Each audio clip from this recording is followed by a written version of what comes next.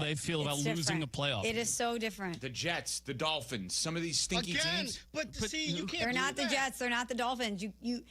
Those are not good comparisons because this fan base will not tolerate that. Also, it's not just that it's the Steelers fan base. Like the Jets right now, yeah, they haven't made the playoffs in 15 years. Of course, they'd take a playoff loss. But if you gave them 7 straight playoff losses that are all uncompetitive, yeah, they'd be sick of it too. It's not just that it's the Steelers. It's the fact that this happens every single year. I'm going to be on an island defending Tomlin every which way, and I get it. Today is the day. If you're going to come after Mike Tomlin, I get it. Today's the day. Both things can be true. You can acknowledge what an amazing coach he is and acknowledge everything that he's done in this league while also saying that the results are not good enough and maybe internally they need to have some tough conversations. By acknowledging that they are stuck in this incredible tornado of less than great. I don't want to say mediocrity because they are a playoff team. They do have winning records. It's more than mediocre. But it's in that gray area between good and great. And that's not enough for the Steelers. It's just not. We're on Sportsmanlike, presented by Progressive Insurance. NBA Thursday on ESPN Radio. Jalen Brunson and the New York Knicks complete a 4-game West Coast trip in San Francisco against Steph Curry and the Warriors. Coverage begins Thursday at 9:30 Eastern with tip-off at 10 Eastern on ESPN Radio and on the ESPN app. Presented by Indeed. Hey guys, it's Courtney Cronin. Picture this. She opens the box. The light catches the shine inside, but what you really see is her smile. That's the winning moment. That's what Rogers & Hollins delivers. Not just a ring or a necklace or a watch, a moment. A story she'll share every time someone compliments her. For 115 years, Rogers & Hollins has been the jeweler Chicagoland trusts. Because while the world changes, the power of giving jewelry never does. Visit your local Rogers & Hollins or go to fornowandforever.com. Hey, this is David Kaplan. I dislike winter. Give me a 95-degree sunny summer day and I'm a happy guy. So I spend most of my winter free time indoors, and it's why I rely on Atomatic. They've been making Chicagoland homes and businesses comfortable for 80 years. I don't even have to think about the outside because my home is perfect all year round. If you're not feeling confident that your winter's going to be carefree, go to Atomatic.com. Hey, this is David Kaplan. I dislike winter. Give me a 95-degree sunny summer day, and I'm a happy guy. So I spend most of my winter free time indoors, and it's why I rely on Atomatic. They've been making Chicagoland homes and businesses comfortable for 80 years. I don't even have to think about the outside because my home is perfect all year round. If you're not feeling confident that your winter's going to be carefree, go to Atomatic.com right now. That's Atomatic.com. In classrooms across the country, chronic absenteeism is on the rise. Sophia A., grade 4, absent. Julio M., grade 6, absent. Aisha S., grade 12, absent. These absences are often due to the absence of crucial needs, like transportation, health care, a working computer, mental health support. The list goes on. Olivia H., absent. Preston L., absent. Chloe B., absent. The reasons why they're absent are very real, and yet the solution is someone present to help them along their path. When site coordinators from communities and schools are on hand, they connect kids to the resources they need. And when they do, 99% of students are present and remain in school throughout the year. Jacob O., grade 10, present. Communities and Schools works directly with students, helping them overcome obstacles to succeed in school and in life. Learn more at communitiesandschools.org. Being present matters. Coverage of college football's bowl season on ESPN Chicago is brought to you by Menards. Home for ACC men's basketball. Our time is right now. The excellence of these programs, the national championships, the Hall of Famers, nothing compares to it. They have championship expectations.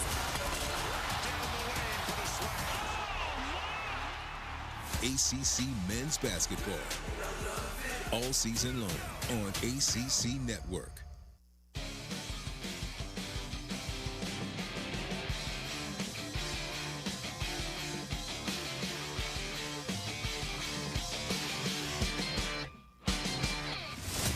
This is Unsportsmanlike. College football fans, get ready. The Airstream Studio, featured on the College Football Campus Tour. is rolling into City Place, West Palm Beach, this Saturday, January 17th, from 4 p.m. to 8 p.m. before it heads down to Miami. Don't miss it. Great spot. Spent many of days and nights. City Place in West Palm. That's where ESPN West Palm is. Smalls has been there as well. And you'll have fun this weekend. I assume Zaz will be there. Jonathan Zazzle, Amber Wilson. Look at you, you smile. Boy, Zaz has something over Smalls. She is so enamored by how weird he is. Jonathan Zazzle, our teammate here, and how weird his takes are and the way he delivers them that I even mentioned his name. And all of a sudden, there's a smile on her face. Because you can't just say Jonathan Zaslow. You have to do the whole Zaz presentation. And I'm not good at imitating him. I just enjoy the act of imitating him while knowing I am not good at imitating him. That's why I laugh. Because you can't just casually say his name. You can't. And keep it pushing. See? No, you can't. Very big. All right. Did you notice that one team announced that they interviewed John Harbaugh yesterday? I did notice that. The Atlanta Falcons put out a tweet yesterday. I feel like there have been many people in life, I've heard stories, and I've been married for a long time, but have gone on dates where after the fact, they didn't know it was a date. Like they're sitting down at a lunch with someone. Like and a setup? What? Like a setup? Yeah, or it's like, hey, we're just, grabbing, like you meet somebody, you grab coffee, you grab lunch, whatever it is, and one person doesn't feel like it's a date, but the other person does feel like it's a date. That happened to me once. It did? Yeah. Where you thought it was a date or the other person Well, did? I didn't really know. Someone asked to grab a drink, and you thought it was just nothing with nothing. We were kind of in the same ecosystem, like from a career standpoint, so I didn't know what it was. And they thought it was a date? I found out later, yes. I think that's what happened with John Harbaugh and the Falcons yesterday. Are we sure? Does he know that he interviewed with the Falcons? I'm pretty sure he does. No, I'm pretty sure he doesn't. And I'm going to tell you why. Ian O'Connor reported that he also sat down and had lunch with Chris Mara of the Giants over the weekend. The Giants didn't put out that there was an interview. Why did the Falcons put out that there was an interview? And he did the same exact kind of meeting with the Giants, and they didn't put out that there was an interview. And who's interviewing who exactly? Are the Falcons interviewing John Harbaugh, or is John Harbaugh interviewing the Falcons? Yes. I don't believe that was an interview. How about that? You're looking at me like I'm on crack. Believe it or not, I'm going to go to my number one reference on this, who came up with the same exact thing that I came up with. Nuno Miguel Barrera Teixeira. Does John Harbaugh know he interviewed for the Falcons job yesterday? Yeah, so when I first saw this, I was distraught as a Giant fan, right? Of course. Oh my God, like they got the first interview, this and that. First crack at it. But and then more news came out. It's like, no. Like he just feels like he hadn't talked to the Falcons yet because they didn't have anyone in place yet until late last week when they announced the hiring of Matt Ryan, right? Like, because he's been having conversations with everyone. And then I felt a little bit better when I saw the Ian O'Connor report of the Chris Mara meeting with him. So it's like, yeah, it feels like they just kind of talked, and all of a sudden it's like, hey guys, look at this. I went on this day with this hot new thing coming up. But I thought if it is league rule and league requirement to release the interviews, why didn't the Giants? Perhaps it was more informal. But if you have a job opening and someone with the same last name as the owner of the team, now he's in the scouting department, but in essence, let's just call him part of ownership, meets with a candidate, that is by default an interview. Okay, but he's also been conducting preliminary phone calls, even though they've been extensive, with various teams. Not only did he meet with the Falcons, the Giants were on that list. He's talked to the Titans, the Browns, the Raiders, the Cardinals, all over the phone. So obviously the varying degrees of formality with this, I think some may necessitate a report like Atlanta, others like the Titans. Maybe it hasn't gotten to that level where it's an official interview just yet. But to your point, he is interviewing these organizations just as much as they're interviewing him. Right. He should release the graphics, not them. Yeah, like interviewed. I interviewed the Titans, Falcons. Yeah. I interviewed the Titans. Adam Schefter tweeted yesterday, while the Falcons announced an official interview with former Ravens head coach John Harbaugh, he's already been conducting, this is what Small's referring to, preliminary and extensive phone calls with the Giants, Titans, Browns, Raiders, and Cardinals per sources. He is trying to determine who to meet with later in the week and into next week before making a decision. He is fully expected to coach in the 2026 season per sources. I just wonder if Atlanta may have jumped the gun here. And I would not have said that unless that report came out about the Giants, because the Giants didn't announce an interview, and it was reported that a member of the team and a member of the Mara family had lunch with John Harbaugh or met with John Harbaugh over the weekend in Baltimore. And yet the Atlanta Falcons out of nowhere just released that they had an interview with him. And I'm not so sure that that is different than what the Giants did, and the Giants didn't release it. And I'm not angling for John Harbaugh to go anywhere. I don't care where he goes as long as it's interesting for the show. My team's playing on Sunday against the Texans and the Patriots. But so, for me, it doesn't matter. You maybe as a Packers fan, you got to keep an eye on it just in case LaFleur is not there. We're watching that space. Say it again? We're watching that space. Right. So I don't know if the Falcons are weird in this. The Falcons. But why would you do that? What's their motivation? If you really want him and you've had this great conversation with him, why would you want to put out the press release if it wasn't a formal interview? Why would you want to do anything that could potentially turn him off to wanting to come there? But that's what I'm saying. I don't know that they wanted to. I'm saying they may have just screwed up here.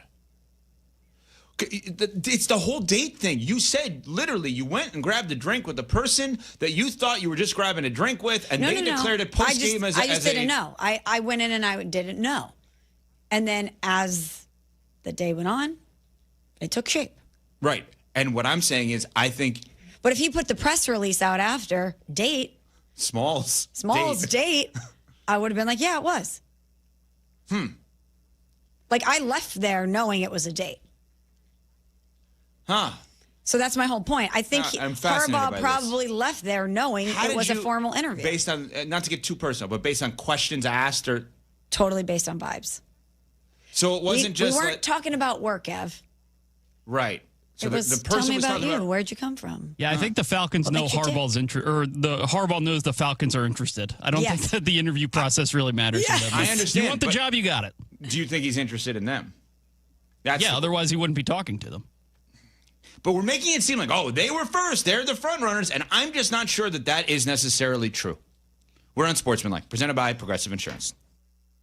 Smalls here. Life is full of choices, some big, some small. And when you choose an H&R Block Tax Pro, you're choosing the largest network of tax expertise to be in your corner. For when your big ambitions need help with the small details. For when your six figures come from 6 different places. For when your gaming stream becomes your revenue stream. For when your business's year 1 needs 70 years of tax know-how. At H&R Block, they've seen it all. And they're here to help you make the most out of your money for life outside the box to be in your corner. For when your big ambitions need help with the small details. For when your 6 figures come from 6 different places. For when your gaming stream becomes your revenue stream. For when your business's year 1 needs 70 years of tax know-how. At H&R Block, they've seen it all. And they're here to help you make the most out of your money for life outside the box. Hey, it's Rich Eisen for Pella Windows and Doors. Sometimes teams take a time out to regroup and call the right play. When it comes to your home, Pella Windows and Doors always has the winning game plan. They do it every day, and that's why your neighbors trust them. Visit Pella.com/Eisen today. Right now, Pella Windows and Doors of Greater Chicago and Northwest Indiana is offering buy one, get one 50% off and everyday 0% financing. Some restrictions may apply. See store for details. Offer ends January 31st, 2026. We're here at Menards Bag Sale, asking shoppers what they're putting in the bag to get 15% off. Paint, batteries, tools, toilet paper, extension cords, grocery items, hardware for my cabinets, snack items, crackers, and some canned goods stuff. Shop vac supplies, toothpaste, cereal, coffee, dog treats. I've got a lot of stuff to grab. The list goes on, but the sale ends January 24th. Hurry in for Menards 15% off bag sale. See store for complete details. Save big money at Menards. Hey, bro, weirdest thing is happening at the game. This guy sitting next to me says, "You're our good luck charm." Every time I crack a Bud Light, we score a touchdown. Now his entire family wants to buy me Bud Lights. I think I'm some kind of a football prophet. Talk soon. The team needs me. Anything for Bud Light, the official beer sponsor of the NFL. Stock up today. Enjoy responsibly. Copyright 2025 Anheuser-Busch Bud Light Beer, St. Louis, Missouri. Attention basketball fans, the DePaul basketball season is here. and tickets are on sale now. Don't miss your chance to see the Blue Demons live as they take on some of the top teams in the country. There's no better place to experience a game than Wintrust Arena, home of the DePaul Blue Demons. Get your tickets today at DePaulBlueDemons.com/tickets and be part of the action. That's DePaulBlueDemons.com/tickets. Go Blue Demons! This is Courtney Cronin, talking with two of Chicago's top personal injury lawyers, Julio Costa and Anthony Iavone of Costa Iavone. See that? The name works. Keeping it simple. Well, of course, it's your last names. But the real point is that we can keep it simple because we are Chicagoans and our clients are Chicagoans. We know the city and we have a strong sense of the Chicagoland clients we represent. And that puts them at ease right from the start. Bingo. Bottom line, we get you, and we're here when you need us. Costa Iavone. Keep our number in your phone. 708-4 I lost count of how many foster homes I lived in. 20, maybe more. Each time, a new room, a new bed, a new routine with a new family. But never a space that really felt like mine. Eventually, I didn't even bother unpacking, because moving again was never an if. It was always a when. There are more than 100,000 children in foster care waiting to be adopted. The Dave Thomas Foundation for Adoption is working to help find them a forever family and a permanent home of their own. When I was 15, I didn't have anywhere to go for the holidays. So my high school principal invited me to stay with his family. It was just supposed to be for a few weeks, but soon they asked me to stay forever at This is ESPN Chicago, WNVP, WTBC, HD2 Chicago, a Good Karma Brands radio station. Chicago. This is your morning routine. Listen, respect my name. Kap and J Hood. That's right, we bad. Watch the show on Twitch. Follow ESPN 1000 Chicago. Stream the show on the ESPN Chicago app and on FM 100.3 HD2 and on ESPN 1000 Chicago. Now, David Kaplan and Jonathan Hood. Good morning, everyone. Bring them out, bring them out. Woo! Bring them out, bring them out. Bring them out, bring them out. Bring them out, bring them out. Bring them out, bring them out. Oh, God. Welcome in to the Kap and J Hood Morning Show on ESPN 1000, and we are streaming on the ESPN Chicago app.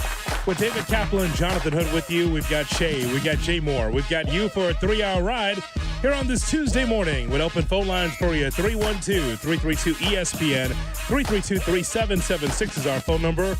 Watch our show and all the shows on YouTube, youtube.com. Look for ESPN Chicago on YouTube, also on Twitch, twitch.tv/ESPN 1000 Chicago. Cap, there's so much to go over. We do know officially that the Bears will take on the Rams.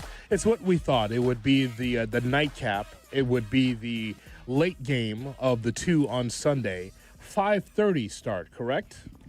5:30 kick. Is that night KAP or night CAP? Okay. Well, this is our platform, so we will use how God wanted it.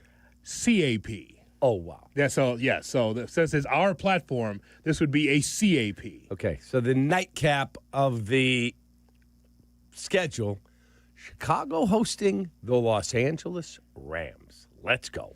Looking forward to that game. Of course, we got coverage all day on Sunday, right into the game with Jeff and Tom right here on the home of the Bears, ESPN 1000.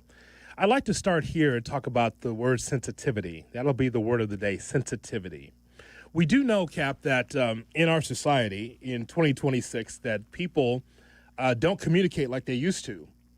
You know, the spoken word, the ability to be able to talk to one another is different because we have different modes of communication. Mm-hmm. There is the text message, and then there is the email. And I just think that as we go along in this life, we just don't have the same communication as we once did. You and I have said if we were both single and we were trying to date, because we both have the gift to gab, because we love to communicate, we'd rather be able to go up and meet the person than to hit a button to be able to meet a person. Mm-hmm. Nothing like being at a social or at a bar or someplace and say, wow, you know what? I can see that person being my soulmate.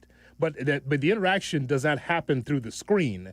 It happens face to face. That's kind of how we were raised. But that's also, even if we were in this, if you and I were 20 or 30 years younger, but had the same personalities, that's still how we would be. Mm-hmm.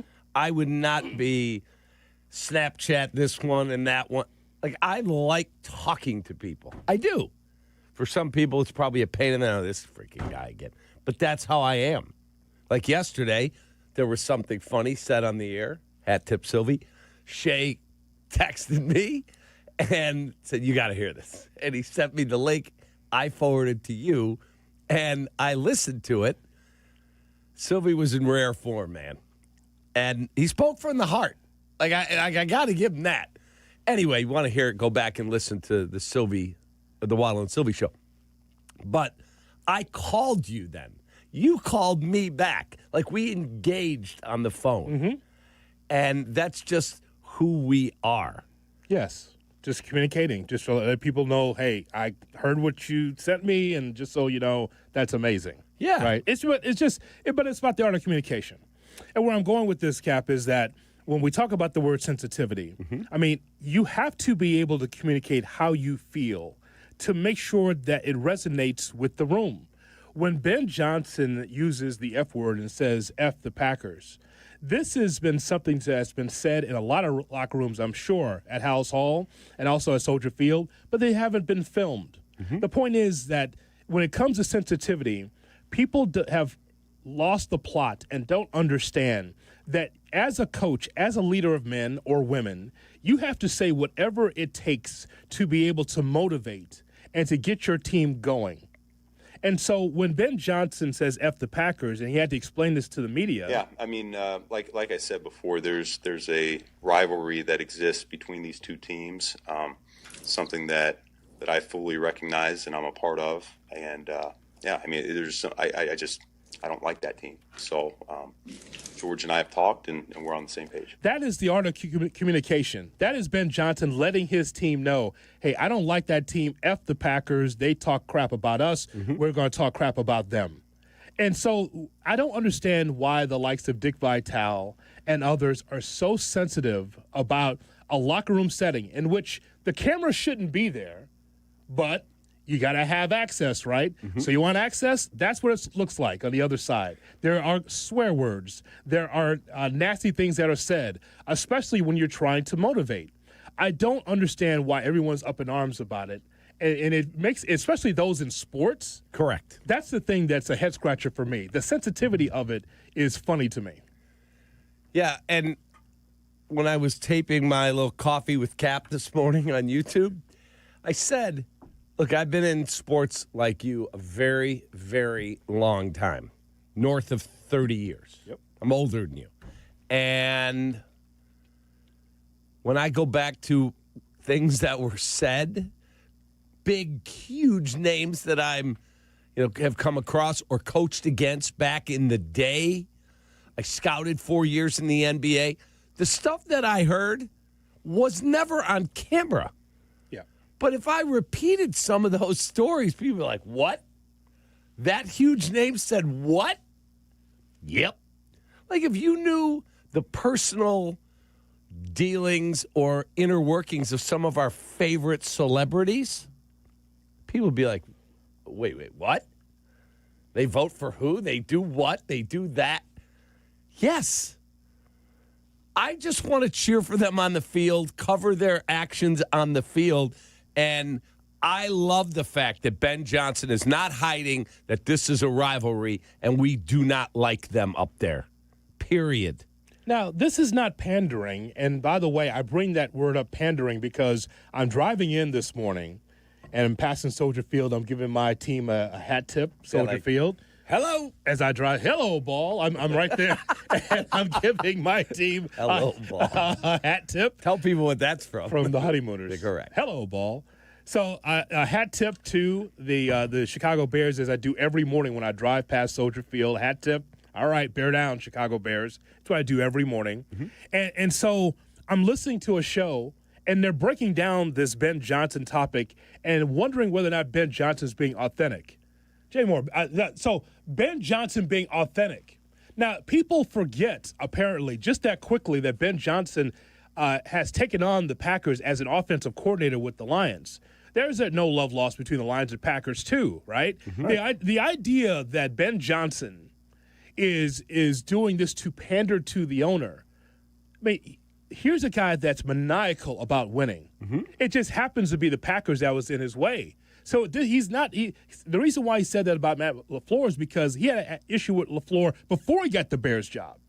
Mm-hmm. Before he got the Bears job, he did. I like beating that guy twice a year. So it's personal. And now that he's with the Bears, it's what Lovie Smith said when he first got here. We got three things we want to do. We want to beat the Packers. We want to win the North. And we want the championship. He said he wasn't pandering either. He was just like, you know what, those are the goals. But for Ben Johnson, it was personal before he got here. So when people think he's inauthentic by saying what he said about F the Packers, that's beyond me too. I don't understand that either. Yeah, I have no clue. I mean, he's already been in a situation where, like you said before, he beat them plenty times. Yeah. Yes. Well, here's the other thing that I don't think people – this is not a shot at Packers fans. It's not. It's a shot at that team. And as I said to you yesterday, we have been there, you-know-what, for so very, very long. We have. And all of a sudden, there's an adult in the room over there. There's not, this is not a personal shot at Matt Eberflus. He was never going to be that guy like Ben Johnson is. There's some pushback. We're done being your you-know-what. You may beat us, but guess what? We're not going to be your little you-know-what any longer. And when he came in, and now there's a report that he was yelling it to himself before he came in the locker room. Mumbling to himself. Yes, like, F the Packers, F the Packers. I absolutely love it. And if they beat us next year, first game. Could happen, yeah. And Matt LaFleur goes out and bam, and he's yelling and drives by the handshake and says, F the Bears. Good for him. Yes. Good for him. That's a rivalry. So Shay, the overarching point of all of this is, have we gotten so desensitized? Are we so much into an AAU circuit where everyone shakes hands and where NFL players work out with one another that we can't have rivalries anymore? You can't have a strong sports hate as an athlete or as a coach or as an organization? Are we beyond that in 2026, that we can't look at a team up north and say, you know what, these guys work out together in the summer, like NBA players or like NFL players. We can't do – so you can't say F the Packers because, well, everyone's friendly now. No, the rivalry is the rivalry. I'm sure that there would be so many people up in arms about Ditka versus Forrest Gregg back in the 80s, Cap. In today's sports society, oh, my God. There's no way that you mean Ditka want to fight the head coach? That's insane. They couldn't take that in 2026. Oh, God. The younger generation does not realize there was a place called County Stadium. Yes. This is before they built Miller Park. Now it's called AmFam Field. And the Bears and Packers played a preseason game up there when Ditka was the head coach. Well, there was only one sideline. And so they had both teams on the same sideline, and they painted a thick white stripe right in the middle. Packers, you can't go past that line. Bears, you can't go past that line. So Ditka walked to the edge of the line. Forrest Gregg, who was in the Army, by the way, with my dad, my late dad. And he walked to the other one, and they're cursing at each other, and the players had to jump in because they thought they were going to come to blows. I think that's awesome for the rivalry. I love the fact that at Ohio State, they paint or X out the M's to weaken the Michigan game. I love the fact that Michigan has a clock ticking till the next game, and they despise Ohio State. I think that's awesome for sports. But what I'm seeing, it's not the organization or the team. It's more so the fan base that's jabbing, that's doing all the talking and all the sensitivity, because I never heard anyone from the actual team say anything like sensitive, like, why he shake my coach's hand like that? Why they do this? Why they do? It's always the fan base. But they did say, Keyshawn Nixon, we want the Bears. That's what we want. And Caleb referenced it and said, They wanted us. But that's not sensitive, though. No. That's just saying that that's a better shot for them, thinking that they can beat us. Correct. For some, it is, though, and that's the whole point of it. I mean, I wanted the Eagles. Yeah. Right. I didn't want the Rams. I want the Eagles. That's a compliment to the Rams. Yeah. Right. I just think that this, and it's amazing that the F word becomes not only a local but a national topic. It is amazing to me. Listen, I know that there's a spotlight on Chicago. If you watch very closely, you go even into the Amazon Prime game, the television side of things, like there was such a big spotlight on Caleb Williams, promoting the game as, hey, watch this young upstart Caleb Williams and the Chicago Bears take on the Green Bay Packers. I understand there's a big spotlight on this team. But when the head coach says something, and by the way, that was cleared, that was greenlit by the Chicago Bears, before that comes out to the social media, you do know the Bears have to look at that first. They were comfortable with F Green Bay to be the beginning of that video. Yeah, and all of a sudden, remember last year in it's a show called Hard Knocks. Mm-hmm. I don't want any cursing. You do, George, better than I do. Now, guess what? We're big boys. We can say this. I just think that is a joke that this has been a conversation. We are not so far along where players are friendly and teams are friendly and coaches are friendly that you can't have a good quality old-fashioned sports hate. It is best for the sport that the oldest rivalry in the NFL, Green Bay and Chicago, have a dislike for one another. It's good that Matt LaFleur and Ben Johnson are not connected and they're not standing side by side on the sideline before the game, chumming it up. That actually adds more juice to the game. So when someone says that, oh, the F word is too far, then you know what? Stay out of sports. If you don't like it, then just stay away from my sport.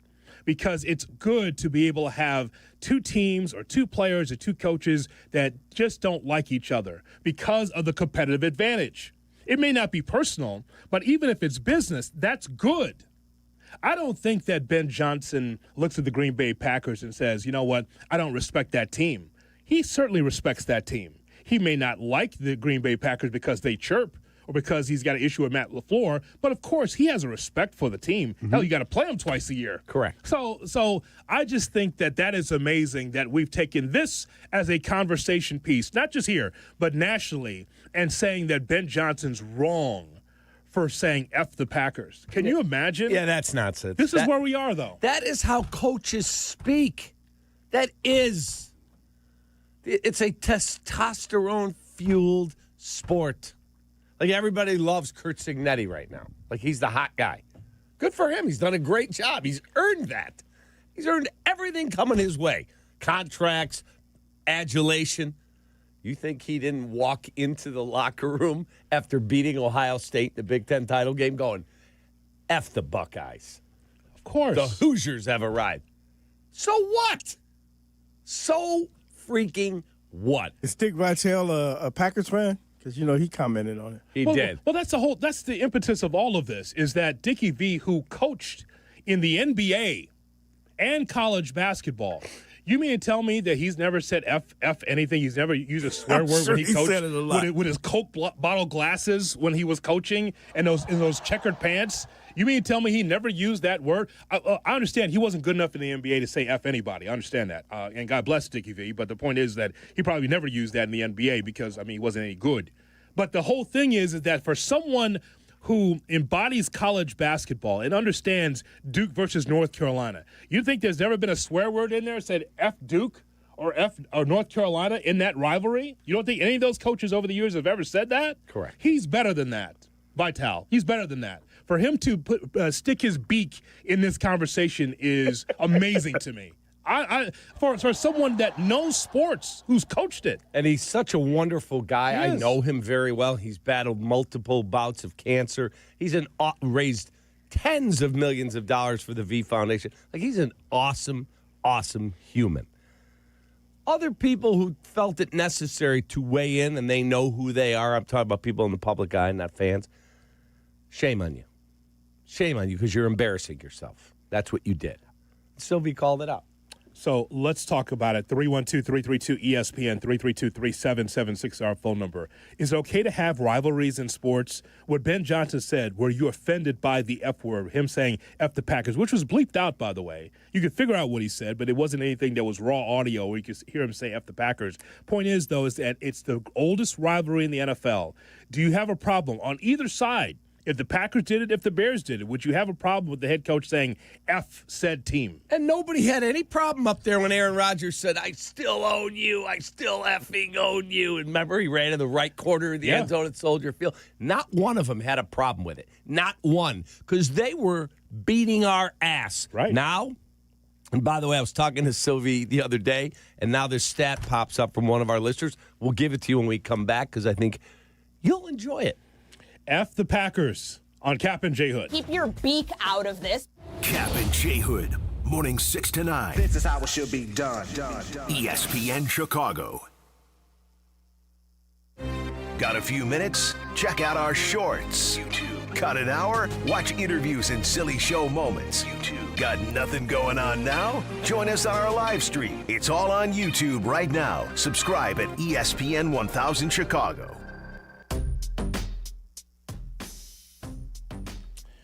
Hey, picture a player grabbing a rebound and going coast to coast before anyone can react. That quick move makes all the difference. You know, like Kobe White of the Chicago Bulls. And when it comes to your health coverage, that same urgency matters. Hey, don't wait until the defense closes in. Coach Kaplan would tell you, hey, make sure that you're ready to go. Get Covered Illinois can help you take the right step today. Help is here to find health insurance that fits your budget, but open enrollment at the state's health insurance marketplace, getcoveredillinois.gov. It ends January 15th. Now to January 15th, that's your window of opportunity to help with health insurance if you don't want to air another year. So getcoveredillinois.gov. That's the website. It's the state's official health insurance marketplace, getcoveredillinois.gov. All right, Jay Moore. Hey, this is David Kaplan. I dislike winter. Give me a 95-degree sunny summer day, and I'm a happy guy. So I spend most of my winter free time indoors, and it's why I rely on Atomatic. They've been making Chicagoland homes and businesses comfortable for 80 years. I don't even have to think about the outside because my home is perfect all year round. If you're not feeling confident that your winter's going to be carefree, go to Atomatic.com right now. That's Atomatic.com. Hey, fans! Welcome back to Fansville's Cheers and Tears. Oh. Okay, so like everybody deals with losing, right? To a rival on a last-second field goal. Whatever, it's fine. I'm totally fine. But I cope with losing with an ice-cold Dr. Pepper. Those 23 flavors are like so delicious. They totally wash away the pain of your college football team taking a big fat L. College football, it's a pepper thing. This is the story of the one. As the purchasing manager at a manufacturing plant, she knows the only thing more important than having the right safety gear is having it there when you need it. That's why she partners with Grainger for auto reordering, so her team members can count on her to have cut-resistant gloves on hand, and each shift can run safely and efficiently. Call 1-800-GRAINGER, click Grainger.com, or just stop by. Grainger, for the ones who get it done. Texting enrolls you into recurring automated text messages. Consent not required to purchase. Message and data rates may apply. Man, I love seeing the old gang at these reunions. Did you see Brian? He's in better shape than he was 25 years ago. How is that even possible? Yep, I ran into him a few weeks ago and had to ask. He told me he started taking Nugenix Total T2. The testosterone booster? Yeah, but it's way more than that now. It also skyrockets your nitric oxide in as little as 3 hours. I started taking it right away, and I'm already seeing results. I was wondering what you were doing. You seriously crushed me in that pickup game last week. Yep, after 40, energy, strength, drive, it all starts going downhill. But with T2, I feel like my old self again. Stronger, leaner, and my energy is way up. My wife even noticed a difference. They're giving out complimentary bottles right now. Just send them a text. Text CAR to 321-321 for your complimentary bottle of new Nugenix Total T2. Text now and you'll also get a free bottle of Nugenix Thermo X, our most powerful fat incinerator. That's CAR to 321-321. These statements have not been evaluated by the FDA. Product not intended to diagnose, treat, cure, or prevent any disease. The post-crib assembly press conference, brought to you by Progressive. Michael, you had some trouble putting the crib together today. What went wrong? You know, those instructions can be tough, and, well, you saw the outcome. Were you upset when your wife pulled you and called in the backup? No, I mean, the baby needs a crib to sleep in, so whatever it takes. You've got a changing table to put together next. It's got a lot of drawers. What's your comment? You know what? We're done here. Like it or not, sometimes you need a backup. That's why there's Progressive to protect your home and auto. Progressive Casualty Insurance Company affiliates and other insurers. Not available in all states or situations. Out on the course, they're the PGA Tour's best players. But in the arena, they're prime time. And Season 2 of TGL presented by SoFi is back with lights, cameras, action. We're talking big moments, big personalities, big names in the stands, all on the big screen. Big-time matchups with shot clocks, hammer drops, timeouts, overtime, and playoffs. It's city versus city, squad versus squad. The sport just hits different under the lights. It's TGL presented by SoFi. Keep up. It's golf. Tune into every match. Only on ESPN. The 2025-26 City Edition jersey presented by Motorola Razr is here. A remixed fan favorite returns to the United Center this season. Learn more and shop the jersey at bulls.com/city.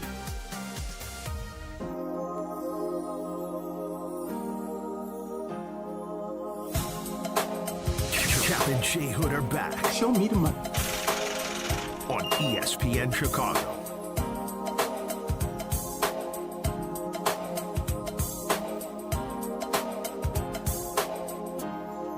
Ralph.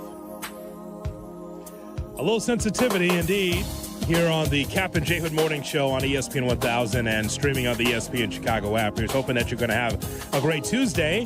312-332-ESPN, 332-3776 is our phone number. Yeah, absolutely. It's just weird, Cap, even in 2026, where you have athletes that work out with one another. Nothing wrong with that, but usually, like, even teams that are rivals, you know, you might not like that guy on the field of play during the regular season or in the playoff, but you're working out with that guy. And I understand we're in the AAU era where everyone works out with everyone, plays with one another, all that. But you know what? There's nothing wrong with a genuine quality sports hate. Don't have to be personal, but strongly professional. Correct. If you go to Ohio State, you're not cheering for Michigan. You are not. If you go to Duke, you're not cheering for North Carolina. And if you're a Bears fan, your arch rival is the Green Bay Packers, who have pounded on you for a very, very, very, very long time. And so those people in Wisconsin, there's some wonderful people there, they have become accustomed to, it's the Bears, we'll take care of them. Sure. And guess what? All of a sudden, they're like, wait a minute. Who's that guy on the sideline? I thought it was Eberflus. Nope, it's not. It's Ben Johnson. That's right. Wait, who's that quarterback? Trubisky? No. Oh, is that Cutler? No. Is that Justin? No. Like, think about the people out there that did not want to move on from Justin. And all of a sudden, now they're like, okay, I was wrong. Like, there can't be anyone out there. Right. And you add it all together, and our coach is pushing back against our arch rival, and it's freaking cool. Yeah, I mean, like I said before, there's a rivalry that exists between these two teams, something that I fully recognize and I'm a part of. And yeah, I mean, I don't like that team. So George and I have talked, and we're on the same page. The F word, and I don't like that team, sent shockwaves coast to coast that a head coach of a National Football League team would actually openly say, yeah, I don't like that team. Can you imagine that? But that's how soft that we have gotten in sports, where everyone gets along, that when someone openly says, yeah, you know what, I don't like that team. It's not him pandering, Cap. You know why it's not him pandering? Because if it doesn't work out in Chicago, that man will find another job. Whether it's a head coach, OC, quarterbacks coach, whatever, he's in the cycle. He isn't going anywhere. So he wasn't doing that just to be able to give McCaskey the rub. He didn't do that. Lovey didn't do that either. He just had, I got a 3-point plan. We got to beat the Packers. It starts there. Yeah. We got to win the NFC North. We got to win the championship. Correct. That was on the dry race board. I saw it. That's what that was his goal for the Bears. And what did Mike Holmgren say the night before his press conference? He'd already been announced, but he was going to meet the Green Bay media. He said, the day before I went to the grocery store in Green Bay, he said, I'm walking through the grocery store, haven't been the head coach for 36 hours. and an old woman walked up to him and said, I don't care if you go 2-14, you better beat Chicago twice. Pressure. He's like, oh, okay. Gotcha. He understood the rivalry. We all understand and it. I loved it. I Yeah. thought it was awesome. Yeah, we all understand it on both sides of it. Yes. But we can't be so sensitive that a head coach says, I don't like this team. Oh, my God. Hike my skirt. I can't believe that he said he didn't like a team. And he said, F the Packers. Stop it. 312-332-ESPN is our phone number. Burbank, here's Jose on Kap and J Hood. Jose, good morning. Good morning, guys. How you guys doing? What's up, brother? How are you, man? I'm doing fantastic. It's a beautiful Tuesday.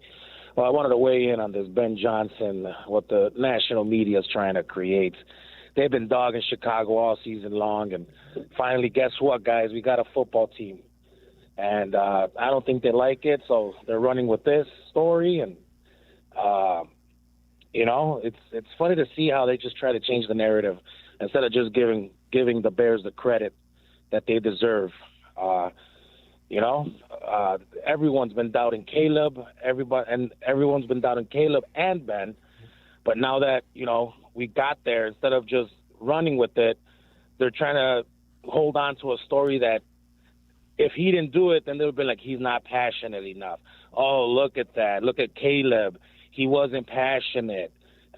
I don't understand it, and for me as a Bears fan, lifelong Bears fan, let's go. It fires me up.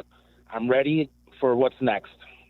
All right, my Thank friend. We appreciate your telephone call from Burbank, and now he leaves line open, 312-332-3776. So a buddy of mine just texted me, my buddy Chris Fogarty. He said he's from New York originally. He lives here. New Yorker? Okay. Yeah, New Yorker. Okay. He said, Cap, I was listening to WFAN, and they played highlights of Ben Johnson's post-game comments this morning on Boomer and Gio. Uh-huh. And they asked Boomer, you've been in the locker room, what do you think? Boomer Esiason, I want to compliment Coach Johnson, embracing the rivalry, loved what was said. He said you could tell he's a fan and is digging what's going on in Chicago. Well, yeah. Yeah. Love it. Because, again, you're trying to resonate with your team and let them know that this is just not another game. It's a game in the division. It's the oldest rivalry in the NFL. There's juice to the game. Listen to that crowd when you go out there. It's going to be different than when we played, Team X in the regular season. It's different. Well, what would be the reaction if we had been their daddy for so long and they beat us and had this hotshot quarterback and the coach is going, F the Bears? We'd be like, okay, I hate that guy. But deep down, we'd be like, God, I wish that was us. Yeah, but respect it. Yes. You respect. And so for me, I have never been what you consider a jealous fan. I've never been a jealous fan. What I've always said is if a team is pounding my team, then my team's got to get better. It's embarrassing. I'll give you an example of this with the White Sox and the Twins, right? The Twins would pound the Chicago White Sox. Now, I don't like the Twins at all. It's my least favorite team in baseball. I can't stand them. But they played at a high level under Gardenhire and Tom Kelly. Correct. So, but you respect them, even though I don't like them. You know. 100%. So I guess my point is that I'm saying F the Twins, absolutely, not a fan. But at the same time, you respect the opponent. Boy, they're good, man. I'll boo them every time I go to the rate. Absolutely, every time. But I still understand, hey, my team's got to get better. It's the same thing with Rodgers. When he said he owned us, couldn't do nothing but take it. He did. Yeah, I mean, because, every time they came in, they whipped us. When he came around the right end and he evaded a couple guys and ran into that right corner, and he's doing the discount double check. As going, much as I hated it, own you. I still effing own you. Yeah, I'm couldn't like, do nothing about it. Man, I always respected you. I actually like you. That's a rare thing in Chicago. But go F yourself. Yeah. And on the other But deep down, I wished it was our guy. But on the flip side, the Bears got to do something about it. That's where the pressure happens. You want the Bears to do something about it. Yes. More of your phone calls coming up. 312-332-ESPN. 332-3776 is our phone number. Ben Johnson saying F the Packers. Do you have a problem with that? Yeah, I mean, like I said before, there's a rivalry that exists between these two teams, something that I fully recognize and I'm a part of. And I mean, I don't like that team. So George and I have talked, and we're on the same page. On Kap and J Hood.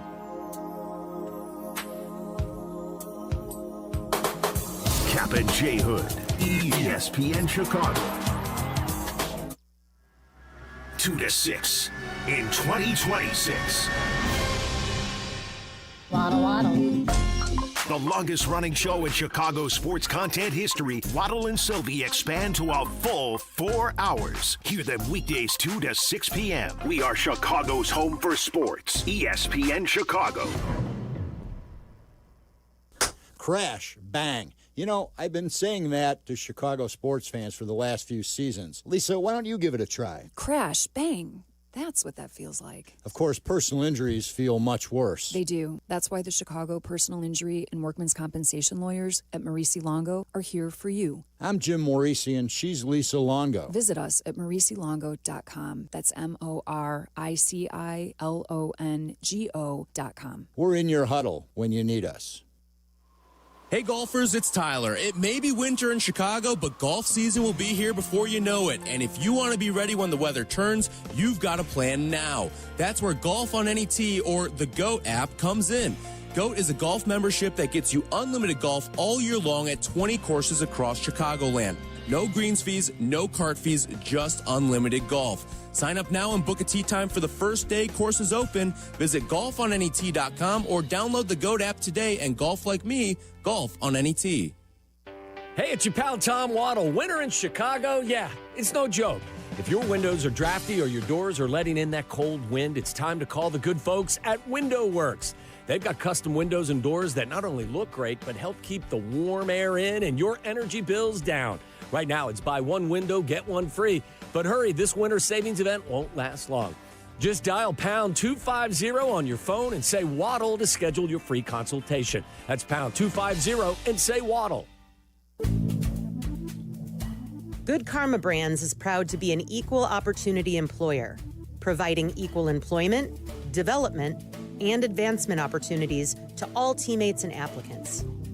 To learn more about careers with us, please send an email to talentacquisition@goodkarmabrands.com. That's talentacquisition@goodkarmabrands.com. Hey, it's Joe Aurelio, and it's time for Aurelio's Pizza, Chicagoland's oldest pizza chain since 1959. Indulge in our crispy thin crust, signature sauce, and 100% real mozzarella. Visit Aurelio'sPizza.com for the location nearest you. Aurelio's Pizza, it's a sauce.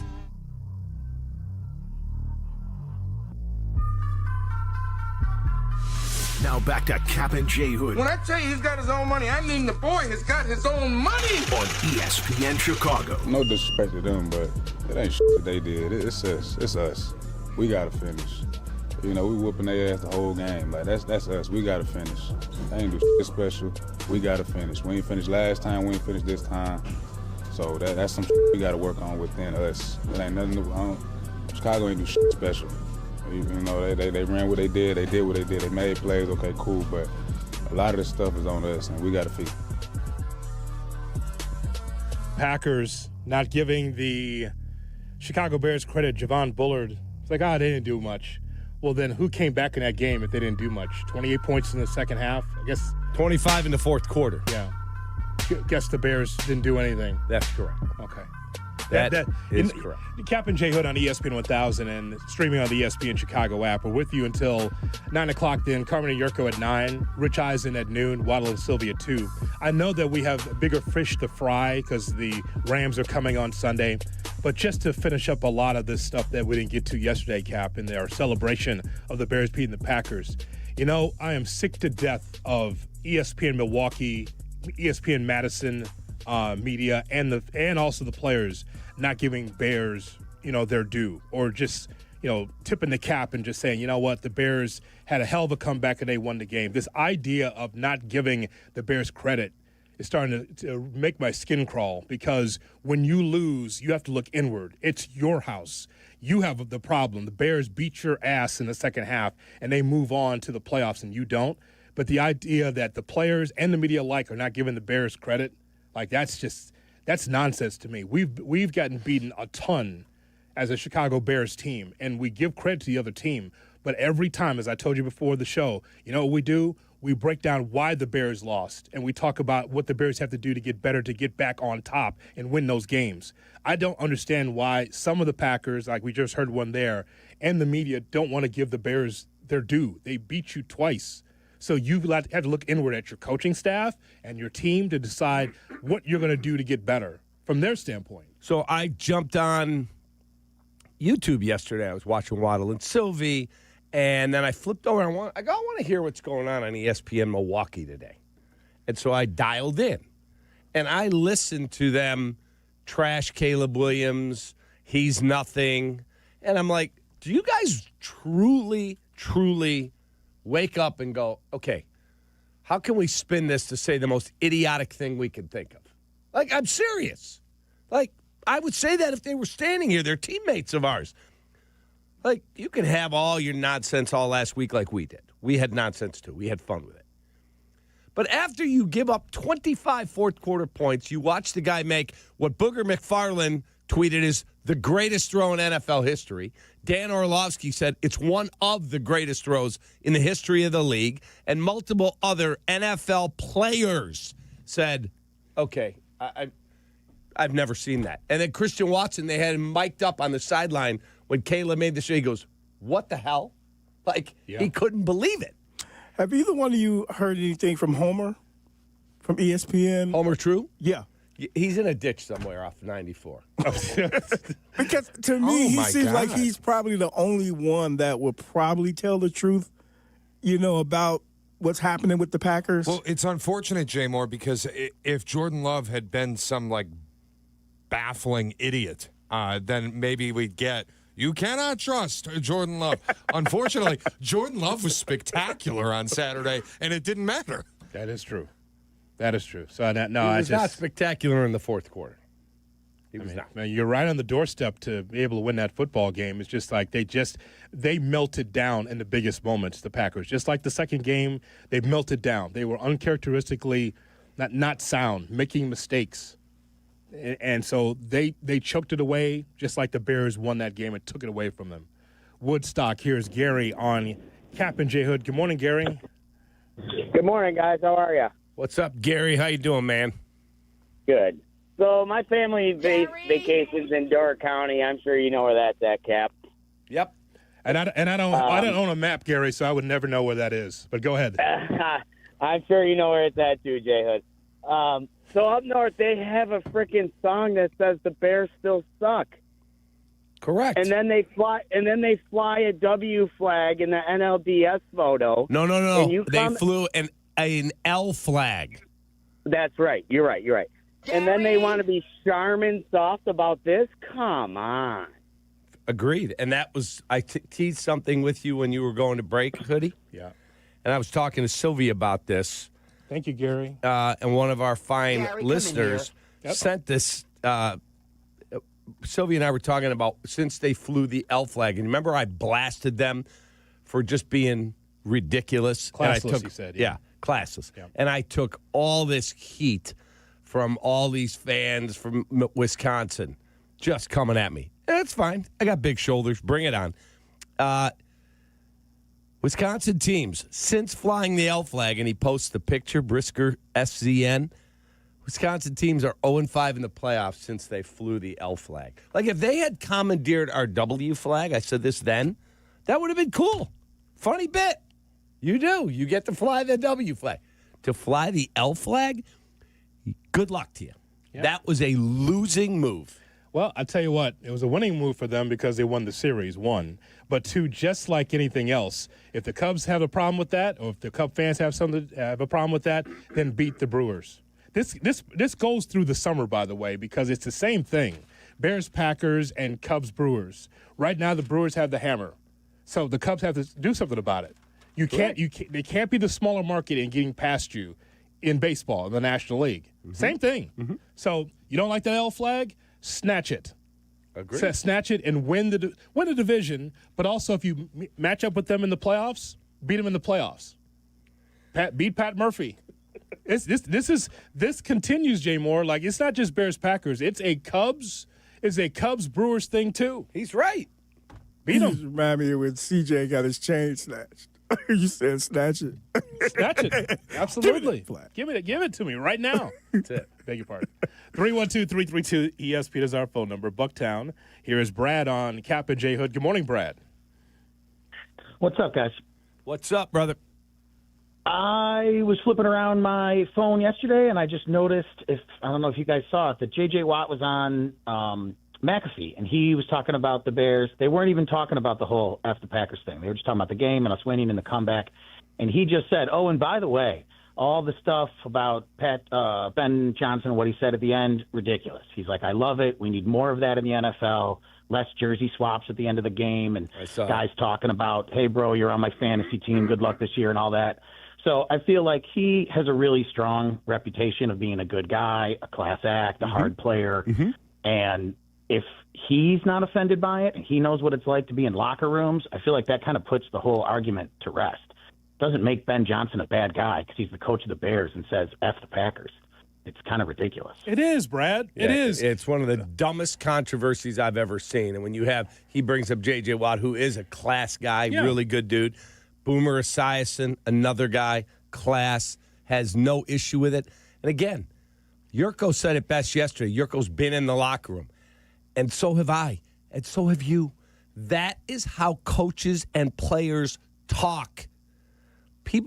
Everyone wants to. I remember Lou Piniella, I told you this, said to me, you know what your guys' problem here is in town? Y'all want to like your athletes. You want to love them. They got to sign your autographs. They got to be cuddly and never say anything controversial. He goes, give me 9 SOBs that want to win. That's all I care about. That's it. But that's it. And again, those are in sports that are saying that Ben Johnson's wrong to say that he doesn't like the team or F the Packers. That's the thing that's a head-scratcher. I just feel like there's so many in 2026 that have forgotten what a strong sports hate is like, what a rivalry is like. Because everybody's chummy, right? Everyone's doing jersey swaps at the end of games, even if it's a rivalry game. There was no jersey swap between the Bears and the Packers. The reason why is because it's the NFL's oldest rivalry, because it means something. That's why. Fair. And I feel like any time that a team wants to wear a black hat, if the nation looks at the Bears as the team with the black hats, fine. I know that there's a lot of Bears fans that listen to this show that are so concerned with what the national media has to say and whether or not they're mentioned or measuring column inches. I don't do that. I just like my team. You fan how you want to fan. I like my team just fine, thank you. I don't need to have opinions from outside of our circle as Bears fans to whether or not my team's good or not. And it's just like, who cares? If the Bears are perceived as bad guys because Ben Johnson says, I don't like that team or F the Packers, then good for you. So here's a great call from Fort Wayne, Indiana, listening on the ESPN Chicago app. Here is Billy on Kap and J Hood. Billy, good morning. Good morning, guys. Lifelong Bears fan. Fort Wayne was rocking this weekend at an establishment when the Bears pulled that. I don't think I've ever heard Fort Wayne was rocking, but that's good. It was, baby. And I love Chi-Town. I love Chi-Town. Been to Coach Titkin's restaurant in the past. But here's my point. I'm a Purdue University grad. And in the state of Indiana, we have a little rivalry here between Indiana and Purdue, particularly during my lifetime. Coach Katie, who actually had more victories over Bobby Knight than anyone in the Big Ten. Vital schmoozes Coach Robert Montgomery Knight, the general, licking his boots all the time. There's a tape out there. You guys probably have it in the archives about Knight. F this, F that, F Purdue. I'm tired of losing to Purdue. He throws a chair at a Purdue game. You guys know the drill. Oh, yeah. So you're correct. Get over yourself, Vital. Hypocrite. We have that tape somewhere in the system. If you had told me we'd get a Gene Katie reset this morning, I'd have had never would have been on my bingo card. Yeah! Correct. There we go. You hear that? From Fort Wayne. That's a sports hate right there. And Purdue, Indiana. I'm not going to go sit around here with an 8-10 record. Wait, we got to play Purdue. We got to play it. Jay Moore's got to pull it up. Jay Moore, you got to get it. The Bob Knight ran against Purdue. It is absolutely perfect. That's a great call. That's why that's a great call. When I saw Shay put that up there, like, there it is. The hatred between Indiana and Purdue. Oh, my God. Oh, my God. Right. But Dick Vitale is always the first to be like, the great Bobby Knight, baby. Oh, yeah. And how could you possibly hate what Ben Johnson did? Right. If you liked Bob Knight or you like Tom Izzo, you can't hate what Ben Johnson did. Correct. Like, I want to hear that today. We're going to play it because it is awesome. That's the point right there. You praise Knight. A lot of people didn't like Knight. Knight did it the way he wanted to, but it was never him as a choir boy. Tell you that. Bob Knight, every other word was a swear word from Bob Knight. Correct. Because that's how he motivated. Did you ever hear Vitale on his platform say, "That's not right, Bob"? He would never do that. Never. It's unbelievable. So as Billy called him a hypocrite, that's exactly right, Billy. He's a hypocrite. Uh-oh. All right. The Kap J Hood podcast is brought to you by Republic Bank. Platform next on Kap J Hood. You're listening to Kap J Hood on ESPN Chicago. Hey, everyone. Big news. Exciting news. Carmen and Jurko now, 9 a.m. to noon. The new ESPN Chicago lineup. On the home of the Bears, ESPN Chicago. Winter is here. Snowball fights, sledding, and more good times with your kids. What a great family you've created. You want things to stay just as they are. It's time to start thinking about the next step for your future, a vasectomy. Take that step with Vasectomy Clinics of Chicago, because experience really does matter, especially with this procedure. Vasectomy Clinics of Chicago makes it so easy with their 30-minute, no needle, no scalpel, in-office vasectomy. Log on to vasectomychicago.com, read their testimonials, and learn more about their procedure at Vasectomy Clinics of Chicago. 5 locations to serve you: downtown Chicago at Lake Point Tower, by Navy Pier, and with free valet parking. Also in Naperville, Tinley Park, Arlington Heights, and Barrington. Most insurance accepted. Visit vasectomychicago.com or call toll-free 877-877-4VAS. That's 877-877-4827. Hey, this is David Kaplan. I dislike winter. Give me a 95-degree sunny summer day and I'm a happy guy. So I spend most of my winter free time indoors, and it's why I rely on Atomatic. They've been making Chicagoland homes and businesses comfortable for 80 years. I don't even have to think about the outside because my home is perfect all year round. If you're not feeling confident that your winter's gonna be carefree, go to Atomatic.com right now. That's Atomatic.com. Some people just know you can save money on car insurance by checking Allstate first. Like you know to check if they're going for it on 4th down, before going to the concession stand. Yeah, give me 3 hot dogs, 2 jumbo Touchdown, baby! What? Hey, buddy, you want cheese with those? Yeah, checking first is smart. No. So check Allstate first and see what you could save. You're in good hands with Allstate. Potential savings vary, including based on how you buy, subject to terms, conditions, and availability. Allstate North American Insurance Company and affiliates, Northbrook, Illinois. Okay, I have to tell you. I was just looking on eBay where I go for all kinds of things I love, and there it was. That hologram trading card. One of the rarest, the last one I needed for my set. Shiny like the designer handbag of my dreams. One of a kind. eBay had it, and now everyone's asking, ooh, where'd you get your windshield wipers? eBay has all the parts that fit my car. No more annoying, just beautiful. Millions of finds, each with a story. eBay. Things people love. $2.4 million. The Verdoliak Law Group wins again for their clients. That's right. The Verdoliak Law Group recovered $2.4 million for a client who was injured in a train accident. If you're injured, make sure to call the Verdoliak Law Group. If you missed something, get the podcast on the ESPN Chicago app. Kap and J Hood are back on Chicago's home for sports, ESPN Chicago.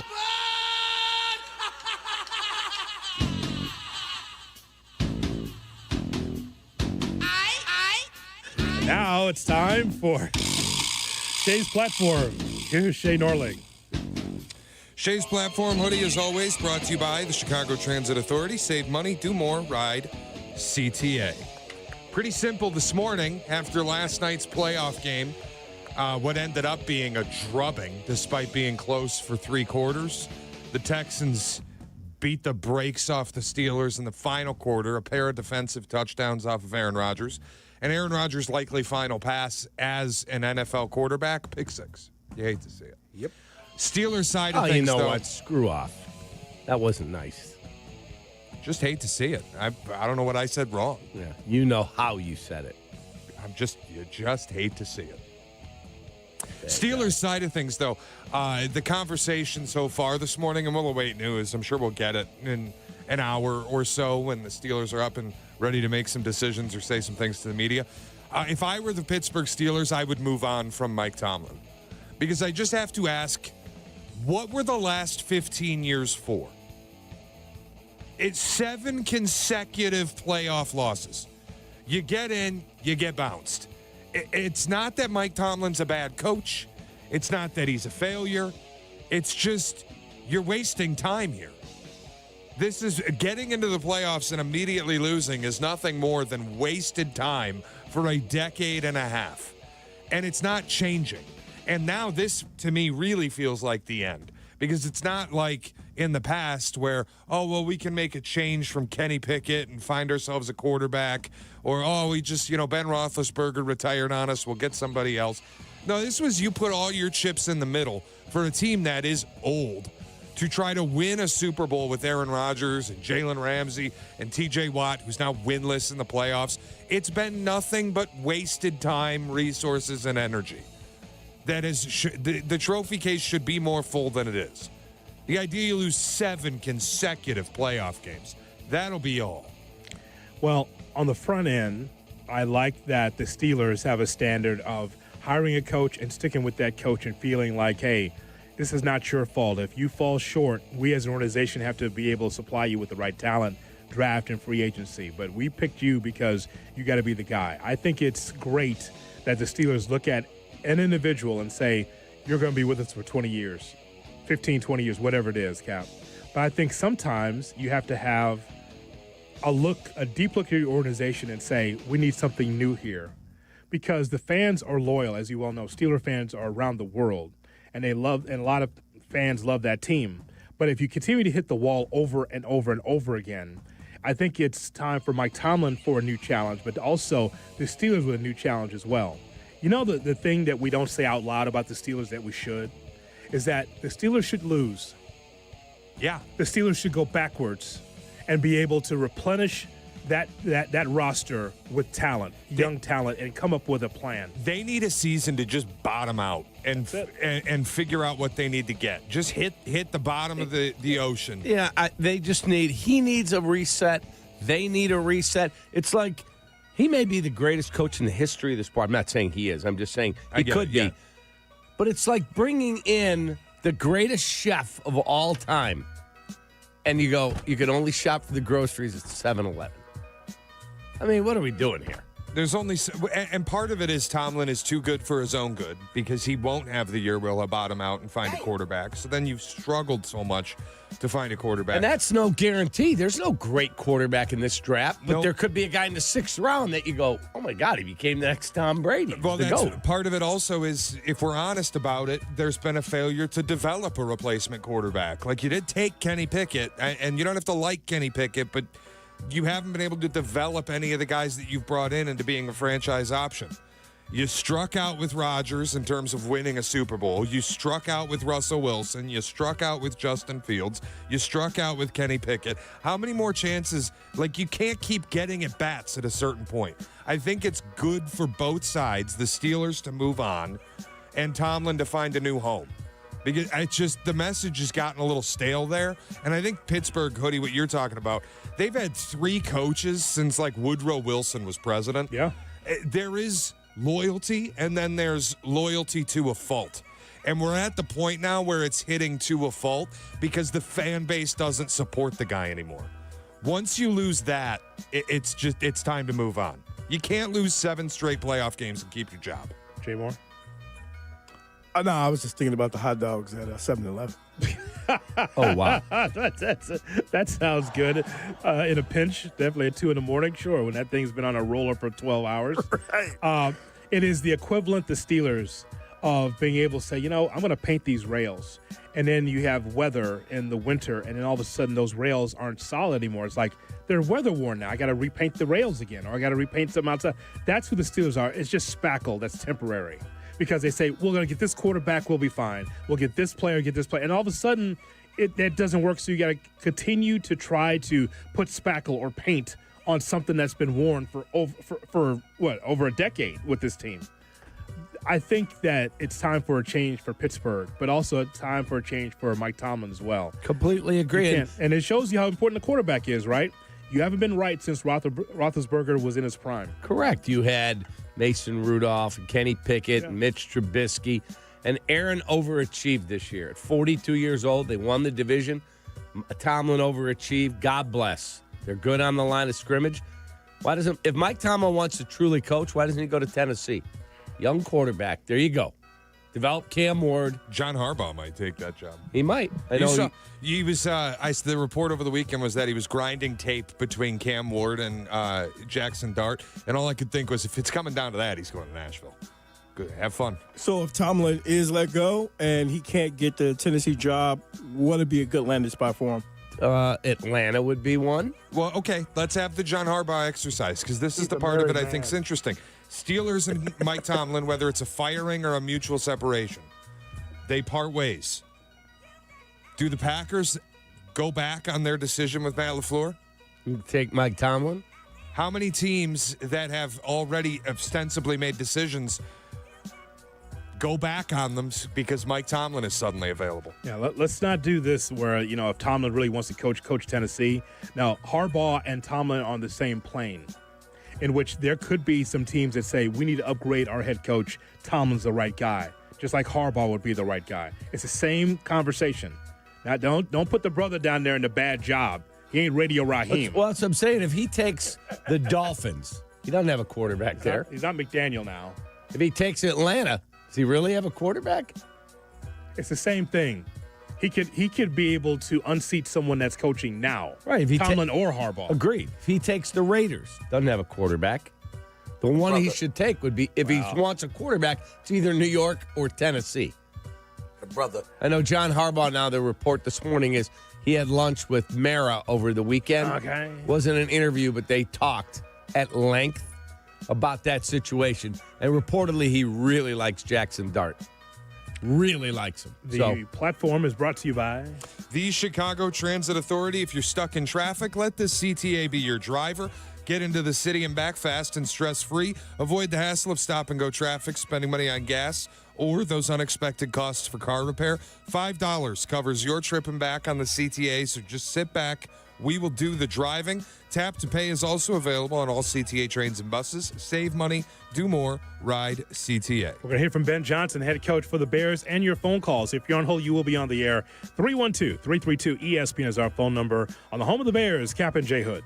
Live from State Street in the heart of Chicago. This is the home of the Chicago Bears, ESPN Chicago. And this is Kap J Hood, WMVP, WTBC, HD2, Chicago. A good Karma Brands radio station.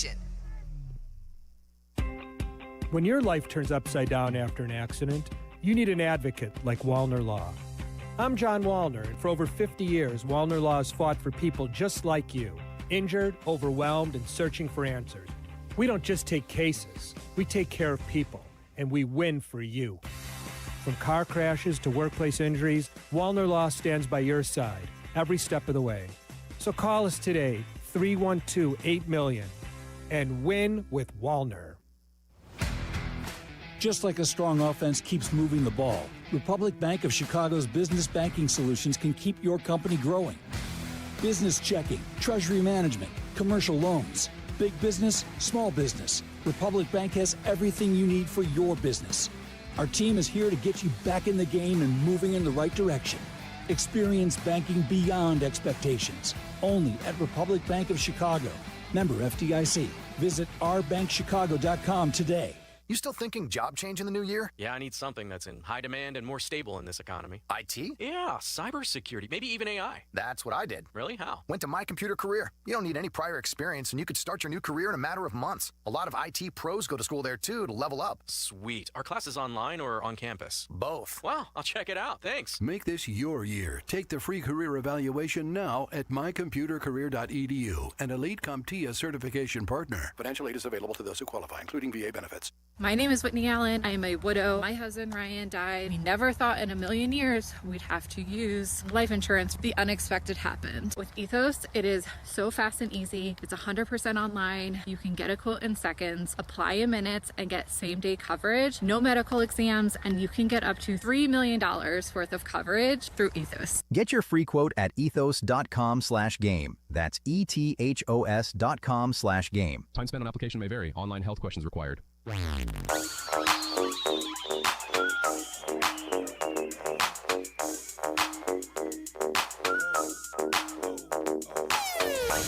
and J Hood are back. Yeah, we're feeling lucky. I'm putting everything on black. ESPN Chicago. Good morning, Chicago. And welcome into the Kap and J Hood Morning Show on ESPN 1000 and streaming on the ESPN Chicago app. With David Kaplan, Jonathan Hood with you. We have got Shay, we've got Jay Moore, and we've got you here on a Tuesday morning. 312-332-ESPN, 332-3776 is our phone number. Don't forget to check out the Kap and J Hood YouTube channel, youtube.com. Look for Kap and J Hood there. Hit that subscribe button, because if you can't listen all 3 hours, you miss certain segments. That's why we got it on YouTube, youtube.com, Kap and J Hood. We've been talking to you about Ben Johnson and him saying, hey, you know what? I said F the Packers because I don't like that team. Yeah, I mean, like I said before, there's a rivalry that exists between these two teams, something that I fully recognize and I'm a part of. And, yeah, I mean, I don't like that team. So George and I have talked, and we're on the same page. Everyone up in arms for those two things. That 17-second soundbite has just got everyone in a tizzy that he actually would say F the Packers in an intimate setting in the locker room, and then saying he doesn't like the team. People can't believe that. So we're asking your reaction to that and whether or not you're offended by that. But also, Ben Johnson, Cap, got a chance to talk to Jeff Joniak, the voice of the Chicago Bears. They always have that one-on-one conversation.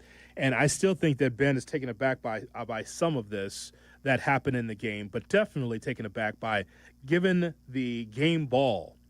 Caleb Williams giving the head coach the game ball for that victory against Green Bay. Yeah, I mean, it's probably still before I can reflect on the whole season in terms of just big picture of all that. So, like, in a moment like that, it does mean a lot. It's why you get into coaching to start with, and everybody in that room, coaches, players, support staff, we all make significant sacrifices. From a time commitment to relationships, there's a million things that we give up to get a chance to compete in this game, and so when you feel appreciated like that, anybody, I think it means a lot to you. I'm sure Ben Johnson looks at this like, man, our mission isn't finished. I appreciate the game ball, but we got to play the Rams and then beat the Rams and then get to the NFC title game and get to the Super Bowl. Like, I know Ben Johnson loves to win, loves to beat the Packers, but I'm sure he was just like, wait, I'm getting the ball now? Like, I know he appreciates it, but he's probably thinking, let's do this in late February. Oh, it'd be absolutely amazing, because I quote this to you every week. I was quoting it last night at dinner. As Robert Frost wrote, there's still miles to go before I lay down to sleep. There are. The next step on our journey is Soldier Field against the Rams. So when you used that at dinner, did everyone fall asleep, or what happened? They were all way more educated than me at the table. I doubt that. And you're an English major. They said, whoa, you are quoting Robert Frost, Stopping by Woods on a Snowy Evening. Yes. My favorite poem. There's still miles to go before I lay down to sleep. That's fine.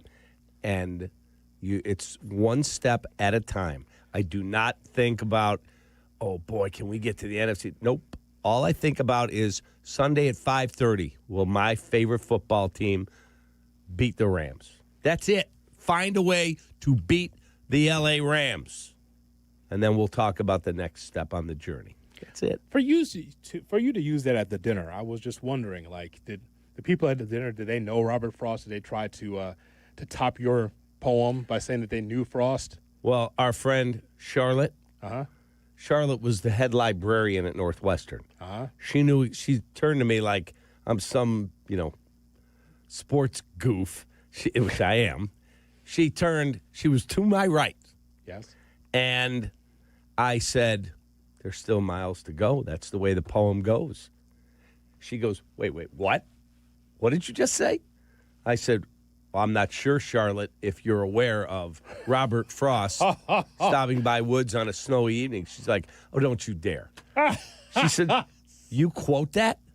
My wife's like, yeah, every day. There's still miles to go. That's the way the poem goes. Yeah.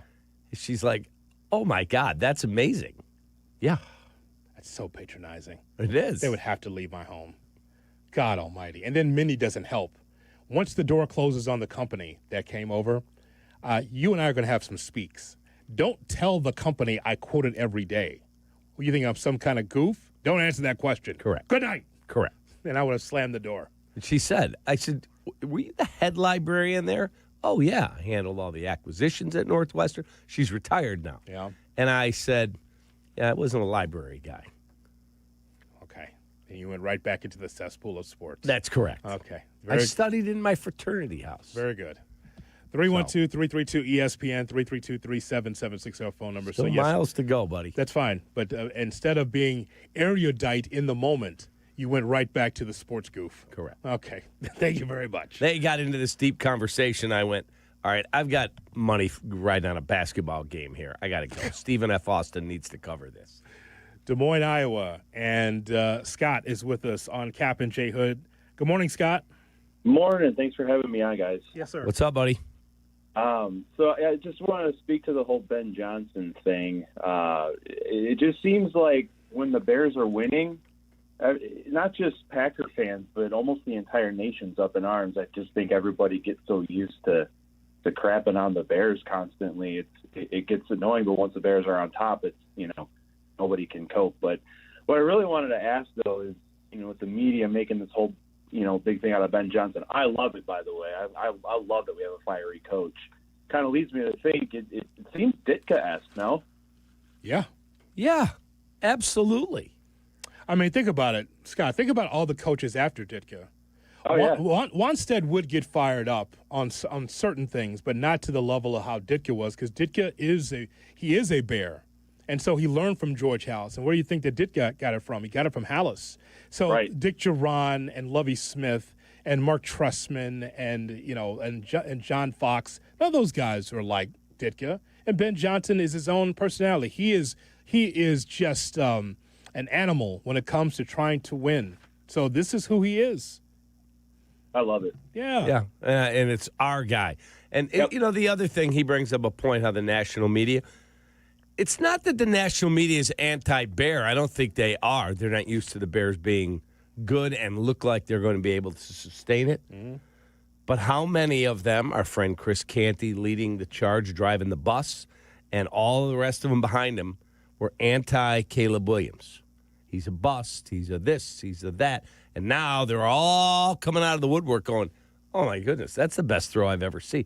Okay, this guy's just generational. I mean, I listened to ESPN yesterday on TV, and they're all going, okay, this guy's going to win an MVP. He's that talented. Yeah.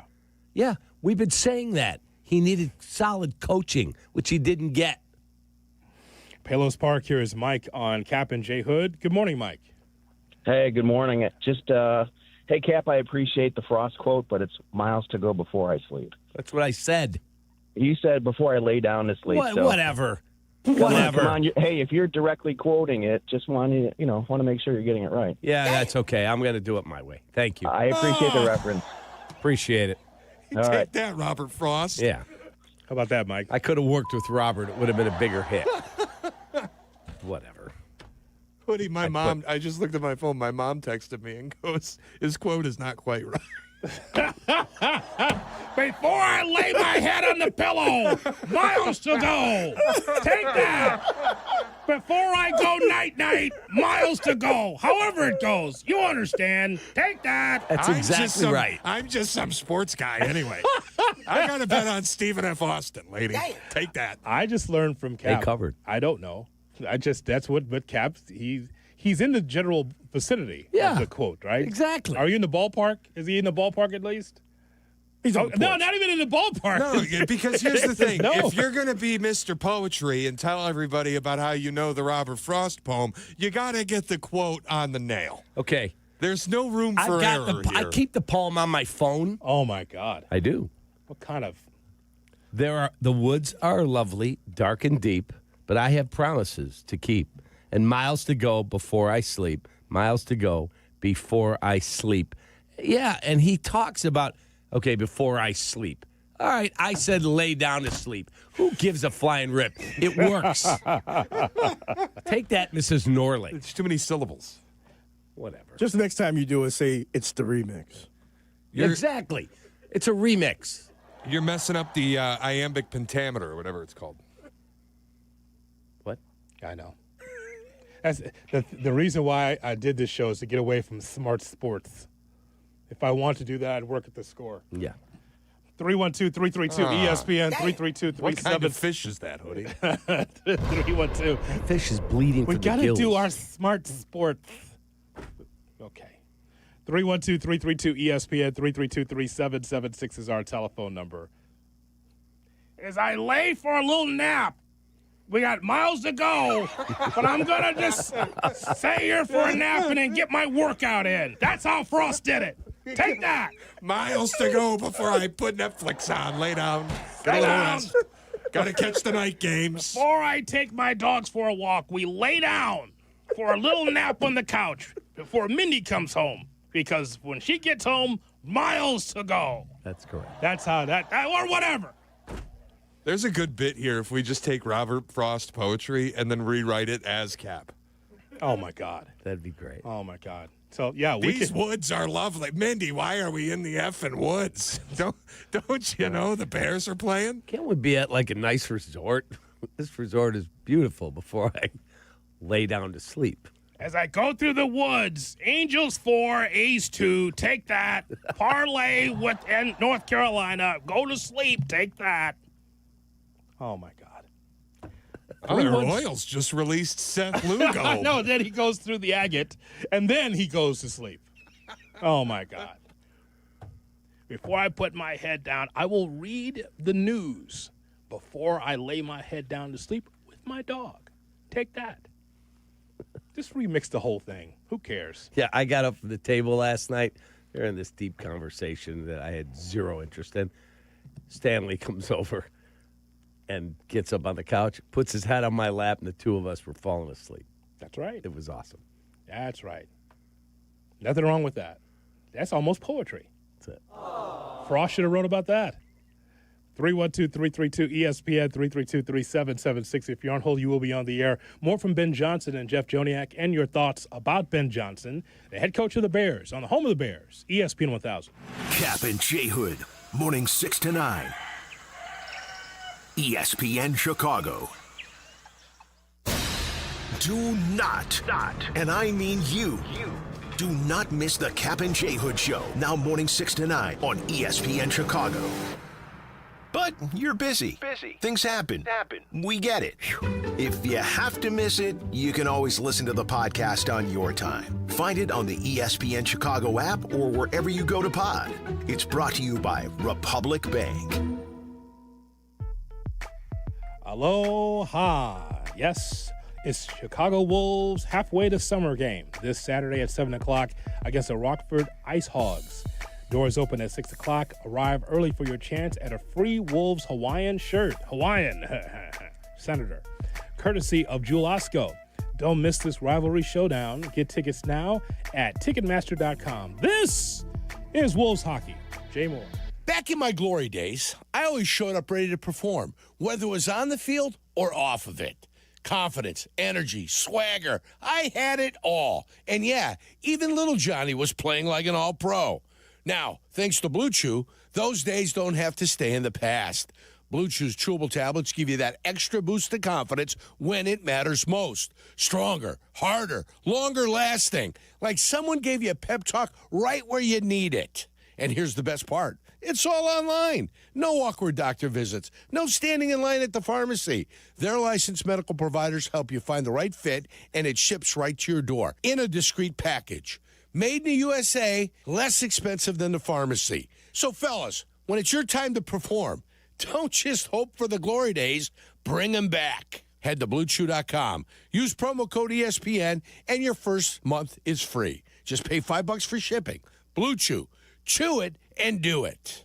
Crash, bang, suddenly you are on the DL. If that happens as a result of somebody else's negligence, we can help. I'm Jim Morisi, Chicago personal injury lawyer. Our experienced attorneys and support staff will talk with you during a free consultation, tell you your options, and ensure that you take the right steps throughout the entire process. Visit us at MorisiLongo.com. That's MoriciLongo.com. Your future is our priority. Wendy here. If you're looking to add a star player to your financial roster, you should take a look at SoFi's personal loans. SoFi's got some amazing moves that would be a valued addition to any team, like low fixed rates when you consolidate your debt, no fees required, and as soon as same-day funding. View your rate at SoFi.com/roster to get started. Loans originated by SoFi Bank, N.A. member FDIC. Terms and conditions apply at SoFi.com/roster. NMLS 696891. My name is Whitney Allen. I am a widow. My husband, Ryan, died. We never thought in a million years we'd have to use life insurance. The unexpected happened. With Ethos, it is so fast and easy. It's 100% online. You can get a quote in seconds, apply in minutes, and get same-day coverage. No medical exams, and you can get up to $3 million worth of coverage through Ethos. Get your free quote at ethos.com/game. That's ETHOS.com/game. Time spent on application may vary. Online health questions required.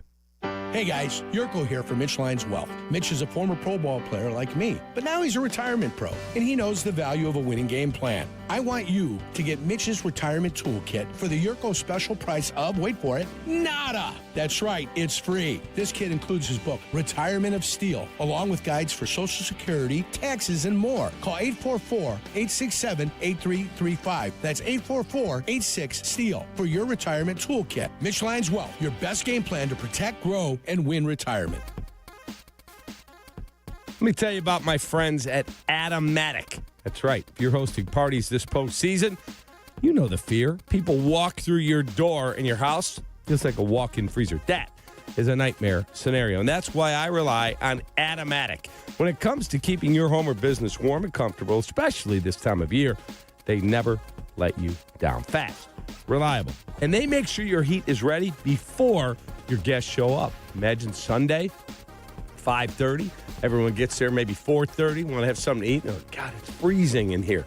You do not want that. Don't risk a cold house for when it starts to get freezing again this week. Call Automatic or visit atomatic.com. That's atomatic.com. Keep everyone warm. Atomatic.com. Say, Cap sent me.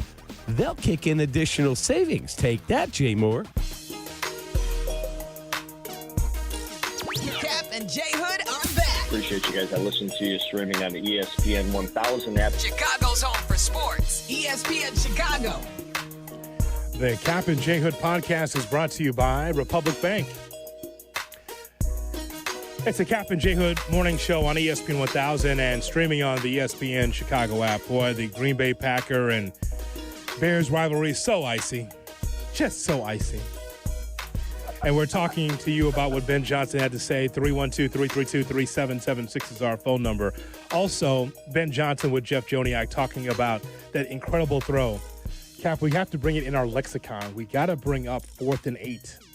Think about some of the great things that we've seen. Now, here's the thing. It led to a Bears victory against the Packers, but 4th and 8 has to be something that we talk about like through the generations. That play where Caleb Williams did the incredible to get it to Roma Dunze.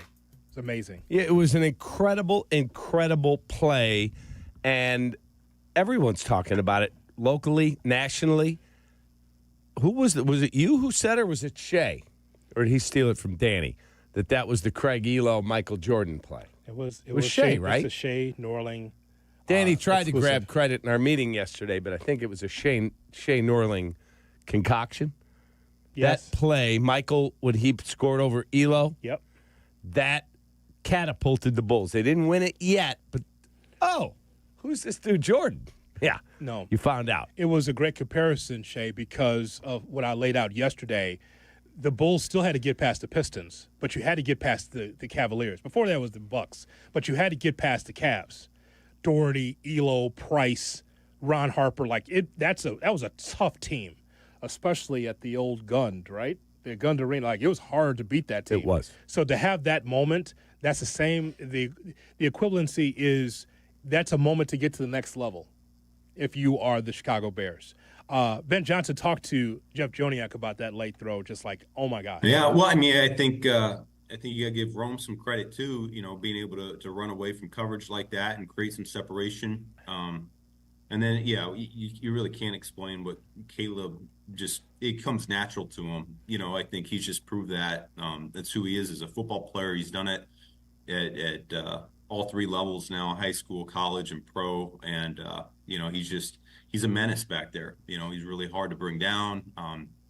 Finds ways to elude the rush, and some of these throws he makes. I mean, they're just one of a kind. You can't replicate it. You really can't drill it. Can't explain a lot of it. And to see him do it in a prime moment like that is just so critical. I mean, that's I think it just is very reflective of how powerful of an athlete he is, and I just think he's going to continue to ascend. Go to the ESPN Chicago YouTube channel, hear the conversation in its entirety. Jeff Joniak and the head coach of the Bears, Ben Johnson. Tito on the south side on Kap and J Hood. Tito, good morning. Good morning, gentlemen. What's up, buddy? So, I just want to say this. Stop your crying, okay? They've been whooping on us for years. Okay, just like you said, Cap, when Aaron Rodgers sat there and said, I still effing own you. I mean, I sat back and I'm like, you know what? He does own us. Exactly. He absolutely does. I wish he does. I was like, I hope we get somebody like that one day. And guess what? Now we do, and now they hate it. Too bad. Caleb Williams is the man. And another thing, too, how many starting quarterbacks have the Packers beaten on the Bears? Who, Trubisky, Justin Fields, Mike Glennon? Those aren't starting quarterbacks. So what? Now we got a starting quarterback and we have a fighting chance. And F the Packers. That's low class. How could they say that? Shut up. Get out of here, man. You're so right. Chicago, bear down, FGB. Guess what? Now we're going to start owning you. So start dealing with it. You guys have a good day. Have a great day. Tito, thank you very much for the phone call. How much fun will it be next season when we're like, oh, wow, Bears have the pack in Chicago. Bears are at Lambeau. Those games are going to be intense, and when you lose, you'll be pissed. It's the way it should be. That's correct. Because that's what a rivalry is. That's correct. We haven't lost sight of it, Cap. We're old enough to remember when it was bitter, and it's getting back to that time again. I was watching one of those little blogger guys up there in Green Bay yesterday. One of those blogger guys, okay. Yeah, Corey Benke. You can find him on social. He embarrassed himself, and then you made it personal. It was fun. Yeah, it was fun because you were winning. Don't comport yourself like a loser, Corey. Yeah. Take your medicine. You got your ass beat. Come correct next year and see if you can beat us. We'll be there waiting to compete with you. I think I know who that is. Is that one of those play-by-play guys, bloggers? In that 10-minute reel I put on my Twitter? Yes. And they sit. Long hair? He has long hair. Yeah. Looks like he hasn't washed it in a year. Yeah, I know what you're talking about. His backdrop is Lambeau Field. Yeah. Okay. I know what you're talking about. Yeah. Yeah. He had his head in his hand. Yeah. I don't know if that's a green screen or if they have a studio in Green Bay. Property's very cheap there. And you can have Lambeau behind you. Uh-huh. But, yeah, he embarrassed himself. Yeah. The people at ESPN Milwaukee, they're teammates of ours. Sure. They should be banned from the next content call because they've embarrassed themselves. They need a content month with Evan Cohen to teach them. I don't disagree, actually, because there's something to be said about class and be able to analyze your team and look inward instead of not giving the Bears credit. If Jordan Love went out and threw 5 touchdowns and they beat us 38-3, do you think I would have come in here yesterday and gone, he still sucks? No, I wouldn't have. Gentlemen, you need a little help. Let's go to Brad in Vernon Hills on Kap and J Hood. Good morning, Brad. Morning, guys. How we doing? What's Hello, up, brother? Brad? I wanted to tell you guys about how I channeled my inner Cap gave the guys up in Milwaukee a buzz yesterday. I love it. They went ahead and, screened my call, told them I was Brad from Sheboygan, wanted to talk about Matt LaFleur's future. As soon as they answered the phone, I said, "Yeah, Bears," and take that. And they did not take too kindly to that. I absolutely love it. Wanted to let you know about that, Cap. Thanks a lot. Love the show. Listen to you guys every morning. I'll hang up and listen. You're the man. That's awesome. So that's Brad in Sheboygan giving us a call, and now he leaves line open. 312-332-ESPN. So that makes him one of the Stern, what do they call Stern's listeners? The Whack Pack. The Whack Pack. And that makes me Stern because he said, take that. And, of course, they'll now call me and tell me what a jag I am. Quit having people do that. It's low class. Can't you be more like Hoodie with a modicum of class? No, I can't. That's why I follow him. He leads, I follow. Here's Shay Norling. Shay? Did you just call yourself Stern? It was a metaphor. Damn. I don't mean that I am. That's awful. You know what? That's awful. You can't ring me up. Oh, yes, I can. He can ring yes, you up. What do you can. mean? Yes, He's I the can. first base umpire. That makes me Stern. No, come on. No, he was imitating. Like when the guy called up during the Bronco chase. No, I didn't fall, Siri. The Bronco chase. Remember that? And they went to him on SportsCenter. Guys, then he dropped the Baba Booey. And that makes Hoodie Robin Quiver. Oh, boy. Okay. You know what, Hoodie? I'm sorry, but. Really? Didn't ring up. Take that. There you go, Jay Moore. Attaboy. Damn. Way to go, Shay. It's good that there's glass between us because there'll be some furniture moving over there. This commercial break is going to be interesting. This is unbelievable. I'll see you at the break, Robin. All good. All good. Thank you, Brad. I just want everybody around here to know, ain't no fun when the rabbits got the gun. Uh-oh. So, 312-332-ESPN. So good. Okay. Let's go back to the phone lines to talk to you. Jay Moore's Elmer Fudd. Okay. Don't let the smooth transition from segment to segment fool you now. Don't let the smooth taste fool you around here with me. Let's go back to the phone lines and talk to you. Springfield, Ohio, listening on the ESPN Chicago app. Here is Mike on Kap and J Hood. Hey, good morning, Mike. Good morning, guys. Long time Bears fan from Ohio. How you doing today? Hold on a second. Appreciate you. Hold on a second. Whoa. Sorry about that. Hold on a second. I hit my phone. You know who would never do that? Stern. You're correct. Or Robin Quivers. That's correct. That's correct. They're true professionals.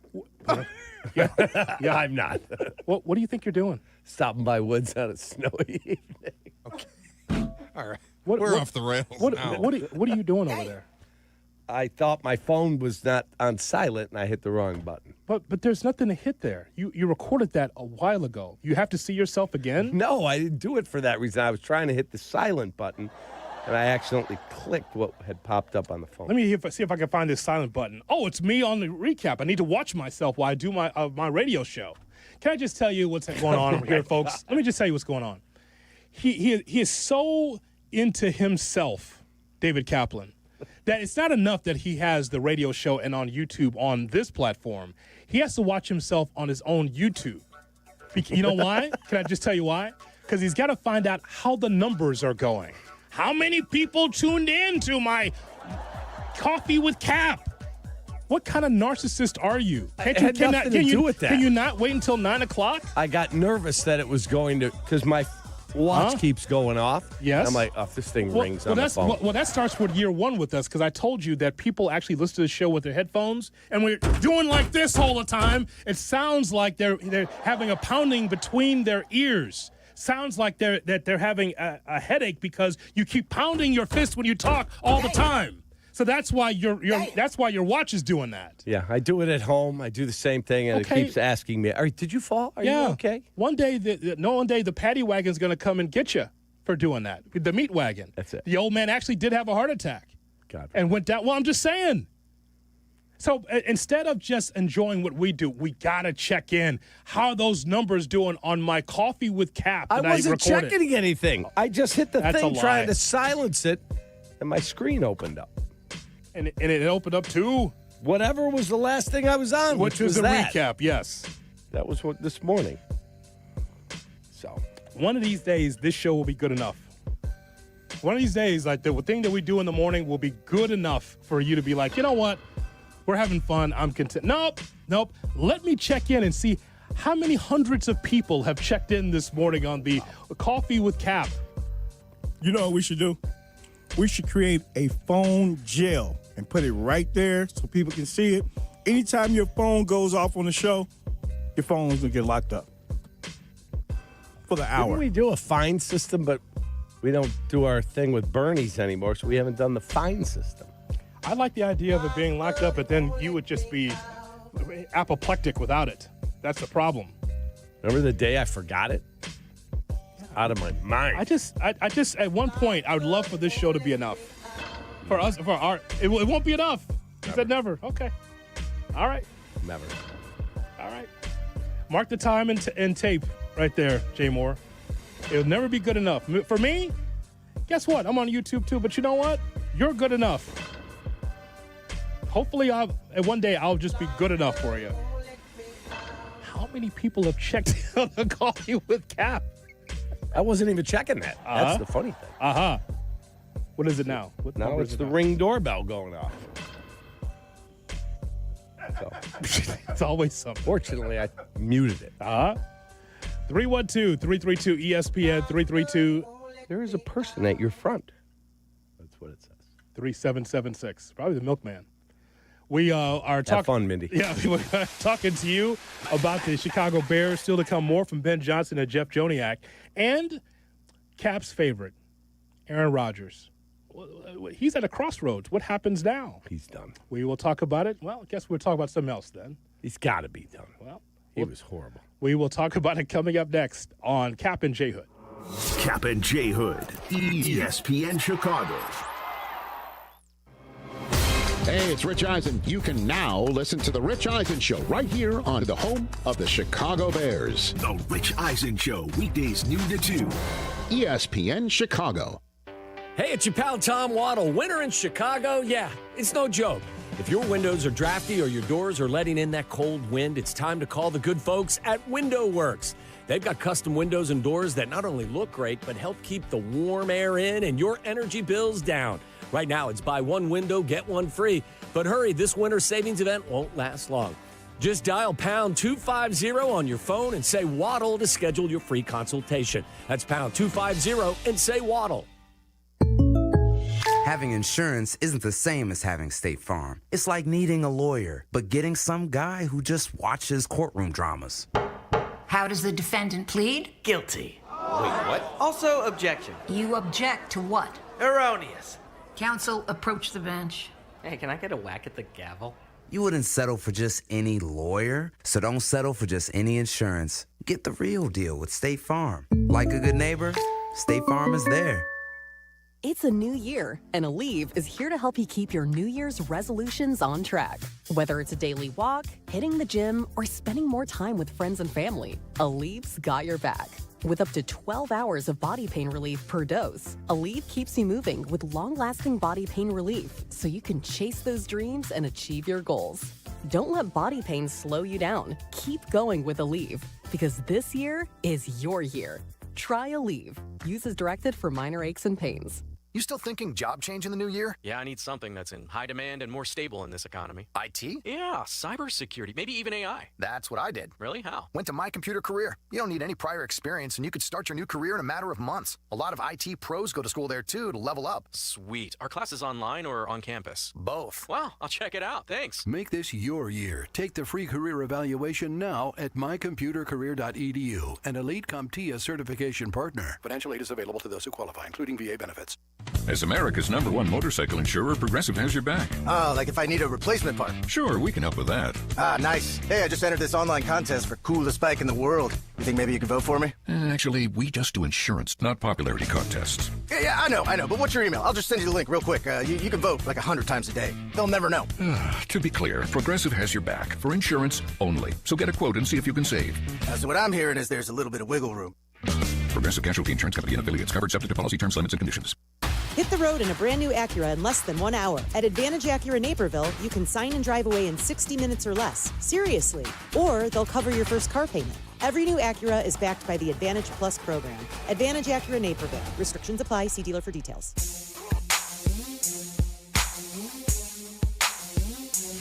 Now back to Kap and J Hood. I'm a winner. I'm going to win. On ESPN Chicago. It's a Kap and J Hood morning show on ESPN 1000 and streaming on the ESPN Chicago app. Need more Bears? Go to the ESPN Chicago app. Look for Pat the Designer. Bear down, Bears fans. Bear down, Bears fans. On the Chicago Bears podcast. It's available right now.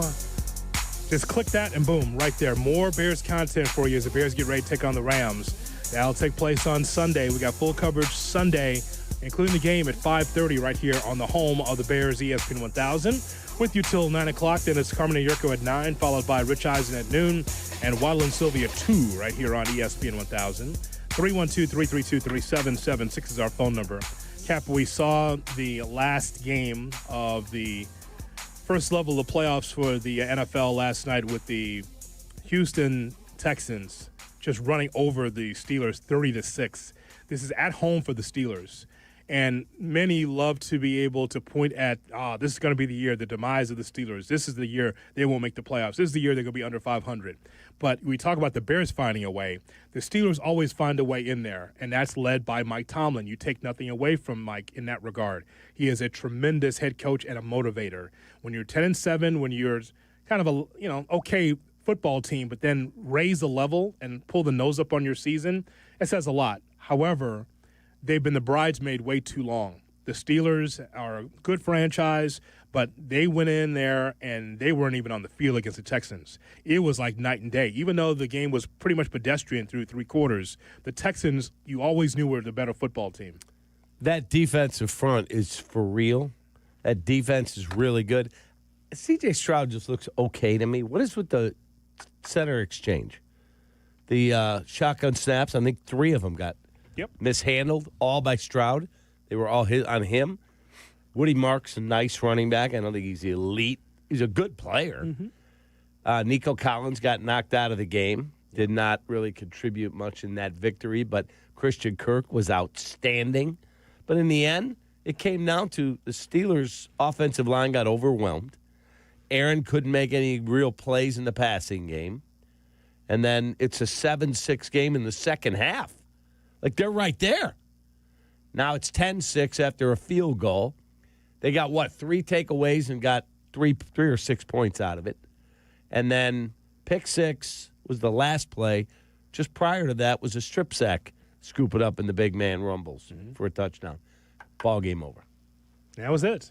And so on the other side of that, Aaron Rodgers, and by the way, I had some friends at the Steeler game yesterday, and they were sitting there seeing at halftime it was 7-6 Houston, and they looked around and he goes, maybe we should leave. Like, there's no way we're going to be able to come back in this game because they know Houston's defense is stout. Well, 7-6 felt like 20-6. Kind of did because it's what the Steelers are. So Rodgers finishes 17 for 33, good for 146 yards, no touchdowns, interception, sacked 4 times. Some frustration from Rodgers because he's like, man, this is just not working. And so you feel like that'll be all for Rodgers, right? That he's not going to play anymore, that this is the end of his career. He won't go to another team. You think this is it? I think he's done. I do. He said it last night, I'm not going to make any emotional decisions about his future. Tomlin said, tonight is not the time. We'll get together tomorrow and we'll talk. Yeah. I think Tomlin's leaving. I think Aaron's retiring. I think Tomlin will either go into a broadcast booth or take another coaching job. The franchise will hit the reset button, and Aaron will move on with his life. Shea thinks he's got an AI creation as a wife that she doesn't really exist? I guess we'll find out. He was throwing back shoulder passes to her last night. They were all incomplete, but obviously. Yeah. So we'll see where it goes. So you know what this is, Shay, with Aaron Rodgers. There's always been this parallel with Aaron Rodgers and Brett Favre. Just like, so you're going to go to the Jets and you're going to go someplace else and try to rekindle and try to get that fire back as a quarterback. We saw some good plays from Aaron Rodgers here or there, but you saw age when you saw Aaron Rodgers. You saw a guy that didn't have that same zip and that same zeal like he had when he was with the Packers in his prime. So it's interesting that Aaron Rodgers' career had so many fireworks in it. He built a career beating the Bears, by the way. Got himself a Super Bowl championship. He had Hall of Famer, all the fireworks in the sky for Aaron Rodgers and what he did offensively, and his career, just like Brett Favre, ends in a fizzle. Same way. It's amazing the parallel between the two. It's the same. It was stunning to me watching last night because Buck and Aikman usually set such a grand stage. Say what you want about Monday Night Football, the broadcast, whatever.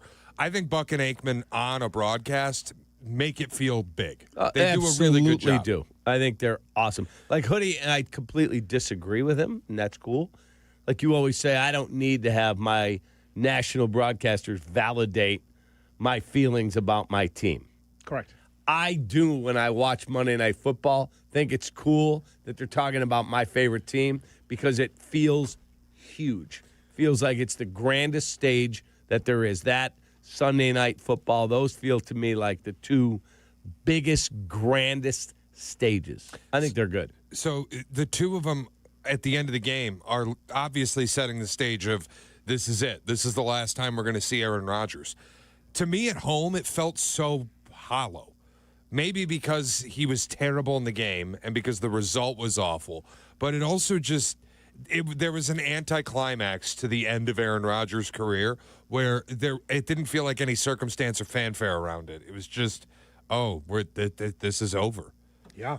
I can't remember an all-time great fading away with less circumstance than Aaron Rodgers last night. I mean, Favre's the same way. Favre would not leave, Shay. That's the problem. He would not leave. Like, he should have left, but he just kept, Jets. Was it Vikings at the end? Vikings? Jets, and then Vikings won the MVP, and then the next year, it all fell apart. It's amazing how both these guys with the one championship with the Packers, and again, great careers, great numbers. Some can say compilers at the end, whatever. But it's the same. I won't do side-by-side comparison from a number standpoint, but as far as the way the career ends, it is. It's just like that. No fanfare, just gone, just off of our radar. Well, one guy, Favre, got sacked by Corey Wooten. Yes. See you later. Thanks for coming. Rodgers was laying on the ground and then got up and tried to run down the defensive back who picked him off and took it all the way. And he got knocked to the sidelines, and the guy just kind of moved out of his way and got in the end zone. That may be the last vision we ever have of him on a football field. And the difference between some Packer fans and some Packer media and guys like you and I will give Aaron Rodgers his flowers because, hell, he built his career beating the Bears and dominating the NFC North. That is correct. And so he got his Super Bowl. He was in some big games. There's a lot of underachievement there, too, in the playoffs. But the point is, though, individually, Aaron Rodgers was fantastic. It was incredible because those same comfort-behind victories we see with the Bears now, we saw a ton of that with the Rodgers and the Packers, a ton of that against the Bears. Just when the Bears thought they had it, here's Rodgers being able to matriculate the ball down the field, boom, touchdown, and then see you later. That's who he was. He was a great player. He's one of the 10 best to ever do it at his position. But what's so interesting to me is the goodbye for him. There is what was the Aaron Rodgers moment in his goodbye, in the farewell, if this is really it? And it certainly feels like it is, because we got to be honest, he can't play anymore. Don't come back next year and be Grandpa Simpson with the walker. You can't play anymore. No. Just go away. He's done. But if that's goodbye, there's no moment at the end. No. Like Tom Brady had the Super Bowl. Peyton Manning had the Super Bowl. Drew Brees had the stopped game and the passing yards record. What's Aaron Rodgers' goodbye moment? There is no. He was just out there. There's nothing to it. It's just, he's done now. What are the data? It felt so empty to me. What are those references that we can come up with, Cap? Like the player at the end, like Mays as a Met? Wow. Like, I was too young. Okay. Thanks for the conversation. Michael Jordan on the Wizards? I was like 8 years old. Like, I just remember him being, like, it was my grandfather that was out there playing. Willie Mays as a Met. Again, the too young. I was 8 years old when he retired. You were watching in prime time Mays as a Met. Oh, my God. I was a little kid. Do you remember the 69 Cubs? Vaguely. Again, a lie. That's not a lie. That's the truth. You called the games, dude. Oh, my God. I did pre-post. I mean, you're unbelievable.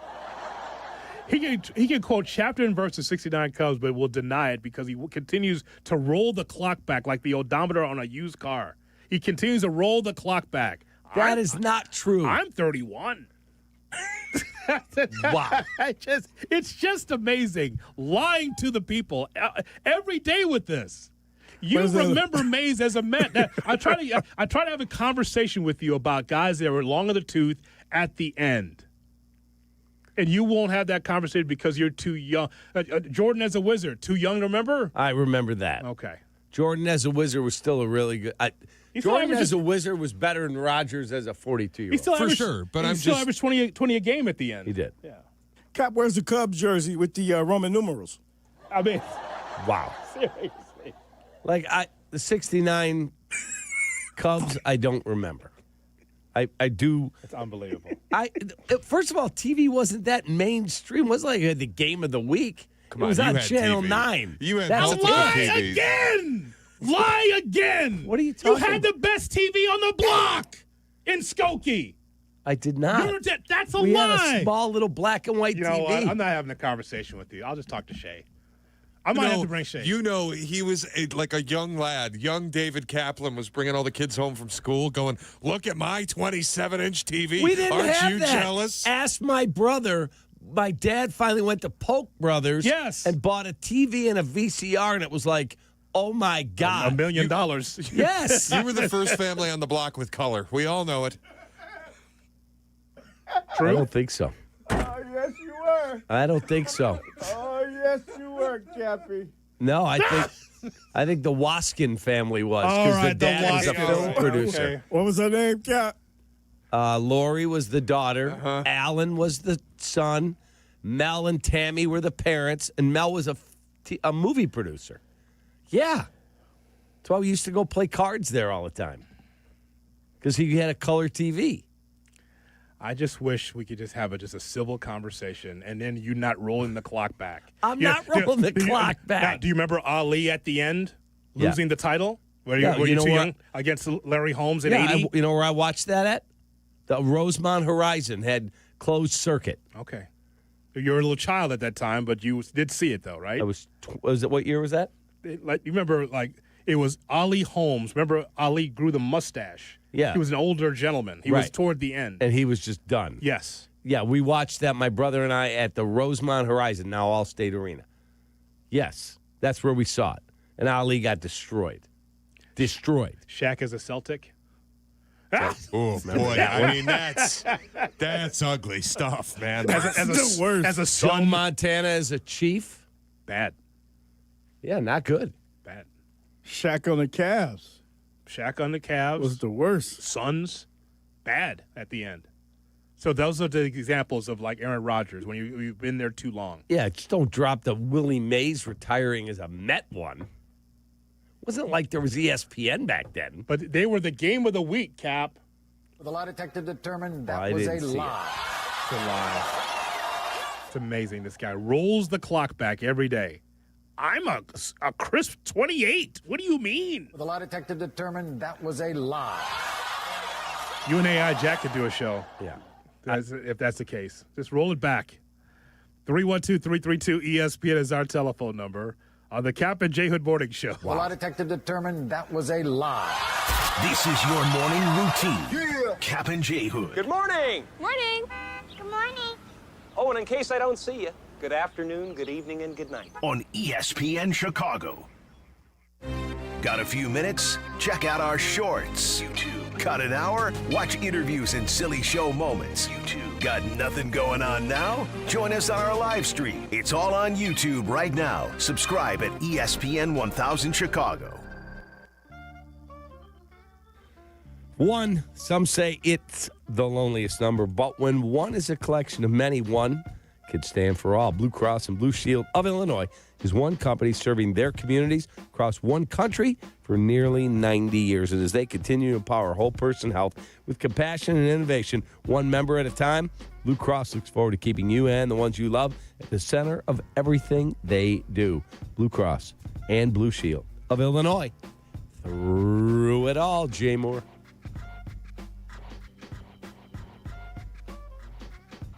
Hey, it's your buddy Tom Waddle, and I drive a Hawk. The New Year's sales event is going on at all 12 Hawk Auto locations in Forest Park, St. Charles, Plainfield, Joliet, Carroll Stream, and now LaSalle, Peru. Shop thousands of vehicles from 13 brands and save with 0% financing for 60 months or make no payments for 90 days. Plus, save even more with $500 to $2,000 bonus cash. Find your next car at hawkauto.com and drive what I drive. Drive a Hawk. HawkAuto.com. Financing on select models with approved credit. Getting health insurance that fits your budget isn't easy. At Get Covered Illinois, we are here to help. We are the state's official health insurance marketplace. A place where health insurers compete for your business.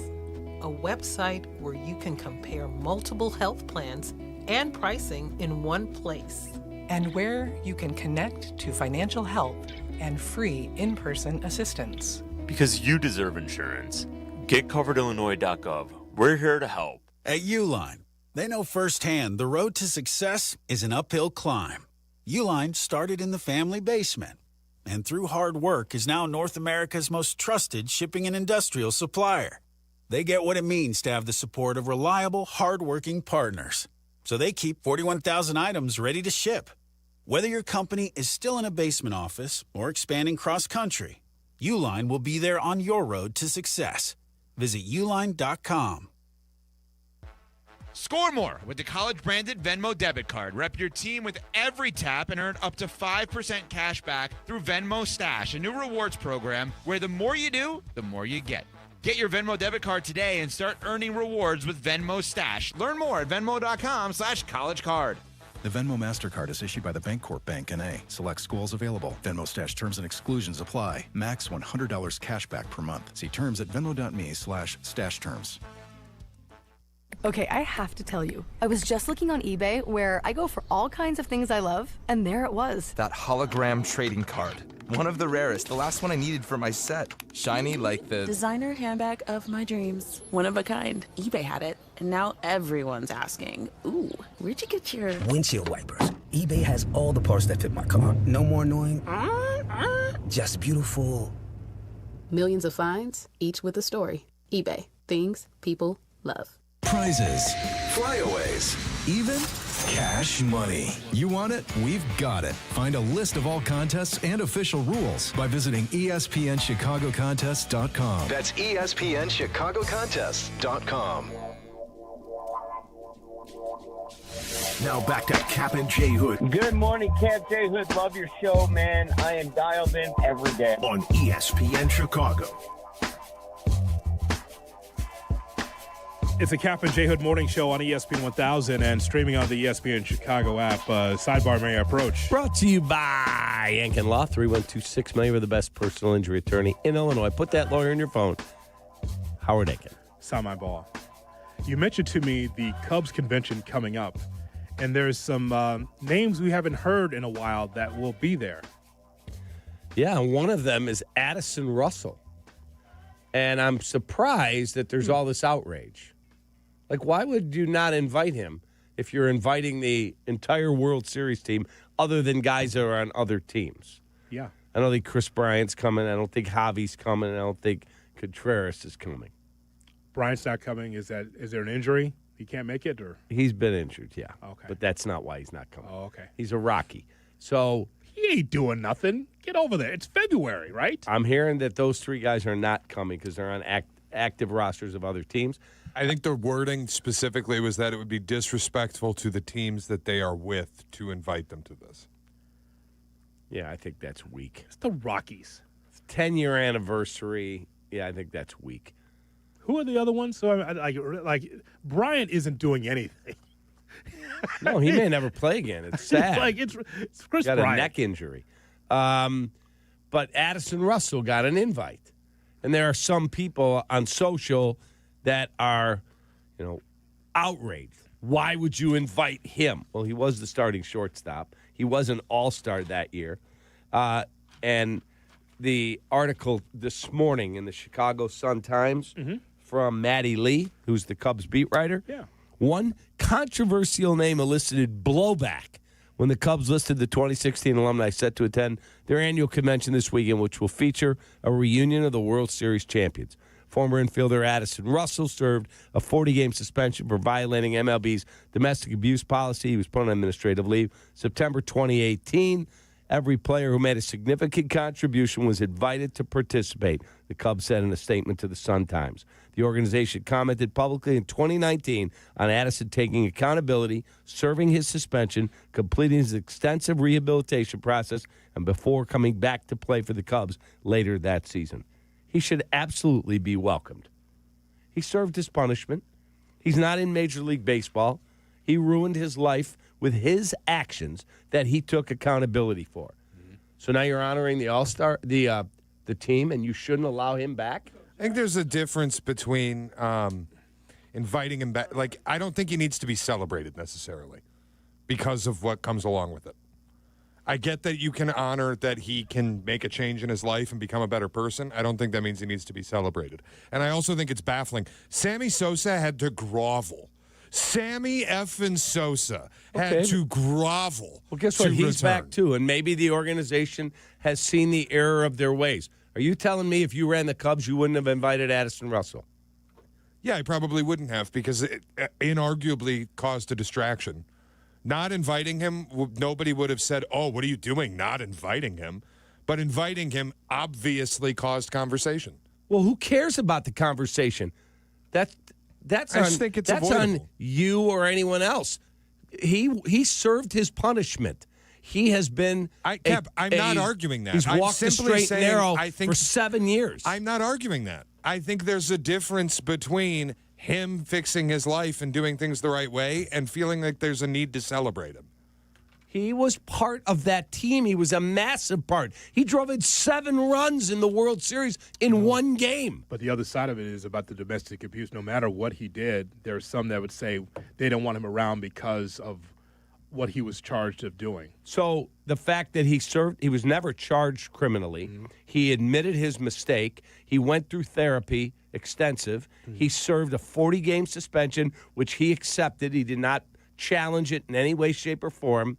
And since then, he has had 0 problems where he's gotten in any trouble. I understand that. I've never said I don't understand that. I'm simply saying I don't feel like good for you. You made your life better. I don't need to celebrate you. You beat your wife, man. I don't need to celebrate you. Don't cheer for him, then. I'm not gonna. I'm glad he made his life better. I don't feel like he specifically needs to be celebrated. And it clearly caused blowback that was avoidable by simply not inviting him. The blowback is on those people. This guy served his punishment. He was part of that team. Do you really not get it? Why people would be upset about this? You really don't understand? Well, they're entitled to. You don't get my side of this, that I don't feel like he needs to be celebrated. Then you should walk out of the room when they introduce him. But he has every right to be there when they're celebrating a World Series that he was an all-star player on. Otherwise, you're treating him as a pariah for the rest of his life. I never said he's. I never said he's. They treated Sammy Sosa like a pariah. This has nothing to do with Sammy. Of course it does. No, they it made does him not. grovel. He did nothing that's even comparable to what Addison Russell did. They made him grovel. This has nothing to do with Sammy. He's back part of the organization. They're celebrating the 2016 team. Don't cheer for him. You want to boo? Boo. But he has every right, and the Cubs were right to invite him. They can boo him. There's no question about that they can boo him. Yes. Yeah. So, and there's no doubt about that. And if you want to walk out during the introduction when you go, oh, let's see, there's Lester, there's so-and-so, there's Ben Zobrist. Oh, Addison Russell's fourth. All right, I'm going to watch the first three, and then I'm walking out. Or I'm covering my ears, or I'm putting my AirPods on and turning on music because I don't want to hear his name. God bless you. That's your right. But he has every right to be there. All right, coming up, we'll give you shot or no shot. Chief Keef and loves Sammy Sosa. No matter what, we love Sosa. Yeah, he definitely loves Sosa. All right, coming up, we will have shot or no shot around the NFL. Albert Breer is scheduled to join us as well at 8:35. Yeah, he's going to eat a big pile of crow, too. I know. On Kap J Hood, 2 minutes. Live from State Street in the heart of Chicago. This is the home of the Chicago Bears, ESPN Chicago. And this is Kap J Hood, WMVP, WTBC, HD2, Chicago, a Good Karma Brands radio station.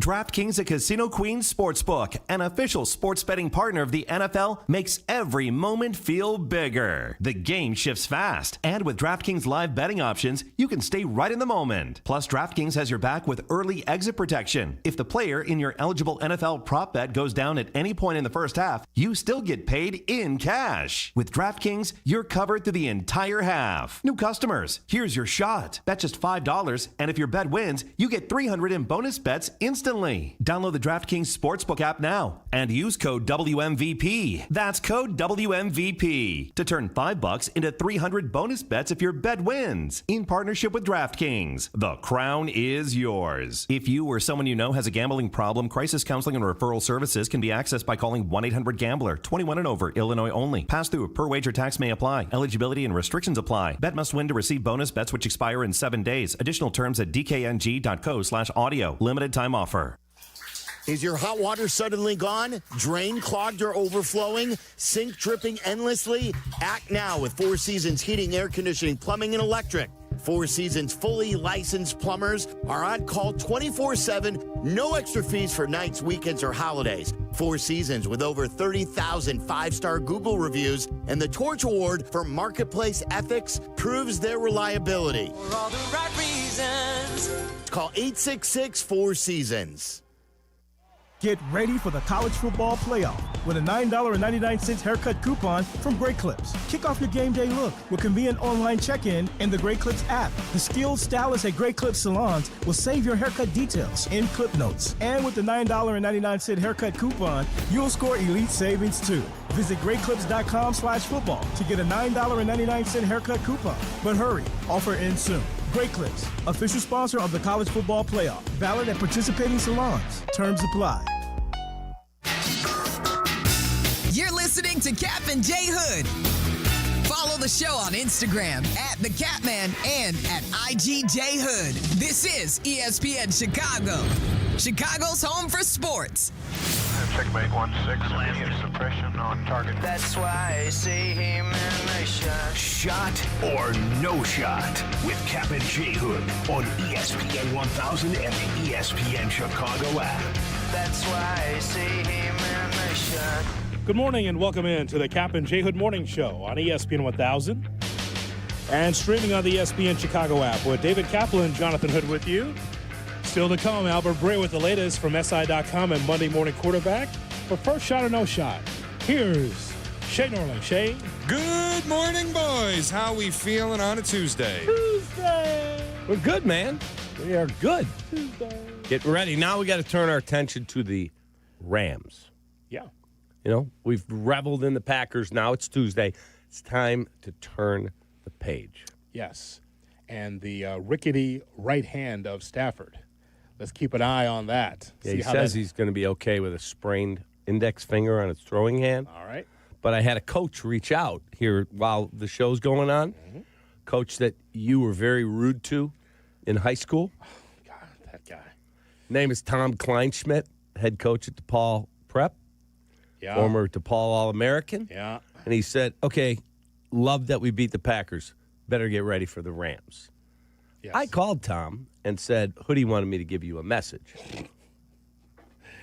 Tom Kleinschmidt. Because he went to St. Francis de Sales. Yes. And he loved it. He goes, you made my day.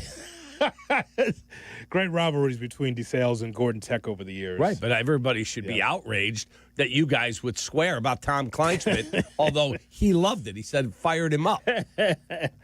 Yeah, that guy. I can't believe they said that about a 18-year-old high school senior. I certainly did. Yeah, 'cause all he'd do was go in that little gym and beat your ass. Yes, so all respect there. No, I can't wait for Sunday as well. It's what we speculated, Shay. We knew that, for the L.A. and Chicago market, you need the prime time. 100%. The 5:30 game. So that's going to be fun. I'm still surprised it's on Sunday when they could have full rested Saturday and not screwed the Niners. But whatever. NFL's trying to kill San Francisco. Sure. Not my problem, frankly. Sure. Watch the Niners win. That'd be great.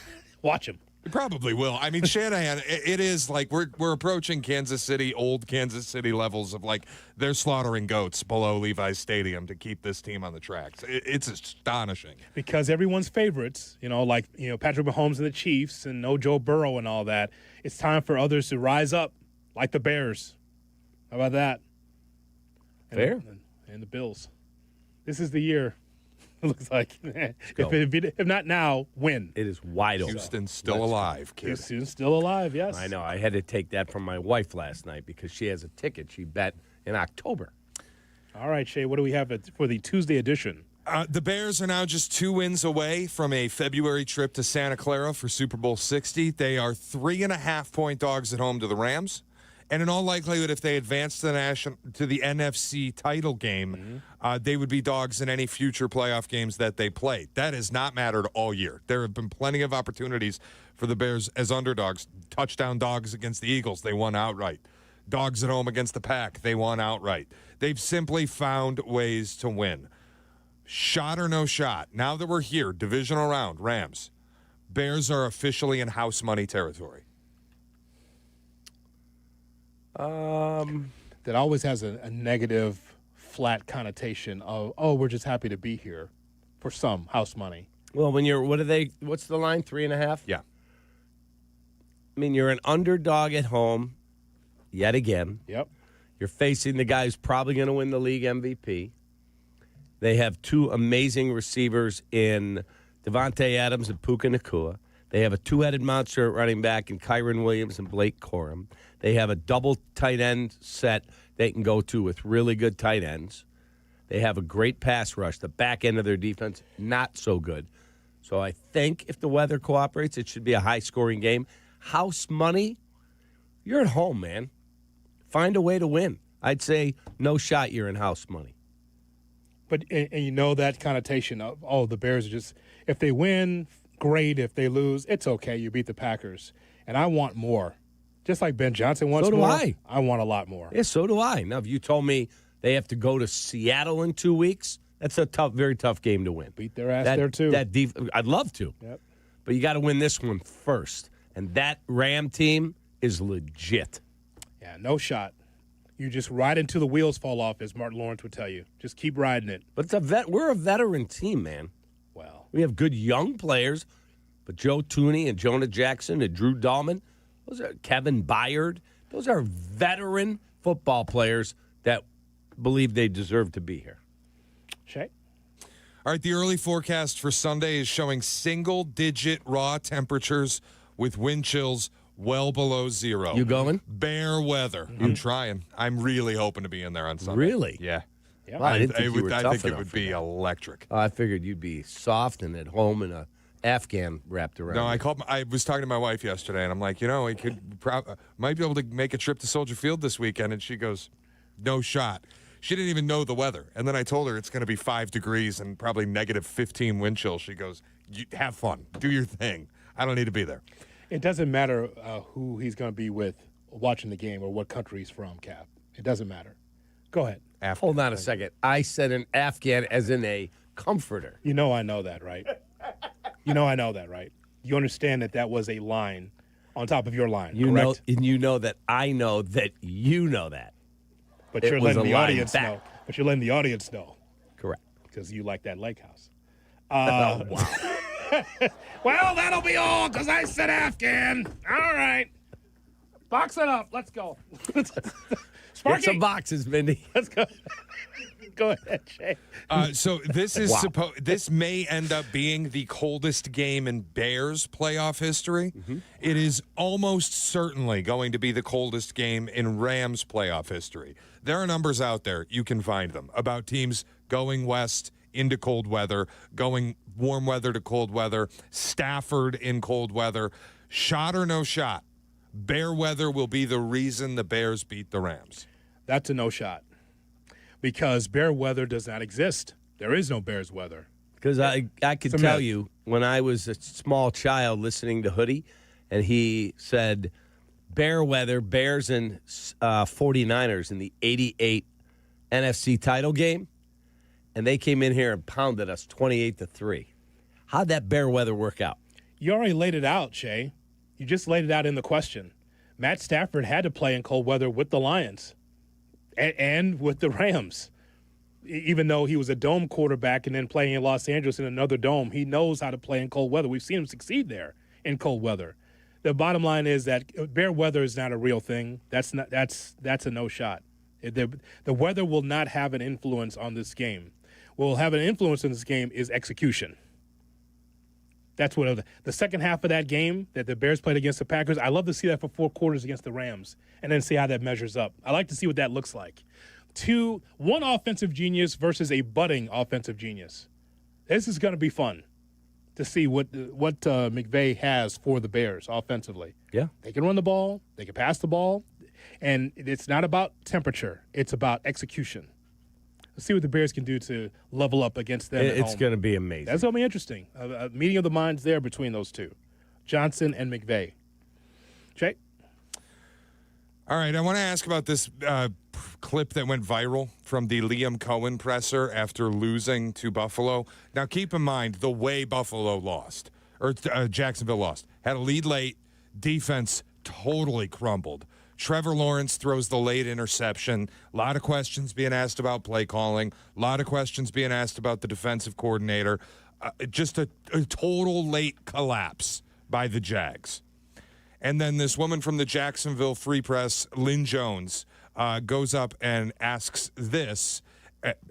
in quotation marks, this at the press conference. I want to tell you, congratulations on your success, young man. Thank you. Hold your head up, all right? You guys have had a most magnificent season. Thank you. And you did a great job out there today. So you just hold your head up, okay? Thank and you, ladies ma'am. and gentlemen, Duval, you the one, all Thank right? you, You ma'am. keep it going. We got another season, okay? appreciate Take it. care and much continued success to you and the entire team. Thank you, ma'am. Duval. There's been a lot of reaction about this in the media, and it's either two sides of the same coin. You either love what she did or think it was completely inappropriate for the environment that it was levied in and like a waste of time journalistically. I fall more on the latter side. I think that probably could have been done in basically any environment other than post-game presser immediately after blowing a lead. But I also think the reaction's a little much. So shot or no shot, there's nothing wrong with what Lynn Jones did. Want me to go first? Yeah, go ahead. There is, do I want to say shot? There's nothing wrong with what she did. I thought the environment, the setting was inappropriate. Like if she had gone up to him as he's walking to the podium or after had need coach for 2 seconds and said what she just said, all good. If she had him on a post-game radio hit and said that, all good. In the post-game press conference, I didn't think it was great. However, we need more kindness in the world, and I thought there was no hidden agenda. There was no evil intent. There was no ulterior motive other than she's probably not a huge sports reporter all the time. She covers everything from what I've read about her. Yes. And she's very well respected. And if she wanted to say that, and she's not the beat reporter for the Jacksonville whatever. I think people are congratulations on your overreacting. success, I young do. man. Thank You hold your head up, all right? You guys have had a most magnificent season. Thank you. You did a great job out there today. Appreciate so you just hold your head up, okay? Thank and you, ladies ma'am. and gentlemen, Duval, you the one, all Thank right? you, ma'am. keep it going. We got another season, okay? appreciate Take it. care and much continued success to you and the entire team. Thank you, man. Yeah, and I thought Liam Cohen handled it magnificently well. What's Jesse doing there? Well, what's he supposed to do? Cap, you didn't ask him a question. No, but some guys be like, yeah, that's great. I'm just trying to process a loss right now. And F the Bills. He could have done that. Well, he didn't. I'd like to respond if I can. Miss Jones works for the Jacksonville Free Press, which is a black community newspaper. She is not in every practice or at every game. She got a press credential. It's Jacksonville, Florida, man. Apparently, they don't have like a ton. They got press, but they gave a press credential to Miss Jones. And so she didn't have a question. She was there for the uplift, to uplift the Jacksonville Jaguars. Now, again, if that's me, I'm pulling Cohen to the side or see him in the hallway. Hey, man, in a tough season, keep your head up. But she was given the microphone, and that's what she said. Now, here's the thing. If you're a college football fan, and Shay can attest to this, some of those press conferences, that media that actually covers the team will talk about, Coach, you had a great season. We just want to congratulate you on a great season. It's unbelievable. Your offense was awesome. Your defense was awesome. I just want to say you had an awesome season. And that's the question. There's no question in there. He's just complimenting. So as a college football fan, I've heard this before. Coach, you had a tremendous season. Good luck next year. Well, where's the journalistic question there? You're just rooting for the team. Hoodie, honest to God, if they were like SEC Media Days, if it were more like what Lynn Jones did, I'd actually like it. SEC Media Days is the most shameless thing that's ever occurred. Kirby, what's it like to coach the Dogs? Could you sign my hat? Seriously. Could you sign my hat for my kid? Yeah. What's it like being a coach? Hey, man, JD and I would do this bit every year around SEC Media Day where a guy would just take the microphone just from just from whatever school, Picayune Times, and would just like, Coach, I just want you to know you're doing a great job. Your offense. What's it like to have the best offense in the SEC? Go State U! Go State U! And just like go back to a seat. I'm like, well, where's the question there? No question. So Miss Jones from the local free black paper in Jacksonville. So that's like the Chicago Defender, that type of paper. That's it. Yes. And so, Again, she's not a journalist. She's just well, she may be a journalist. a She's sports not journalist. Right. She's not a football beat reporter. Yeah, that's all. She's not there to grill Liam Cohen. Why did you throw a screen pass on 3rd and 8 when you knew you were going to come up short? That's not her job. No. Again, do I think it was the most appropriate setting? I don't. But guess what? We need more kindness in the world. That's A. Yes. And B, I thought Liam handled it beautifully. And C, I think people are reacting way over the top. Well, that's my thing. Like, people are going, she should lose her credentials. She should be banned from press conferences. This is an indictment on terrible media. And I'm like, it's whatever. It's a nothing. In the grand scheme of things, it's nothing. It's a little odd that it happened at the presser immediately after a loss. And now someone on Twitch saying she was just trying to get on TV. Well, come on, man. She wasn't, though. Exactly. She wasn't. She was interviewed about it, but she was not on TV. Those reporters are not on TV. The camera was completely on Cohen. So that, again, facts over feelings. That's not what happened. She's from a local paper. She's not a sports reporter, and she just threw that out there. And again, if you're a college football fan, you hear this all the time on media days. So that didn't surprise me. I never thought of it that way. That's a great point. Yeah, just watch that stuff. Just like, hey, where's the question there? You're just rooting for State U. It's strange. Yeah. So I'm not bothered by it. I just thought it was funny that Mama come up there and just giving Cohen some good juju. Yeah, I just think home cooking. The overreaction is over the top. It's too much. I got you some black-eyed peas, honey. Would you like to have that too? Take that with you. I know that you lost, but I just thought this okra and this black-eyed peas, and I just thought this would be really good. Just take it home with you. All right, I'm good. Have a good season. All right, take care. Okay, thanks. Yeah. You're taking the food with you. It's all in a container. Don't worry about it. Feed your family. That's it. Twitch said and the you ball. keep that container. I don't need it back. Twitch said the ball needs a hug. That's it. That's all. That's it. All right, around the NFL next on Kap and J Hood. Kap and J Hood. Morning 6 to 9. ESPN Chicago. The Kap and J Hood podcast is available on the ESPN Chicago app and wherever you like to pod. Presented by Republic Bank. Or listen live to Kap and J Hood on the app as well. Weekday morning 6 to 9. ESPN Chicago. Folks, if you're hosting a party this postseason, you know the fear. Everybody shows up, walks through your door in your house. Feels like a walk-in freezer. That is a nightmare scenario. We're not going to the Hoods anymore. They don't have good heating. That's why Hoodie and I rely on Atomatic. When it comes to keeping your home or business warm and comfortable, especially this time of year, they never let you down. Fast, reliable. They make sure your heat is ready before your guests show up. Don't risk a cold house for when it starts to get freezing again this week. This weekend, going to be very cold, bitter.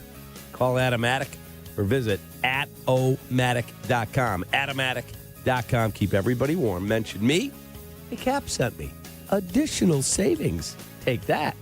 Jay Moore. Hey, fellas. It's your pal Jurko, the good kid. Sometimes you all need a little extra confidence when it's your time to perform. And guess what? That's where Blue Chew comes in. Blue Chew provides access to chewable tablets that can help you feel and perform at your best. Stronger, harder, longer lasting. Like somebody gave your downstairs a pep talk and a gym membership. And here's what I love. It's simple. No awkward doctor visits, no pharmacy lines. Everything is online. Their licensed medical providers work with you to find the right option. And it all ships in a discreet package right to your door. Think about it. Whether it's a big date night, an anniversary, or just a normal Tuesday, showing up ready makes all the difference. Confidence counts. Guys, this isn't just about performance. Give her group chat something to talk about. Be the legend of the night. And right now, I've got a special deal for you. Your first month is free. Just go to BlueChew.com, use promo code ESPN, and pay only $5 for shipping. That's it. Chew it and do it. Blue Chew, a small chew for a big difference.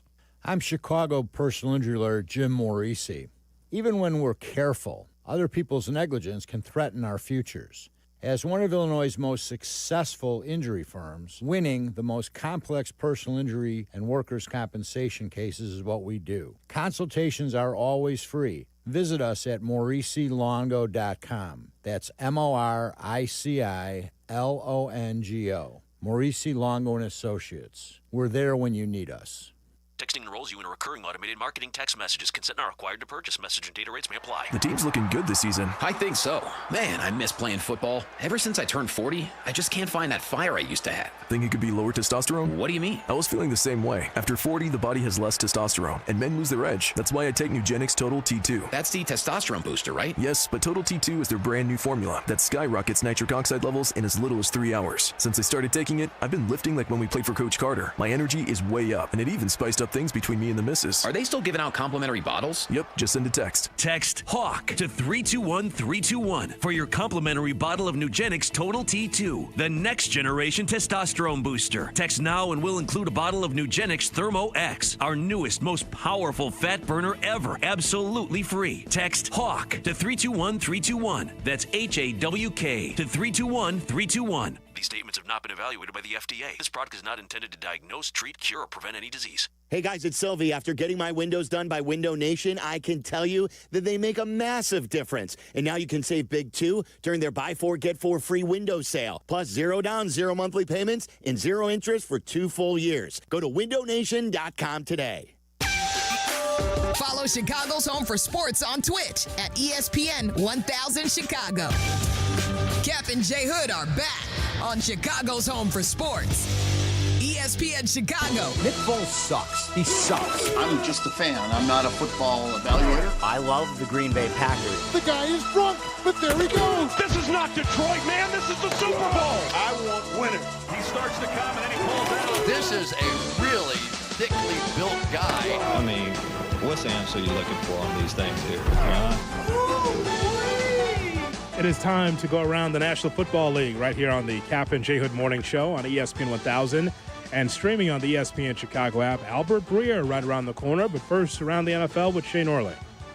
All right, Odie, typically on a Tuesday, we would go with don't be surprised if, but a lot of the offseason stuff can wait, and there are so few teams left that today I wanted to do something different. We're going to play a game of postseason true or false with the remaining teams in the playoffs. All right. All right, so I have a singular question for each team. We'll get through as many as we can, and it's simply true or false.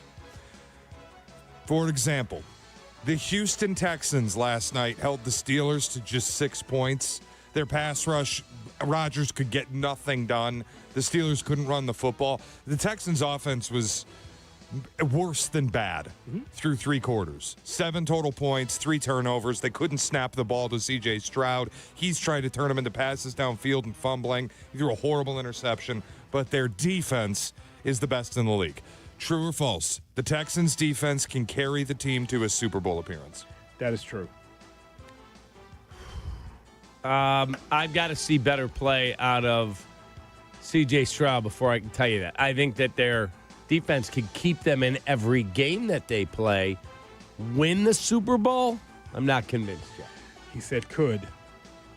Could. And I say, if the defense is so great, Cap, what's left in the AFC, I think the Texans could do that. They have enough offense, but definitely have a defense that can carry the mail. Yeah, I think that is true. Shay? All right, Josh Allen, if you watched the Jags game, you saw him maybe suffer a concussion early, went into the medical tent, then came out, then had a hand injury, then had a knee injury on a goal line carry where he was sitting down holding his knee and went into the blue medical tent. Then they showed him on his iPad, and you're like, wait a minute. He's still going to play? All of this while already dealing with a foot injury. And he put the Bills on his back and carried them to a victory on the road in Jacksonville. True or false? Josh Allen is not human. That is true. Yeah, he probably is some type of a cyborg. He is unbelievable. Especially with Mahomes and Burrow out of the playoffs. He's definitely going to be a cyborg. An opportunity. The door is wide open now. But he also better find a way to win in the next year or two, or it may never happen. It's very true. So I'll say true. Shay? All right, Sam Darnold. I looked this up this morning. The single worst quarterback in the NFL by EPA per play in the postseason since 2019, with a minimum of 50 plays in the playoffs. No quarterback in that span that has had 50 plays in the playoffs is worse than Sam Darnold. True or false? Sam Darnold will cost the Seahawks in their first playoff game. They're getting the 49ers. They're 7.5-point favorites. Right, who don't rush the passer well. Now they have no George Kittle. I'm going to say that that's not going to happen. I think they will advance. But I do think when it gets down to NFC title game time and it's the Bears, he has to keep up with Caleb scoring, or he has to keep up with the Rams with Stafford and all his weapons. That's definitely in play. I would say that is false. I think that Seattle, when we talk about rest versus rust, I think as much as I cannot believe the story of Sam Darnold and look for the Sam Darnold that I saw in the past, I feel like they can win a game. So I feel like that is false. If they lose, it won't be necessarily because Darnold is bad, right? Or underachieving. I don't believe that. Well, I don't think he's going to go out and throw 5 interceptions. Could, but I would say if they lose, it won't be solely because of him. So I'll just say false. Fair. But I think it's in play that he could be the guy that you go, we just did not see enough. Okay, next one. Hoodie, we're in the ultimate emotional hedge spot. Our Super Bowl pick coming to Chicago this weekend. Now, the Rams have to contend with bear weather. Matthew Stafford is 1-9 in his career in cold weather games. Even if they survive this weekend, they likely will have to go on the road to Seattle or play what would effectively be a road game against San Francisco. Every time the Niners have traveled to SoFi, the Rams have had to opt to a silent count in their own building because they're so outnumbered from a fan base perspective. Yeah. So my question, true or false, not winning the West doomed the Rams? That's absolutely in play. I believe that is true. Like if it was going to be 37 and clear, yeah, whatever. Or if we were going there.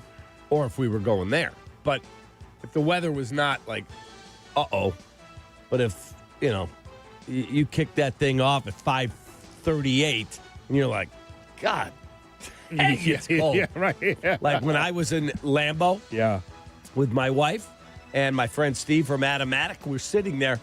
It was so cold. My feet were just a block of ice. Yeah. I can't imagine trying to grip a football knowing that in August we didn't know if you could play with a back injury, and now it's going to be below zero wind chill potentially. So I'll say that's true, even though Shay is correct. Shay and I both had a ticket on the Rams to win the Super Bowl. Oh, no. Just do what I'm doing, Hoodie. Go big on Bears money line. Yeah. I mean, I already got the plus 3.5. We can maybe middle. Get both. So far, all I've done on the game is the total. That's all I've done so far. I've locked in the total. Yeah, I like the over. Yeah. I do. What is your money line? I haven't bet it yet, but I have to look. I know my Rams ticket's 25-1. Yeah, I just wonder what the Bear money line is right now. I'll look it up. So, and if you lose, you just tear up the ticket. That's all you do, Shay. If the Bears win, which I'm rooting for, because I didn't know the Bears would be in this stratosphere, here we go. Yep. So, can you sneak in one more? I know we got Albert Breer. Sure. Drake May took a while to find his footing in his first playoff game. It was only the third time this season. Think about this. Third time this season that he played a top 10 defense. That's it. Drake May is one of the most sacked quarterbacks in all of football. If there's one issue you can point to, he takes too many hits, he takes too many sacks. Well, that's not good when you're facing Houston this weekend.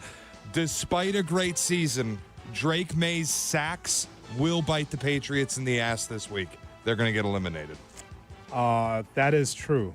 I agree. 100% agree. I think they're going down to Houston.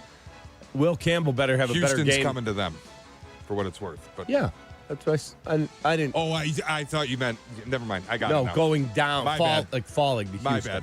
My bad. Because they're the 2 seed. The play of Will Campbell was concerning the other night. I know he's a rookie left tackle. Well, he got his lunch ate. Yes. Khalil Mack, who's what, 34, 35? Khalil Mack ate him alive. Oh, my God. So now you're going to deal with Danielle Hunter and Will Anderson, who's just a monster. Norling's at the bar, by the way, right now. He is. He got his lunch ate. That's right. His lunch ate. Wow. He got his lunch eat. Yeah. I apologize. Michigan State education. He couldn't get into Michigan. I forgot now they were you know on the why he proud couldn't get into journalistics. Now you know why he couldn't get into Michigan. I understand. I just think it's a funny line. What do you want me to do? I know it's incorrect. I think it just sounds funnier. It's like me saying I'm going to lay down before to go to sleep. No, it isn't. No, that's just inaccurate. No. Oh, my God. No, sorry. Lunch aid. You can't quote poetry wrong. The lunch aid is a funny line. So there you go. We will now turn to Albert Breer if available.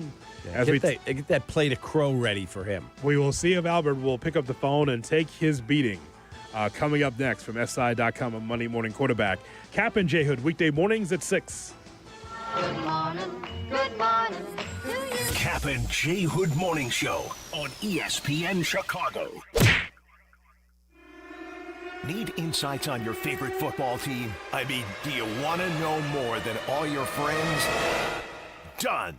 Courtney Cronin checks in often with breaking news, insight, and foresight on ESPN Chicago. Reports brought to you by Costa Ivory.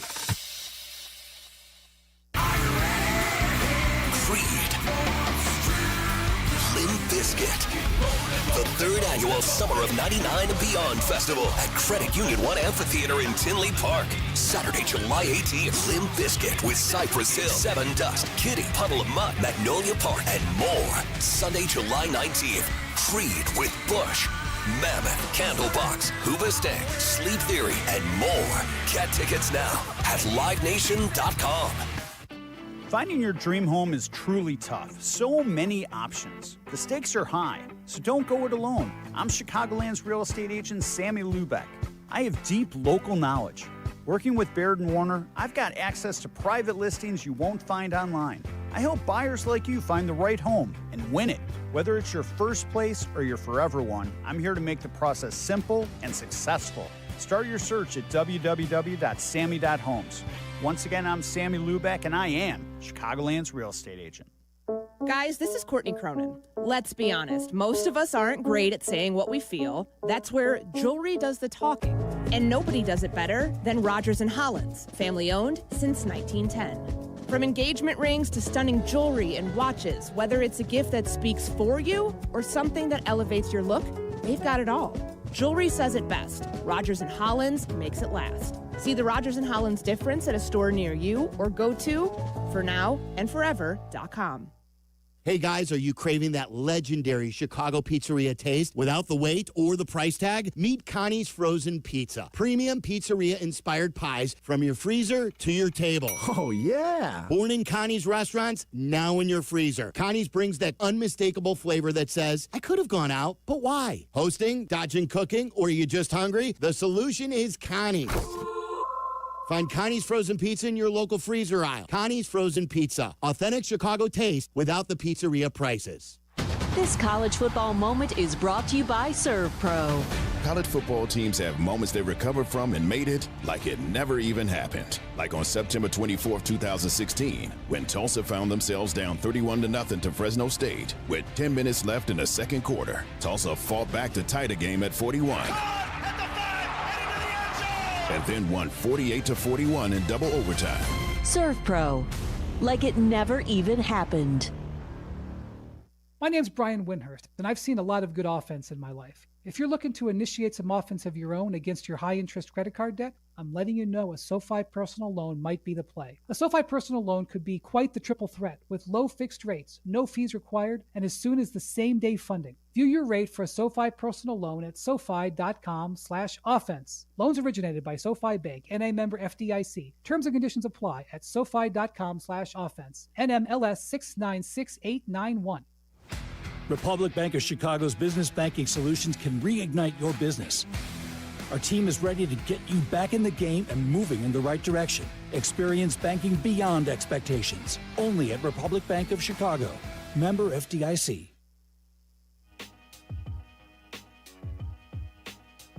Here's Jonathan Hood. Good morning. Let me tell you about HR Block. Yes, HR Block. You know, life is full of choices. Some big, some tiny, some that make you wonder how you became the designated adult in your own life.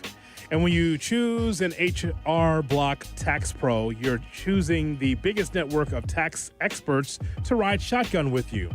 For when your big ambitions need help with the little stuff, hey, when you got that 6 figures coming in from 6 different side hustles, go to H&R Block. At H&R Block, they've truly seen it all, and they're here to help you make the most of your money for a life outside the box. J-Mo. Follow Chicago's Home for Sports on Twitter at ESPN 1000. Kap and J Hood are back on ESPN Chicago. Chicago's Home for Sports. Hello. Football on ESPN 1000. Hello, Bert. Albert Breer. Hey, Bert. Senior NFL writer for SI.com joins Kap and J Hood. Bert's it. What? You're it, Bert. On ESPN 1000. What do you mean I'm it? We see, that's the game. I just tagged you, and you're it until you tag somebody else. Albert Breer. No, I'm not playing a game. I'm reading, Ernie, and I'm not it. Okay. On Chicago's Home for Sports. But Bert is it. Albert Breer with us here on the Kap and J Hood Morning Show from SI.com and Monday Morning Quarterback on the Yingling Hotline. Yingling, the oldest brewery in America. Good morning, Albert. How are you? Good morning, guys. How you doing? We're doing awesome, Albert.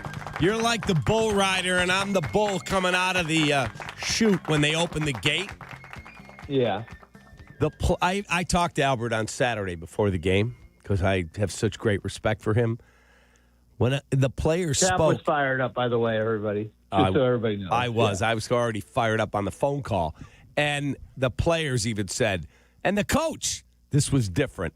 This team, Ben Johnson's making waves everywhere because he said, F the Packers, F the Packers.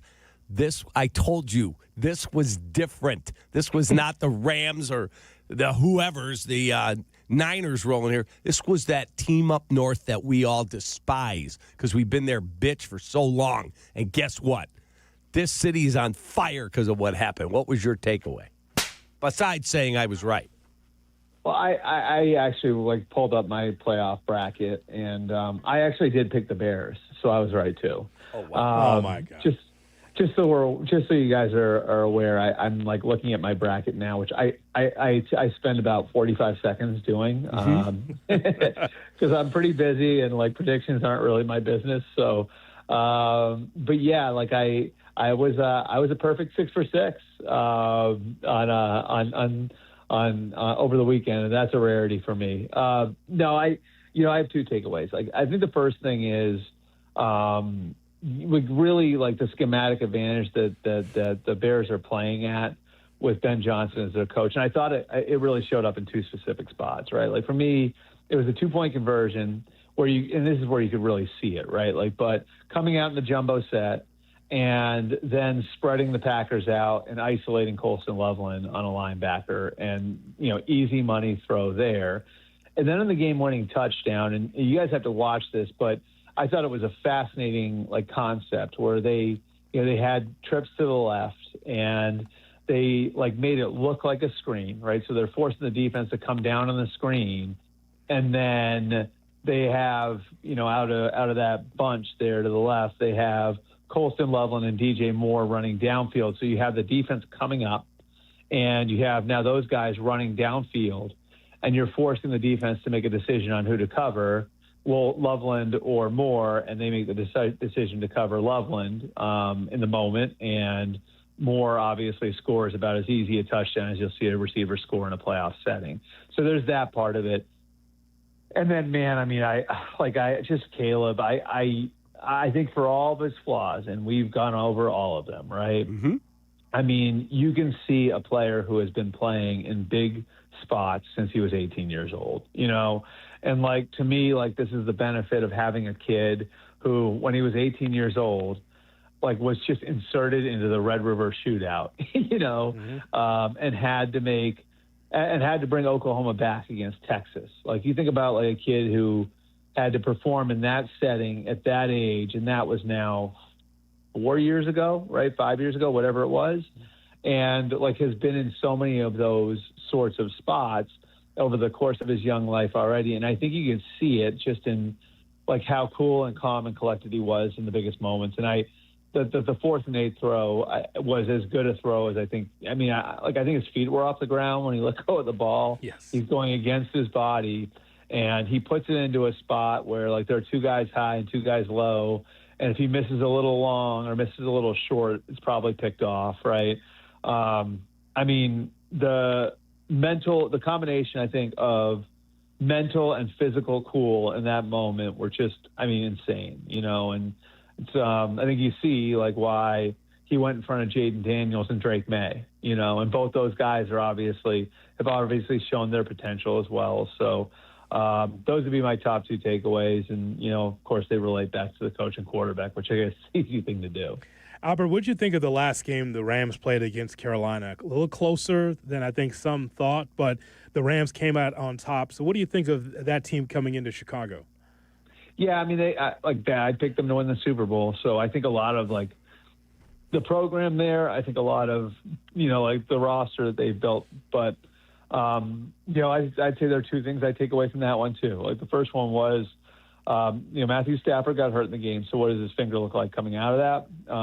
That said, he started the game 9 for 9, then went 3 of 18, got hurt in the middle of that, right? So I think he was 2 of 12 after hurting his finger. Then he was able to kind of collect himself and in the 4th quarter, lead 2 touchdown drives, which shows you why, he's such a strong MVP candidate. So, Stafford is, going to be a storyline all week because of the finger. But if he's right, he's really hard to beat in these settings, right? And then I think the other thing is just kind of they've invested heavily in their defensive line. Obviously, that's paid off. They've invested heavily in the skill positions. You see how good they are in those areas. They've cheated it a little and kind of made the conscious decision that they can make it work in the secondary and on the offensive line.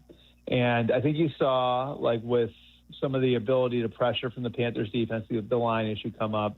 And then you saw with the Rams struggling to cover Ted McMillan, some of the issues they have in the secondary as a result of this. So, like, what do those two areas look like going into the game on Sunday? I think it'll be really interesting to see.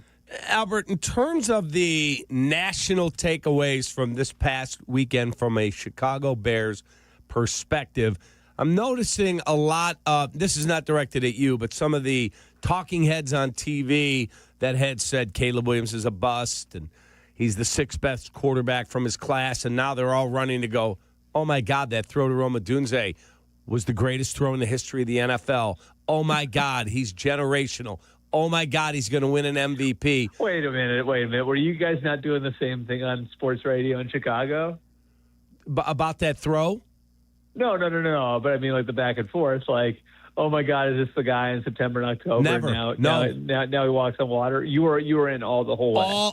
Hoodie? Absolutely. The whole way. Never wavered on that kid. You too? You know why? Because that was your perspective as well. It's a first-year quarterback. You're not going to bury him in his first year, and now he's blossoming. So, no, that was not us. We took your perspective on that. Oh, good. Well, I'm glad I could help. Such a bad guy. Such a bad guy. Go ahead. Like, did you have a problem with Ben Johnson saying F the Packers? Like that's not what we're talking. Okay. And then the Caleb perspective spins out of that. He gives him the game ball. Ben gets a little emotional. Yeah. Like, everyone's all of a sudden going, oh, wow, they got this cool coach, and Caleb's the guy. I mean, you know what, I think this is what we talked about, though. Like, I think, like, maybe the reason that they're emotional about it, you know, both Ben and Caleb are emotional about it, is because, like, Ben made it really hard on Caleb early, you know? And do you think, like, Caleb, I mean, like, honestly, like, deep down, and obviously you put a good face on it, but do you think, like, Caleb liked being a punching bag during training camp, you know, the way everybody was talking about him? Like, that's, like, I don't care who you are, like, that's tough to go through, right? Mm-hmm. And it takes trust. Like, look, like, we're doing this with you now, and it's going to make you better in the long run. And I give Ben a ton of credit for, I mean, that was a hard training camp, right? Like, and, I mean, DJ Moore told me, like, after the game, like, he said, like tonight was easy compared to training camp, you know? And I thought that was, like, a really interesting comment, because it wasn't just hard on them physically, like, because it is like a Dan Campbell type of camp, and Dan Campbell's Parcells, you know, like all of that. Like, so there is the physical element of it too, but, like, Ben made it tough on them mentally, you know, like, Ben challenged them, and Ben wasn't going to give them the easy way out. And, like, I think a lot of it was like, all right, like, we're gonna, you know, we're gonna feed you through a fire hose, and we're gonna see what you can handle. And, you know, it's not going to look right. And you're going to take criticism. And, you know, you're going to have reporters at camp, and they're going to talk about how awful it looks maybe. But, like, you got to trust me that we're going to get there in the end. I think that's why you get the emotion after the game like that, because when you play the way that they did at the end of the game, like, it's all of that paying off. You know what I mean? So I'm sure to some degree a lot of that was on their minds, and in particular Ben and Caleb, because the coach-quarterback relationship is so important, and because I think, you know, Ben challenged Caleb maybe in a way that no one else has challenged Caleb before. Hey, man, have a great rest of your day. We'll see if we can beat the Rams. Awesome. Thanks, guys. Enjoy the weekend. I'll keep you posted on my travels, Cap. How about that? I'm not sure where I'm going to be. Sounds like a plan, and sure I'll be blowing up your phone. All right. Thanks, guys. Thank you for your perspective, Albert. No problem. I'm glad to bring it, Hoodie. You're the man. There he is, Albert Breer on the Yingling Hotline. Brewery in America. He also has a ticket on the Rams. All right, coming up. Hey, who doesn't? I don't believe he picked the Bears in this bracket. I don't either. Actually, I don't either, J. The lie detector determined that was a lie. Bam! Take that. The Kap J Hood cut of the day as Carm goes to the slow printer on Kap J Hood. Kap J Hood. Kap and J Hood. Mornings on ESPN 1000, Chicago's home for sports. Hey, everyone. Big news. Exciting news. Carmen and Jurko now, 9 a.m. to noon. The new ESPN Chicago lineup. On the home of the Bears, ESPN Chicago. You cannot keep the polar vortex from coming to Chicago, but you can keep it from coming into your home by calling my guy Russ. Russ Armstrong, the Chicago window guy. Russ keeps it real. He offers the most energy-efficient windows and doors at the lowest price, guaranteed. No subcontractors, no marathon sales pitches. Just top-quality products, expert installation, and you deal directly with Russ Armstrong, the owner, just like my wife Mindy and I did. Chicago window guys are the guys I trust, and you should too. 847-881-3060. 847-881-3060. Trust who we trust. The Chicago window guys. Find them. ChicagoWindowGuys.com. Hey, it's your buddy Tom Waddle, and I drive a Hawk. The New Year's sales event is going on at all 12 Hawk Auto locations in Forest Park, St. Charles, Plainfield, Joliet, Carroll Stream, and now LaSalle, Peru. Shop thousands of vehicles from 13 brands and save with 0% financing for 60 months or make no payments for 90 days. Plus, save even more with $500 to $2,000 bonus cash. Find your next car at hawkauto.com and drive what I drive. Drive a Hawk. HawkAuto.com. Financing on select models with approved credit. Get ready for the college football playoff with a $9.99 haircut coupon from Great Clips. Kick off your game day look with convenient online check-in and the Great Clips app. The skilled stylists at Great Clips salons will save your haircut details in clip notes. And with the $9.99 haircut coupon, you'll score elite savings too. Visit greatclips.com/football to get a $9.99 haircut coupon. But hurry, offer ends soon. Great Clips, official sponsor of the college football playoff. Valid at participating salons. Terms apply. Hey, bro, weirdest thing is happening at the game. This guy sitting next to me says, "You're our good luck charm." Every time I crack a Bud Light, we score a touchdown. Now his entire family wants to buy me Bud Lights. I think I'm some kind of a football prophet. Talk soon. The team needs me. Anything for Bud Light, the official beer sponsor of the NFL. Stock up today. Enjoy responsibly. Copyright 2025 Anheuser-Busch Bud Light Beer, St. Louis, Missouri. Out on the course, they're the PGA Tour's best players. But in the arena, they're prime time. And Season 2 of TGL presented by SoFi is back with lights, cameras, action. We're talking big moments, big personalities, big names in the stands, all on the big screen. Big-time matchups with shot clocks, hammer drops, timeouts, overtime, and playoffs. It's city versus city, squad versus squad. The sport just hits different under the lights. It's TGL presented by SoFi. Keep up. It's golf. Tune into every match. Only on ESPN. Rich Eisen here. LinkedIn Jobs is stepping things up with their new AI assistant so you can feel confident you're finding top talent. Get this. Employees hired through LinkedIn are 30% more likely to stick around for at least a year compared to those hired through the leading competitor. Hire right the first time. Post your job for free at linkedin.com/Eisen, then promote it to use LinkedIn Jobs' new AI assistant, making it easier and faster to find top candidates. That's linkedin.com/Eisen to post your job for free. Terms and conditions apply. And promote it to use LinkedIn Jobs' new AI assistant, making it easier and faster to find top candidates. That's linkedin.com/Eisen to post your job for free. Terms and conditions apply. Registration for Youth Hoops in-season camps and clinics by BMO is open. Programs are available for kids ages 3 to 17 of all skill levels to learn the fundamentals of basketball and have fun. Visit bulls.com/KidNation to sign up today.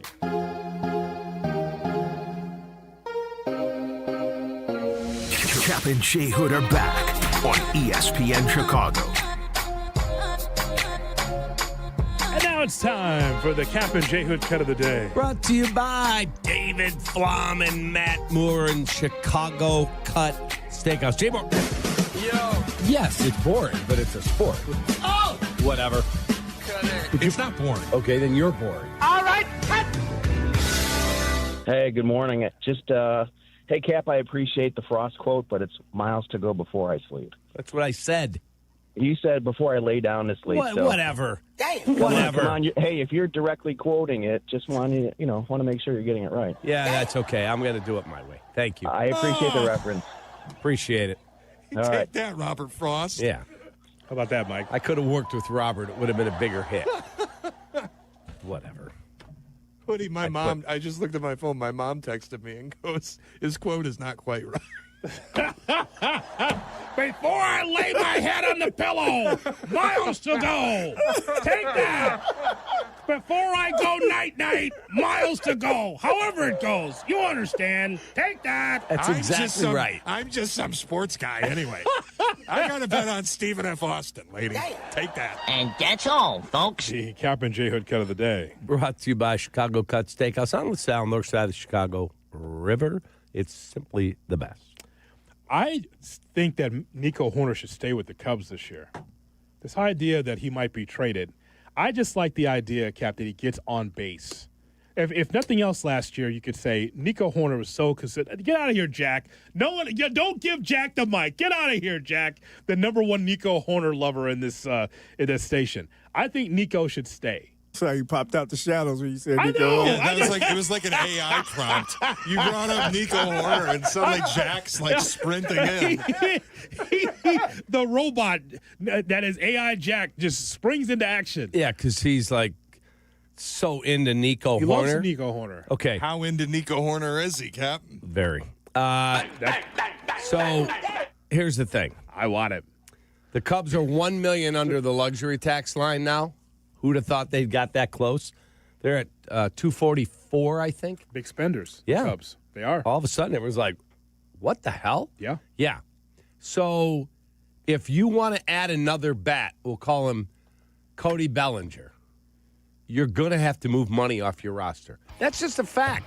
You can't trade Happ. He's got a no trade. You can't trade Suzuki. He's got a no trade. And me personally, I'm not extending Nico Horner for $100 million. Jack's saying trade Dansby. He has a full no trade, I believe, as well.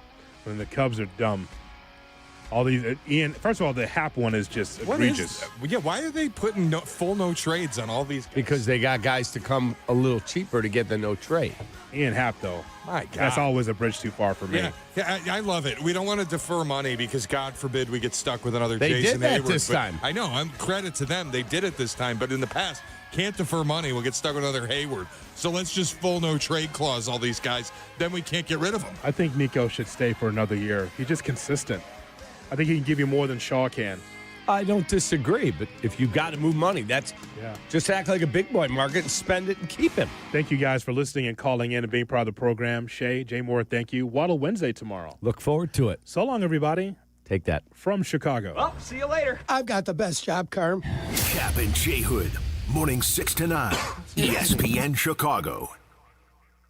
DraftKings, a Casino Queen sportsbook, an official sports betting partner of the NFL, makes every moment feel bigger. The game shifts fast, and with DraftKings live betting options, you can stay right in the moment. Plus, DraftKings has your back with early exit protection. If the player in your eligible NFL prop bet goes down at any point in the first half, you still get paid in cash. With DraftKings, you're covered through the entire half. New customers, here's your shot. Bet just $5, and if your bet wins, you get $300 in bonus bets instantly. Download the DraftKings Sportsbook app now and use code WMVP. That's code WMVP to turn $5 into 300 bonus bets if your bet wins. In partnership with DraftKings, the crown is yours. If you or someone you know has a gambling problem, crisis counseling and referral services can be accessed by calling 1-800-GAMBLER. 21 and over, Illinois only. Pass-through per wager tax may apply. Eligibility and restrictions apply. Bet must win to receive bonus bets which expire in 7 days. Additional terms at dkng.co/audio. Limited time offer.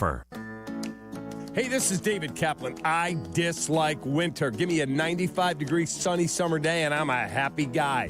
So I spend most of my winter free time indoors, and it's why I rely on Atomatic. They've been making Chicagoland homes and businesses comfortable for 80 years. I don't even have to think about the outside because my home is perfect all year round. If you're not feeling confident that your winter's going to be carefree, go to Atomatic.com right now. That's Atomatic.com. Where's the single best place to shop for and experience the largest variety of brand new cars, trucks, and SUVs all under one roof? The Chicago Auto Show, February 7th through the 16th at McCormick Place. Find out more and buy tickets at ChicagoAutoShow.com. Nature is calling. No, not that way. Fishing, hunting, hiking, nature. Chauncey's Great Outdoors, Saturday mornings from 6 to 7 and available on demand on the ESPN Chicago app. This is ESPN Chicago, WNVP, WTBC, HD2 Chicago, a Good Karma Brands radio station. Hey guys, You ready to let the dogs out? What? Carmen DeFalco. It's kind of impressive. John Yurkovich. Yes! This is the Carmen and Yurko Show on ESPN.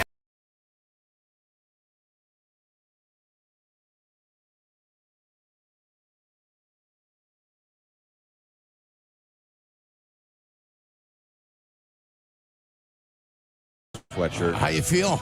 I feel crummy. 47 degrees today, Carmen. That's what I got to look forward to. That's why the shorts are on. Yeah. Because it's going to get cold. It's going to get cold. It sounds like starting tomorrow, maybe snow. It's going to be cold Sunday. And that's okay. There's nothing wrong with it being January. cold Sunday. That's got to affect Matt Stafford. That's why I love the fact that it's going to be chilly. Bears weather. That's got to be a problem for Matt Stafford. I don't know. I've seen a lot of Matt Stafford can't play in the cold. I was setting you up for that one, kid. I'm waiting for you to spike it right down Do you know my how throat. infrequently Matt Stafford's played in the cold? I don't think we know one way or another. 32 degrees or below? Is 30 degrees or below. You know how many career games Matt Stafford's He's played played? a long time, and I know when he was in Detroit, he was inside. So I'm going to go with, and in Minnesota, he was inside. So against Green Bay and against Chicago, I'm assuming he played 10, 12 times outside. He's played 4 games where the temperature's been below 30. It's not a lot. Small sample size. 6 touchdowns, 1 interception. So he's actually played reasonably well. 2-2 record. It was 34 degrees at kickoff last year in the playoff game in Philly. He threw for and it snowed. He threw for 324, 2 touchdowns, no interceptions, and they almost won that game. So we don't know if Matt Stafford can or can't play in the cold. It doesn't really matter. You're going to be playing in it. Yeah, and you're going to be playing him. And you're going to be playing a high-powered Rams offense that maybe is affected a little bit more by the weather. So we'll see. I mean, it definitely sounds like we're getting some as the week goes on, and it definitely sounds like it's going to be cold come Sunday night. And we kind of figured the Bears would be in that last window. They will be the late game that was officially announced last night. Yeah. They will be right here, of course, on your home for Bears football, ESPN Chicago. So if you've got the pictures on the TV, turn the sound down and make sure you crank Jeff Joniak and Tom Thayer, who will join us at 10, by the way, and Jason McKee on the sideline. You will get the pictures on NBC. And if you so choose, you will get Tirico and Collinsworth on the call. And that's how divisional weekend will wrap up. So we've got Bears and Rams. We can kind of officially start to focus our attention on preparation for a very, very good Rams team coming to town. Super Wildcard Weekend is over. The game was pretty ugly for most of it last night. I mean, it was ugly all the way through for the Pittsburgh Steelers. At least Texans fans were like, okay, this is a little bit more like it with a couple of defensive scores and just a relentless pass rush of Aaron Rodgers in the first It was 7-6 with about 5.5 left. In the third quarter, no, in the fourth quarter. It was still 7-6 at that point? No, that can't be right. Oh, no, I'm telling you. Maybe it was, what'd they make it, 13-6? No, I think it was. They had 4 scores in the fourth. Right, but they had 2 interceptions. So they took 7-6 is where it was for a long time. Yeah. Then they got the defensive touchdown. Yes, they got the first one. Yeah, right? You're The right. defensive touchdown where he picked it up. The interception return for a touchdown was later. That was it. And then the run was in the middle. But I'm telling you, it was 7-6 for a long period of time until that defensive touchdown. Whenever it was scored, 6 minutes, 6.5 minutes. That game was in the fourth quarter, and there were 7-6 losers on that. Those points all came late. Yeah. Those points came late. I'm not saying it's garbage time, but it was like 3 minutes, 2 minutes and 40 seconds. It was an ugly game. Yeah. I mean, it was an ugly game because they couldn't protect. Did you see 73 get run over? Yeah, a lot. Just run over, straight over the top. That's a quarterback that doesn't have a chance. No. You don't have a chance when that kind of pressure's coming on you. Yeah, and they haven't really been able to threaten teams down the field all season, and then they tried late a couple of times, but and then a few times he looked downfield, even the pass rush was getting home. He was trying to hit Metcalf, and then the ball got stripped out of his arm. Yeah. And then when Metcalf was open, I mean, you get tired as a receiver. Metcalf had a drop, too. Yeah, late. he had a drop, and then he didn't go back to him for a long time. There's a play that he was running wide open, and they refused to throw him the ball. Yeah. They threw it into the probably about 14, 15 yards, the guy that was trailing behind him while he was clearing guys out. But DK Metcalf was open on that play. But, you put that clock in your head when you're getting pounded all game. You put that clock in your head, and you're like, I got to get rid of this football. Otherwise, I'm going to get crunched here. I don't know that any Bears fan anymore takes, solace in this. Or maybe they do. I mean, Aaron Rodgers was a thorn in Bears fans' side for a long time. And he was kind of a jag. Let's face it, and the whole I own you and everything else like that. I mean, I He was like never a Jaguar, though. No, he's never a Jaguar, just a jag bag. Okay, yeah, he's just a jag bag. And I think he's easy to. He's very unlikable. Great quarterback. Don't get me wrong. Great quarterback. Very unlikable in a lot of ways. Do Bears fans relish in the fact that could have been the end, and he looked terrible, and there were a couple of defensive scores, and maybe his last ever, significant pass attempt in the NFL went for a pick six in a playoff game. Does anybody relish in that at all? Where you're like, yeah, I mean, the culmination of a pretty good weekend for the Bears, one of the most epic comebacks in franchise history, maybe the most epic because it was a playoff game. I don't know if a lot of people would still chalk up the Arizona game as the greatest comeback in Bears history. The Monday Nighter, it's technically by point differential, it's the greatest, but it was a do-or-die playoff game. That we might have just witnessed the best comeback in the history of the franchise a couple of nights ago. And you'll take it. You'll take that for sure. And then you combo that with Aaron Rodgers kind of limping off the field, broken and battered. Not the worst final game. If it is his final right game, about that. Dan Marino threw 6 interceptions in his final game in Jacksonville. Yeah, that was 1999. That was the culmination of a fantastic career. That was one of the worst looks ever. Remember, Eric, you're right about that. And in 2003 or 4, he went into the Hall of Fame. And on any list I'd ever make, Marino would be a top 10 quarterback, period. Is it strange to say, even as much as I despise what he did to the Bears for all those years, I felt bad for Aaron Rodgers last night watching that game. That's surprising. He went out with a whimper. Yeah, don't care. And that's just surprising. the look on his face on the bench for somebody who had such a great career, it is a little sad to see him go out in such a poor way. I'm surprised to hear you He say made that. his bed. He made his bed. He's got to sleep in it. That's it. He left. He went to New York. He signed with Pittsburgh. He's got his money. He's got his cash. Anytime you start feeling sorry for himself, don't worry. The cash register keeps ringing for that young man. So don't feel sorry for him. I don't have much sympathy for him. I got to be honest. Nope. I don't. I don't None. have much sympathy. None. He's had a brilliant career. He's going to the Hall of Fame. He did win a Super Bowl. He's a lock. He was a great player. He's still probably a pretty decent player, even at his age. Like Jurko said, that wouldn't be the worst final performance he ever saw. I mean, it wasn't pretty, but that, I think, spoke more to just some of the problems and the issues they have in Pittsburgh. That's a franchise that it finds itself at a little bit of a crossroad. I get the arguments that you're going to hear about, half the teams in the league would take Mike Tomlin. I probably agree with that. I think the world of Mike Tomlin. I've enjoyed watching him. I think he brings a lot to the table, and he's obviously been a very good and very successful head coach. That said, in Pittsburgh, there's a different bar. There just is. You have to realize that. And what's happened the last decade for them isn't good enough. Is it are they being unappreciative? Are they asking for too much? I mean, I don't know. Well, this is a fan base that has known nothing but winning. They haven't won a playoff game in a decade. They've lost 7 straight playoff games. I wonder who's had more problems with their quarterback situation, Indianapolis or Pittsburgh. They have never solved their quarterback problem after Ben Roethlisberger.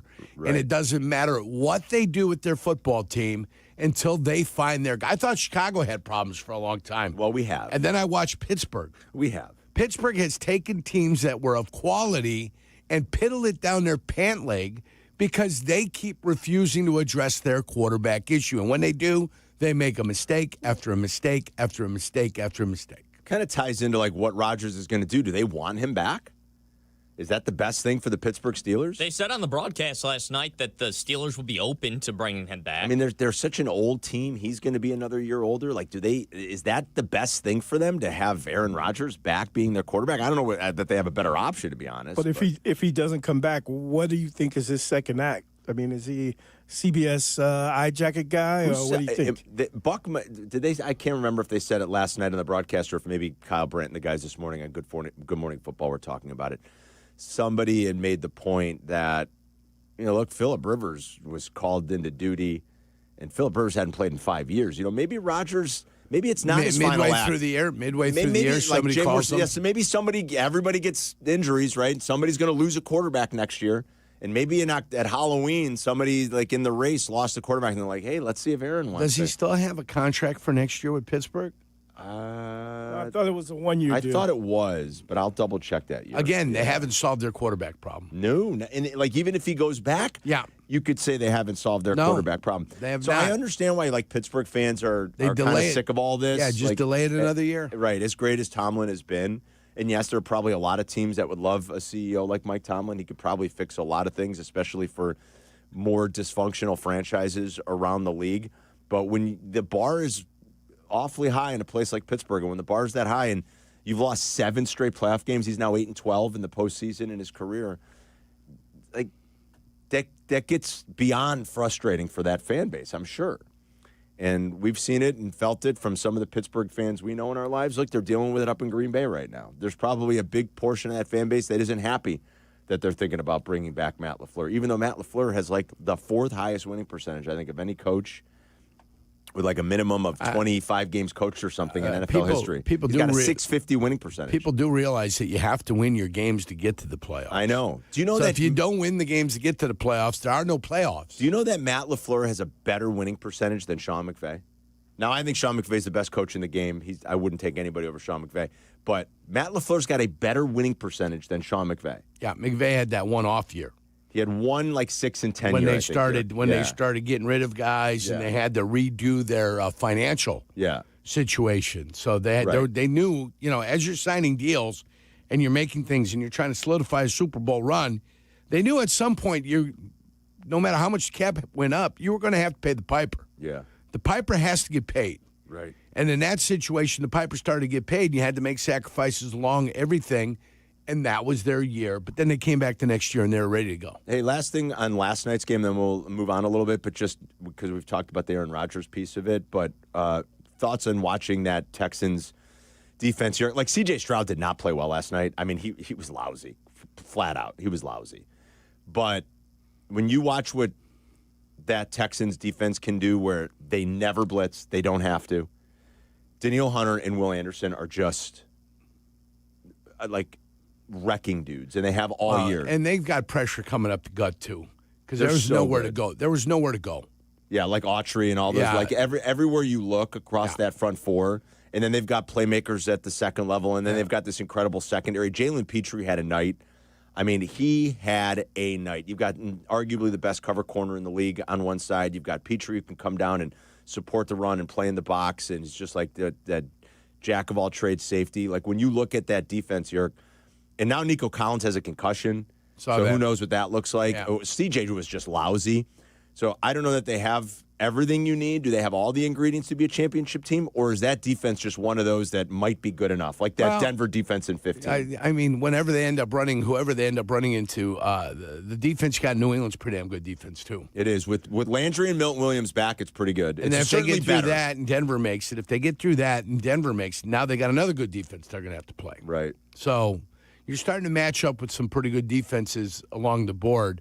And, we'll see how much C.J. Stroud can get done with the limited group of people that he does have. He was lousy, though. And from where we started with him to where it's gone, he has not had he has not stayed on the trajectory, right? He hasn't really, I guess you could clearly call that rookie year. It was like this meteoric rise. I suppose that is the true definition of it. But it is very much plateaued. And that brings us into Caleb a little bit. I think most Bears fans at this point are probably pretty comfortable saying the Bears finally found one. They finally got their guy. Like the conversation of, is he already the best quarterback in Bears history or in the Super Bowl era? I don't know. It might be a little early to have those conversations. Think what you want about Jay. Like, Jay still was the quarterback here for a long time. He owns all the records.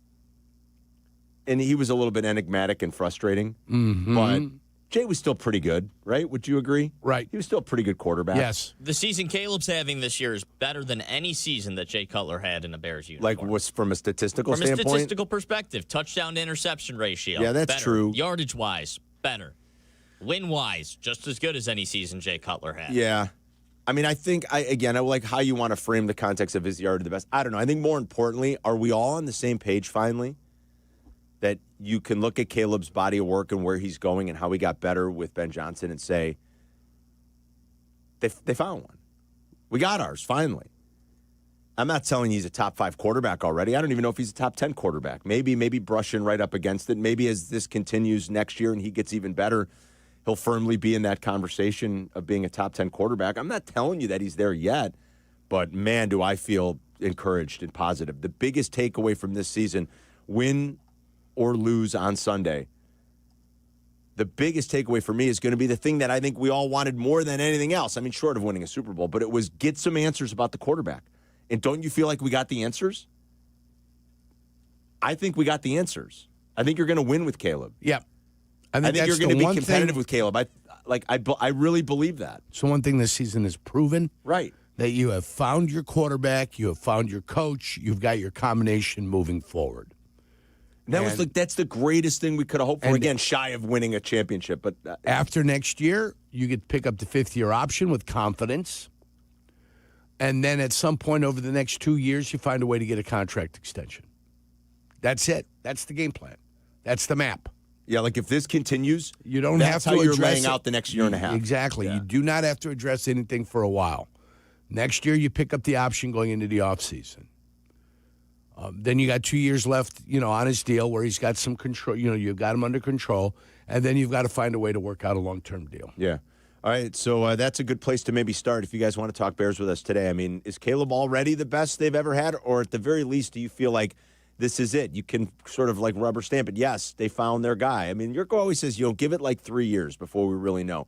We've been down on guys that turned out to be great. We've given up on guys that turned things around and, kind of figured it out a little bit. We've thought certain guys are going to be awesome, and then they plateau or they fall off. We've run the gambit with all this. When you overreact too quickly, you could get burned, and it's only been 2 seasons. But do you have the utmost confidence that they finally found the combination they've been looking for? 312-332-3776. I shouldn't even say confidence. Is it just do you believe it now? 312-332-ESPN if you want to ring us up. Tom Thayer will join us Tuesdays with Tom. Normally at 11. Tommy's going to join us at 10 today. We'll have the Brunch Rush later on. We're going to talk lots of football, lots of Bears and Rams as we get set for a divisional round, which is not something we've been able to enjoy or appreciate or look forward to as Bears fans in over a decade. It's been 15 years. It's Carmen and Jurko. We'll be right back.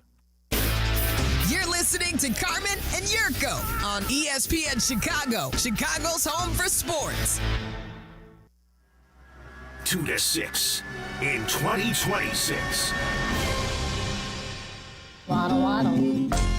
The longest running show in Chicago sports content history, Waddle and Silvy expand to a full 4 hours. Hear them weekdays 2 to 6 p.m. We are Chicago's home for sports. ESPN Chicago.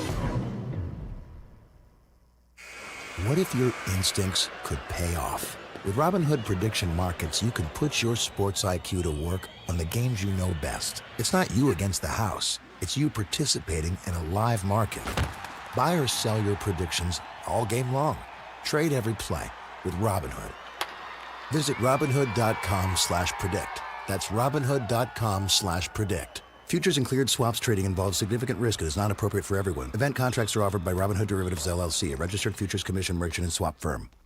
Hey, it's your buddy Tom Waddle, and I drive a Hawk. The New Year's sales event is going on at all 12 Hawk Auto locations in Forest Park, St. Charles, Plainfield, Joliet, Carroll Stream, and now LaSalle, Peru.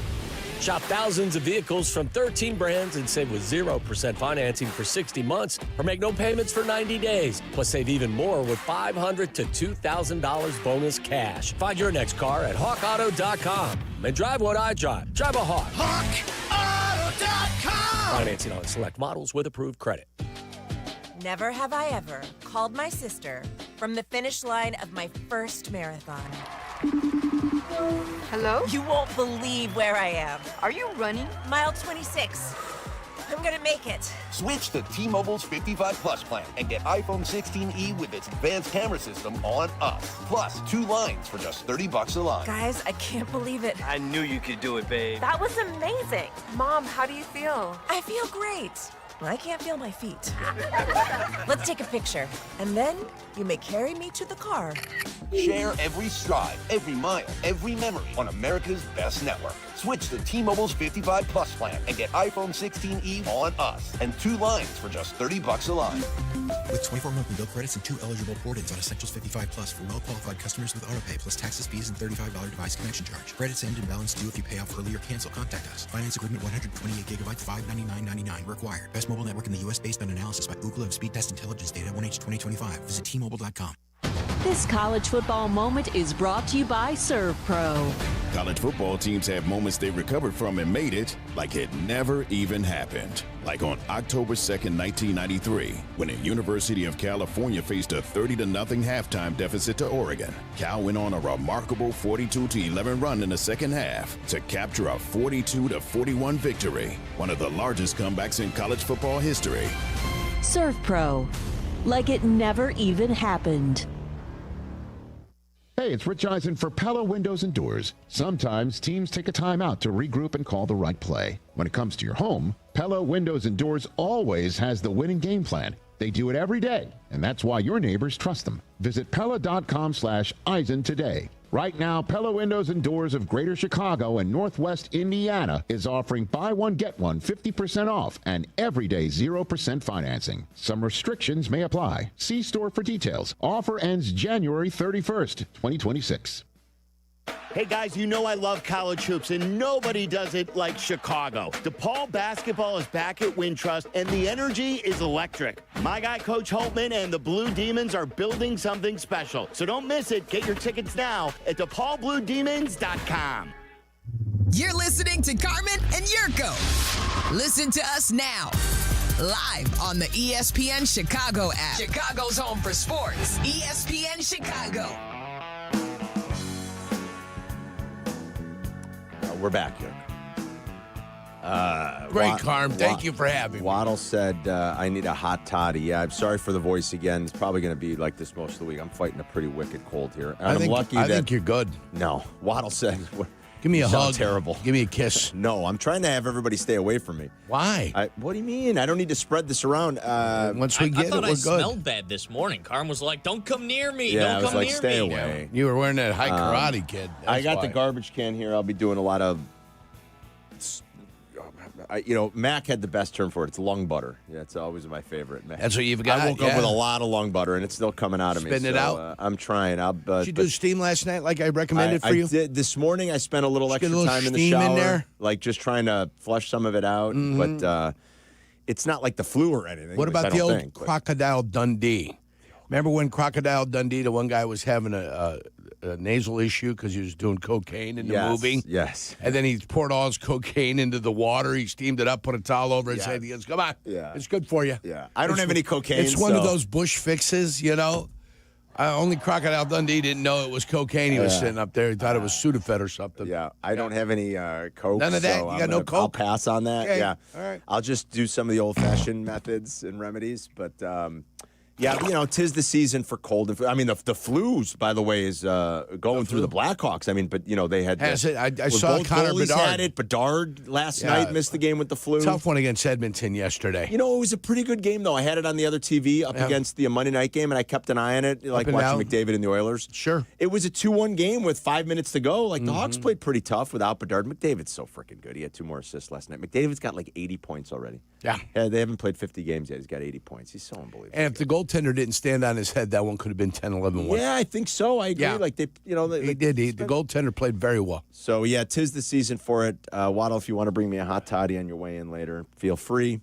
We'll do our best to get through the week. But I feel like you had a little bit of a cold, like, what? A month ago. Was it about a month ago? ago. Was it that Yeah, long ago? beginning of December. Yurko had it. I had went a little through something, it. remember? My Oh, turn. yeah. The kids have been a little bit under the weather, so have they? It just kind of goes around. Yurko, right? did you ever play sick? Because the offensive line for the Bears was sick 2 weeks ago, and I thought it pretty clearly affected I them. never missed a game because I didn't feel well. But did you play through an illness? Sure. I'm sure at some point I had played through something that didn't have me feeling right. But never like, oh man, I've got the flu or something. I got to play. I mean, it's hard to play with the flu. No, obviously. No, I don't ever remember like vomiting before the game No. and then still playing. No, I never remember that. That's good. Just not feeling 100%. Right. Still find a way to go up. Pharmaceutically enhanced. Went to the tackle box. Found the proper motivators, and I still went out there and got it done. I'm pharmaceutically enhanced with a bunch of Ricola, and I saw that. very rarely do this, but I did take some NyQuil last night. I very rarely do. Did you do a little bourbon in the morning? No. I've got, you know what I got? My man, Matty Bekowski's got some homemade Oh, yeah. stuff. It's the white White Lightning. Moonshine. Real nice stuff. Clean you out. Maybe I should drink some I'm going to bourbon. bring some of that in, Clean me you out. know? Yeah. And then the other thing that we like to do, we like to put a little bit on like a bandana and put that across the forehead. Really? You know, help. Yeah. Oh, Wow, yeah. all right. You Let got all that the just remedies. soak into the skin right there. All right. Anytime you're sick. a They little say bit of that. onions in the socks at night. It draws out So the it's Lozo. Loza nuts. Loza nuts. That's what we have for you. Okay. I'll bring. I'll see if Maddie can spare a little. If he can spare a And little, if I'll you can try spare a anything little, we'll right bring now. it in. And, you know, kind of help. It shocks the senses. Yeah, And what yeah. it does, kind of like a body reset. Uh-huh. You know what I'm saying? Yeah. Body reset. Yeah. That's what you're gonna get. Well, I could use it right about now. So Matt is in River Forest. What's going on, Matt? Hey, guys. Love the show. Thanks for having me on. Thank you. It's been a dream season for the Bears. I am just so happy. I'll take 5 years of pain and misery to get a season like this. But I also just wanted to say that watching the game last night, it just tickled me that Aaron Rodgers' last throw, potentially in the NFL, was a pick six. Oh, man. Felt so good. I have a feeling that a lot of Bears fans feel that exact same way, Matt. Yeah, this was the last play last night. Here's an interception for good measure. It's picked off by Bullock. And Rodgers is in his way, trying to make the tackle. Can't. And it's a touchdown, Texans. The man who is number one all time in interception percentage as a quarterback, Aaron Rodgers, throws a long pick six. That was one of the longer pick six you're ever going to see. The guy was on the ground for a minute, but nobody touched him down, so he got up and he got up. scampered to the end And then the zone. guy that was behind him trying to catch him made a half-ass effort to bring him down. Matty B says, "Yeah, I can spare him some." Thanks, Matty. So you just so you know, I'll go see him today. That good. I'll stop Thanks, by I'm his in. wonderful facility. Here was Rodgers last night in the press conference. You know, he was asked a lot about his future, and he kept reiterating, "I'm not going to make any emotional decision right now. It's not the time for it." And then even, you could tell by the end he was starting to get a little bit annoyed with the question. He said, "Look, I've already said this. I'm not making any decisions right now." And then this is how the press conference ended when it turned to Mike Tomlin. I've answered that a number of times.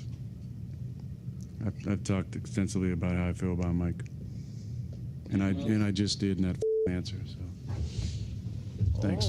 And that was it. He likes Mike Tomlin. I think he's enjoyed. Yeah. I think he genuinely enjoyed the year here. Second question about Mike Tomlin, Yes, and he and said, "I that just triggered answered." him. Yeah. I The, just the answer before that, he gave a long answer about how firing Mike Tomlin with his sustained success isn't something he would do, but there's so much outside pressure, Right. yada, yada, yada. So it's the business. I don't know what's going to happen. And I think he genuinely, it sounds like at least he had a good experience there. I mean, Cam Hayward was like effusive in his praise of Aaron Rodgers afterwards.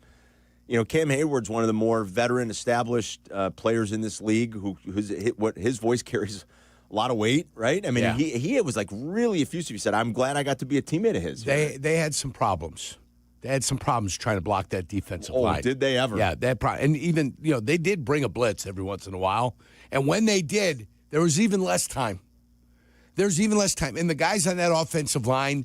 By the end of it, it was just good. When 73 got flattened on his ass, and they were putting the pressure up in the middle, and I think they were giving a little too much there. They were going back, and by the time they settled down, they're already in the lap of Aaron Rodgers. It was not a good thing. Did you see my guy Ariante yesterday?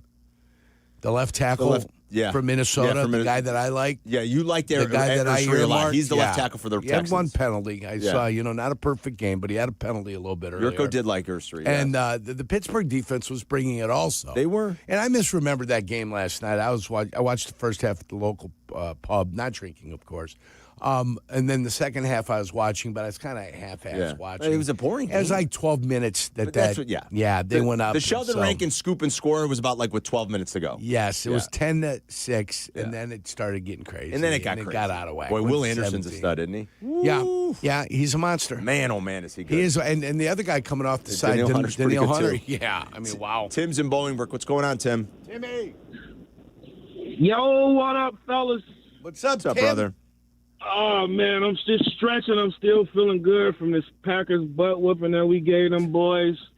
I don't know, man. I think Caleb's our guy. I literally was just looking at the last 10 quarterbacks we had all the way down to like 1980-something. And Caleb's numbers are better. He's a rookie, came in as a rookie. We drafted him. We studied him. He's fitting well with the system. He's getting better inch by inch every week. I honestly think he's our guy, and I'm optimistic that in the next 2 or 3 years, he'll bring us home a MVP and a Super Bowl. Oh, boy. Love it. I'm optimistic. I ain't going to make no promises to myself. One thing I want to say about Rodgers, man, I really wish that man would have played us this year and we beat him so that we could. Like, that's the only thing that's missing. Like, man, he got cracked up last night, in your face. But man, it would have just been just so much bigger if we would have beat him and then added that as the icing on the cake of last night. But anyway, man, enjoy the show. Thanks, I appreciate you guys. Keep doing your thing. Thank you, brother. We appreciate it. Yeah, I remember when the Steelers came here, it was the Mason Rudolph game.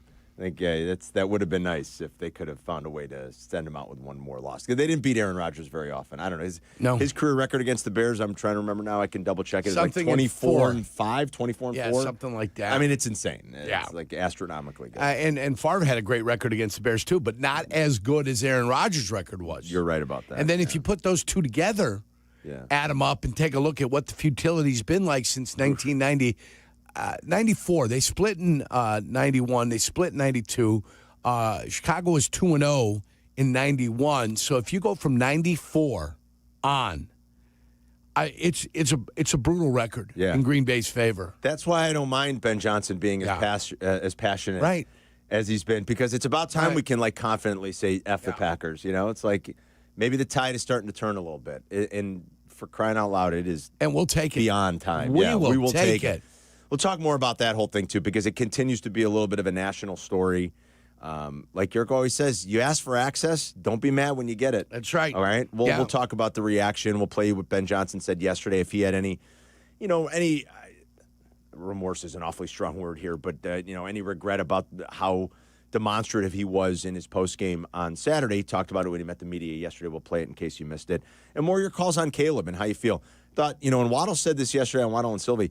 And Waddle knows exponentially more than I do, but watching the tape, it did look good, man. Some of the end zone views of some of Caleb's throws, the way he can spin it, and a couple of the tight window throws. I mean, those are what you're dreaming about when you evaluate these next level quarterbacks. You know, the guys that see it, are willing to throw it, and are on time with it. I mean, and Yerk, I'm telling you, he had some throws that you go gaga over. Yeah. I mean, the arm talent and everything else. And the accuracy was better. It was still not like a great game in terms of the raw number, some of the expected completion percentage. And there were some misses in the first half. But by and large, the accuracy is better. It's been better, I feel like, the last 5 or 6 weeks. And just some of the throws and how the Bears were attacking the Packers. Yeah. I'll give you the stats on what they did outside the numbers, which is not where the Bears normally live. Like, he loves the digs, that he calls them the daggers. Yurko tell you it's just a dig, it's but deep end. He loves those dagger concepts. Deep in. He loves the middle of the field. They destroyed Green Bay outside the numbers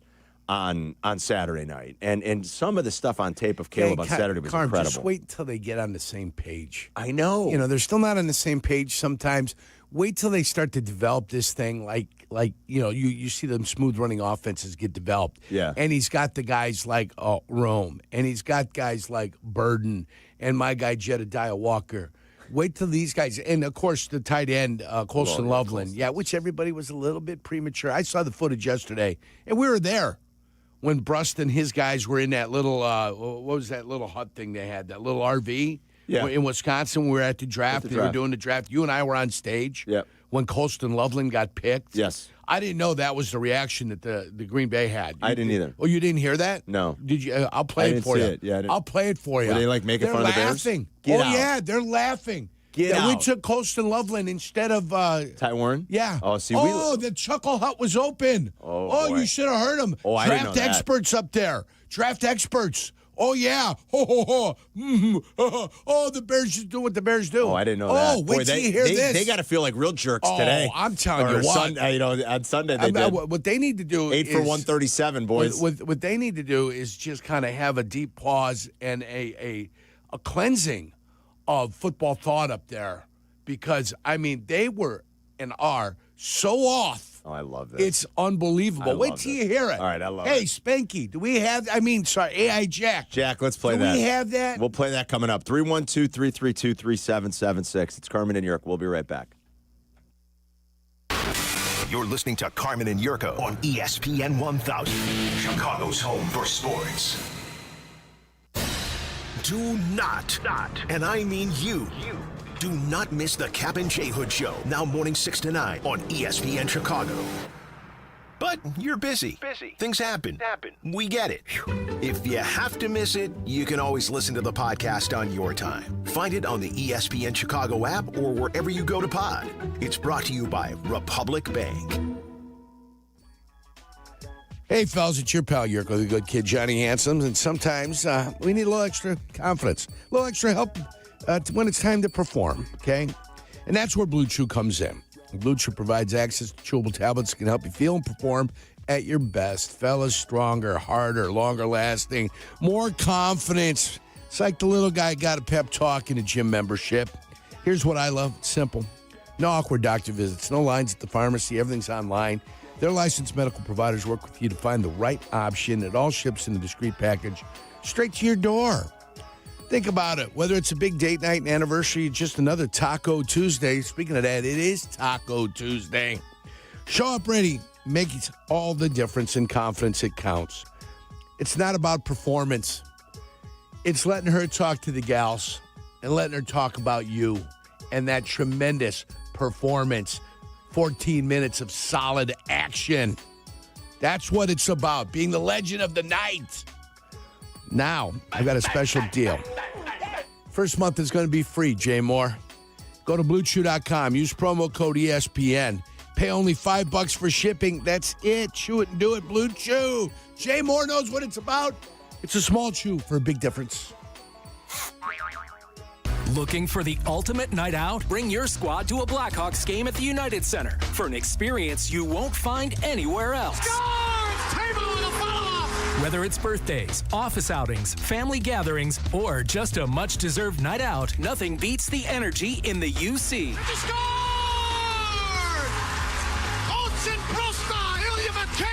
Group ticket packages are available at blackhawks.com/groups. The Menards 15% off bag sale is here. Whether you pack it, load it, stuff it, or stack it, if it fits in the bag, you save 15%. Need new tools? Updating your bath or faucet? Or simply want some snacks? Put them in the bag and save 15%. So pick up a bag in-store at Menards and find out how much you can fit in the bag. Now through January 24th. See store for complete details. Save big money at Menards.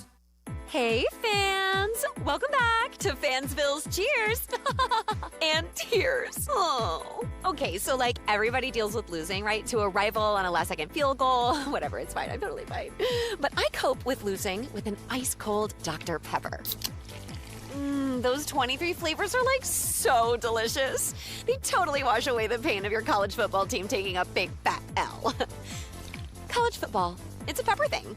Out on the course, they're the PGA Tour's best players. But in the arena, they're prime time. And Season 2 of TGL presented by SoFi is back with lights, cameras, action. We're talking big moments, big personalities, big names in the stands, all on the big screen. Big-time matchups with shot clocks, hammer drops, timeouts, overtime, and playoffs. It's city versus city, squad versus squad. The sport just hits different under the lights. It's TGL presented by SoFi. Keep up. It's golf. Tune into every match. Only on ESPN.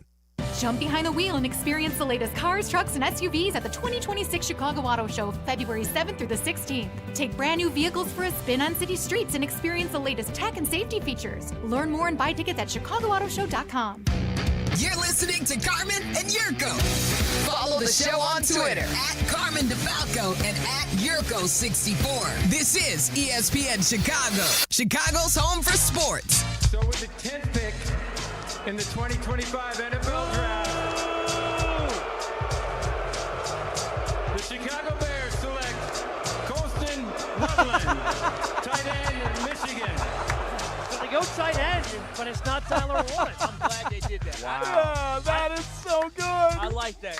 I like that. I like that. So I like good. that. I was more afraid of Tyler Warren than Colston. I was too. Colston, I was too. He's good, but I don't think he's Hey, that Will. good. Hey, Will. Tyler Warren, no doubt, right? I mean, I've felt this feeling before. I'm heartbroken right now. This is the exact same feeling I had when they drafted Justin Fields. That is the definition of not aging well. Our teammates and friends up at ESPN Milwaukee. Yeah. When the Bears were on the clock after Calvin Banks Jr. got taken. Right. You and I were on the stage. We were on the stage. Personally, just considering what I thought this team needed, I was hoping they were going to take Mykel Williams. Right. That said, Mykel, I think, will have a good career. He was playing better until he got hurt. Right. It shifted to the conversation. If they take a tight end, yes, the one that we preferred, you and I, me and you, I think I know Waddle. I think Silvy too. I think most of us. The one we preferred, Colston Loveland, was Colston Loveland. Yeah. Not that Ty Warren's bad or will be bad and he's going to be very good. No, I think they're both going to be good. I thought that the potential upside, there's a part of Colston Loveland's player profile that is very sexy.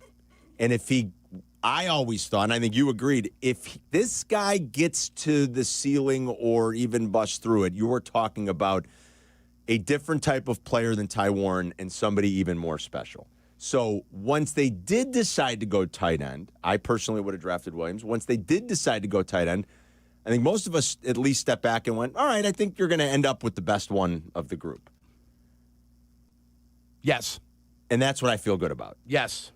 There's just part of him that is so unique that you understand why the Bears saw it, were attracted to it, and wanted to bank on the potential upside.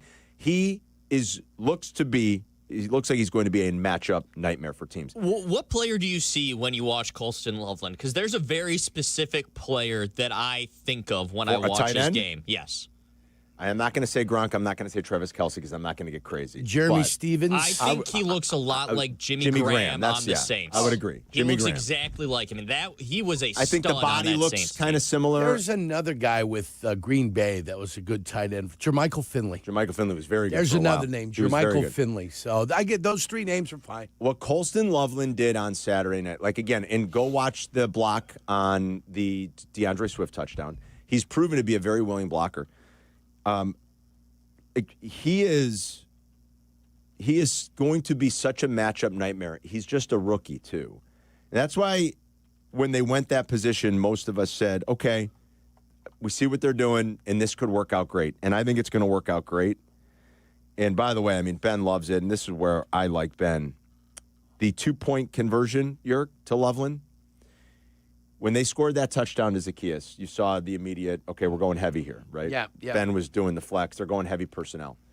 And Green Bay responded with only one defensive back on the field. Yeah, and then they threw him out and split him out. They started with 13 personnel in I formation, and then they shifted to Loveland and Kmet outside the numbers and Smythe kind of in the slot. So now all of a sudden they go from I with 3 tight ends to everybody split out wide.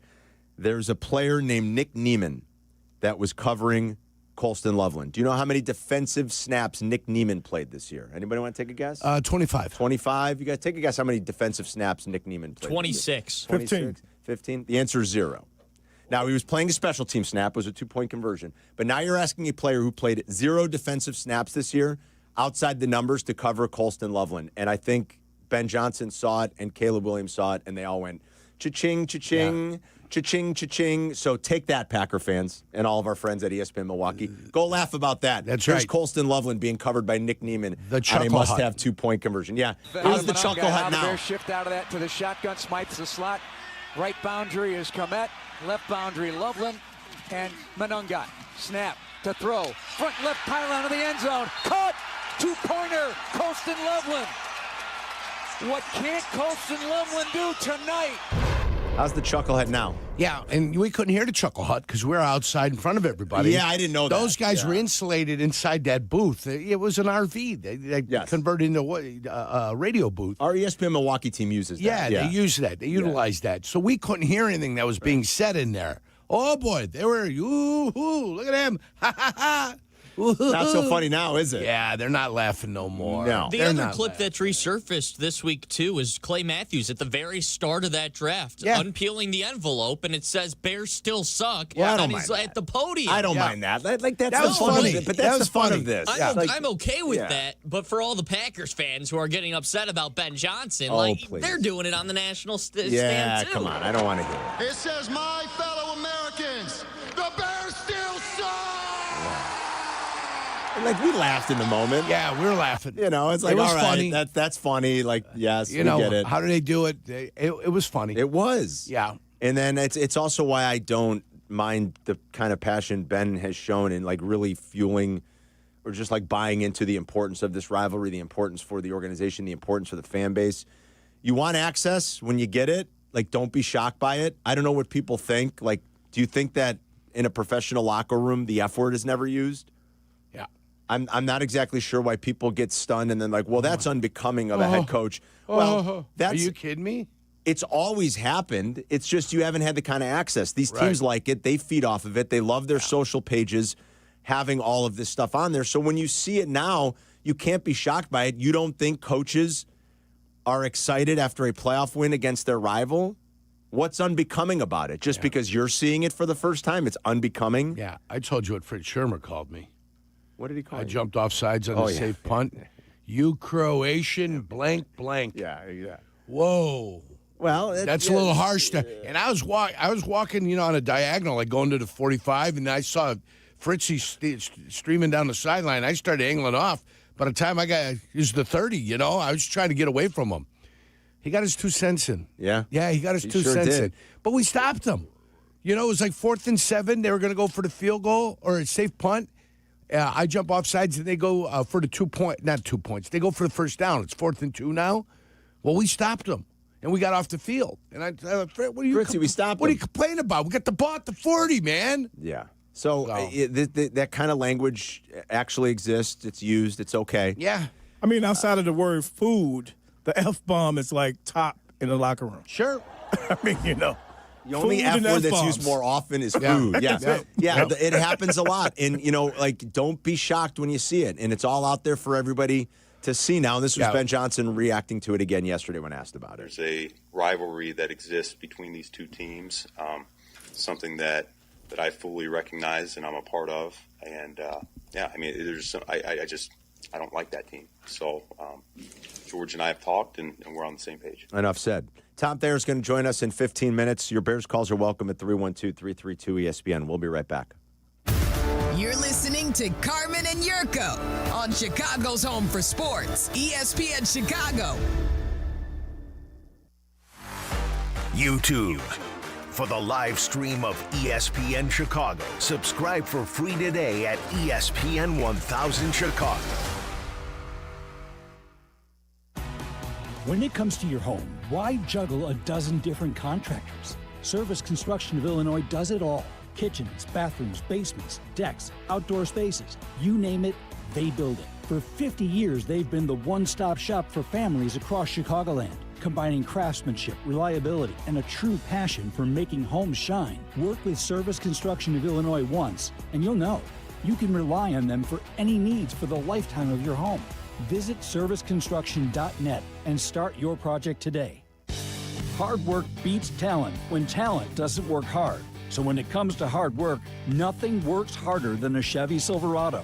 On the road or off-road, Silverado is built for tough performance in any condition. Rain or snow, mud or ice, we run over it. That's why Chevy Silverado is the official truck partner of the Chicago Bears. Hard-working and dependable. Together, we are one team. We're on a mission to win. Check out the full line of Silverados at Chevy Drive Chicago. Now more than ever, it's all about drive.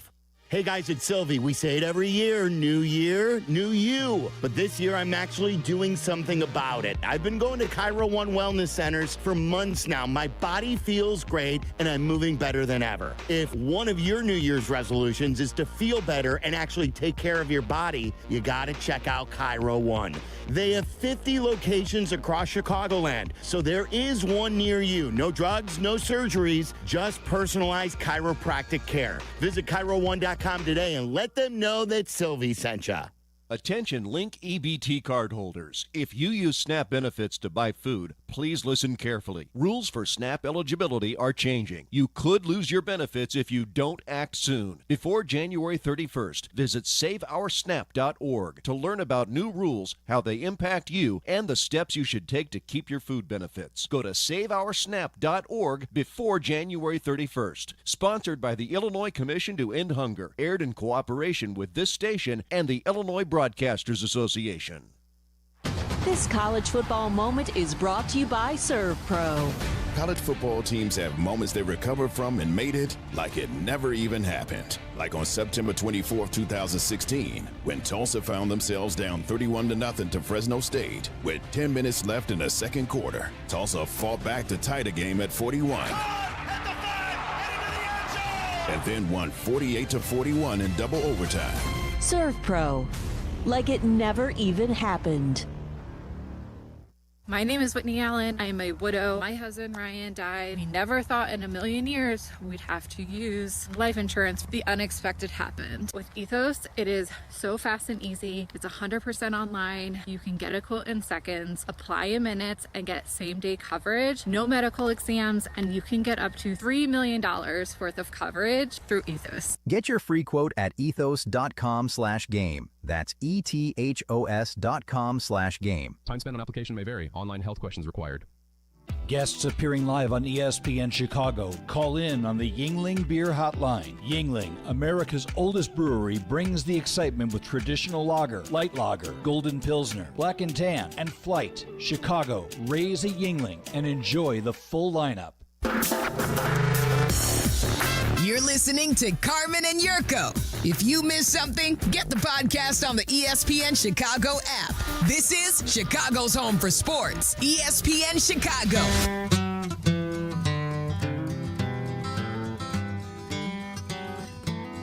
Bears are going to be the last game of the weekend, Sunday, 5:30 on NBC, and of course right here in your home for the Bears. And we are putting together the lineup. You better believe it's all hands on deck again this weekend. Yeah. So we've been doing it here for these big games down the stretch. And a lot of us are going to be doing shows throughout the different day parts on Sunday for your listening pleasure. So once Danny Zetterman, our content director, finalizes the schedule, and I think I'm going to be doing a show with Jesse actually at some point that day, so that'll be fun. We will make sure we pass that on to all of you so that you know that we'll be here to get you guys set when you're going to the game or you're getting ready to host some friends to watch the divisional matchup between the Rams and the Bears, and that will wrap the weekend again, 5:30. On Sunday, so stay tuned for all the details on that. Also, we're going to update the playoff, the Super Bowl pool that we have with the teams now that the first round is finito after last night. All 6 Super Wildcard games. It is finito. In the books. Al's in Lamont. What's going on, Al? Hey, guys. Feel better, Carm. Jurko, how are you? Thank you, buddy. I'm great. So 2 things. First, you know what annoys me about us, and I've been a Bears fan for my whole life, is we whine and cry about national media talking about our team. Who cares? I listen to you guys. I want to hear what you guys say. I care less what everybody else says. Yeah. That's number 1. Number 2, okay, great win. We're all hyped. I am too. But let's not just rest on beating the Packers. We have an opportunity to shock everybody. Hey, let's go beat the Rams, and who knows if the Niners win and they come here. Yeah, it could happen, but let's just not settle for this. Yeah. I don't want settling for the Packers. We did that. That's great. Now let's move on and let's focus. And hell, let's go to the Super Bowl. You never know. Yeah, you got to refocus. Have a great week, guys. Yeah, thanks, Al. Good point. I mean, is that tough to do when you have an emotional win against a rival like that? I mean, you got to turn around real quick here. Only because you know if you lose, you're done. Yeah. So in the playoffs, it's do anything you can do to survive. Whatever it takes, do what you can to survive. That's it. I don't care how you get through it. It doesn't have to be a masterpiece. It does not have to be a masterpiece at all. I do not care. You know, when Michelangelo was painting the Sistine Chapel, there were some drops that hit the floor. And there was some cleanup that needed to be done. And I'm sure he had to go back up and touch it up, too, all right? What did they use for drop calls? It wasn't an absolute masterpiece. Papyrus paper. Okay. Yes. Sheepskin, I don't know. Yeah, papyrus, wrapping paper. Same thing they smoke joints with. Yes. They spread it over the floor. On the floor. Yes, Protect the marble. All right, Jack, let's update the standings here. That's not really the standings because we're not accruing points. It's just we pick teams, and we're trying to figure out which one of us is going to be the ultimate winner. Whoever's team wins the Super Bowl wins. The other guys have to write a song praising the other participants. So go ahead and give us the update, Jack. All right. Anybody who lost a team, like who had the I Jags? lost 2 teams. Everybody. Oh, boy. Everybody. Lost a team except for you, Carmen. There we go. All right. Carmen still has the Seahawks, the Texans, and the Bills. You're sitting pretty right now. You're looking good. Jurko, you lost the Jaguars. You lost the Steelers. Your hopes come down to Sean Payton and the Denver Broncos. Well, that's a pretty good one to have. I took the Eagles. I also had the Bears and the Patriots, though. All right, so you got 2 so left. I'm staying alive. Jay Moore has the Rams. Well, you got the Patriots. And the 49ers. He had the Chargers. Chargers out. Chargers are out, but he's got the 49ers going And on who's the road Jay this Moore week. got? He's got the Rams and the Chargers. He's got the Rams and the 49ers. Not 49ers left. So Yeah. Carm's sitting pretty right now. Sitting pretty. Looks but- like the 3 of us might have to write a song praising you. I don't know, but the Bills have a tough game on the road this weekend, man, in Denver. I already know my opening game. line. My little sickly Italian friend. His health ain't worth it. He might go to end. Yeah, I got it already. It's Thanks, going. Eric. It's just a cold. I don't know what to tell you. Your waif-like figure. What What does that happened to mean? your muscles, dude? You I have used to be a muscles. thick, muscular dude, man. I have muscle. I don't It's have. like- I don't lift like I it's used skin to. and bones right now. Arm wrestle. Oh, he could. Right now, both of you go at it. No, I don't want to hurt him. I might hurt his He'll shoulder. look like Joe Theismann's leg. I might hurt his shoulder. It'd be like a pencil sharpener, that arm of his. He'll just be swinging around. Yeah, I We're don't not have arm that. wrestling. No, Yeah, I'm not Jack's being a little wise ass over there. Hey, Spanky, you settle down back there, all right? I'm gonna get him. I'm gonna get him for you, Carm. What did he didn't do anything to me. You're the one talking trash. I'm singing a song. I'm writing lyrics, Carm. But here's the thing, Yerk. The entire point of the song was it's supposed to be a nice song about the winner, and you're writing a mean song. About how I'm going to die. I'm writing a factual song. It's just a cold. I'll be all right. I'll live. He's got a cold. He's getting old. Waddle His said- name is Carmen DeFalco. Waddle said he's I already bringing me got it. Dayquil. He's bringing you what? Dayquil. Yeah. I tend not to like to take that stuff. I don't know. You sound like a man now, man. I like it. Do I not sound like Deep a man normally? baritone, yeah. Really? Hey, it's Carmen DeFalco here, bringing it to you. That's top not your of the mother. hour. That's a man, baby. I think you Do sound I normally great, not man. sound like a man? No, I feel like my voice is relatively manly. I'm just saying that the deeper voice that you have when you get a cold Little bit of a really cold. gives you that edge. I've never been accused of having like the Edge. the high talker in Seinfeld. A boyish tone. That's what I would say. In R&B radio, they would call that quiet storm. You got that quiet storm. Thank Quiet you. storm, Thank yeah. you. A quiet storm. You introduce a song, Carmen. Yeah, let me hear it. Here's some Barry No, this is my Barry Give White. him a walk up on My one of Barry White's- The Who, by the way. The Who has got 3 songs that you got a tremendous walk up on. Yeah, Bob O'Reilly. Right? Yeah, 3 songs that take it up to the lyric about 1:10 in, where you can really give it out and hit the post. Yeah. You know? those were always like a DJ's dream. Like the DJ's songs, the long walk up. dream. Yeah. Give them everything that's going on, something that the station is doing. Do the time and the temp and the time, weather. temp, weather, the whole ball and wax. Back in the old days when you didn't just look at your watch and Right. know the time and the temp. Exactly. Or you know the temp. And I mean, you always know the Exactly. time looking at your watch. Time and You the didn't know temp. the temp. Identify the station. Now I know the temp, if it's cloudy, and what the humidity is, just by looking at my watch. Back then, 18 degrees, all I Carm. used to get was the time. They just had the weather on. 18 degrees on Sunday. Yeah, I think the It's gonna high be is chilly. 18, and the Bears won't Yeah. kick off till 5:30. So it's going to be a cold 5:30 night. at night. Remember, it's MLK Day on Monday. It is holiday on Monday. So it's not. The bar owners were crying to me yesterday on how they don't want the Sunday 5:30 game.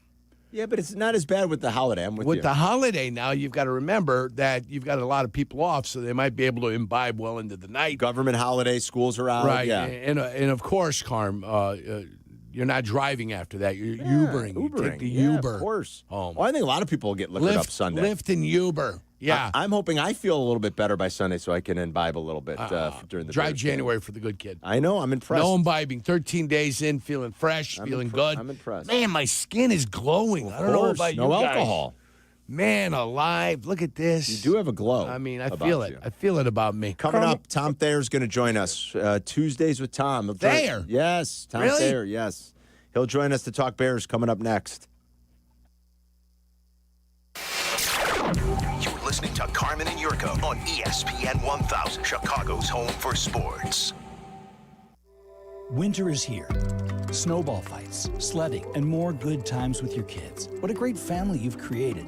You want things to stay just as they are. It's time to start thinking about the next step for your future, a vasectomy.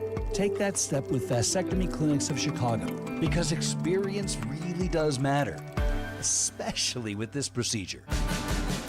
Vasectomy Clinics of Chicago makes it so easy with their 30-minute, no needle, no scalpel, in-office vasectomy.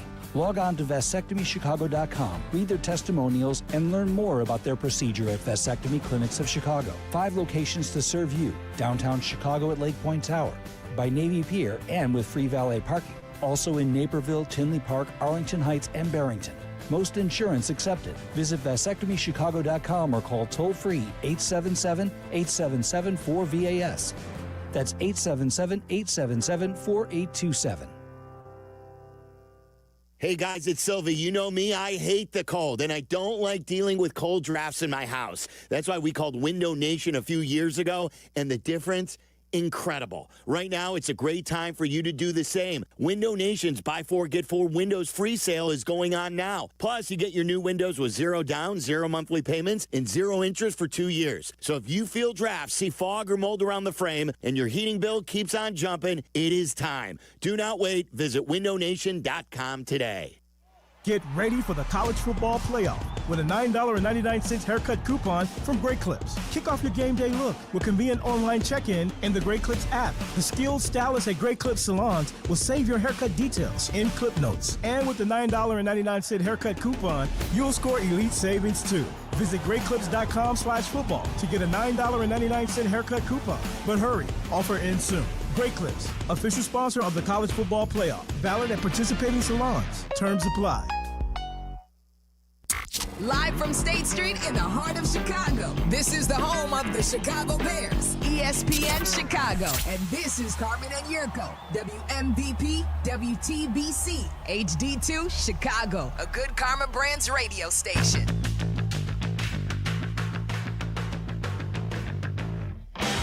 Hope everyone's having a great Tuesday. It's Carmen and Jurko. I mean, what a glorious week we have here. First time in 15 years the Bears make it to the second weekend of the postseason. First playoff win in over a decade. Win against the Packers. Comeback fashion makes it even sweeter. It's the largest comeback the franchise has ever had in the history of the postseason. It's the 4th largest comeback, period, regular season or otherwise. The biggest comeback was the win against the Cardinals, Jurko, on Monday Night Football. But tell me that wasn't the greatest comeback ever. Because, like you said, you're in the do or die. You're in the playoffs. It's against the Packers. Yeah, everything special. about it was so special. Yeah, it was special. Let's bring in our buddy Tom Thayer. He joins us every week to talk Bears, and he's right back on the call with Joniak and McKee this weekend for the divisional round. He joins us on the Yingling guest hotline. Greatest comeback in franchise history, right, Tom? Yeah, I think it's the most impactful, the best, a couple of the biggest plays that we've ever seen in the 4th down to Roma Dunze, and then the great play design and the touchdown to DJ Moore, and some of the in-game adjustments they had to make because of injuries. So, yes, yes, and yes.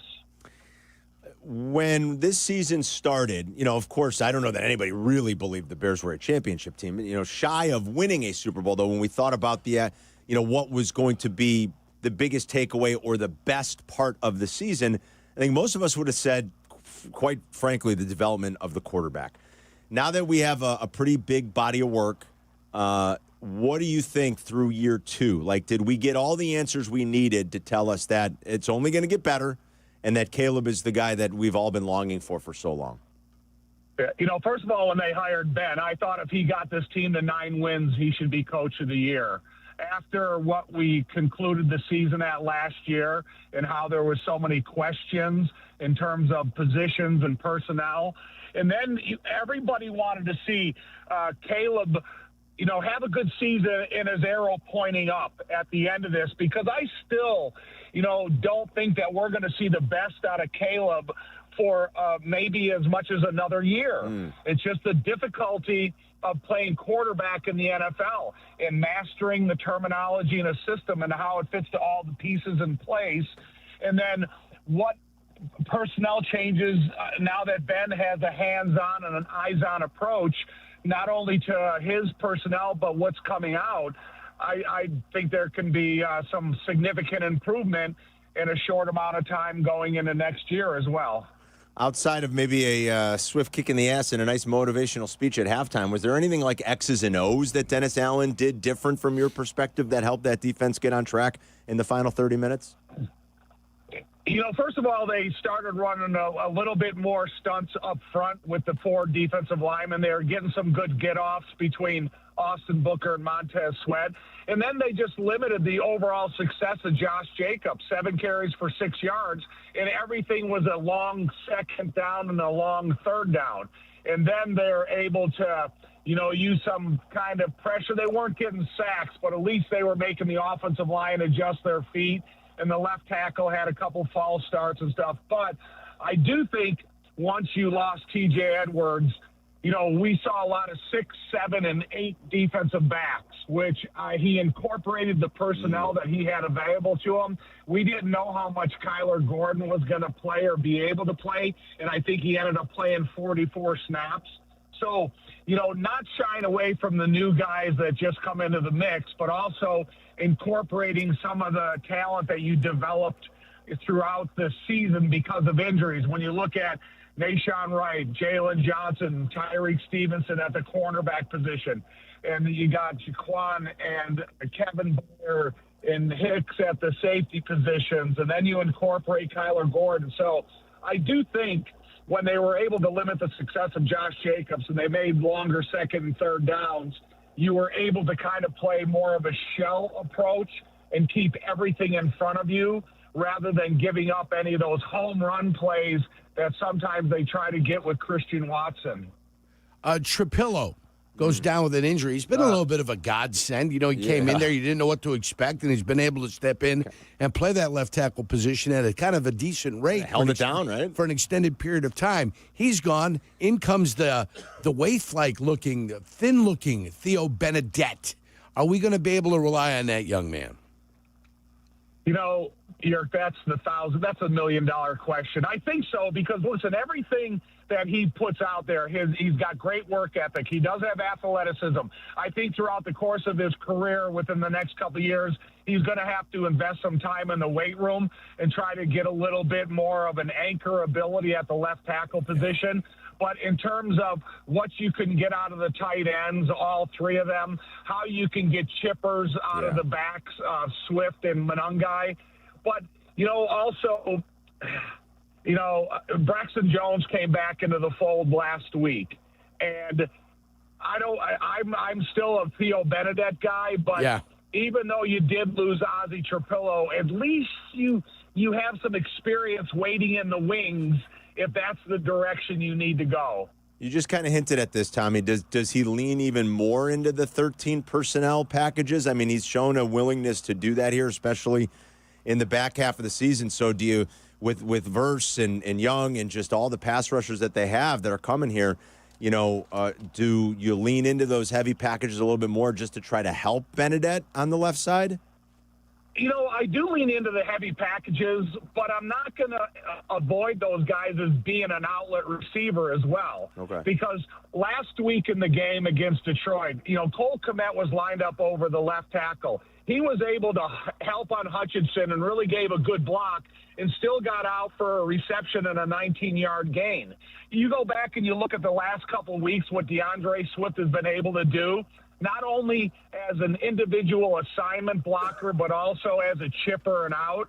And so I still think that even though you want to go to the line of scrimmage and you want to have that 13 personnel and stuff, but you can still have enough receivers into that second level that'll still challenge all the coverages that you're going to see as well. The 2 teams in the NFL in the regular season that ran, the most play action on an attempt basis, Rams and the Bears. The 2 teams during the regular season that ran the most pre-snap motion, Rams and the Bears. I mean, these offenses, there are a lot of similarities in these 2 offenses, aren't there, Tom? Yeah. I mean, you can just go look at the stats from the last game. You had 2 running backs that had big contributions. You had 3 wide receivers that had big contributions. You had 2 tight ends that had big contributions. So, yeah, they're similar in the type of the profit they're getting out of every one of these usable offensive assets. And so, I think that is something that both of these head coaches, play callers rely upon. But I do think, Carm, last week, it's probably the best Soldier Field crowd I've ever seen, I've ever heard, I've ever listened to. It's the first time I've ever been there that the stadium was actually shaking. And I do really think that when you got a guy like Stafford, and if he wants to go through under center or he wants to go in shotgun, Sheldon, the center, he was here last year, so he understands what all that's about. But, Ben mentioned it in his press conferences as how that crowd noise helped, and I think the crowd's going to be even louder this week. Yeah, I thought you could feel it coming through the TV, too, and I've heard that from more than one person, that it actually at times did feel like that stadium was shaking. How do they handle Puka and Devontae Adams this weekend? Oh, boy. Yeah. Good luck, Jared. right? He just answered it. Yeah. Listen, nothing is going to be accomplished if you don't have some type of pressure on Stafford at this age. And listen, he's got one of the best, most accurate arms in the league. There's no doubt about it. But if you put him in a difficult retreating position and make him throw it awkwardly, and listen, the Bears are going to practice in this cold weather all week, and sometimes that can hurt the best of the best. I've seen it affect Favre late in his career, and you never know what 10 degrees and chill can do to a almost 40-year-old quarterback. In your day, there was no social media. I don't think there were a lot of cameras rolling in the locker room. And these days, that's what everybody wants. Yeah. That's what everybody lives for and wants to see, and these teams love it. And so you want access. Sometimes you're going to get it, and sometimes it's going to be raw. My guess is Ditka may have said F the Packers a time or two to you guys. I don't know. Ben Johnson says it. Everybody makes a big deal out of it because you see it. What was your big takeaway as someone who does dislike the Packers very much, as someone who grew up here, who played for the franchise? What was your, I don't know, as if you step back and look at it and analyze it now, just Ben's raw reaction with his players after the win on Saturday night? I like it. It's my sentiments exactly. We don't have the chance to say it the way we really feel on radio or TV or anything else. You got to think about the emotions that Ben carried from the field, the comeback, thinking about the next game, first-time head coach. I don't think he has to apologize for anything. Mm-hmm. It's just that I do think that when you look at a bunch of alpha males inside a locker room like that after what they just accomplished, you don't want to lose that instant in time to make sure that they refocus as quickly as they possibly can. Yeah. All right, great stuff, buddy. We're super excited for Sunday, and we'll be listening. We'll talk to you next week, okay? All right, go Bears. Thanks, Tommy. There's Tom Thayer. Join us a little bit earlier than normal. Always every Tuesday, though, with us, and that'll be the case, win or lose on Sunday. Tommy will be back again next week, and we thank him, as always, for his time, and he joined us on the Yuengling Guest Hotline. There really are a lot of similarities in the way these offenses want to run, right? Nobody's done more 13 personnel stuff this year than the Rams, York. I mean, they've done it at an astronomical rate, but the Bears have also done a lot of it. We've seen it climb in the back half of the season. I just told you they run play action at the two highest rates in the NFL. They use pre-snap motion at the two highest rates in the NFL. No quarterback was under center more than Matt Stafford this season, and Caleb Williams had the fifth most snaps under center. So there are so many similarities. Sure. The way these two offenses are. Yeah. Are you saying mirror images of each other? They kind of are. And, Ben's got his own. Ben is not off of the McVay tree. McVay's tree is very impressive and incredible.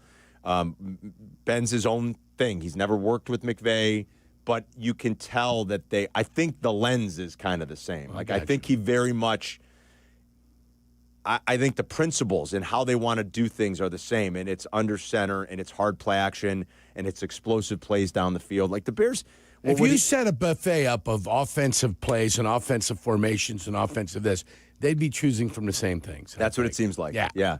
There's stuff that they totally ignore. Yeah. And they don't care about on that buffet table of offensive philosophies and structures. Yeah. But they'd be picking out of the same bowls, I have a feeling. So right. 312-332-3776. Talk Bears and Rams with us as we start getting into focusing on the divisional round against L.A.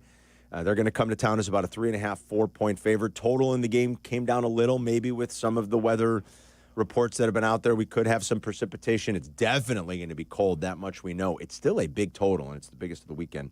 Over 50 at 50.5. It's Carmen and Jurko. We'll be right back.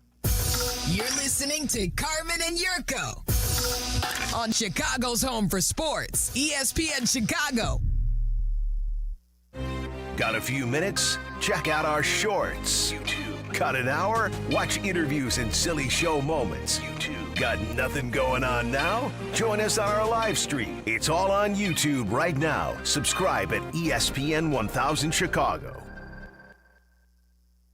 Presented by Robinhood. It crosses, spins, pulls up. With Robinhood prediction markets, buy or sell your predictions all game long. No house odds, just you versus the market. Put your sports IQ to work. Trade every shot, block, steal, run, and moment that shifts the game. With Robinhood prediction markets, trade every play.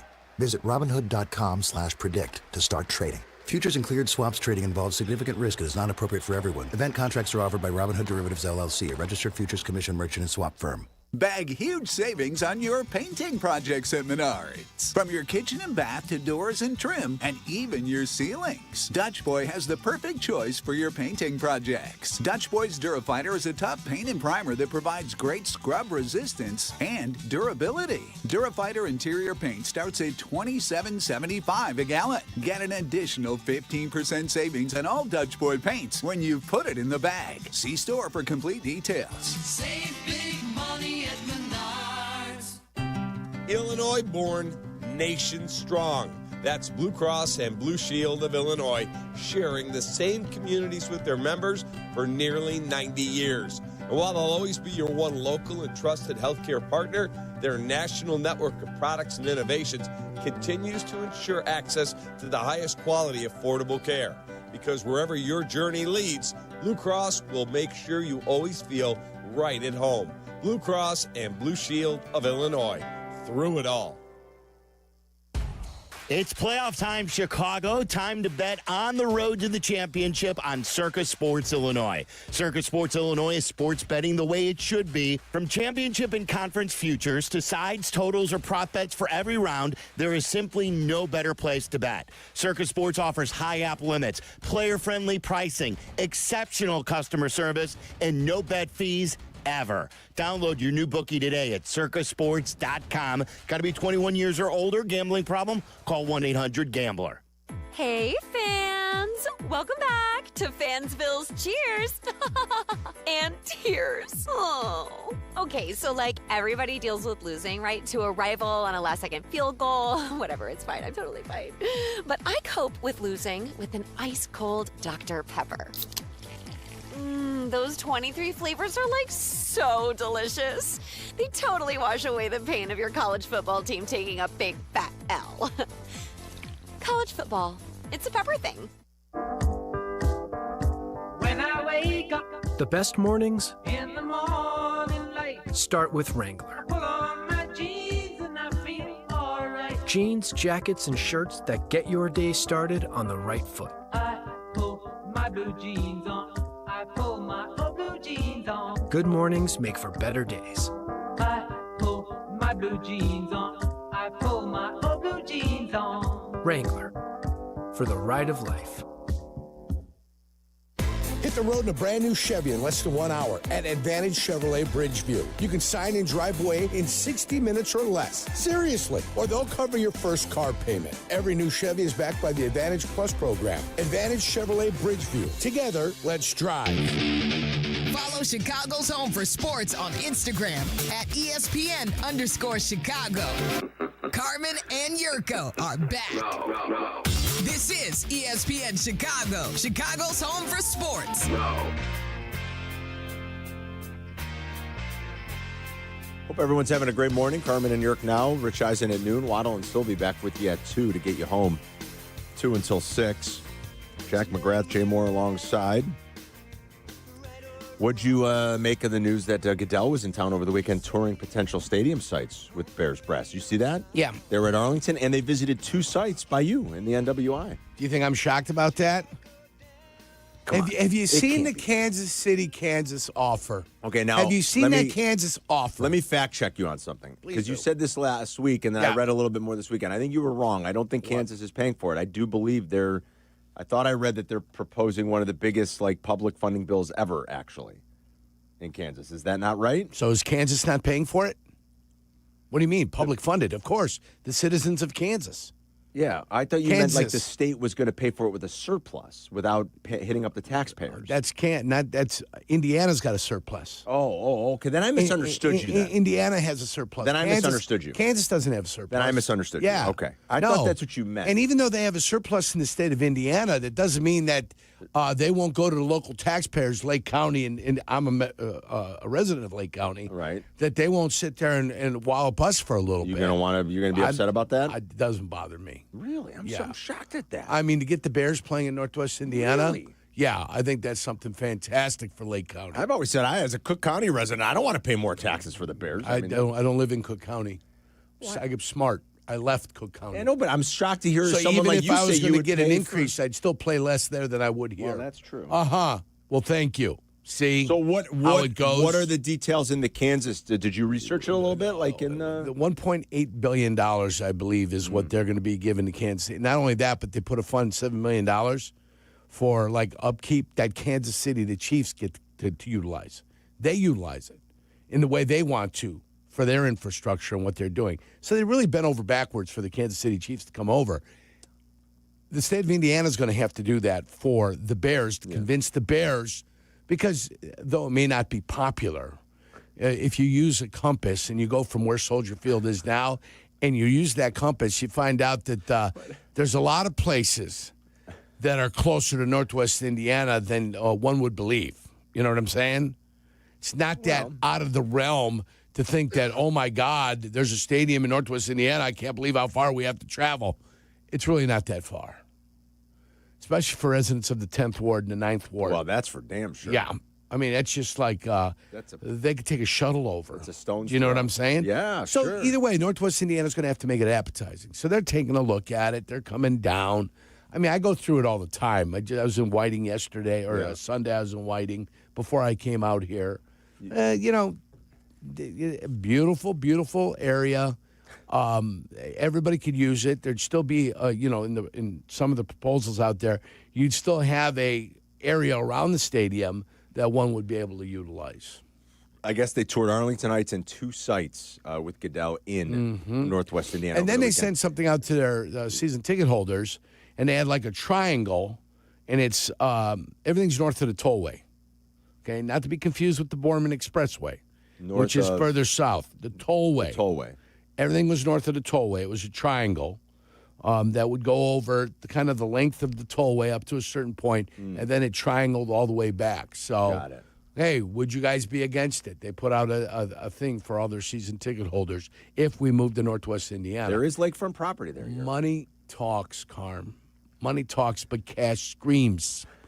If the state of Illinois is not going to take up anything, they're not. So everybody's like, Country Club Hills is like, hey, we've got a beautiful place here in Country Club Hills. 57 is here. I-80 is here. Nobody doesn't acknowledge that. The site they have already in Illinois, in Arlington Heights, is a wonderful facility to public transportation, all of it. Calumet City, I've talked about Calumet City.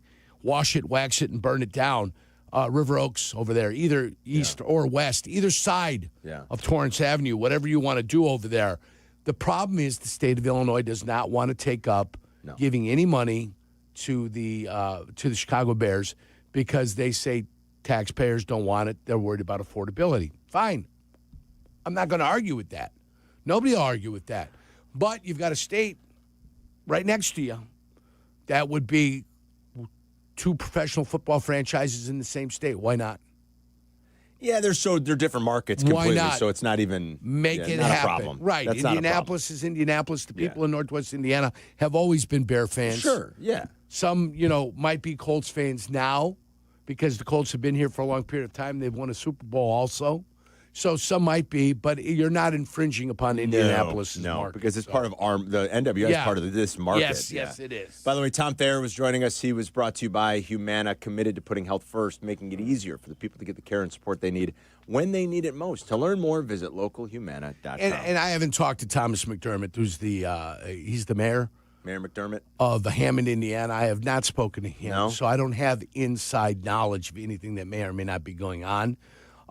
But if I need to, you make a call. I could get in there, All right. and ask some questions. Good. Darren is in Iowa. What's going on, Darren? Hey, thanks for taking my call. You got it. Okay. Yep. What I want to really say is that Aaron Rodgers did win a Super Bowl. Yes, he did in 2010-2011 season. But Carmen Jurko, and you probably remember this, the Packers were banged up all year long, and they had to win 4 games in the month of December to get in the playoffs. They lose 1, they out. Green Bay come to Chicago the last game of the season. We had a number 2 seed. Lovie Smith rests his starters. He didn't want nobody to play in that game, and he let Aaron Rodgers in the playoffs. Lovie Smith would have been fired if I owned that team. Because George Halas, Mike Ditka, he would have wanted to bury the Green Bay Packers that last game. That's all I got to say. All right. Darren's going back 15 years. 15 years. Yes, they to make did a win point. 6 in a row to storm all the way to that Super Bowl title in Dallas against the Steelers. And, yes, they did beat the Bears in that Week 17. And I was always fearful of that. I was like, I don't think you want to mess with the Packers. The Bears were already in the playoffs. And I said, I don't think you want to mess with the Packers in the playoffs. And sure enough, it happened. They had to play him in the NFC title game. Jay got hurt. Never know if things are different if Jay doesn't get hurt in that game. But that's 15 years ago. And then Jay Cutler was walking upstairs at the end of the night, and people were, what's he doing? He could have played. He could have played. He was walking upstairs that night. What did he have, an MCL year? Because that what it was. MCL, medial collateral ligament, yeah. And you kind of always said at the time, you're like, he probably can't play with a strained Straight MCL. line running, maybe, but you can't go left and right. At any time you were put in a position, where you had to cut. If he was going to go to his right, it would have opened up, it would have dimpled, and it would have been a problem. It's like the early days of social media. I think it was Maurice Jones-Drew who got on. MJD, It was pounding him. Yeah. And it was like wildfire. And then Maurice Jones-Drew kept sitting down at the buffet table. He did. Yeah. I love it, Jay Moore. And now if he was 2 inches shorter, he'd be a perfect circle. We took phone calls for a month. You remember that? Yeah. A month. A month. Yeah. People just lambasting Jay. And you always said from the get-go, you're like, guys, he's strained his knee ligament. His you're MCL not playing with that. Compromised. It's compromised. That's the way it works. That's MJD right there. Yeah. MJD. I mean, T.J. Edwards' injury looked like nothing. Oh, boy, that was, yeah. But it looked like nothing. Anytime they put that air cast, though, right? Again, as it happened, right. His foot got stepped on. Yeah. It looked like nothing. But you know what? It was catastrophic. Something. Yes. Yeah. Yes. It looked like nothing, but it was catastrophic. Yeah. And then same with Trapillo's injury, that patellar tendon injury. And I don't know exactly what's happening. Was it a dislocated kneecap? Is it a patellar tendon? I haven't. Did it tear? What happened to the patella tendon? And they just say it's a patella tendon. Well, that doesn't give me anything, guys. Right. That tells me nothing. I don't think they really have gone into deep detail yet, have they? Chat my ass. I'm trying to figure out what's wrong. I mean, he's with the definitely leg. not going to play. Yeah. You asked Thayer about it. Can Benedette hold down the fort? I think that's the better option than Braxton Jones. He's a great route runner. Did you see him run out there? Oh, my heavens. He was flying down the football field. Should throw him a screen. No, let's stop like they threw to number 70. They don't need any of that nonsense. He kicked the ball out of his own hands. Looked like a ballerina kicking the ball out of his own hands. I mean, what are the Packers doing? Throwing it to a lineman down near the goal line. It worked. The play worked. He did fumble it, though. Yeah. Oh, you see TJ Watt last night? He did exactly what Jurko said when you go to fall on a loose ball. You don't cradle? Throw your body on it. You cradle. You slide like a baby. in your cradle. Yeah. TJ Watt did exactly what you said. Somebody teach Javon Dexter. Football 101. Yeah, football. You're a football Football genius. 101, guys. That's my area of expertise. If you saw this, I think it was the second C.J. Stroud fumble. It's a Boy, C.J. had a rough night. The second one, T.J. Watt fell on it, and he did what Jurko said. You slide into it and cradle it. Like it's a valuable piece of property, man. Somebody teach Trevon Dexter, my God. I mean, he flopped down like it was a What are belly you flop competition. doing, man? He got in the air like Superman. Superman. Jumped down like it was free ribs. Yeah. That's right. It's not free ribs. It's the piggy. You need the little piggy right there. That's right. It's not a free steak. You got to protect it. You got to protect that piggy. That's right. And you got to, like, treat it like a baby, like Jurko said. That's got to be like a little baby. Got to caress it. Caress the football. That's twice in like a month he's done it. Yeah. So, come on, Johnny on the spot here. And if it presents itself, you got to take advantage. Carm, if they would ever let the press back in, on the field up at Hallis Hall instead of putting us in with the cattle, we might be able to make a suggestion or two when we're watching practice. By the way, I will not waste my time at Hallis Hall. You say that every year, and you go every year. Don't you worry about it. What does that mean? I'll keep plenty of vacation and comp days ready for that. Stop it. No. Now, why would you do BS. that? I like being up there with you. No, don't put. I like being at Hallis Hall. I'm not with the cattle. Oh, you just won't go to the practice. I'm on the field. I'm on the field. Well, that ain't happening. That's where I'm at. And guess what's not happening? Is the preemptive strike right here. If they try to send me up there, no. August of next year, Jurko is still going to be in this building while we are doing shows from Hallis Hall and the other building, the new building. Any petrol to drive north to Hallis Hall. Not 1 gallon of gasoline will be wasted to go up there. You're too funny. We've got the Brunch Rush coming up, 312-332-ESPN if you want to talk Bears, Rams. It's Carmen and Jurko. We'll be right back. You're listening to Carmen and Jurko on ESPN Chicago, Chicago's home for sports.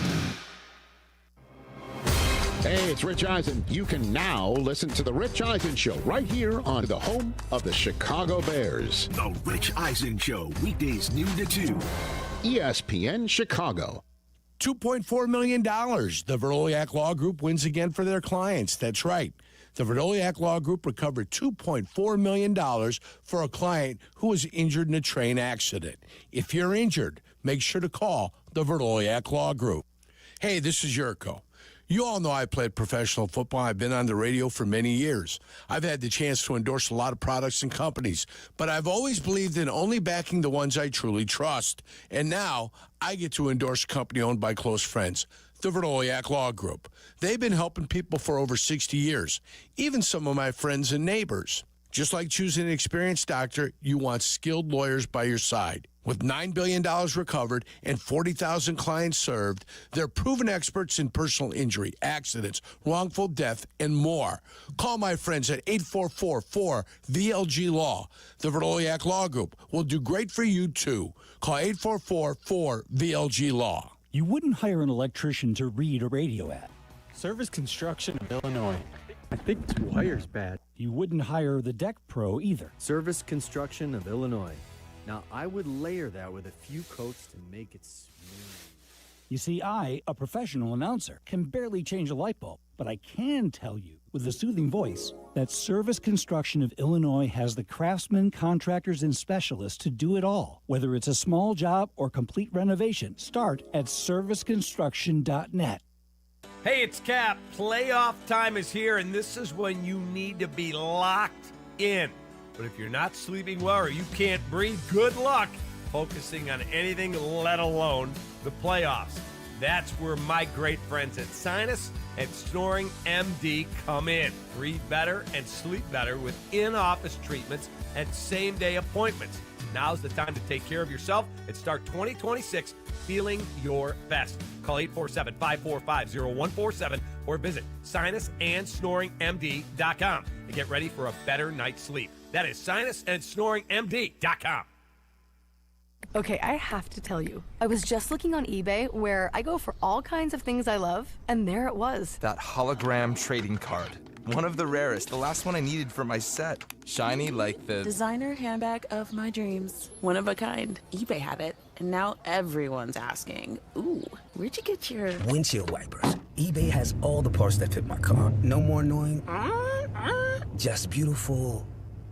Millions of finds, each with a story. eBay. Things people love.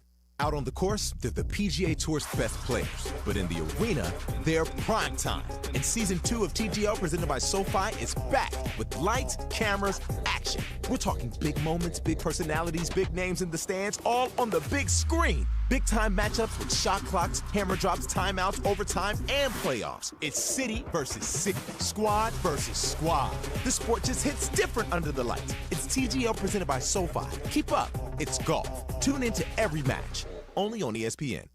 When it comes to the football playoffs, nobody does game day like Hooters. The games are on, the wings are hot, the beer is cold, and the Hooters girls are bringing the energy. Watching at home? Be the MVP of your party with Hooters to go. Visit Hooters.com. Hooters, always original. Follow Chicago's Home for Sports on Twitch at ESPN 1000 Chicago. Carmen and Jurko are back. This is Chicago's Home for Sports. ESPN Chicago. I used to actually try to seal up the one side of my muff so no heat would escape.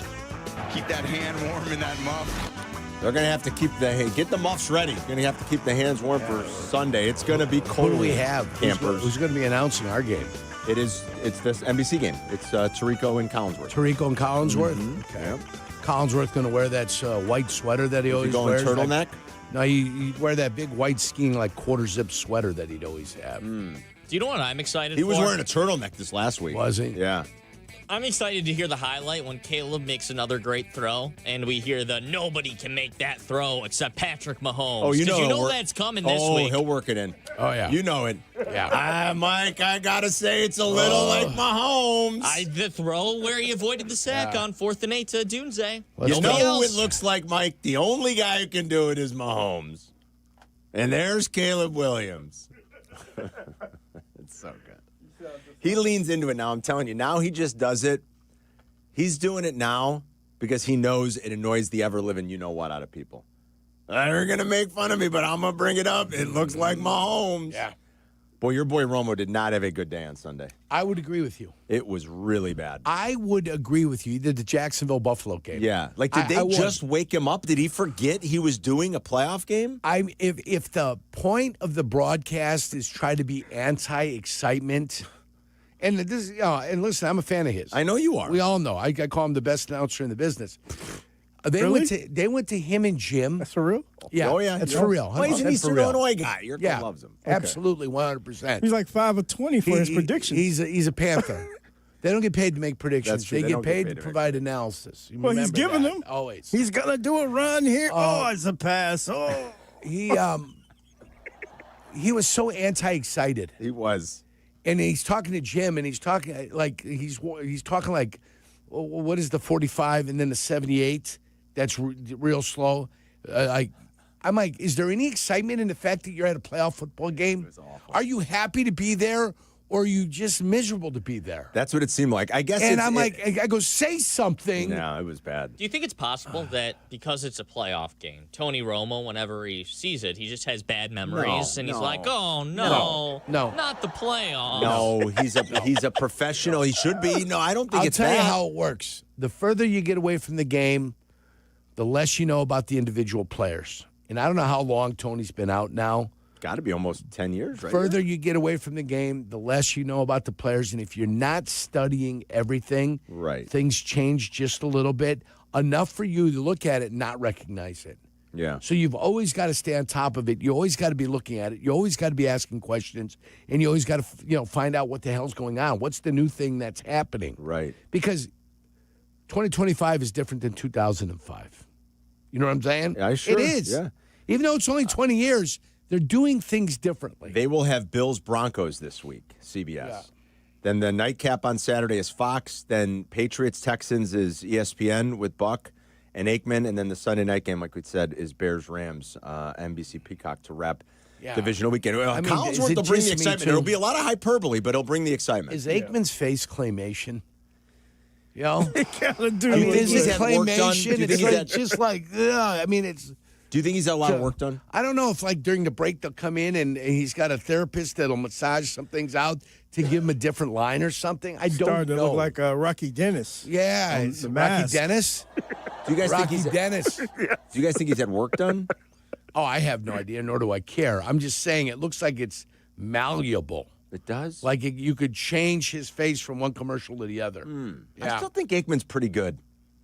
Oh, as far as He's an analyst? good. As an Oh, analyst, you're yes. talking about He's as an an analyst. analyst. Yeah, like I think he's pretty good. I was talking about his look. No, I hear you. I Yeah. hear you. I got it. Like you. So you don't think like he's handsome? Because he's a man, nobody will be sensitive about it. You know what I'm saying? Of course. Yeah, you could go ahead and say Yeah, you say it about a man, but you can't say it about a woman. No. Well, I my don't- heavens. I don't think it's appropriate. Up in I mean, arms. Yurko, you're so like, offensive. like you always say, all Either women way. are beautiful. Some are Yeah. just more beautiful than others. Exactly. So I'll just stay with the fellas. That's where my area of expertise is. Being the most handsome man at this radio station, I feel comfortable to be. Well, if I don't think I am, who will? If I don't think I'm the most handsome guy here, who will? Nobody else will. Nobody's going to put Yurko number one on that list. I promise you. So funny. Got to have self-confidence, Carmen. That's what I hear that's you what on it's that. all about, I'm with baby. you on that. Let's get to the brunch. I'm the rush. cock of the walk. Yeah, come on, play it. That's Yurko. He looks in the mirror and he sees a sex symbol. That's right. Is it just me or does Troy Aikman kind of look like Biff Tannen from Back to the Future? He's getting there. That's my point. He's getting there. Yes. I just think he has similar hair. Who? Biff Tannen, the bad guy from Back to the Future, Oh, and Troy Aikman. To Troy? No, You know who Biff is? Yeah, I know Biff Tannen. Yeah, my I ear, think my, you're right. my earbuds came unplugged. In the so I first missed that. I one. didn't hear what In you the said. first one. Yes. No. All right, what do you got? All right, brunch rush time. All Let's right, do it. well, who knows what Aaron Rodgers will be doing next year, and I don't know if you guys are ready. I'm going to give you a little list. Go ahead. And I want you to rank these from most likely to least likely of what Aaron Rodgers will be doing next year. So NFL quarterback is option 1. Okay. TV analyst or podcaster is number 2. Number 3 is he attempts a career in acting. Number 4, midterms are this year. Don't want to get too political, but he attempts a career in politics. Or number 5, he completely disappears and we don't hear from him for the time being. 3's out of the question. 4 is out of the near future question. Might be like 4 or 5 years from now. Might be an option that he goes. It won't be 5.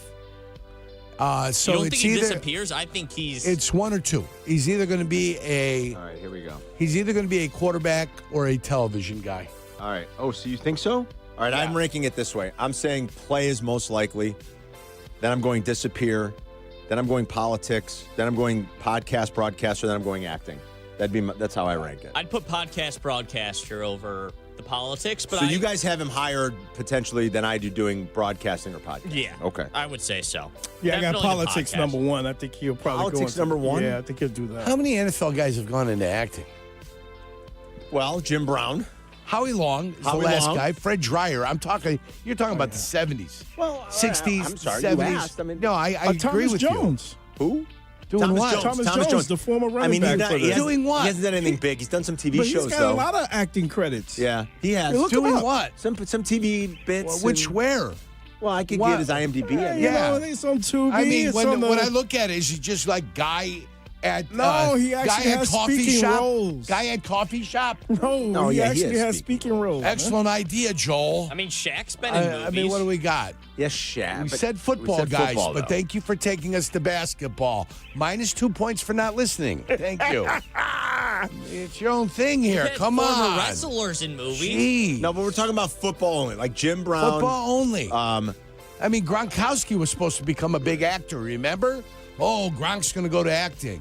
Travis Kelce's going to go to acting once he's done. By the way, nobody wants to see those guys in any movies. How long before Taylor breaks up with him and starts dating Colston Loveland? Taylor Swift matter of dates time. winners, Yeah, okay? matter of time. And Travis Kelce is at He's home. yesterday's news. Colston Loveland's going for 8 for $137. Yeah. How long before Taylor's like, you know what? I think I'm going to get engaged to Colston Loveland. I hope he stays patient.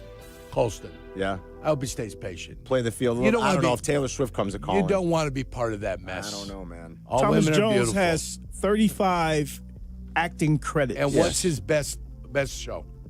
Hawaii 5-0? Oh, P-Valley is his best show. What's P-Valley? Hey, man, I can't tell you that. You have to look at it. I don't know what P-Valley is. I have no idea. You both need to just Google P-Valley. And What's you'll it understand on? Oh, I'm not going to P-Valley on the work thing. If It'll let you I'm do gonna it. Google it. Yeah. It'll let you do it. Yeah, but I'm not going to do it. Point Defender will not stop the P-Valley. I am not going to get in trouble. Yeah, P-Valley. But what's it on? What's P-Valley on? Ooh. It's on. What do we do once we get to P Valley? It's on Roku, it looks like. It's on Stars. It's on Stars. Look at this. Oh, Yeah. I don't know. They look like strippers to me, right? Yes. That's what it looks like. That's what the P is for. That's what the so is the. You got the internet, guys. You can get whatever you want. All right. True. Yeah. P Valley on Roku. So Thomas Jones is a good, but I can't think of too many other guys that have made a successful transition over. I mean, I think that's my point. I think television's not even an option, or movies. He's not a superhero. No. Well, what's he going Jeopardy to play? would fall into this. What's there? He almost hosted Jeopardy. Yeah, but that's not acting, though. I almost married Pamela Anderson, but, that didn't matter. Alex Karras had a successful transition into acting. He did. Yep. Yeah. He's probably the most famous. Well, Jim Brown and Alex Karras are probably the two most famous. But, like Yurko said, you're going back 50 years. Twitch says O.J. Simpson. Oh, O.J., duh. Orenthal, James Simpson, yes. Terry Crews. Terry Oh, I Crews. love Terry. Yep. Terry was a teammate of mine in Green Bay. He Yep. came from Oakland. He spent a little time with us in Green Bay. Terry's had a real good career. Oh, How could we forget O.J.? Love O.J. Terry. Terry made Crews the- is a former football player, yes. Twitch says The Rock. Absolutely. He played in college. The Rock did play in college, Yeah, but I think yeah, Yurko's sorry. talking about pro. Yeah. He's a and I football think The player, Rock though. went to a camp, Yeah. if I'm not mistaken. Yeah. Out of the U, Yeah. I think he might have been in a Cup camp of or coffee. two. He's a but- cup of coffee guy. Yeah, but The Had Rock a cup is- of coffee, came in, maybe sat down at the lunch table one time, and then he realized he couldn't play the big game at the highest level and said, I'm going to become a wrestler, which was a smart move on He's his done choice. all right for himself. Yeah, he's done a great job for himself. I put him with the Goldberg played football, right? Yes. But Goldberg, if he had made a movie or not, I don't know if Goldberg did. Cena, The Rock, them are all wrestlers that became movie stars. Right. Right. Wrestlers, Not not football players, guys. Wrestler. Now, if he was a wrestler, Aaron Rodgers, and was going to retire, and maybe I'd say he could be a movie star. But he's a football player. Yeah, I don't think he's going to be a movie star. Here's a deep Football players. a deep throwback. Apollo Creed. Oh, Did he play? He played football. He played Yeah, he football. did. Yeah, He Carl played in the Weathers league did. actually for a brief cup Carl of coffee. Weathers was in didn't the he? league. Yeah. I Yeah. love Carl Weathers. Rest in peace, Carl Weathers. Yeah. I loved him. Chubbs, Chubbs. Predator, Action Jackson. I mean, it goes on and on. Oh, they said Ed O'Neill. Ed O'Neill, good call, but I don't think he played pro. He Polk High. definitely played in Played in college. Polk High. He did play college, Polk High. right? Tommy Lee Jones played in college. Number 44, yeah. A lot of guys played in college. We're talking about the big leagues. I mean, Kelsey's going to be an actor. Travis Kelsey is going to be in movies. I and think stuff. the last guy was Howie Long that they Howie were did trying a to couple of movies. transition. Terry Bradshaw made films. He was in the Cannonball Run. So Terry, and he was in the movie with Kathy Bates, who's the mom. Failure to Launch. Failure to Launch. Yeah, so you had Terry Bradshaw in some of that too. Terry was in the original Cannonball Run, Yerk? I believe so. Was he? Why don't I remember that? Maybe it was Joe Klecko that was in that. What movie was Joe Klecko in? I don't remember either one of them. Yeah. I mean, I haven't seen Cannonball Run in forever, but like, Maybe it was two. Maybe it was two, yeah. Mike Ditka had an acting career. Yes, he did. Kicking and Screaming. Coach Ditka was in Kicking and Screaming, and he was fantastic in it. I love that movie. Like, no joke, I love Kicking and Screaming. It's a phenomenal concept. I need to watch that one with the kids. I don't know if they've seen it yet. That movie still makes me laugh. I love that. It's so good. Robert Duvall, Will Ferrell, Coach Ditka. I've love got it. the Cannonball Run, Terry Bradshaw, Failure to Launch, Why don't I Smokey and the remember- Bandit 2, and Robots. He was a voice in Robots. Yeah. So there's a nice list of actors that converted that used to be NFL players. So a decent list. What do you believe the percentage of actors at, like, say, 12? The lines are lit up now. People wanna 15, right? 15 actors? 15%? Compared to, like, Wait, percentage of what? Of all 30,000 actors? No, What are we of talking about here? 30,000 football players, professional football players. It's a small percentage. How many probably percent? like 50? 300. I mean, what are we talking about? 0.0000 It's a small percent. 1%? I mean, come on, guys. The best is now, like, we have. I'm asking you to be realistic here. We have full phones on, like, the great football players that went, or I football had players that went on actual to be football actors. questions, Should but- rapid Go ahead, fire. football question. Go ahead. Rapid fire. Well, See this what they want. See what they have. Give us a good football question. All right. So this one might be a little more in depth for the time we have, but Yurko, I was curious. The Rams run the most 13 personnel in the league, so they're running 3 tight ends out there. And the Bears have a hurt linebacker in TJ Edwards, who usually matches up against the tight ends. How is that going to affect the defensive game plan, and how do you defend against 13 personnel? Carm, who's the guy that I mentioned earlier that's going to replace TJ Edwards? Amen Agbagamina, but I can't say his last Whatever name. his name is, he's going to be in there, and you're going to play base defense against their 13. You play base defense against their 13. And if they want to spread them out, you've got your base defense ready to play against them. That's how you handle it. Do you know the numbers? Base defense. Do you want the numbers real quick on the Rams and how they've leaned into it this year? Yeah, I don't care. So league average, you ready, guys? League average this year, 13 personnel usage, about 5.5%, okay? The Bears ran it 8.5% of the time, Yerk. And they were a top 10 team in EPA. They were 9th. Out of that personnel group. So league average is 5.5%. The Bears ran it the 5th most at 8.5%. The Los Angeles Rams ran 13 personnel this year, 30.5% of the time. League average is 5.5%. They ran it 30.5% of the time, and they are so far and away number 1 in overall EPA rank in EPA out of 13 personnel. There's not anybody that's within a light year of them. It's incredible. What's their run pass percentage out of it? All right, so hold on, you got to give me a second on that, Yerk. Not a problem. But I mean, that's what you want to know. What's run pass? Yeah. Is it 60-40 run pass? Is it 50-50? If it's 40% run and 60% pass, I might go nickel in that situation. I don't know if I can filter it with this data. I can tell you that it's funny because they're giving you their EPA per pass and per rush, but I'm not getting a raw number on that. It's a great question you ask. They're actually better from an EPA standpoint when they pass. That's not a shock.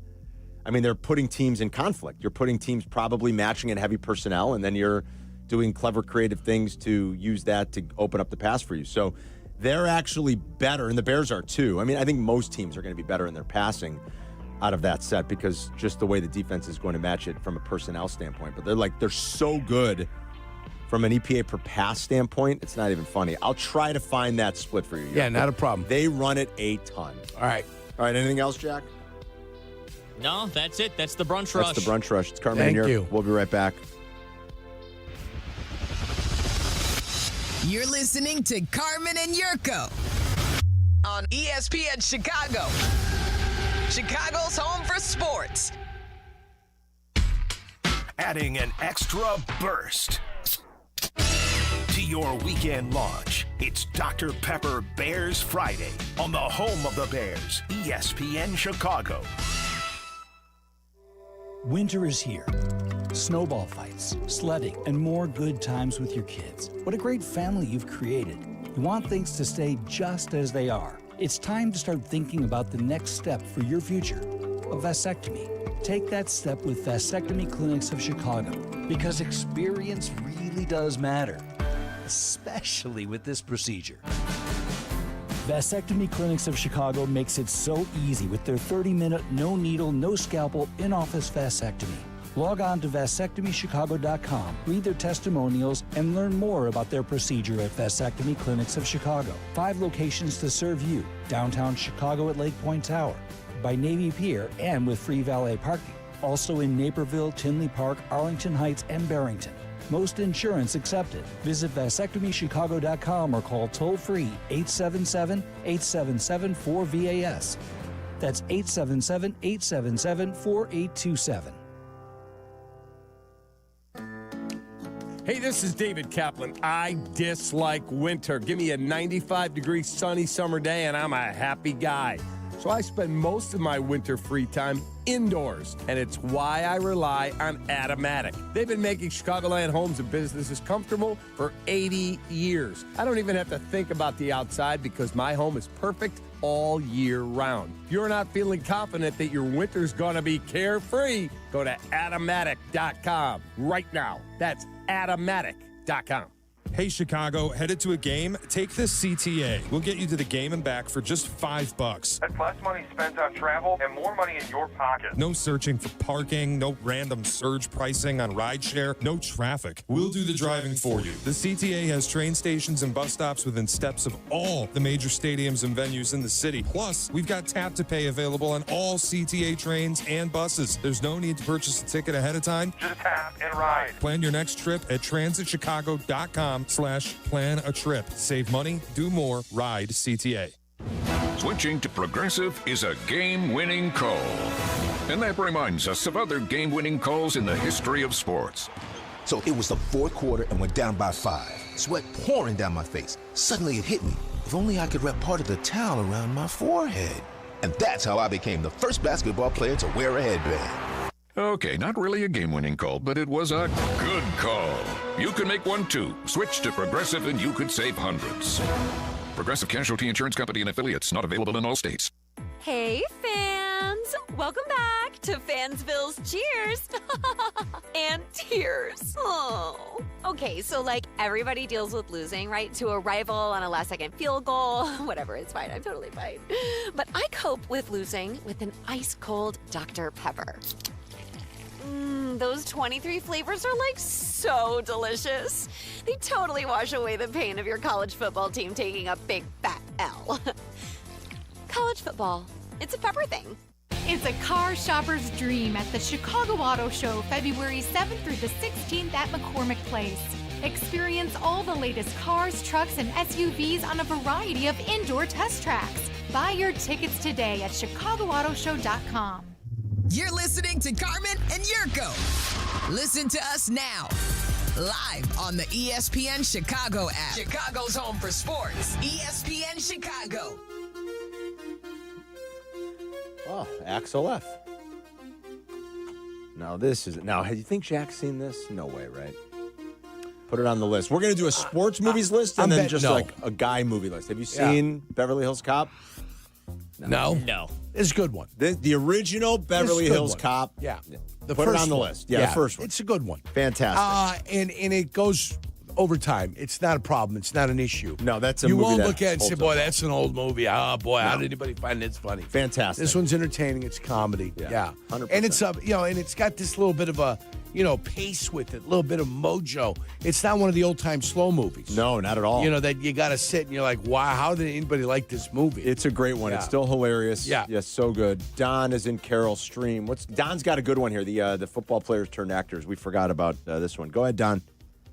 Hey, yeah. How can you guys forget Bubba Smith, Police Academy? Good job. 100% correct. Absolutely. Yeah. Good run with the Police Academy movies. Correct. Bubba Smith. MSU for Bubba Smith. Is that right? I believe right? so. Yeah. Good call. Good call. Here's another good one we forgot. Elmhurst Steve. What's up, Steve? Hey, guys. One of the things that I'm so disappointed in you guys, Dick Butkus. I mean, You're really disappointed in us, Steve? Like, really? Are you really disappointed? Who's more Chicago Are you than really? Dick Butkus? Like, is your day ruined because we forgot to mention Dick Butkus? Just a little bit, okay? Just a skosh. But Dick Butkus and also Alex Karras. I said Alex Karras. Carm said it. Alex Karras. I did say Alex All Karras. right. Stevie, thanks. I'm just busting your chops. But, I mean, come on. Let's not go too crazy here, folks. Well, I went over Terry Crews. Yeah. IMDb page. It was substantial. Oh, yeah. He's done a ton. It was substantial. He's done a ton. Yeah. Butkus was in a ton, too. Boy, I go back here a long time. The original Brian song was his first. Who's? Butkus. Butkus. Yeah. Yeah. The original Brian song. James Caan, Billy Dee Williams. Billy Dee Williams. Great movie. Which was the original Brian song was a made-for-TV movie. Yes. When they used to actually make some good ones back in the day. Yeah. Believe it or not. But He was in Mother Jugs and Speed. I don't know that one. Yeah, Rich Man, Poor Man on ABC 7. Rich Man, Poor Man, yep. When the miniseries used to be something special. Sure. But, man, the original Brian song, gosh. All right, I see Stafford in cold weather. We see Rams offense. Here's a rant for Packer fans I see on the board. So we got a lot of calls still if you want to talk Bears and Rams with us. I don't know if you want to stomp on the grave of the 2025 Packers season. You're welcome to do that with us, too. Aaron Rodgers was last night. Is that the way he's going to go off? A pick six on his last pass attempt. I think Bear fans might enjoy that. Although he kind of gets the last laugh. He still had a pretty damn good career. He's probably one of the 7 or 8 best quarterbacks to ever play. 312-332-3776 for Carmen and Jurko. Final hour coming up, back in 2 minutes.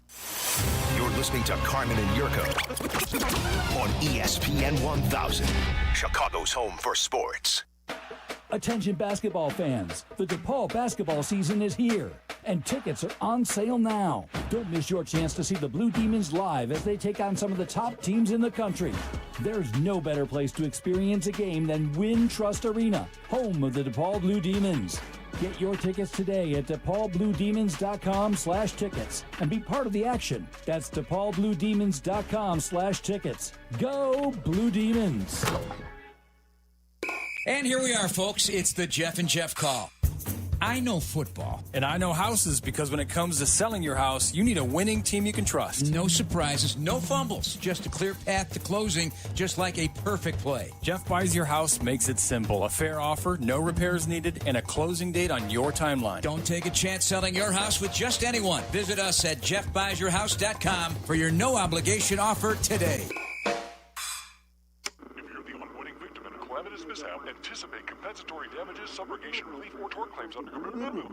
Guys, what are they even saying? Coast-Ivoni ads don't sound like that. Lawyers like that are exactly why people call us. No legal mumbo-jumbo, just real talk. We're from Chicago. We talk like you, we fight for you, and we have real conversations so we can help you. They get where you come from, they get what you need, and they get you. Coast-Ivoni, your local personal injury lawyers, because they are Chicago. 708-4million.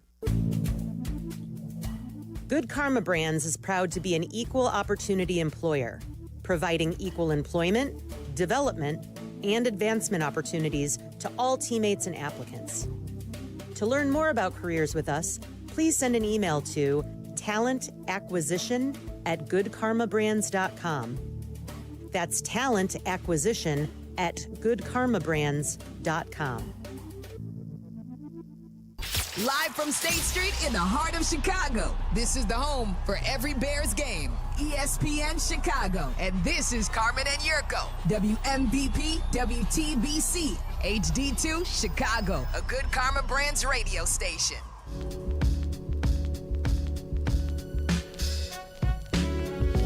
Here's an interception for good measure. It's picked off by Bullock.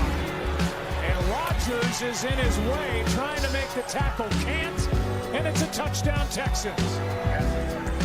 The man who is number 1 all time in interception percentage as a quarterback, Aaron Rodgers, throws a long pick 6. And maybe that's the end. That's the end of the game. They didn't attempt to pass, I don't believe. After that, the game was over. It was a bore fest last night. And that game was mostly dominated by defense, especially the Texans' defense. C.J. Stroud didn't play particularly well either, and they lost Nico Collins to a concussion. But that's how it sounded late in Pittsburgh last night. Joe Buck on the call. And Super Wildcard Weekend is now in the books. We turn our attention to Divisional Weekend. By the way, this song, Jay Moore made this. See, we're learning more and more now that Jay Moore's a part of our show, not just Cap and Hoodie's show. This is his mix. Black and Abdallah have moved on. We've got Jack McGrath and we got Jay Moore, who's helping to be one of our producers now and our sound guy. This is his own music. Yeah, the song is called Sunshine. You can look it up. And you know my professional DJ name is Naki the Beat Man. So what is it? Naki the Beat Man. The Beat Man. Yeah, you could Google that. I like how this is Sunshine. This kind of feels like it's a happy song. It's like a happy song. It's like a warm summer day. Yeah, it that's features what this is like. some rappers from New York and Chicago that's on it. Jay Moore's a man of many talents. Like honestly, he is. People need to know that. This is perfect for a Tuesday after a Packers win. I'm feeling good with this. I left here at 12:10 yesterday. Yeah, he was still over there maneuvering. Jay Moore? Yeah, still over there making things happen. Putting in work. I'm over at the elevator, and I'm like, he's still at that keyboard making things go. That's what he does, man. Yeah, I know. Sloth. From the Goonies. John Matuzak. Yes. Big John Matuzak, the former Raider. There you go. Just letting you guys know that's out there. Now that's another movie. Put it on the list for Jack. There's no way he's seen Goonies, which is funny because, like, my kids have seen Goonies. That's why I don't understand. Jack's must not come from like a family that loves movies. Maybe like I've shown my kids a lot of the movies that I love. My kids love Goonies. Goonies, I could still sit down and watch Goonies. How were your love parents, Jack? What's your relationship with your mom like? Very good. Very good. Are they big movie people or not really? Yeah, my dad is a pretty How did big your father movie person. discipline you when you were a child? Did he spare the rod or no? Did he yell at you? I don't know. Oh, boy. Did he say? Did he put out a belt and a pipe and say pick? No. Yeah, No? the bare bottom. That did not happen. No? Do Which way you want it, boy? Do you think he knows that movie reference? Go get your own switch? Do you think he gets that movie No, I don't reference? think he does. He used to put out a belt and a pipe and say pick. I think I got to go with the belt. Nah, I went with the pipe. See, why? Because F him, that's why. Goodwill Hunting? Goodwill Hunting. Good job, Oh, Yurko. I've seen that one. Ah, there you go. Hunting. My dad showed me good movies, not these So what'd your movies dad that show you you? guys are throwing out. Beverly there. Hills Cop is a great movie. Give me an example what your father showed you. He sat you down and said, son, you have to watch this movie. A Few Good Men. Excellent movie. All right, that's a good one. It's a great movie. What Yes. about Brokeback Mountain? No. Oh, yeah. That was a real father-son moment. What's Brokeback Mountain? Come on, Jack. Be like, that's my favorite movie. That is not your favorite movie. Are you being serious? Stop it. Tom said Jack would say it's his favorite movie. That would be the one. Now, He's the Jack, bestest he doesn't even know now it's Jack's Brokeback looking Mountain. it up now. He's got no idea. You don't know what Brokeback Mountain You is, had Jack? me at hello. Some Johnny read the Cage. subtitle. Hey, What some The does it guy Johnny say? from Cage. Stranger Things is in this. David Harbour. David Harbour, yeah. Love David Harbour. Hopper. You mean Hopper? Yeah, Hopper. Yep. Yeah. Boy, my daughter's obsession with Stranger Things is like it runs deep. I mean, Yeah. she's probably watched season 5 already. I'm guessing like 3 times all the way through. Just like that. It might be time to move on to something else. Yeah, you know when you're a kid though, when you're that age, and you Yeah. kind of like we did it with movies a lot. We didn't do it as much with TV Porky's? shows. But Did you do it with yeah, like, Porky's? I don't know, not Porky's. but Porky's is fantastic. That's a movie to watch. we did it with movies a lot as a kid. I've got Porky's at the house on VHS. Do you? Well, I'm yeah, going the to old bring it in. VHS. I still got a VHS player. Do you? In the closet down low, just in case, break glass in case of emergency. The problem is that the tape that it's put on, like that film, it deteriorates over the course of a lifetime. So you might play it and it'll break because it's brittle. It becomes Really? brittle It becomes over brittle. time. I didn't know that. Yeah. Porky's is like quintessential 80s, like Revenge of the Nerds, just like unnecessary nudity, Yes. just like pure Yes, debauchery and yes, sophomoric humor. And it's wonderful, Oh, quite frankly. It's unbelievable. You know, that's what it was like in the 80s. It was Yeah. a different time. And Police Academy, their whole series was good. Oh, yeah. too. I loved the police academies as a kid. Yeah. Absolutely. And they got a little Pretty old. good. Like, Assignment Miami Beach got a little stale, but, you know, most of them were pretty good. Like, the first 3 All right. were pretty good. A Few Good Men, Jack. Another movie your dad told you to watch. Go. There's one other good one. Field of Dreams. All right, that's good. Yeah. Good. It's a good That's movie. from the 80s. I mean, your dad loved you. I mean, I think that's obvious. I He love it. loved That's you. how we're judging if your dad loved you or Still not. living with the parents to this day. Well, listen, I got one of my boys is still with me. One of my boys, and I told him, get on your feet. When you get on your feet, save your money. You got to save $100,000, 100 G's. I couldn't. I told him, you got to save 100 G's. And then you want to move, go move somewhere. I don't care. I couldn't wait to get out. And I love my parents, but I couldn't wait to get out of my parents' house. Yeah.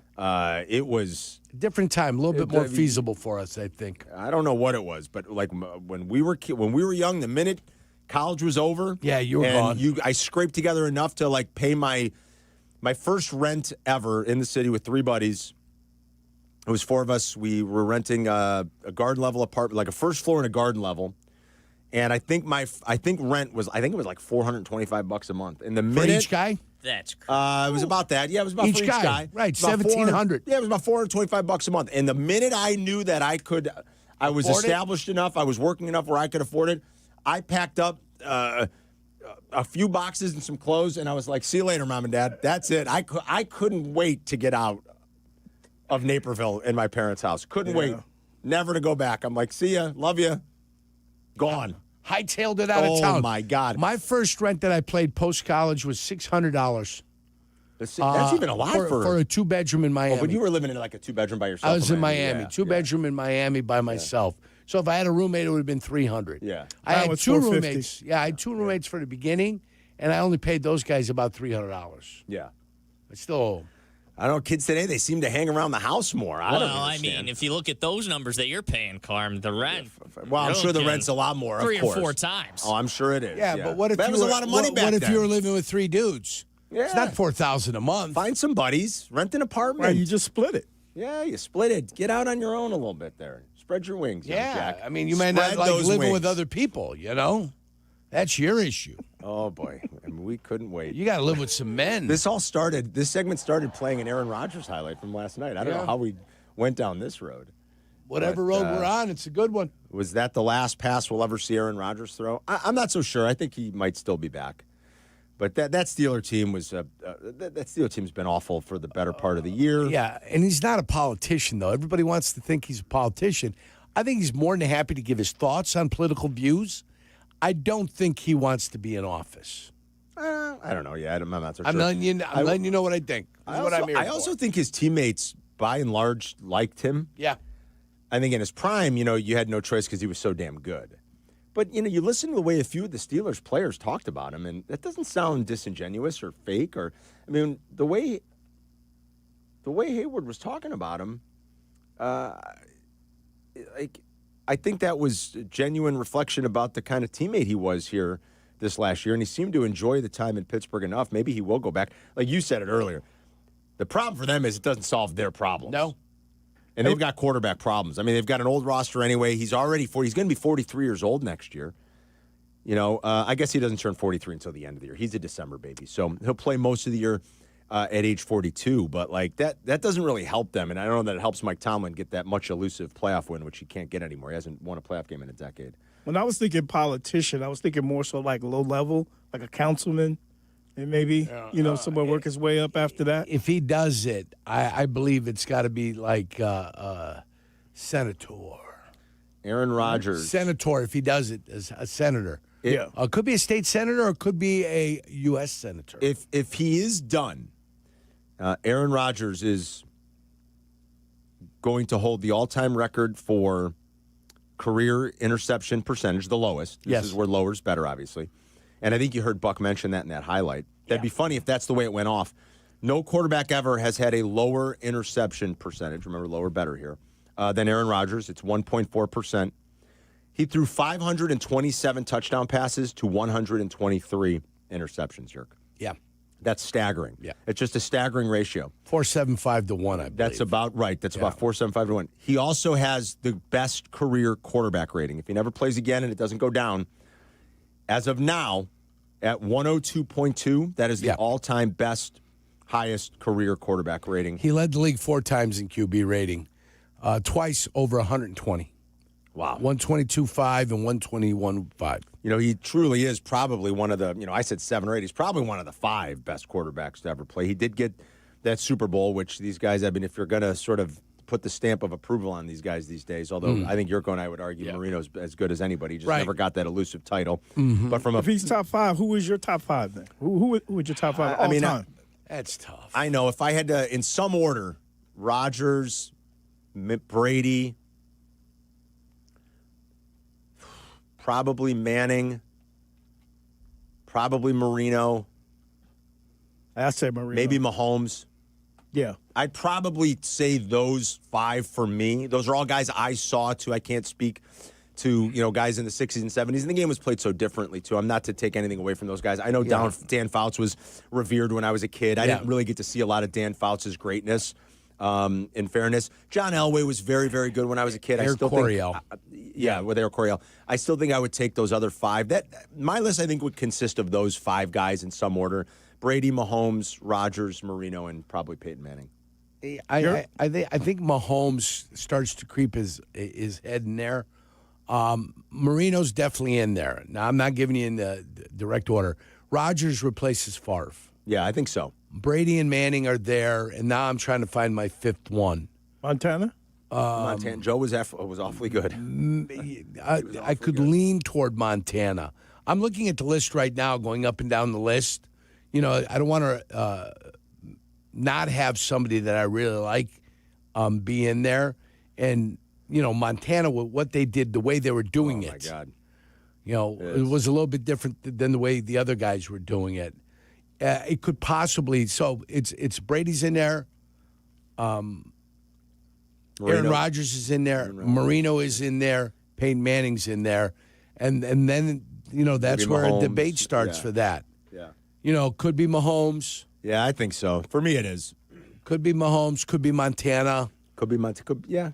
We could sit and we can have some conversations. We can talk about it. I think that's a solid list, though. Smoking a pancake, bonging a blinch. We'll sit there and we can discuss it and have a good time talking about it. I think most Bears fans would even probably acknowledge Rodgers is one of the 5 or 6 best quarterbacks they've ever seen. And we I just love didn't Favre. like him. And guys, I love Favre. 6. Favre's my guy. 6? Yeah, Jay Moore's got him at 6. Like that, I think that's fair. I would say Drew Brees pretty good. Has to have some love, guys. I mean, the numbers were great. That's for sure. And he played in the era where you can just fire away. Yeah. But it's a great debate. Oh, for sure. I don't think I think limiting it to 5 doesn't do a service to the quarterback list. I think you would do 10, and I would just put the 10 in a party. Mm-hmm. Invite them all to dinner. Yeah. Jack, what was your 5? Jack gave me 5 earlier. Go ahead, Yeah, Jack. I would go. This is going to be controversial. I think Mahomes is 1. Okay. Then I go Brady. It's a little controversial, but okay. Montana. Montana for you. I'm impressed. Peyton Manning. Yep. And then I'd go Rodgers. All right. So I think we all have a pretty similar, somewhere in there. He's definitely in the conversation for the handful of greatest quarterbacks to ever play, even though he was a jag bag. Definitely in the conversation. Played the position about as well as anybody's ever played it. Maybe he'll come back. Like I said, he'll be 43 next December. So he's getting up there. And you saw an unwillingness most of the year to want to get touched and hit. I don't blame him at 42, as he had an Achilles injury a couple of years ago. Nobody's body wants to take that kind of punishment anymore at that age. I think it kind of held back that offense a little bit. Arthur Smith does a good enough job of that on his own anyway. And then last night, they barely attempted to go downfield. Towards the end, they sort of had to a little, and even then, they were having a tough time hooking up. That pass rush for the Texans is just relentless. I asked Jurko before, if there's ever a team, every once in a while, you'll see a defense come on the scene that kind of carries the day for its team. Look, as great as unbelievable as the Bears' 85 defense was, in the era in which they played, the 85 Bears offense was sensational. Yeah. They had a great offensive line. They had Walter. McMahon was good. They had Willie Gault. They had Dennis McKinnon. They were a top 5 offense. Oh, yeah. I mean, and so as great as it was, it's not like that team was bereft of offense. The few that come to mind are like that early 2000s Ravens team, the 2015 Broncos. Do I have that year right, guys? Was that 2015, I think? Yeah. The 2015 Broncos, when Manning couldn't throw the ball down the field. It was Seattle part of that defense, the Legion of Boom they had back there. Their offense was still pretty good. Russ there was a time when Russ was actually pretty good, and that offense was pretty good.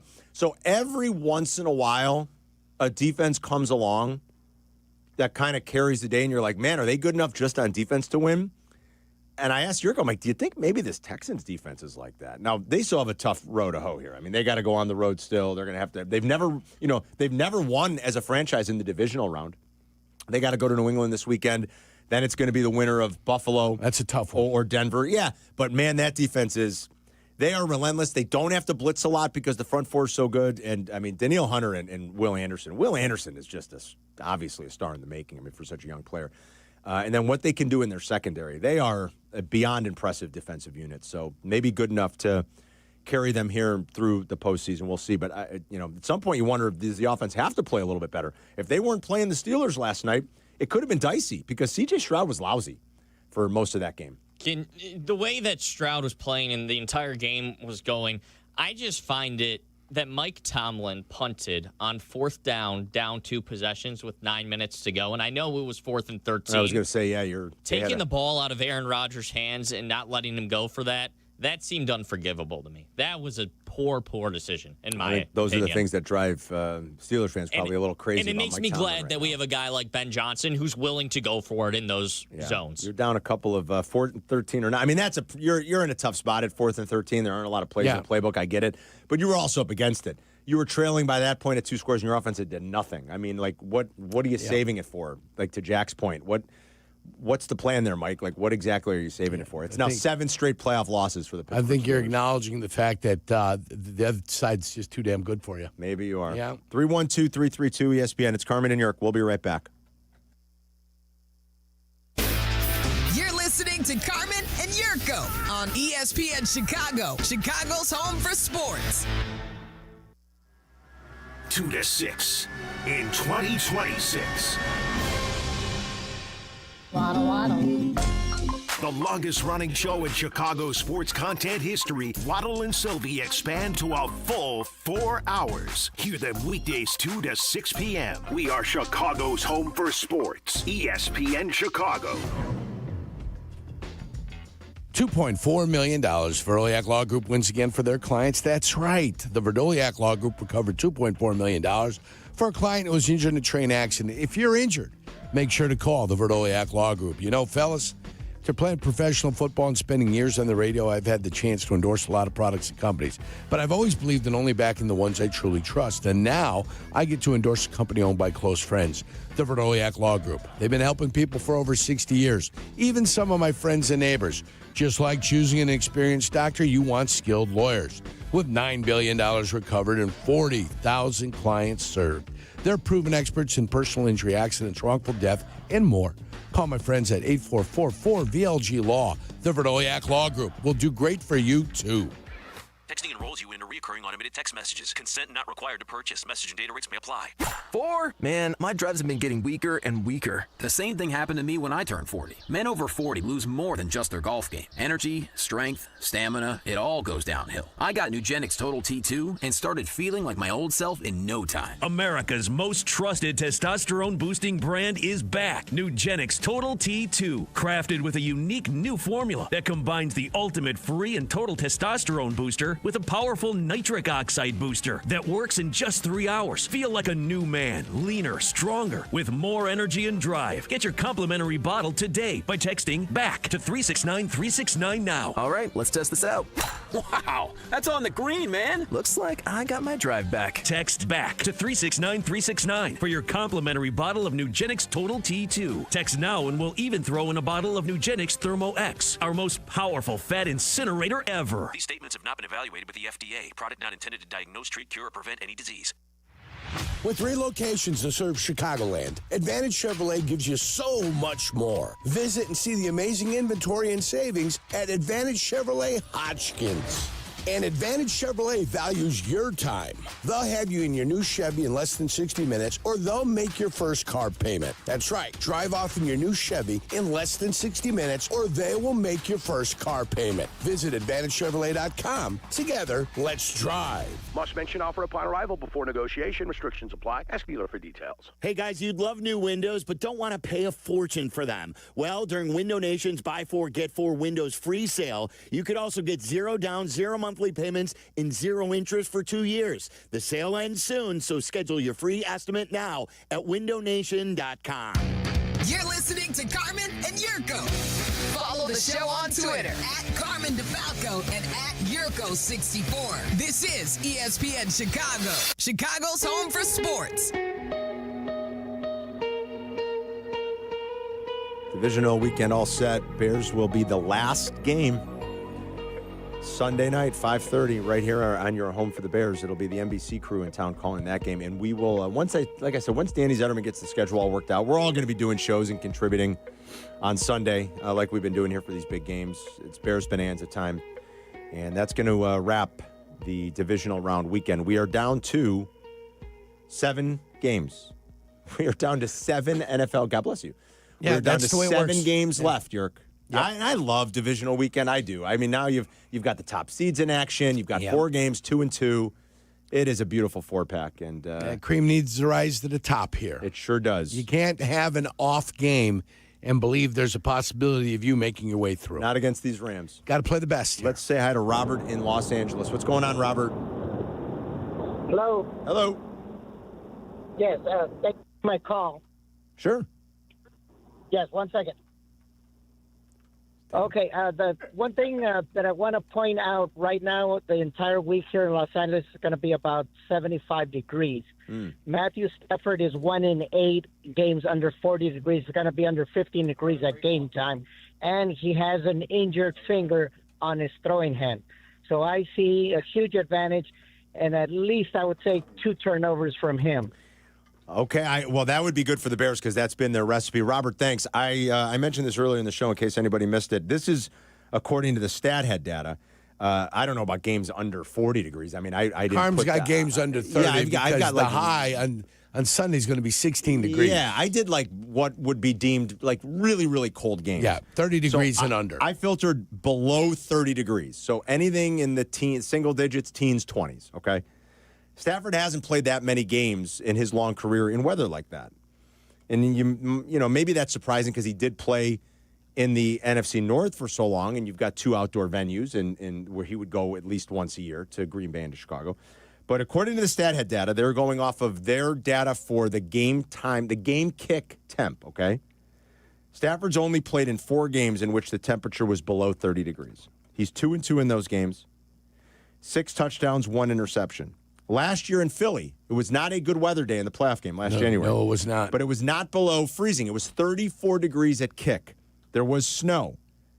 It was still a weather game for a team from L.A., and they were right there. Matt Stafford was brilliant. He threw for 324 yards. He completed like 70% of his passes, and he had 2 touchdowns and no interceptions. So I don't think the cold has been that much of an issue. Again, he hasn't played in that many games. As a franchise, the Rams haven't won here in Chicago since 2003. It's not a lot of visits. It's only 4. But they have lost their last 4 trips here. But I think it used to be more of an issue when Goff was their quarterback because I think the elements in the cold affect Goff a little bit more than Matt Stafford. Stafford's been, talk about a trade that worked, man, really for both sides. 8 career playoff games with McVay, Yerk. Yep. 6-2, 18 touchdowns, 4 interceptions, 51.6% success rate, and a quarterback rating of 107. That's been a match made in heaven, Sean McVay and Matt Stafford. Well, I'm sure. And he's that's probably why, going to be. that's why he did it. He did what he did. Yeah. That's why he's willing to move off from Jared Goff. Yeah. They made it. They sacrificed. They got Goff in. They won their Super Bowl. Yes. They lost one with Goff. Yep. They won one with Stafford. And the numbers have been very good. Yeah. He's probably going to be the MVP this year, and maybe he's even solidified what's going to be a Hall of Fame career when it's all said and done. And that offense it's scary good. And there are I think we'll talk about it a lot throughout the course of the week. There are so many similarities. Maybe not exactly from a personnel standpoint, and they've got a couple of the best in the business. I mean, Adams is still really good. We loved that move in the offseason. A lot of us have Rams Super Bowl positions that we've talked about, but I know we did it a lot over the summer. The upgrade they made going from Cooper Kupp to Devontae Adams we thought was going to be huge, and it certainly has been. Their offense is really good. It's creative. They do a lot of the same things that the Bears do where they're under center a lot. It's a ton of play action. It's a ton of pre-snap motion. I mean, they're 1-2, the Bears and the Rams, in both pre-snap motion, and in play action attempts. And Stafford's number 1 snaps under center, and Caleb Williams number 5. So they're so similar. Let's go to Al in Portage Park wants to give us one other football player that turned actor. Okay, go ahead, Al. Hey, fellas. Thanks so much for taking my call. So, yeah, I have a football player, but after that, I have a request, if you don't mind, after that. Okay, sure. Go ahead. Okay. So the football player, Fred the Hammer Williamson. I wouldn't call him a Chiefs great, but he was a Chiefs. No, I remember the Hammer. I don't know if I remember the Hammer. Fred the Hammer Williamson. And he went into acting? They went over to the Super Bowl. Yeah, he went into acting. Okay. The Hammer got knocked out in the Super Bowl. Okay. And you remember the other sideline? We got the Hammer. We got the Hammer. Yeah, they knocked the Hammer out. Okay. Yeah. All right. Yeah, the Packers knocked him out, and he became I played at Northwestern. He became a movie star doing the blaxploitation films in the 70s, early 70s. Yes. All right. Yes. So you guys go ahead and Google, because I couldn't say the name of some of those titles. I know. We'll Google them for our pleasure. Similar to Shaft. Yes, you know? love Shaft. Yeah. Yes. All right, what's your request? So my special request, you guys had a caller on yesterday, the guy who tackled his son-in-law and choked him out on Thanksgiving. Can you please formally invite him to call up next week? That was like one of the most awesome things. Yeah. Yeah, that's a good point, Al. Thanks. Yeah, who was that yesterday? What was his name? I'm trying to remember now. Was it Greg? It started with a G. What was his name? Greg, Guy, Gus, something with a G. He called yesterday. He tackled his son-in-law. Well, his future son-in-law. Gus Van Zandt. He's like this. His stepdaughter and fiance are living at his house, and he'd had enough of the son-in-law's At antics. Thanksgiving, he choked him out. Right, because he's a Packer fan. Yeah. And then they got into a brouhaha again. I was like, this sounds like a tumultuous relationship you got going on over there. I don't know if that's good. But, yeah, he should call back and see how the son-in-law handles it. Like, is he going to be talking smack That's his Or is he father-in-law. going to be? That's his. Is he going to be wearing a Vince Ferragamo jersey? Oh my God! Can you imagine? Yeah. Or a Merlin Olsen jersey. Yeah, Can something you crazy. imagine? You're living in that guy's house, pal. That's what you're How doing. about you show a little respect? Dieter Brock I'd expect jersey. nothing less from a Packer fan. Yeah. No respect. No I'm just kidding. respect, Carm. A Dieter Brock jersey. That's Yeah. awesome. Dieter. I believe Dieter Brock, the quarterback, the last time these teams met in the playoffs, Yes. right? Yes, Yeah. he was. Number 5. That's great. Let's say hi to Dave in Wisconsin with Carmen and Jurko. What's up, Dave? How you doing? Yes, I don't want to hear a repeat or see this because the last time we played the Rams, we got beat 34-14, but that was in Inglewood and in Los Angeles. Right. Now, do we see a different Bears team that can take this Rams team and can especially Matthew Stafford? Well, remember, Dave, last year the Bears beat them here. Remember week 4 last year. Now, that was a different Bears team and a much different Rams team. They kind of limped here. If you guys will remember that game, Jared Verse was a rookie. He was going on to be the Rookie of the Year. And I think Bears fans got a pretty good glimpse. Like, yeah, he's going to be a problem. I mean, he kind of owned the day, and he had like 2 or maybe even 3, definitely 2 sacks wiped away on penalty. Remember, Jurk? Yeah. He was living in the backfield. Oh, Verse, yeah. 2 of them wiped away on penalties for sure. And 2 of them were wiped away on penalties. Yes. Verse, Braden Fisk, and Byron Young had a day, even though the Bears won that game. Now, that O-line that day on the left side featured Braxton Jones and Matt Pryor. It's a little different this time around. And they're different, too. They're healthier. They were not a healthy team early in the year. Remember, they started 1-3 last year. But the last time they came here, the Bears did win. But I don't know what you can really glean from that. Other than, in a game which the Bears won, Jared Verse was still a monster. So I mean, that's the one thing you can kind of take away from it. The pass rush that they're bringing here is legit. The Rams blitzed at the second lowest rate in the NFL this season, but their pressure percentage was top 5. They finished 7th in sacks. They finished 8th in ESPN's pass rush win rate metric. So they can bring it. Gorman's in Mount Greenwood. What's going on, Gorman? Good morning, fellas. Two-pronged question.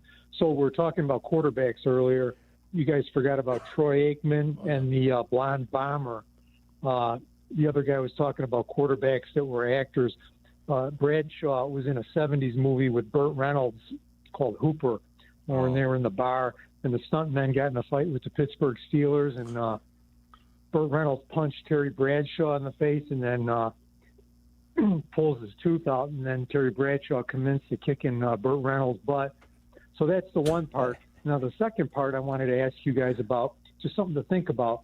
The other day I was comparing Drake May's numbers for the regular season to Caleb Williams, and May has got a few hundred more yards. I think he's got like maybe 400 more passing yards, and he's got a handful more touchdowns. But here's the big thing that makes me wonder, did the Bears get the best guy?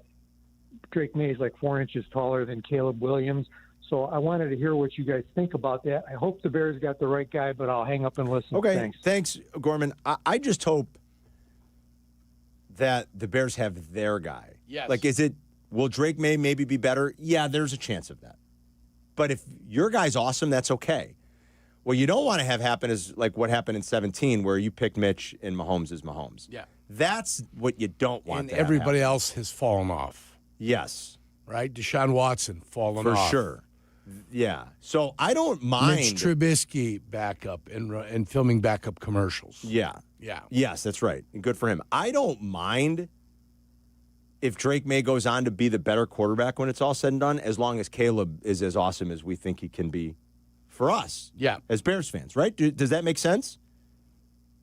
Yeah, I don't mind if Drake May is a good quarterback. Yes. An excellent quarterback, as long as Caleb is excellent. is Thank also you. an excellent. That's same what I'm thing saying. with the tight ends. Yes. It's the same thing we had the tight ends earlier, Colson Loveland and Tyler Warren.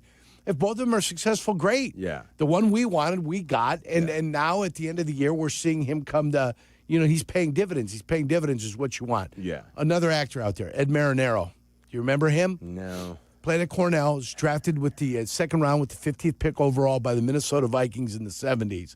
He played Officer Joe Coffey on Hill Street Blues. Oh, all right. So Great TV Ed show. Marinero. Good show. We're getting all the good somebody texted me. I get recommendations now. texts now. I know. From my people phone. telling me, I come got on, like Yerk, Ed Marinero. I got like a I'm million. like, who? Offhand, do you guys know the last draft class that had multiple QBs that actually did well in the league? Like, what was the last? Well, class? 83 is the most famous one. What about the one with Roethlisberger? Yeah, was that a good one? Right? Wasn't that 03? 2021, I feel like, was a good one. I'd have to go back and double check. Did you guys hear what Jaden Daniels said last week? I played it when Hoodie and I were doing our show together on Saturday. It might be in the system somewhere, Jay Moore. Jaden Daniels had a good. Somebody had asked him at like the exit meeting in Washington last week, Yerk. It was like a week ago Monday. Yeah. And he had a good line. He had like a quick 25 seconds about their draft class, and I love what he said at the end. So Hoodie and I played it. I feel like the 21. I got to go back and look at all the drafts. So 03 was Carson Palmer, and then you didn't have much after that. Was it 05? Was that the Roethlisberger one? Byron Sandwich was in that draft. Byron Sandwich. Kyle Bowler was in that draft. Rex Grossman was in that draft. Yeah, like I said, just the first guy, Carson Palmer, might have been something. And forgive me, not the 2021, the 2020 draft. Burrow, Herbert. That's a good one. Yeah. Yeah. Burrow and Herbert. Tua, at this point with Tua. It's a little frustrating, probably more than anything. Jordan Love. That's a good one. All right. 2020 was good. No, I think the draft you were thinking of, and I got to get to a 04 NFL draft. Yeah, 04. I'm going to name the players. Eli Manning. Yeah. Eli was good. I mean, not as good as Phillip Rivers. Yep, awesome. Ben Roethlisberger. Yes. I think those three kind of cornered the market. But if you look at the rest of this, I mean, there were nothing but studs drafted early. That's the one that had Larry Fitzgerald. Yeah. Sean Taylor. This one. Roy Williams. D'Angelo Hall, Jonathan Vilma, Tommy Harris, Sean Andrews, Will Smith, Vince Wilfork, Steven Jackson, and Jason Babine. But the second pick? Babin. Robert Gallery to the Oakland Raiders. Ouch. Yeah. The point is this. Like, this is shaping up, I think, to be a pretty good one, especially with three of these guys. Caleb is the second seed in his conference. Drake May's the second seed in his conference. Jaden Daniels took his team to the NFC title game a year ago. And I still think could be pretty good. You wonder about his body holding up because he's small. But like, this is shaping up, I think, to be a really good one. This is what Jaden Daniels said about it last week. Oh, I got it. It says a lot about our class. Those guys put in the work. They deserve everything that they got and what's to come. And I'm super excited to see them and what they do in the playoffs. I'm pretty sure they felt the same way for me last year. So it'll be fun to sit there and watch them. But I think the kind of just test, like, we got a badass class of quarterbacks. Badass class of quarterbacks. I didn't even mention Bo. Bo Nix is the number 1 seed. Yeah. Jaden Daniels took his team to the title game, the NFC title game last year, and 3 of the other picks, Bo Nix, Caleb Williams, and Drake May, are a 1 or a 2 seed in their second season. That's pretty good. So it is shaping up to be a potential badass class. And as long as Caleb's awesome, like, all right, so maybe Drake May's going to be better. We can live with that if Caleb's awesome. 312-332-ESPN. It's Carmen and York. We'll be right back. You're listening to Carmen and Yurko on Chicago's Home for Sports, ESPN Chicago. ESPN's The Hot Hockey Show. Ready to rock the rinks with Chicago's best hockey knowledge. Brought to you by Chevy Drive Chicago. The Hockey Show, tomorrow night at 6 on ESPN Chicago and the ESPN Chicago app.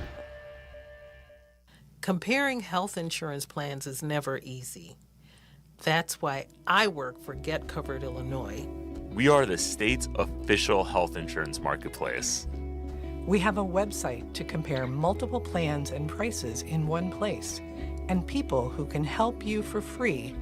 Community-based navigators and brokers, certified by the state. And we have live customer service. At getcoveredillinois.gov, we're here to help. Hey golfers, it's Tyler. It may be winter in Chicago, but golf season will be here before you know it. And if you want to be ready when the weather turns, you've got a plan now. That's where Golf on Any Tee or the GOAT app comes in. GOAT is a golf membership that gets you unlimited golf all year long at 20 courses across Chicagoland. No greens fees, no cart fees, just unlimited golf. Sign up now and book a tee time for the first day courses open. Visit golfonanytee.com or download the GOAT app today and golf like me, golf on any tee. Just like a strong offense keeps moving the ball, Republic Bank of Chicago's business banking solutions can keep your company growing. business checking, treasury management, commercial loans. Big business, small business. Republic Bank has everything you need for your business. Our team is here to get you back in the game and moving in the right direction. Experience banking beyond expectations. Only at Republic Bank of Chicago. Member FDIC. Visit ourbankchicago.com today. We're here at Menards Bank Sale, asking shoppers what they're putting in the bag to get 15% off. Paint, batteries, tools, toilet paper, extension cords, grocery items, hardware for my cabinets, snack items, crackers, and some canned goods stuff. Shop vac supplies, toothpaste, cereal, coffee, dog treats. I've got a lot of stuff to grab. The list goes on, but the sale ends January 24th. Hurry in for Menards 15% off bag sale. See store for complete details. Save big money at Menards. Ready to order? Yes. We're earning unlimited 3% cash back on dining and entertainment with a Capital One Saver card. So let's just get one of everything. Everything? Fire everything. The Capital One Saver card is at table 27, and they're earning unlimited 3% cash back. Yes, Chef! This is so nice. Had a feeling you'd want 3% cash back on dessert. Ooh, tiramisu. Earn unlimited 3% cash back on dining and entertainment with the Capital One Saver card. Capital One, what's in your wallet? Terms apply. See CapitalOne.com for details. Life is full of choices, some big, some small. And when you choose an H&R Block Tax Pro, you're choosing the largest network of tax expertise to be in your corner. For when your big ambitions need help with the small details. For when your six figures come from 6 different places. For when your gaming stream becomes your revenue stream. For when your business's year one needs 70 years of tax know-how. At H&R Block, we've seen it all, and we're here to help you make the most out of your money for life outside the box. Get started at hrblock.com. Join the Bulls Kid Nation Kids Club by BMO. All-star members receive exclusive access to special experiences, prizes, a new membership kit mailed to your home, and more. Give your littlest Bulls fan the ultimate Bulls experience at bulls.com/kidnation. You're listening to Carmen and Jurko. If you miss something, get the podcast on the ESPN Chicago app. This is Chicago's home for sports, ESPN Chicago. Jurko just informed me that the referee assignments are out, and it's Sean Hockley coming to town. Yep. And I don't know how I feel about that. Not a big Hockley fan. Yeah. I was an Ed Hockley guy. I like that too. Nobody liked his arms more than himself. Well, he was jacked. Brian, and this helps with the wagering also, Carmen. You use sometimes the officials and the crew that's coming. Sometimes, yeah. Broncos, Bills, Carl Cheffers. San Francisco, Seattle, John Hussey. And New England and the Texans are Sean Smith. Okay. So that's the group that you have here in the divisional playoff round. Jurko, did you back in the day, did you get scouting reports on the referees? No. Because I know Johnson has talked about that before, knowing the referees. Yeah, I knew a handful of guys. Kenny Baker was like a field judge. Donnie Hakes, who was my high school dean of students, was a back judge, and he was on Jerry Markbright's crew. So you didn't mess with the referee. Mark Bright was a legend at that time. You didn't screw around with Mark Bright. He's a Skokie guy up north here. The other guy you didn't mess with was Bob McElway. Oh, Bob McElway. I accidentally said a cuss word, and he looked at me and goes, "Do you want me to throw a flag? Wow. And you got to explain to Coach why you got a 15-yard unsportsmanlike?" I said, "Bob, I apologize." I said, "I'm sorry, I'm out of line." I mean, you literally saw my hand in the air trying to beg for forgiveness because somebody was holding me and I swore at him.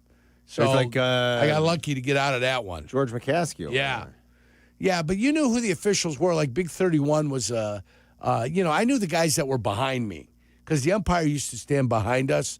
31, I knew Hendy Ansich. I knew a handful of guys, you knew Dale Hammer. Remember the great Dale Hammer? Yes, I've heard you talk about Dale Hammer. Not an adult film star. No. No, he was an official. Yeah. He was like a line judge and then became a referee for a handful of years, then went back to being a line judge. Hockley's crew calls a pretty high volume of penalties, especially offensive holding. Oh, they love it. So they could mean under. It could trend It's to an an underplay, under guys. play. Underplay. Could trend to an under game. Hockley loves talking, too. He's one of those guys that if his face isn't on the television, for an extended period of time, like he won't let a lull go without him being able to go ahead and talk to the people. Yeah. Let's say hi to Jacob. He's in Kannapolis on ESPN 1000. What's up, Jake? Kannapolis, North Carolina? Yes, sir. Yes, sir. Oh, yes, sir. Home of the Kannapolis Intimidators? Yeah. I'm 5 minutes. I'm not even 5 minutes from the stadium. I'm actually right next to it. Gotta love them guys. Yeah, it's awesome. So I wanted to call. I called yesterday. I couldn't get through. I was gonna share my experience with the Bears game and how cool it was. A buddy and I were sitting around Friday night about 10:30, and I had been trying to put a plan together to get to the game. I had nobody to go with, and my buddy, who's a Cardinals fan, he jumped up and said, "Let's do it." And we booked our flight, hotel, everything right there. I picked him up at his house 5 hours later, and we were in Chicago by 9 o'clock Saturday morning. Love it. Sat 241 at the game, and I've never gone so crazy in my life. And I think he might be a Bears fan. He's a lifelong Cardinals fan, but yeah, it was insane. I got to meet Waddle. I wanted to thank Waddle. He signed my hoodie. I went up to the booth, at Gato, and he signed it. Got to chat with him for a little bit. I know he's a big North-South Carolina guy. He just walked in. He's bringing coffee to your Waddle's right here now. You want to thank him? Jacob says you signed his jersey for him. Yeah. You're welcome, Jacob. He says you're welcome, Jacob. Hey, man. Yeah, pick up a mic. He brought me some Dayquil, too. Waddle brought me some Vicks. Sit in on the mic, Tommy. He's a mensch. Get in here, snot nose. Jacob, I'm glad you got to experience it. I mean, best game ever, right? I mean, like, it's just, it was, Thanks like for the Thayer coffee, said, it's probably the best. It was the loudest you ever heard the place. Yeah. Yeah, it was life-changing. I was slamming the chairs, slamming anything I could around me. There was a family of 4 behind me. They left with 10 minutes in the fourth quarter, and I can only imagine what they feel like. Oh, yeah. I hope they feel like crap. That's a big miss. Yeah. Jacob, thanks, buddy. Hard to ever leave a playoff game early, even when you're getting smoked. Brian's in Northbrook. What's going on, Brian? Hey, guys. How are you? Long-time listener. Thanks. I've been listening to you guys so long that when I hear them say Waddle and Silvy from 2 to 6, and it's like a new thing. Isn't that really an old new thing? Wasn't that how it was before Cappy joined the station? Yeah, it was, I think, for a little while. Yes, I think you're right about that. And you guys were all morning at that time. Yes, I loved it. Probably, yeah. Although I love, Cappy and Hoodie, too. Anyway, I'm calling about the Bears. Longtime Bears fan. I'm 41 years old. I remember the Dick Duran team. I remember the 90s teams. I saw Waddle play live. I saw Eric Kramer, set the record, whatever. This is the best Bears team, most exciting, most satisfying team I've ever seen. But that's how I called. I called because everybody's talking like it's a fait accompli that the Rams will beat us. They're a lot offensively like the Packers. Defensively, they're worse. It's in Chicago. Stafford's an old man with a broken finger. They lost here last year to an embarrassingly bad Bears team. It's possible. Oh, of course it's possible. As far as Drake May and Caleb Williams, I want the guy shooting and sinking threes in the fourth quarter. The way I see it, I'm not comparing Caleb Williams to Tom Brady, but I'm going to compare Drake May to Peyton Manning. He looked like a regular season quarterback the other day. Nothing special. I know the Chargers have a good defense, but he didn't do anything clutch to win that game. All right. And, I mean, that might be fair, and I think I get the little swipe maybe at Peyton, but I think anybody would take Peyton Manning as the quarterback of their favorite team. Brian, thank you. I think the point is he didn't have to do anything special to win the game. Maybe their team is good enough to where he doesn't have to do anything special at this point. Team certainly wasn't going to win it. Brian, thanks for the call. And, I don't downgrade a guy for having a good team. No. Also, I don't know that everybody's saying it's a fait accompli. I don't think that. I don't think the point spread necessarily tells you that. It's still about a 3.5 point spread. Mm-hmm. Granted, that comes with the Bears being at home, so on a neutral, you start to get a better idea. But they are at home. There is a little bit of a baked-in advantage that you're going to get.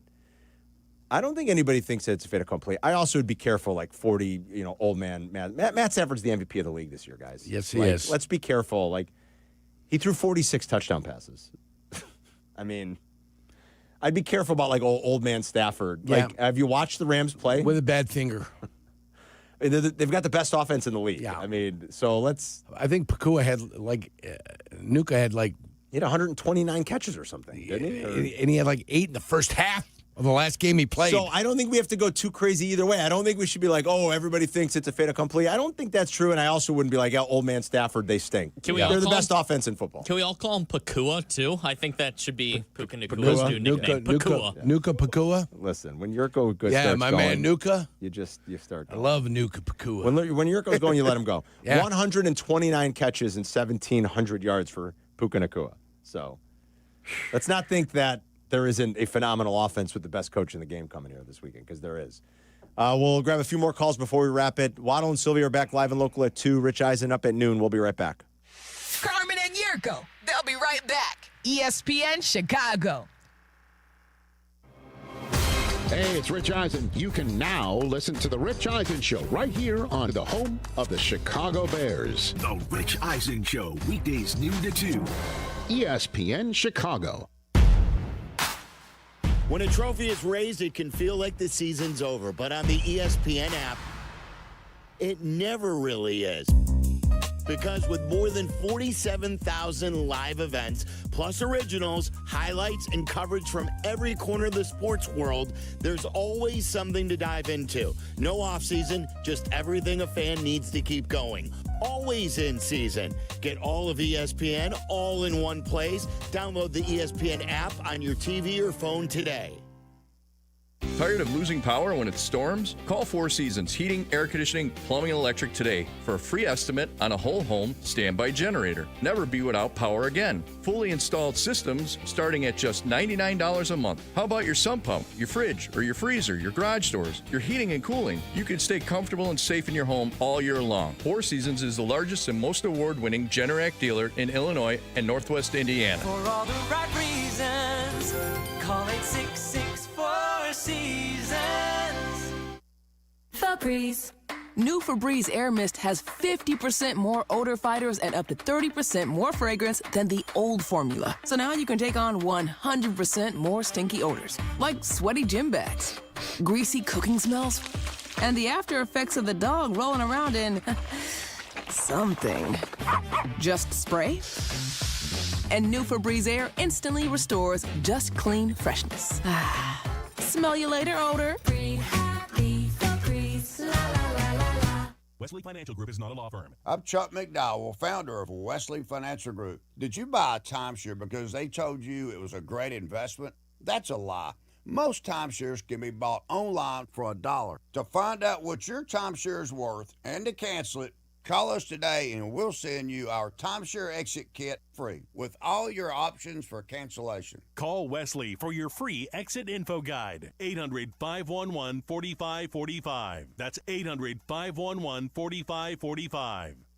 We all hear the radio ads about the IRS. They tell you to be afraid, to be scared, and they try to frighten you into calling. I'm not here to do that. Tax Relief Advocates is different. TRA is here to tell you that if you owe money to the IRS, whether it's $5,000, $50,000, or $500,000, we have a solution. It doesn't matter if you're sitting in your car, at work, or with your kids. No matter where you are, call now. 800-575-6759. Don't lose hope. TRA can eliminate or reduce what you owe to the IRS. Generous programs are now available that can give you a fresh start. Our passion is taxes and helping individuals fix their IRS problems. We have over 1,000 5-star reviews on Google and an A+ with the Better Business Bureau. You don't need to be afraid of the IRS any longer. End your tax nightmare today by visiting us online at TRA.com or call 800-575-6759. That's 800-575-6759. Tax Relief Advocates. Real solutions for real people.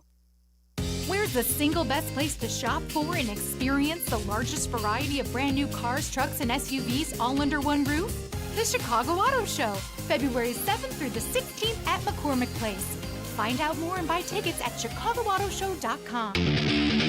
Follow Chicago's Home for Sports on Instagram at ESPN_Chicago. Carmen and Jurko are back. This is ESPN Chicago, Chicago's Home for Sports.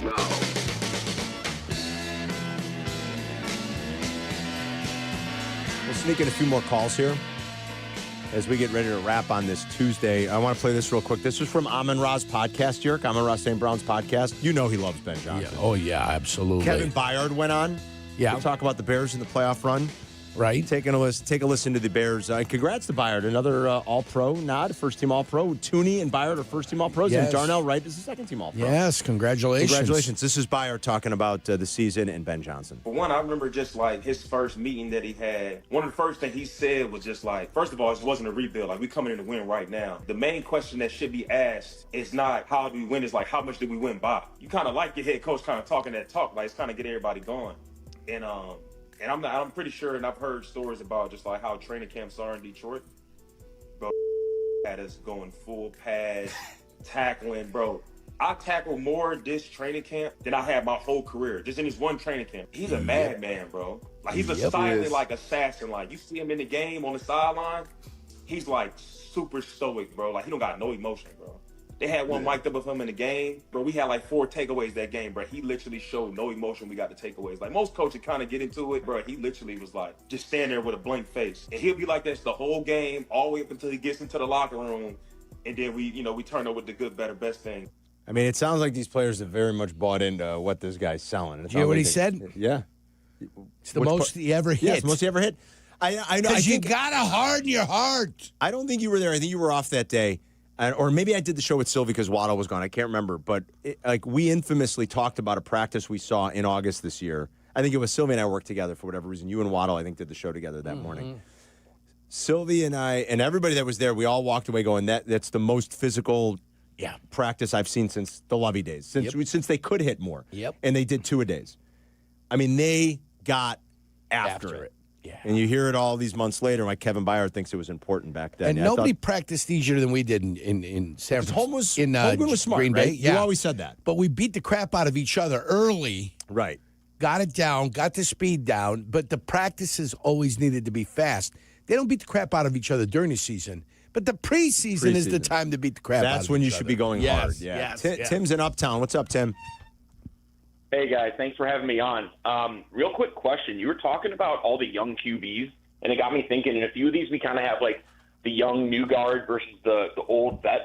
And I wanted to know what you think is more likely. Does the younger QB in each matchup sweep this weekend, or do the teams with the older QB sweep this weekend? And I know that the Houston and Patriots one's a bit of a wash. Yeah.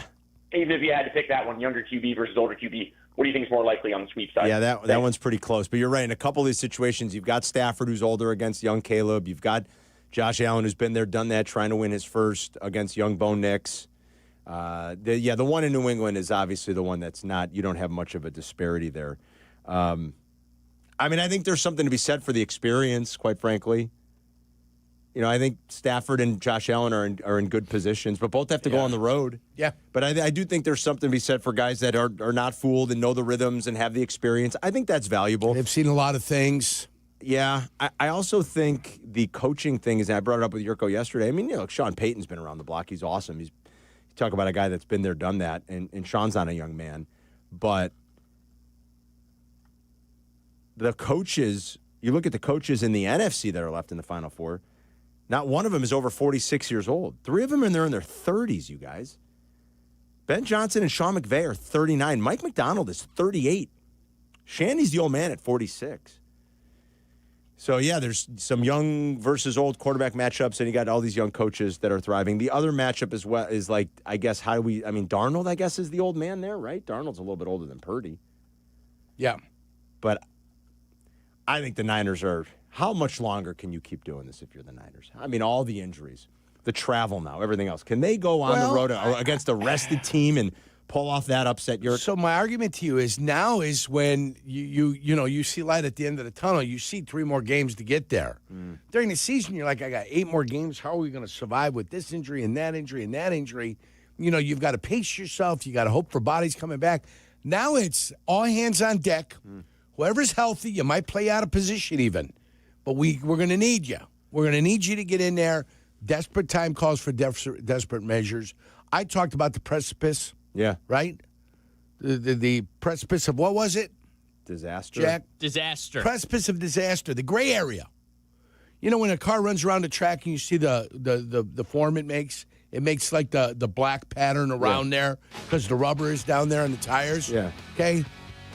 Earnhardt could run into Gray. Right. Not necessarily in the groove. He can run outside the groove. Which is... In football, you got to be on the edge of disaster. That's the way you got to play. And that's the way the Bears are going to have to play. The edge of disaster. Then you find a way to win games then. We'll circle back to more of that philosophy tomorrow. Waited the whole show. Another teaser. We'll talk about it. That's called the cliffhanger for tomorrow. We got a Back to Work Wednesday show tomorrow. Courtney Cronin will join us. Thanks for listening, calling, and participating in today's show. Thanks to Tom Thayer for being our guest on the Yingling Guest Hotline. And great job, as always, by Drac McGrath and Jay Moore. We'll see you tomorrow, everybody. Waddle and Silvy back with you at 2. Rich Eisen is next. Have a great day.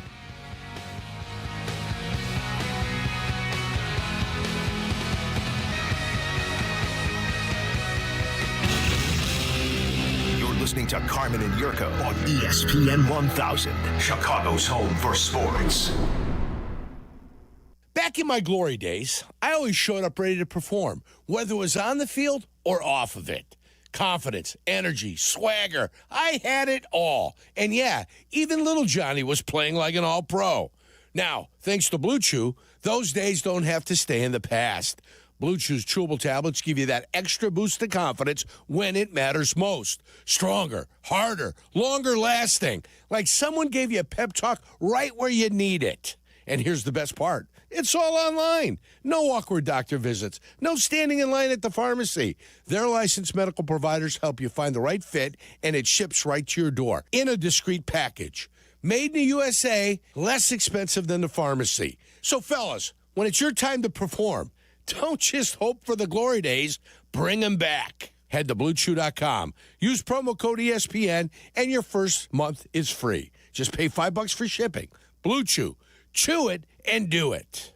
Hey, guys, I get it. You'd love new windows, but you don't want to pay a fortune for them. Well, January is a great time of year thanks to Window Nation. Right now, they're more affordable during Window Nation's Buy 4, Get 4 Windows free sale. Plus, you can get them with 0 down, 0 monthly payments, and 0 interest for 2 years. If you're feeling cold drafts from your windows, seeing fog or mold around the frame, or paying a lot more for your heat than your neighbors, it's time for new windows. Do not wait. Put an end to your window problems. Visit windownation.com now.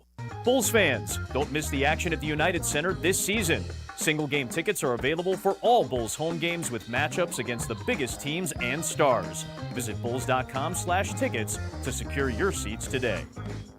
Prizes, flyaways, even cash money. You want it? We've got it. Find a list of all contests and official rules by visiting ESPNChicagoContests.com. That's ESPNChicagoContests.com. This is ESPN Chicago, WNVP, WTBC, HD2 Chicago, a good Karma Brands radio station. This is the Rich Eisen Show. Hey, everybody. Can't get enough of the Rich Eisen Show? You're in luck. You can find us everywhere. Watch us weekdays on Disney Plus from noon to 3 Eastern. Miss the show? We've got a podcast so you can listen anytime. But here's the best part. Our YouTube channel. Subscribe at youtube.com/Rich Eisen Show and you'll never miss a moment. Now, on with the show. This is the Rich Eisen Show. That Texans defense is no joke. Ball is out. Rankins picks it up. Live from the Rich Eisen Show studio in Los Angeles. Hot seat. Mike T has had more success than anybody in the league. Earlier on the show, ESPN NFL analyst Alex Smith. Coming up, Fox Sports NFL analyst Mark Schlereth. Comedian Kevin Nealon. And now, it's Rich Eisen.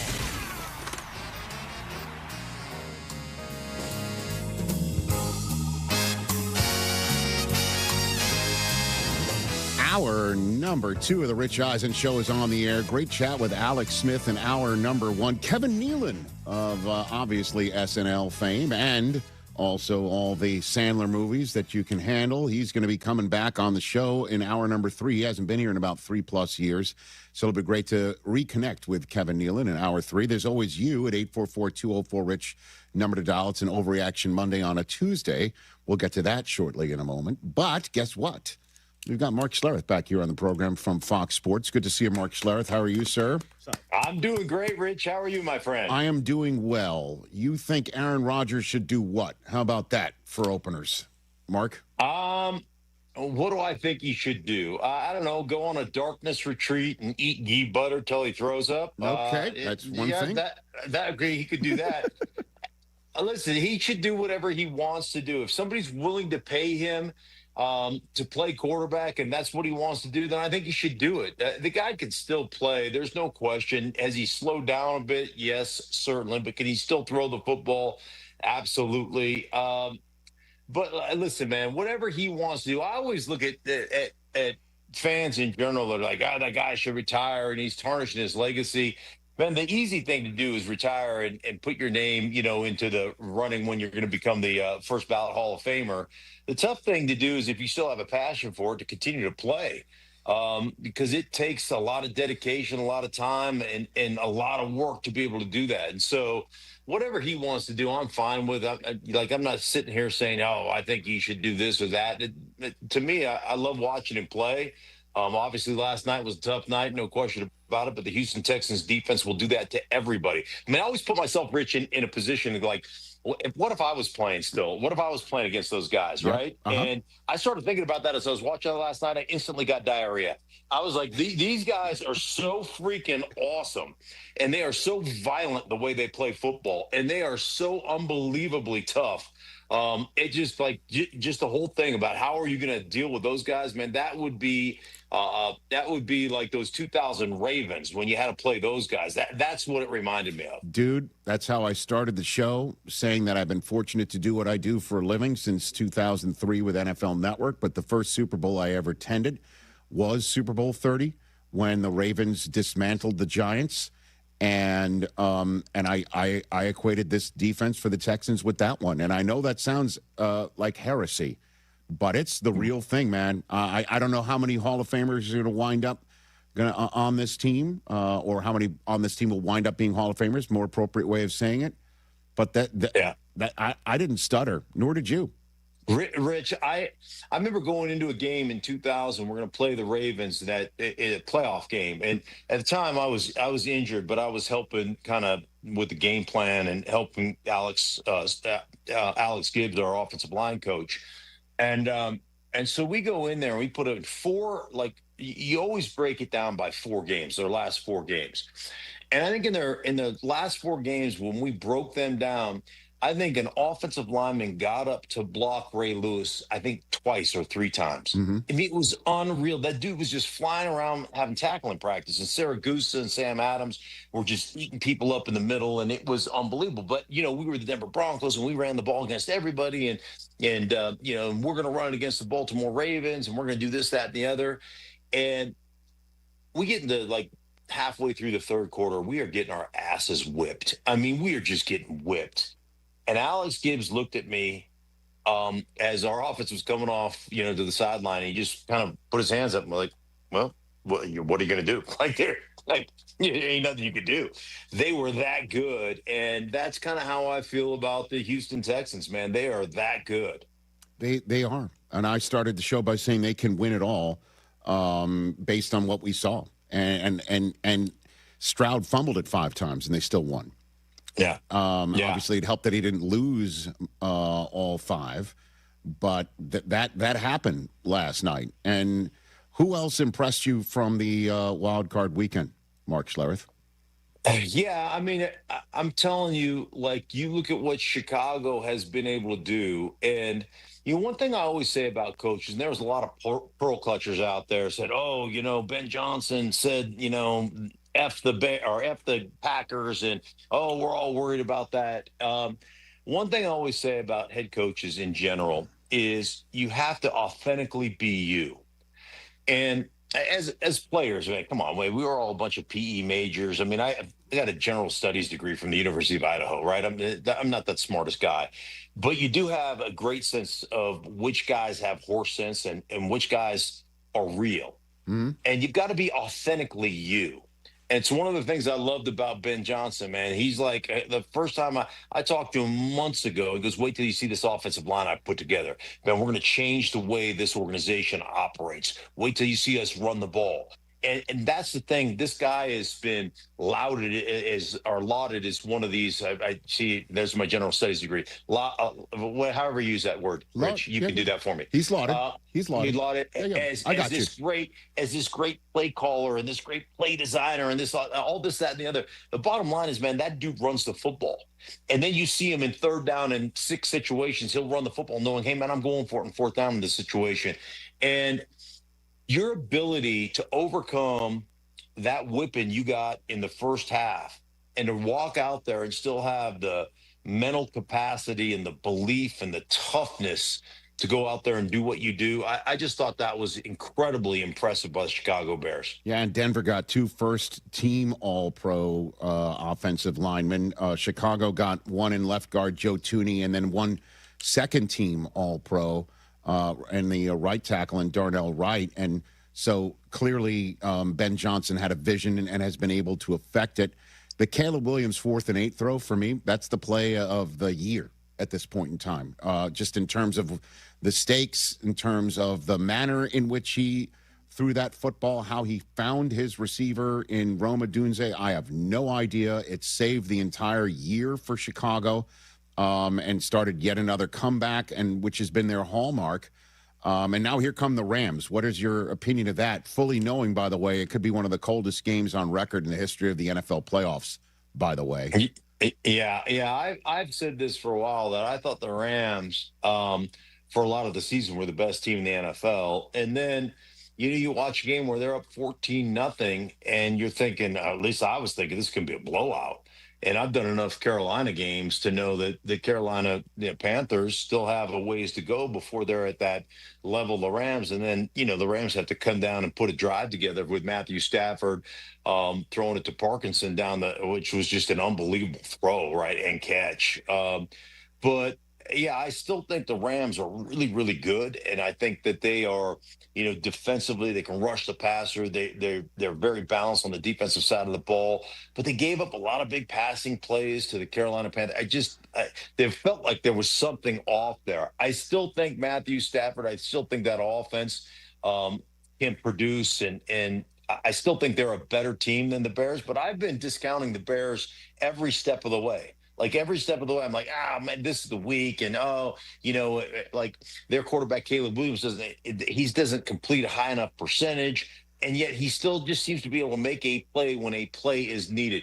There's a skill set in being able to play your best when your best is needed. When it's crunch time, that dude just has an ability about him. When it's the old saying, when it's nut cutting time, that guy cuts nuts. Like that, he just figure out a way to get it done, and it's incredible. Mark Schlereth here on the Rich Eisen show right here. The 1 seed you're concerned about the most: Denver taking on the Bills and Josh Allen, or Seattle taking on a San Francisco 49ers team that just lost another major player in George Kittle, but keeps on chugging, and clearly they know each other. Which one is the matchup that concerns you for the 1 seeds the most, Mark?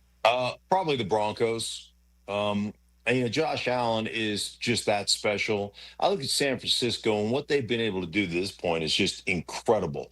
From Robert Saleh being able to grab a guy like Kendricks off the street, and all of a sudden that guy is your play caller on the defensive side of the ball and the guy that's orchestrating on defense, and all the young players they're playing with there in San Francisco, and all the injuries they've had offensively, and Kyle Shanahan continuing to do the things that he does.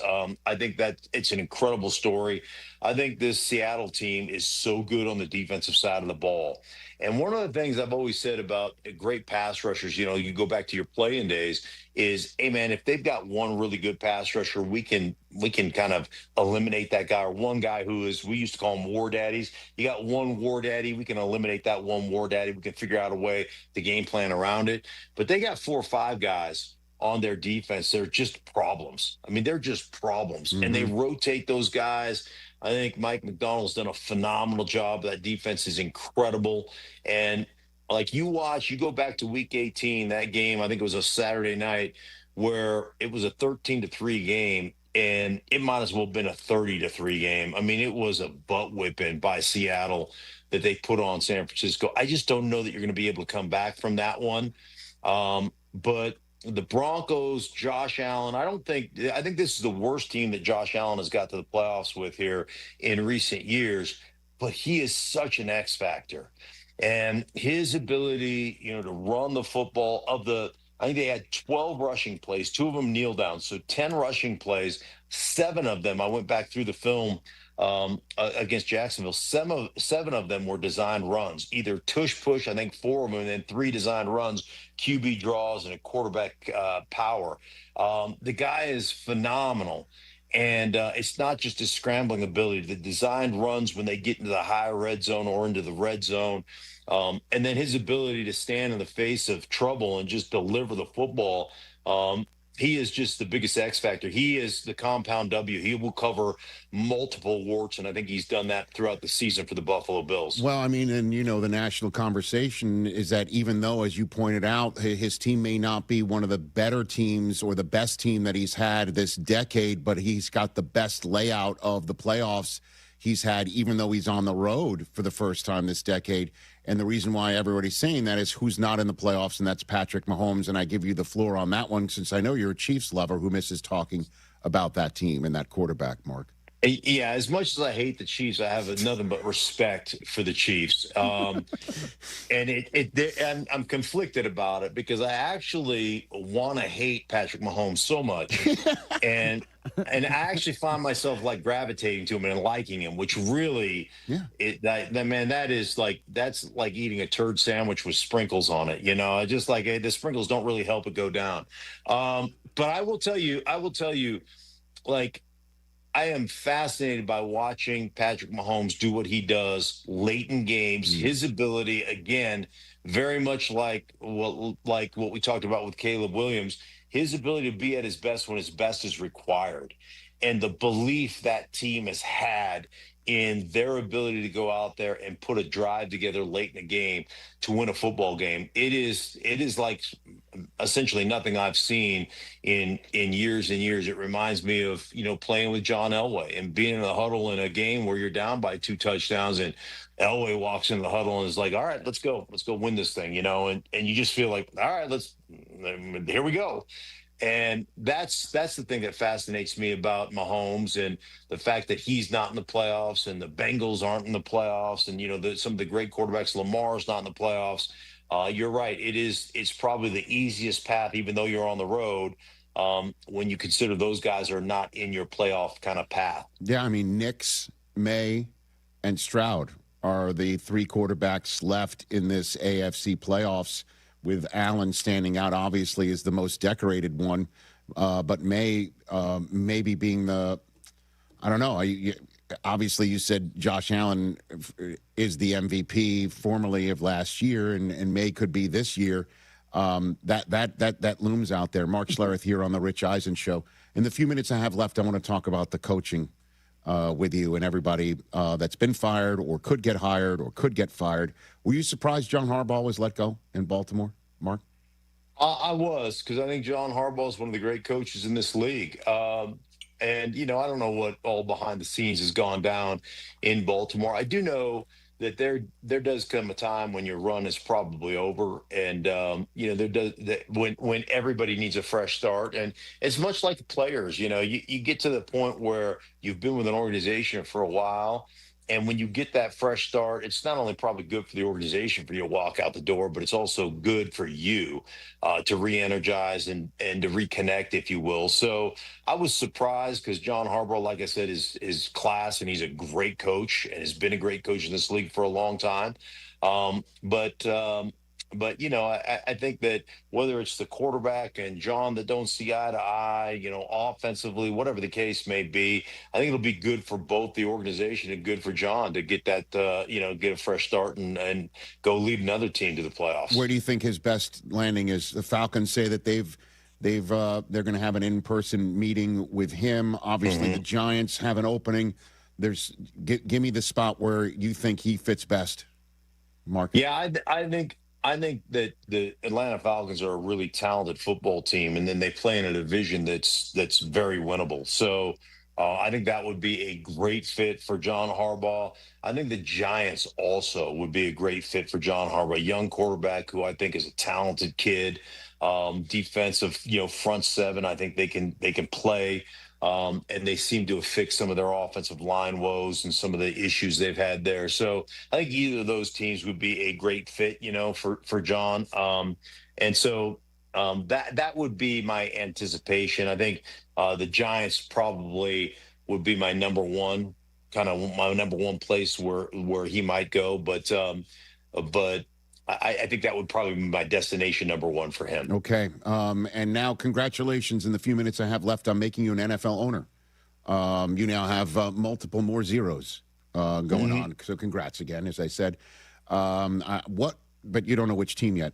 I'm going to sort of spin you around the dial here about what you should do as the owner of the Philadelphia Eagles. You're Jeff Lurie. What do you do?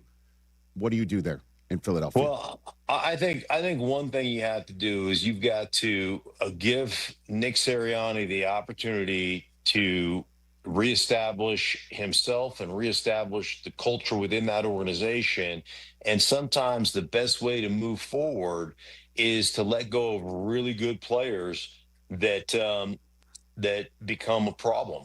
And I think one of the things that happens in a locker room when a guy is unhappy, and we're talking about AJ Brown, and what happens, how that filters through your locker room. If you consistently have to acquiesce to a certain guy because he is that talented, ultimately what happens to guys like me is you watch that go on, and it becomes uncomfortable in your own locker room. Right? Be like, we gotta acquiesce to that guy on a consistent basis. And then all of a sudden that dude's in the training room. You're like, I don't want to go in the training room. I'm not, I'm going to skip my treatment, or I'm going to do it later, or whatever the case may be. And I think one of the things that ends up happening to you is you develop a locker room full of independent contractors.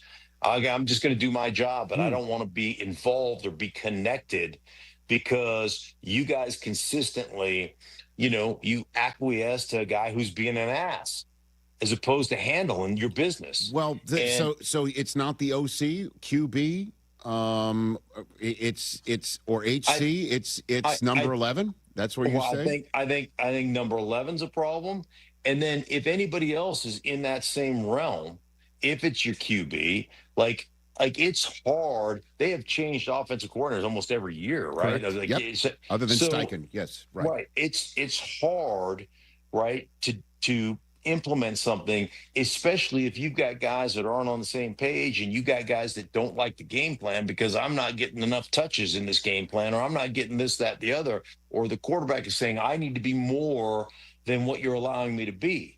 And I think one of the biggest things just in life in general, Rich, is to know what you are, but probably more importantly, know what you're not. Like, I know what I'm not good at.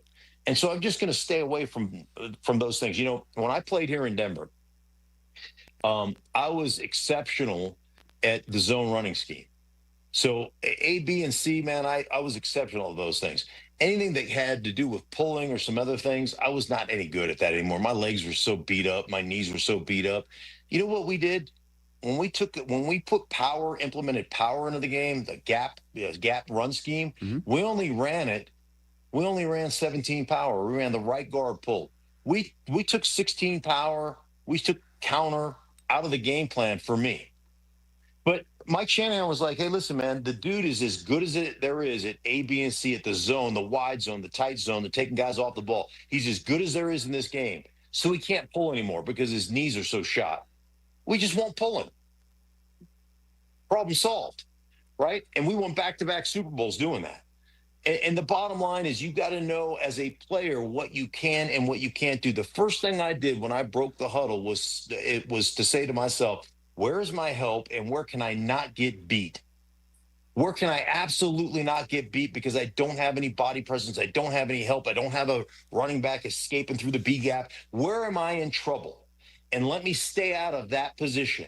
Let me funnel a guy where I have help and where I know I can win, as opposed to being, a moron and jumping in the middle of a guy and giving him a two-way go. Like, those are the things you need to know as a player and you need to know as an organization.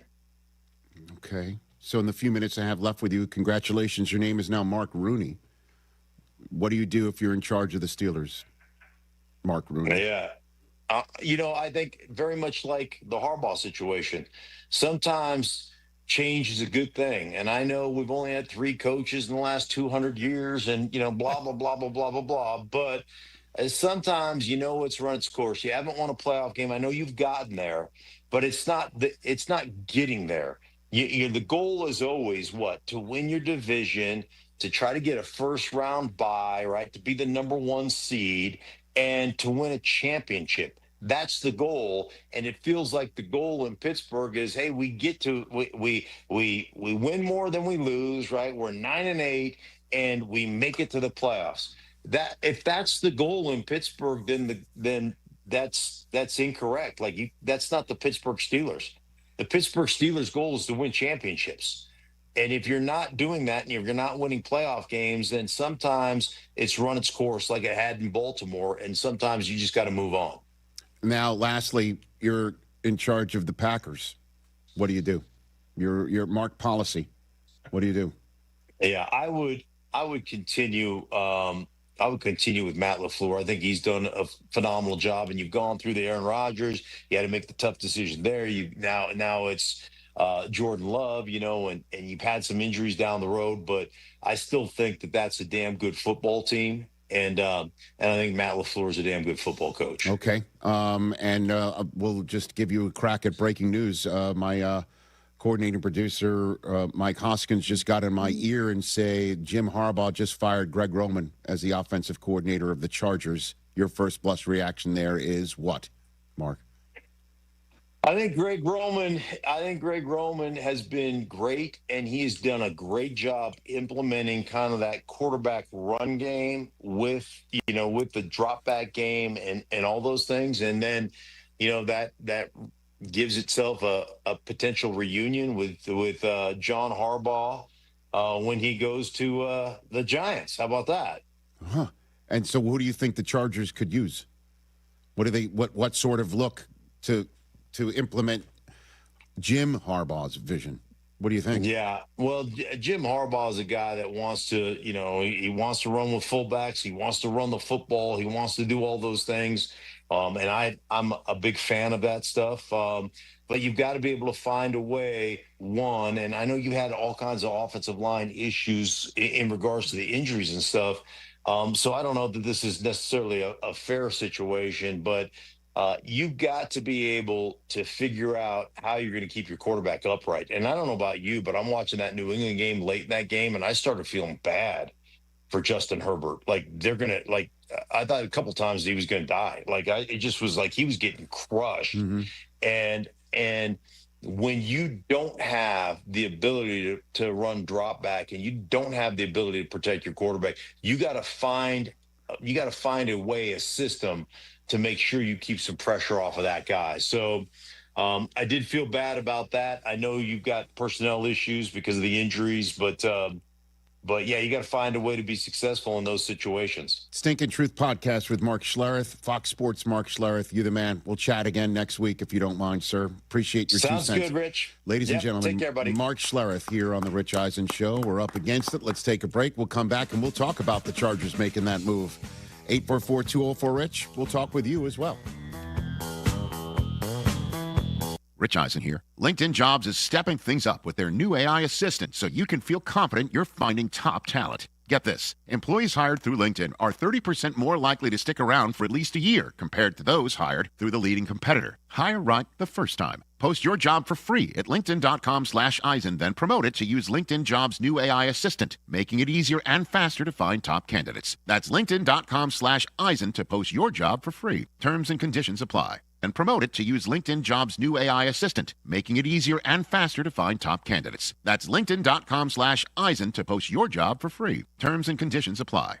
Progressive knows there's so many great things about being a sports fan. Like scoring the company box seats. How great is that? Trick plays that actually work. Prevent defense when your team is winning by a lot. And even more preventative prevent defense as they're hanging on by a thread. And of course, saving money when you bundle your home and auto with Progressive. That's pretty great. Just like trick plays that actually work. Yeah, but how often does that happen? Complaining about sports, not so great. Progressive Casualty Insurance Company affiliates and other insurers. Not available in all states or situations. Blackhawks fans, the wait is over. Don't miss a second of the action at the United Center this season. Connor Bedard, high slot. Bedard, right circle, moves and put it on the net. They score! Tyler Bertuzzi! From Centennial celebrations to can't-miss matchups, now is your chance to be part of the energy, the history, and create unforgettable moments. What a save made by Knight! Secure your seats today at Blackhawks.com/tickets. 1. Some say it's the loneliest number, but when one is a collection of many, one can stand for all. Blue Cross and Blue Shield of Illinois is one company serving their communities across one country for nearly 90 years. And as they continue to empower whole person health with compassion and innovation, one member at a time, Blue Cross looks forward to keeping you and the ones you love at the center of everything they do. Blue Cross and Blue Shield of Illinois, through it all. Hey, bro, weirdest thing is happening at the game. This guy sitting next to me says, "You're our good luck charm." Every time I crack a Bud Light, we score a touchdown. Now his entire family wants to buy me Bud Lights. I think I'm some kind of a football prophet. Talk soon. The team needs me. Anything for Bud Light, the official beer sponsor of the NFL. Stock up today. Enjoy responsibly. Copyright 2025 Anheuser-Busch Bud Light Beer, St. Louis, Missouri. DraftKings, a Casino Queen sportsbook, an official sports betting partner of the NFL, makes every moment feel bigger. The game shifts fast, and with DraftKings live betting options, you can stay right in the moment. Plus, DraftKings has your back with early exit protection. If the player in your eligible NFL prop bet goes down at any point in the first half, you still get paid in cash. With DraftKings, you're covered through the entire half. New customers, here's your shot. Bet just $5, and if your bet wins, you get $300 in bonus bets instantly. Download the DraftKings Sportsbook app now and use code WMVP. That's code WMVP to turn $5 into 300 bonus bets if your bet wins. In partnership with DraftKings, the crown is yours. If you or someone you know has a gambling problem, crisis counseling and referral services can be accessed by calling 1-800-GAMBLER. 21 and over, Illinois only. Pass-through per wager tax may apply. Eligibility and restrictions apply. Bet must win to receive bonus bets which expire in 7 days. Additional terms at dkng.co/audio. Limited time offer.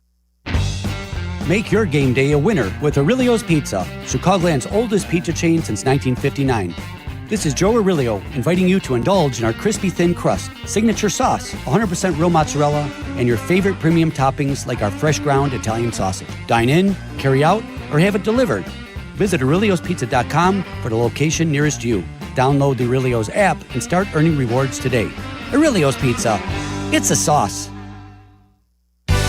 After seeing some hoops or pucks at the UC, let the CTA be your drive home. The number 19 United Center Express bus takes you from the arena to Union Station, Ogilvie, and Michigan Avenue for just $3. If you've ever waited for a ride share at the UC, you know it's awful. Take the CTA. Buses run express for an hour after each game and will take you to Metro stops and hotels along Michigan Avenue. At under $3, you've got more money for merch or food at the game. Find the CTA Express buses right outside the stadium.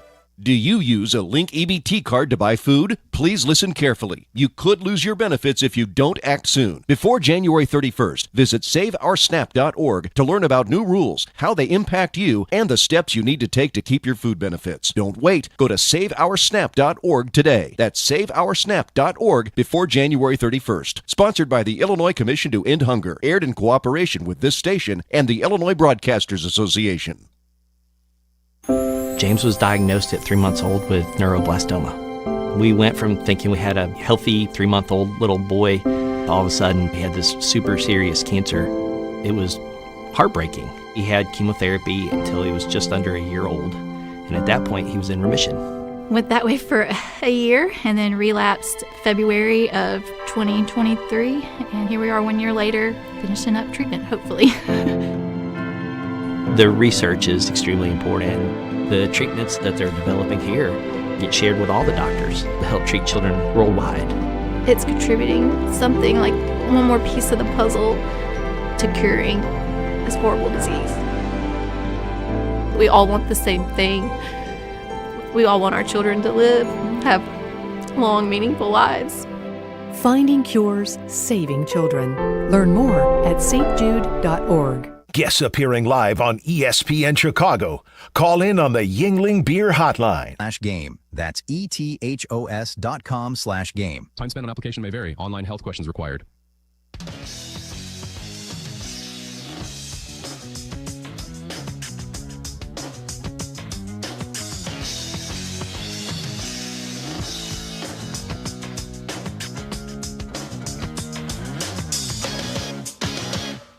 Back here on the Rich Eisen Show, 844-204-rich is the number to dial right here on the program. Man, the Los Angeles Chargers just bounced Greg Roman. And this can't be easy for Jim Harbaugh. Listen, when Jim took the job at Stanford, do you know who he called and asked to be on his staff? Guy's name is Greg Roman. He took him from Holy Spirit. He was the offensive coordinator at Holy Spirit, and then joined Stanford as an associate head coach. And when Jim got the gig in San Francisco, he became the offensive coordinator. We had Alex Smith on in hour number one. We all know what happened when Jim and Roman were all there. He turned to Colin Kaepernick, and Kaepernick turned into a dynamo at quarterback. He's the one who started the Super Bowl against John Harbaugh. And the whole conversation we keep hearing about John being the coach on the market that everybody wants to have, and rightfully so. We talk about the Super Bowl that he won. And the Niners almost won that one. Jim goes to Michigan. They go their separate ways. Roman winds up on John's staff.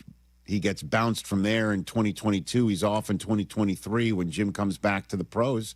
First guy he calls, says offensive coordinator is Greg Roman. They go way back. And at the end of the day, Harbaugh across the street, this happened in the last 24 hours. He calls him into his office. He goes, we're going in a different direction, or whatever he says. And Greg Roman is now out. And there's now another offensive coordinator position open in the NFL. I'm wondering if are there as many OC jobs open as HC jobs right now? Ooh, good question. I don't know. Because every HC job that's open might require, like, if you hire a defensive coordinator as your new head coach, that'll require an offensive coordinator gig to be open. So an HC job may be filled, but an OC job may be open. And all these other former OCs like Cliff Kingsbury or Mike McDaniel as a former HC, he might be the best OC candidate out there if he's not hired as HC. And there's a lot of rumors that Cleveland's going to hire him as their HC right now. And if you're an OC on the market, like, where's the best OC gig open? The Chargers are a pretty damn good OC gig. Yeah, that's not a bad one. All right, because you kind of know what's required of you. What's required of you. Get Justin Herbert to the Hall of Fame. Well, I mean, that's no big deal. But you also know you got a guy who wants to run the football, and you're going to get an all-pro on a left tackle and a Pro Bowler, an all-pro in Blossom in Joe Alt. Rashawn Slater and Joe Alt are coming back. And you got a young kid in Omari and Hampton who we assume is going to be able to stay healthy in year two. And Justin Herbert to protect. And Jim is going nowhere. So it's not like you got a head coach on the hot seat. He's going nowhere. I just don't know what, I'll just give voice to one of the only Charger fans we know. It's not the man who was in the delivery room for all of our children, Chris. No, I always love it. Although he's a big Charger. Bobby Katz driving around OBGYN of the Stars.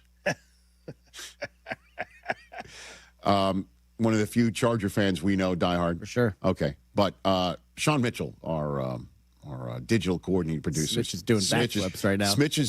Smitch was the one during the game who is really pissed. And the thing that I think pissed him off the most, and I don't blame him, was when the game's on the line and you got to go fast and you need two possessions. You need two possessions.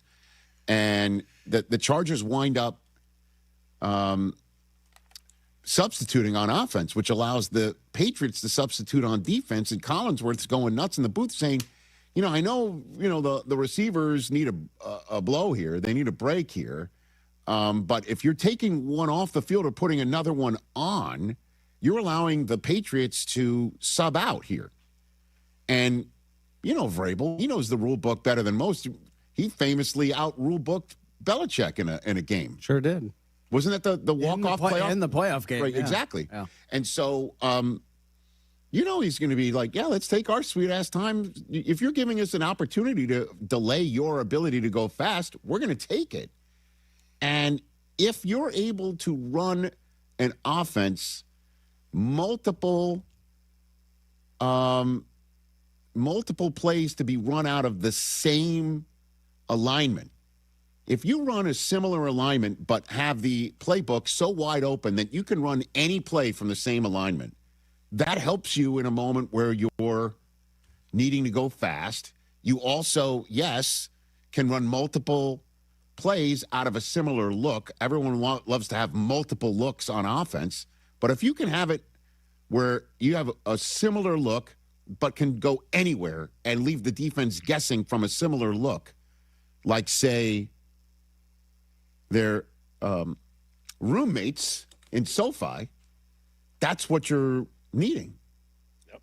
And in many ways, that's why the Rams coaching staff constantly gets rated year in and year out. Everybody wants the fruit of the McVay vine. And I don't know. Is that what would be helpful for the Chargers?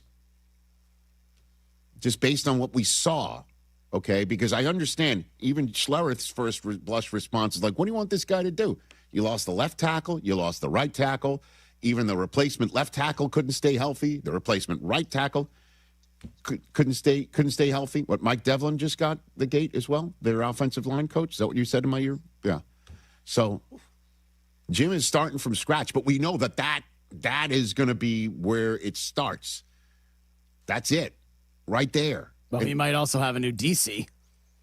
Yeah, I think that's 100% good. I think Jesse Minter is. Yeah, so. Listen, I'm biased when it comes to him. I think the Ravens are going to poach him, but we have yet to hear his name mentioned with them. I don't think, although the emails we get from NFL Network, at least I do on my phone, it's just one after another after another. It's tough to keep track of who's interviewing where and who's been asked, whose permission's been asked for, et cetera, and so forth. But Harbaugh is said, he's going to find some answers, and he is making some hard choices in 24 hours. I know Chargers fans might say it's an easy choice. Ravens fans might echo that sentiment about Greg, but Greg's as smart as they come, and maybe he was reading some writing on the wall too. I don't know. You certainly didn't hear that from him when I was interviewing him with the rest of the broadcast prior to the Chargers-Texans game. Wasn't getting any sense that there was any daylight between him and his head coach. But at the end of the day, there's I think more OC gigs open than HC gigs right now. And whoever doesn't get an HC gig, that's an OC, is going to be in high demand. Mm-hmm. High demand. And here's one of these spots. You want to go help protect Justin Herbert and take a run first offense to new heights with Jim Harbaugh, who's going nowhere? You want to do that? You want to help Jim take Justin Herbert to the Hall of Fame? Is that what you want to do? Come out and live in Southern California? Come out to the coast. Yeah. It's going to be a compelling argument. A compelling argument. But that's what's happening now with the Los Angeles Chargers. Man, I never would have seen that one coming. After I'm on a plane back from Brazil, and the sense that I got was the Chargers are a playoff team, and the Chiefs are going to have to really put something together to get back to the Super Bowl. I mean, it's the first blush, 1 week. They were left arguing with each other. They made mental mistakes. They lost Xavier Worthy. And then the Chargers start 3-0 in division. The Chiefs go 0-2, yada, yada, yada. Here we are. The Chargers are an 11-win team. Chiefs are out. And now we've got turnover on the offensive coaching staff, to say the least, and maybe the defense too. The Chargers are off and running in their off season. 844-204-RICH, number to dial your phone calls. We pushed Overreaction Monday on a Tuesday to hour 3 based on this news. Kevin Nealon joining us in studio in hour number 3. Lots always happening in this NFL-driven crazy world on the Rich Eisen Show. Hey, fans! Welcome back to Fansville's Cheers and Tears. Oh. Okay, so like everybody deals with losing, right? To a rival on a last-second field goal. Whatever, it's fine. I'm totally fine. But I cope with losing with an ice-cold Dr. Pepper. Those 23 flavors are like so delicious. They totally wash away the pain of your college football team taking a big fat L. College football, it's a pepper thing. Avatar Fire and Ash has arrived. I am the fire! Get your 3D tickets now for the greatest chapter of the biggest saga in history. Whatever happens, protect his family. Critics rave it's by far the best Avatar movie. If your father and I do not return, you go as far and as fast as you can. Movies don't get any bigger than this. Avatar Fire and Ash, rated PG-13, now playing. Hey guys, it's Silvy. I know how tough it is dealing with lingering pain, whether it's your back, neck, or even headaches. You don't have to live with it anymore. Cairo One offers natural chiropractic care that can help you live pain-free without drugs or surgery. From everyday activities to getting back in the gym, or most importantly, playing with your kids. Cairo One has your back, literally. Visit CairoOne.com today. They have locations across Chicagoland, including Andersonville, Evanston, and Vernon Hills. That's CairoOne.com, and let them know that Silvy sent you. What if your instincts could pay off? With Robinhood Prediction Markets, you could put your knowledge to work on the events that matter to you. Prediction Markets isn't just sports. It's the Fed rate decision, your favorite awards show, and so much more beyond the playing field. Trade events with Robinhood. Visit Robinhood.com/predict.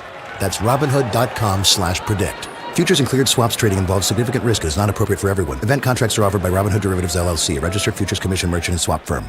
A common misconception within the legal community is that there is little to no difference between birth defects and birth injuries, yet nothing could be further from the truth. Birth defects result from genetics or acts of nature and are usually not preventable. Birth injuries, however, are usually caused by the medical negligence of the hospital, doctor, or staff, and these are preventable. Was your child born with an injury where pentosan polysulfate was administered, forceps used, or does your child suffer from slow mental or physical development? Over 28,000 infants in the U.S. are born every year with preventable birth injuries. That's 77 babies per day with injuries usually caused by medical error. And the horrific nature of many of these birth injuries is that they leave the child permanently disabled for the rest of their life, requiring expensive long-term medical care. And that doesn't take into account the damage done to the family. You have a right to know if your child's disabilities were an act of nature or an act of negligence. For a list of the most common birth injuries, visit VLGlaw.com. That's VLGlaw.com. Selling your home is not something to do by yourself. I'm Sammy Lubeck, Chicagoland's real estate agent. With Baird & Warner, I've helped sellers across 80-plus towns get top dollar. From pricing and staging to strategy and negotiation, I guide you every step of the way. Plus, my listings get exclusive exposure and expert marketing. No guesswork, no stress. So let's make your move a successful one. Start at www.sammy.homes. Once again, I'm Sammy Lubeck, and I am Chicagoland's real estate agent. Hey, this is David Kaplan. I dislike winter. Give me a 95-degree sunny summer day and I'm a happy guy. So I spend most of my winter free time indoors, and it's why I rely on Atomatic. They've been making Chicagoland homes and businesses comfortable for 80 years. I don't even have to think about the outside because my home is perfect all year round. If you're not feeling confident that your winter's going to be carefree, go to Atomatic.com right now. That's Atomatic.com. Hi, I'm Kim Holderness. And I am Penn Holderness. And we're here to remind you to get your cancer screenings. Now, we don't have cancer, but we do want to keep it that way. And while you don't have to race to the doctor. Oh, but I like races, honey, especially when they're amazing races. I see what you did there. But you do need to make time for routine screenings. I schedule my annual mammogram and gyno appointments every year around my birthday and then treat myself to lunch. Well, that sounds like fun. Can I get in on that? I mean, I like lunch. Well, you have a colon and you're over 45 and you have lungs. Yeah. And didn't you smoke in college? Yeah, a little bit. Okay, so seriously, Penn, if there is something, early detection can make all the difference. Okay, I'll get screened. This C word can be scary, but routine screenings for breast, cervical, colorectal, lung, and prostate cancers can detect cancer early, even before symptoms appear. Please visit preventcancer.org to find out which cancer screenings you need. Because early detection equals better outcomes. There's an app for that. Download, listen live, podcasts on demand. The ESPN Chicago app. Really? And really for both fan bases. Amber Indian, weeknights at 7 Eastern on ESPN Radio.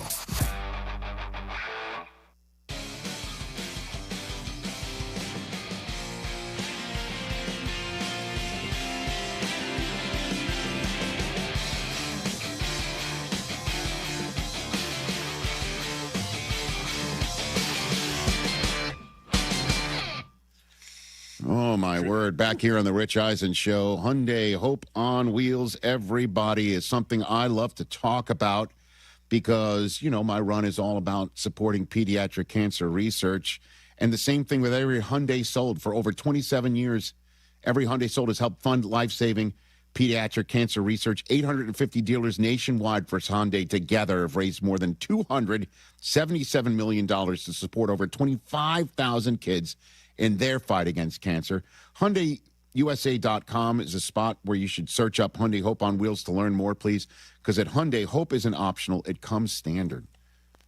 Just talking about the weather for Sunday night's game between the Rams and the Bears. Could be the coldest game on record. Remember the one in Kansas City between the Dolphins and the Chiefs? And then Green Bay back in that. Was that an NFC? Well, that was the one where I thought my Tom Coughlin's face was going to fall off.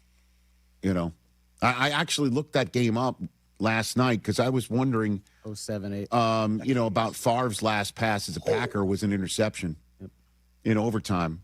And, you know, Rodgers' last pass maybe as a player is a pick six. You know, and Favre's last pass is a Viking. I was not a pick six. I looked that up. I think he threw an interception in the game. He went 5 of 7 against the Bears in a loss. And remember, what was it? What was that fella's name? Webb, the quarterback. Davis Webb. Joe Webb. I think came in. Joe Webb. Yeah. You're right. Yeah, meet Joe Webb came in. Oh, my God. Joe Webb. Jesse in Manhattan, Illinois. Let's take Manhattan, Illinois. What's up, Jesse? What's up, Rich? You hear me pretty good? Is it going to be cold, frigid Sunday night? What do you got for me in Illinois? Yeah, it's gonna be crazy over there in Chicago. We got California, LA Rams coming in. First and foremost, I want to say thanks for everything you do for the NFL, Rich. Honestly, thank you. You do so much. You're here in and out every day, putting in the hard work, the grunt work. My pleasure. Everything. Trust me. In my book, you're a Hall of Famer. But Sunday to the game, Chicago versus LA. The Bears need to step up on that D, like how they did the second half versus Green Bay. Cardiac, ice cold Caleb Williams with those painted nails and all. We're going to whoop them. We're going to take it. We need to play hard, you know. All right. They're not easy, though. L.A., Sean McVay, he's a great coach. I can confirm that, sir. I can confirm that. They are not easy. And again, they got a Notre Dame kid. They got a Notre Dame kid and a Michigan kid running. Be in our favor. Right. Like I said, it's going to be great, and it's going to be cold. And, you know, the Bears, as you know, lost their left tackle and lost their, you know, heart and soul in the middle of the defense in losing those two guys. And Benedict has PT time at left tackle, though, so hopefully that holds up for us, you know. We will see. Line's been playing terrific. Well, Jesse, again, you're when I mentioned the weather and you're like, yeah, it's going to be cold. And there's a team from Los Angeles coming in. This is an everyday thing. I know it's going to be cold, but, like, it's going to be cold. You can finally say it's going to be cold. Well, I'm going to say that, Jesse, you stating such an obvious thing, you know, Mike Del Tufo, I think he's taken your job as well. Yeah. And also Michael Irvin's talking the famous tweet in 2014, man, when we played in that cold weather, we was cold. We was cold. So thank you, and Jesse can confirm that, sitting there in Illinois. Thank you for the call. I'm very pleased to be here. And thank you for the compliment.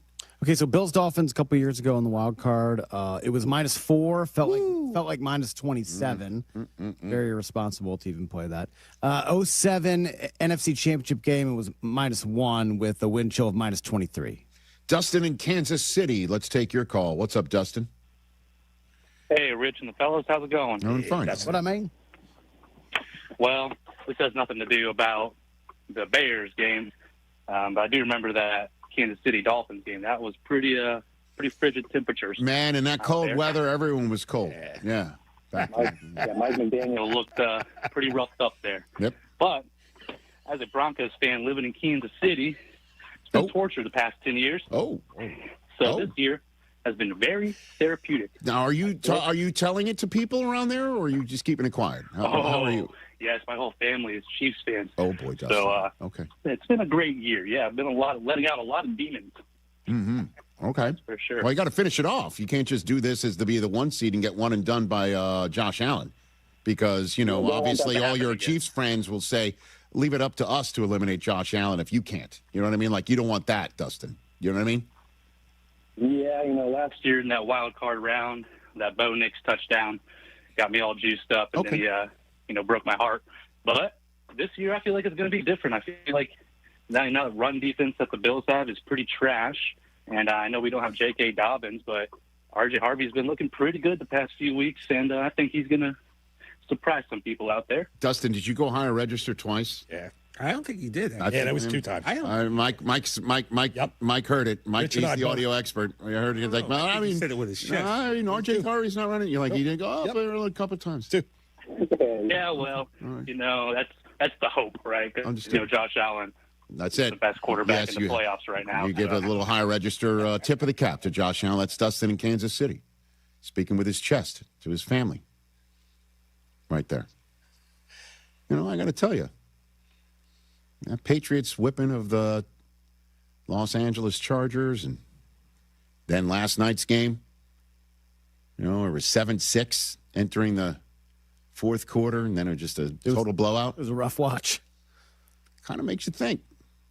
Maybe you missed the Kansas City Chiefs in these playoffs after all. No. Stop it. No. It's a higher register Tuesday. No, we don't. You know what I'm saying? I don't know. Maybe the Chiefs being out there with Mahomes if he was healthy, and maybe makes it more interesting. Maybe it's coming back around again. They would have been lucky to score 6 against the Texans last night. I get it. That's probably true. I see you. I see you. I see what you're saying. Hold on a minute. You just don't want that take to age so poorly. Oh, it's not great. Yeah. No. It's fine. Say it happens. It's definitely not great. It happens. Yeah, Mahomes and the Chiefs lost to the Texans. Is that where Mahomes blew out his knee against the Chargers, right? In the final throws of that game.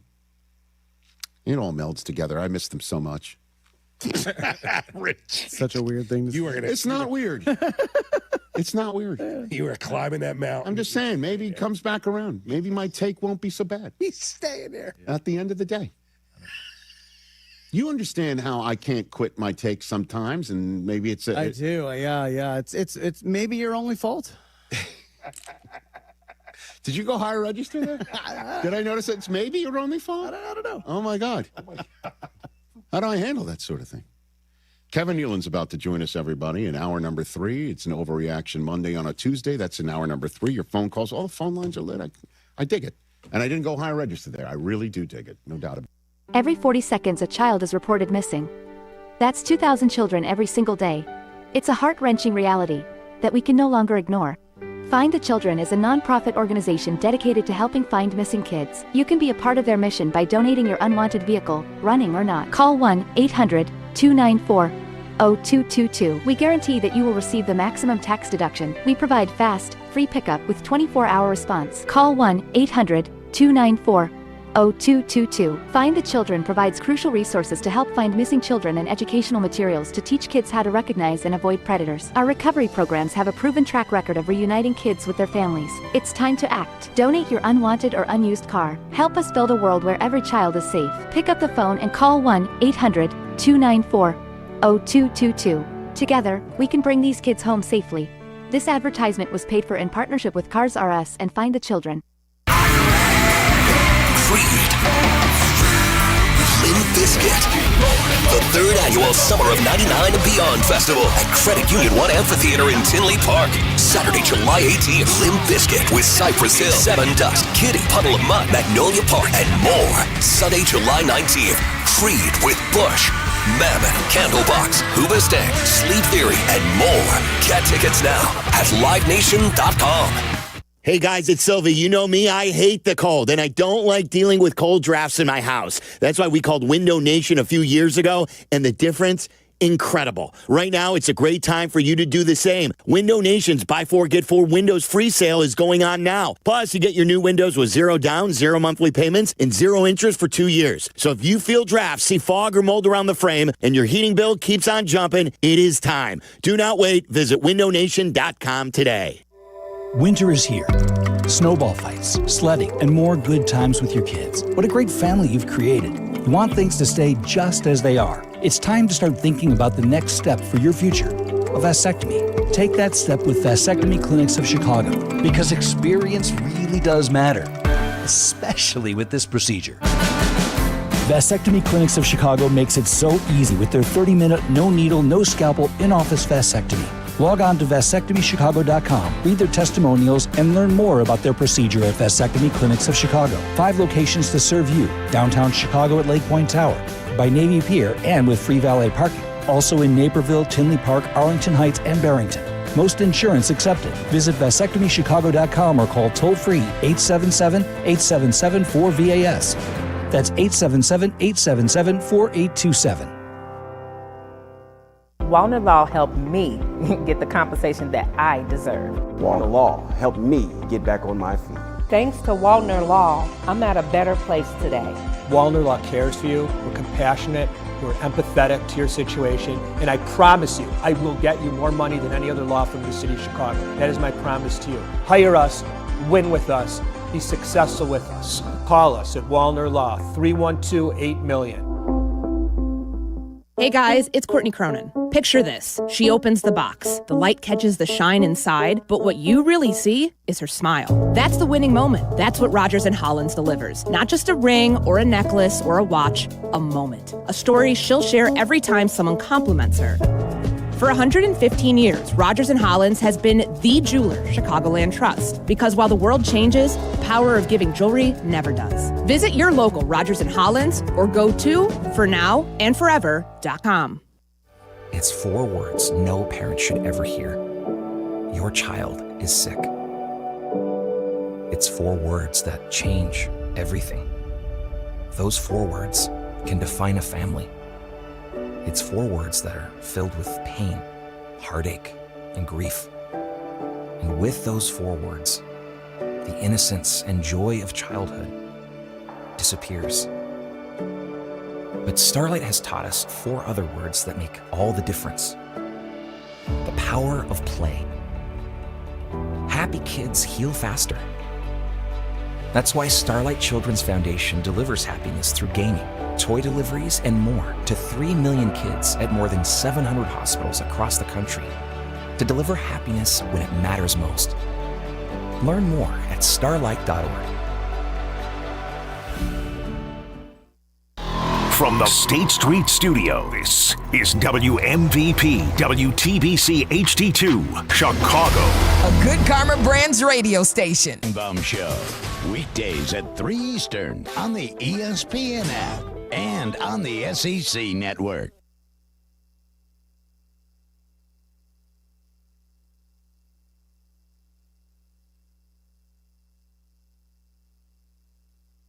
This is the Rich Eisen Show. Hey, everybody. Can't get enough of the Rich Eisen Show? You're in luck. You can find us everywhere. Watch us weekdays on Disney Plus from noon to 3 Eastern. Miss the show? We've got a podcast so you can listen anytime. But here's the best part. Our YouTube channel. Subscribe at youtube.com/Rich Eisen Show and you'll never miss a moment. Now, on with the show. This is the Rich Eisen Show. That Texans defense is no joke. Ball is out. Rankins picks it up. Live from the Rich Eisen Show studio in Los Angeles. Hot seat. Mike T is having more success than anybody in the league. Earlier on the show, ESPN NFL analyst Alex Smith, Fox Sports NFL analyst Mark Schlereth. Coming up, comedian Kevin Nealon. And now, it's Rich Eisen.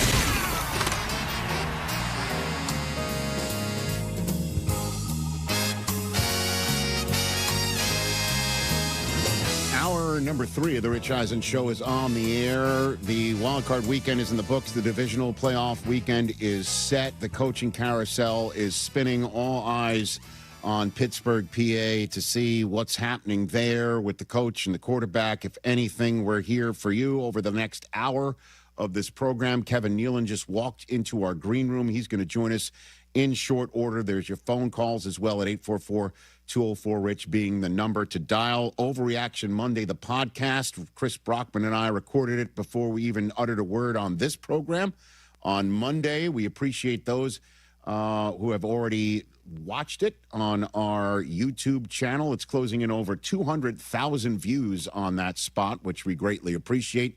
And those who listen to it, we also love you just as much. And that's wherever you get your podcasts. It's a Tuesday, so it's time for Overreaction Monday on a Tuesday. Hit it.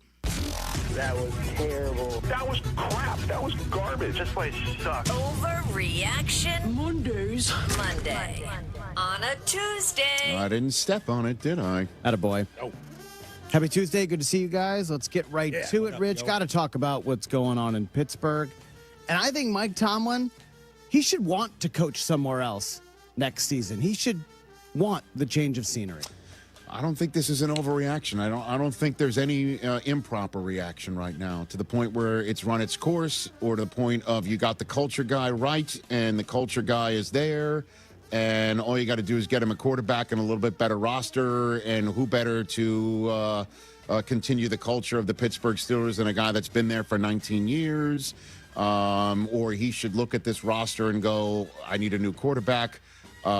Everybody else who I love to coach is getting longer in the tooth. Cap this, cap that. Even though they do have a lot of cap room coming up, things can change quickly. You know, I mean, there's so many different ways to look at it. I don't think there's a single way to look at this that's an overreaction, improper. You know, there's a great case for that. It's run its course for the team and for the fans and for the coach. And there's a great case to be made that who better to continue a tradition than this guy? And you get him the right quarterback and a younger roster that's on the up and up, and off you go. So anything you could have said right now, I would have said as a proper reaction. I don't think there's anything to overreact to. Well, then how about this idea? Because a shout out to a person on Twitter sent me this, Jay Flan.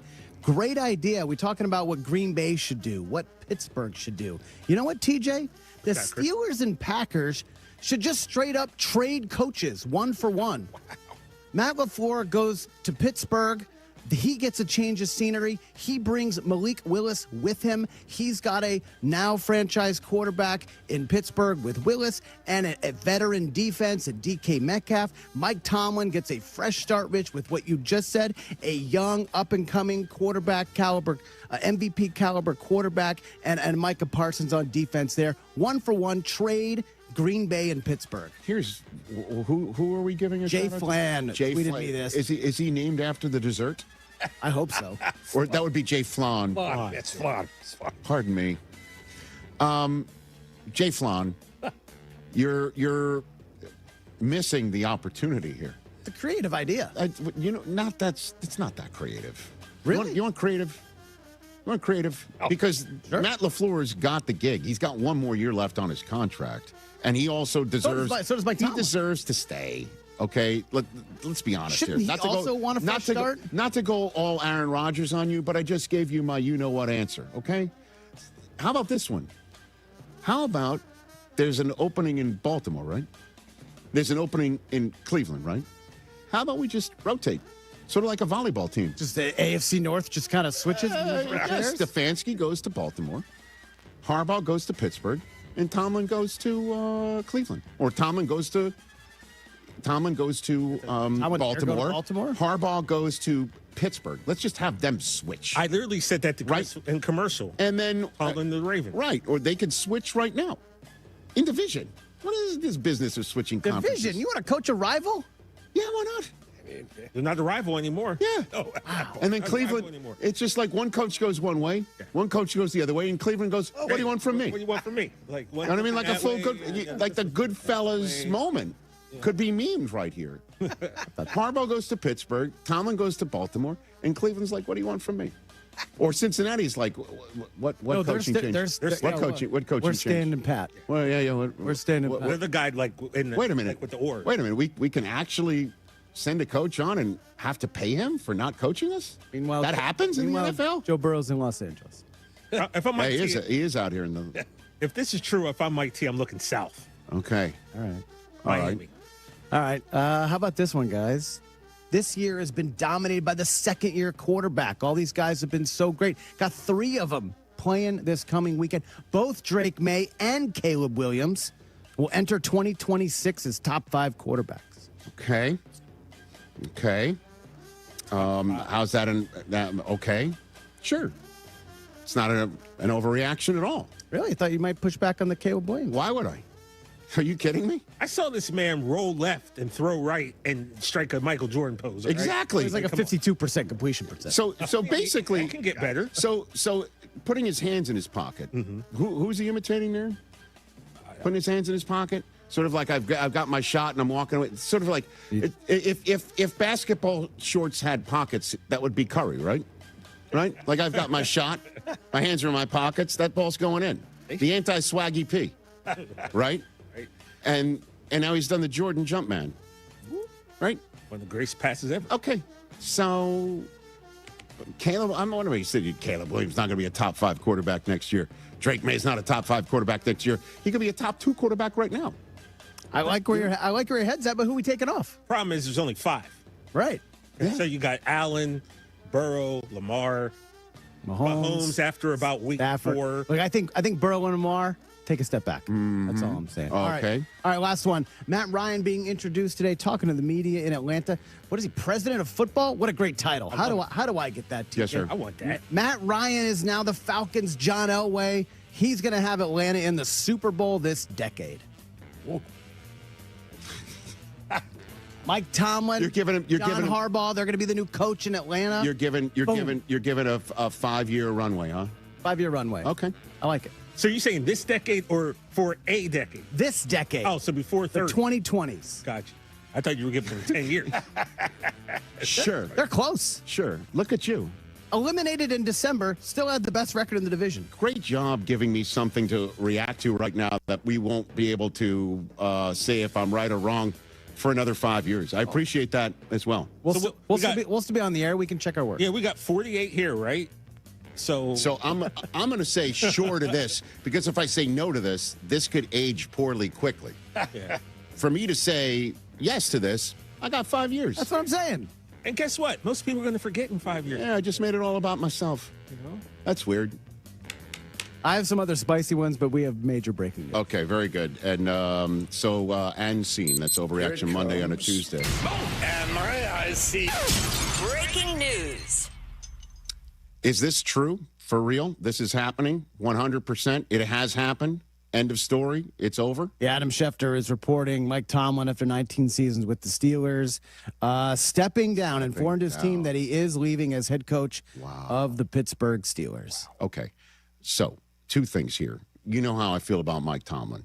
Most of us feel about that. The number of times that I've caped for this man and hearing from Pittsburgh, PA, that he should be gone. It's time. Time has run its course. It's over.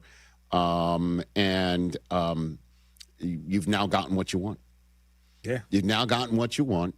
And the same thing with Ravens fans. Unbelievably, that game between the Ravens and the Steelers, both coaches that we were wondering if they would be back, now neither of them are. Harbaugh and Tomlin connected together. But this man, Mike Tomlin, what he has meant to the Pittsburgh Steelers, the organization, the community, the mantra of what it is to be a Pittsburgh Steeler. Listen, I understand it did not finish well over the years in terms of winning a playoff game, and fans were absolutely sick and tired of saying, hey, at least we had a winning record. I understand the results didn't end well, and I understand that you feel it had run its course. The fact that he feels the same way right now, I think is sad. I do.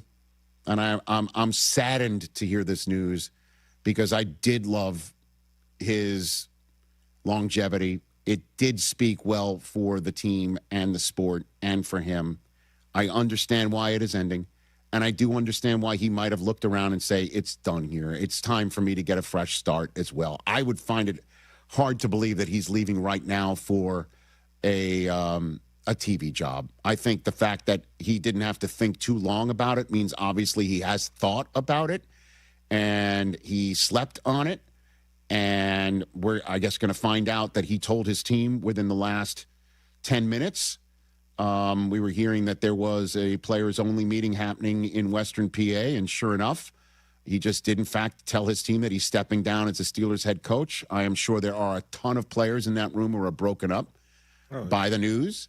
He is a leader of men of the first variety. He is the type of guy that I would want to hire in 2 seconds flat, and I've always said he will be without a job for only 5 minutes if he ever leaves the Pittsburgh Steelers. We'll see if I'm right or I'm wrong.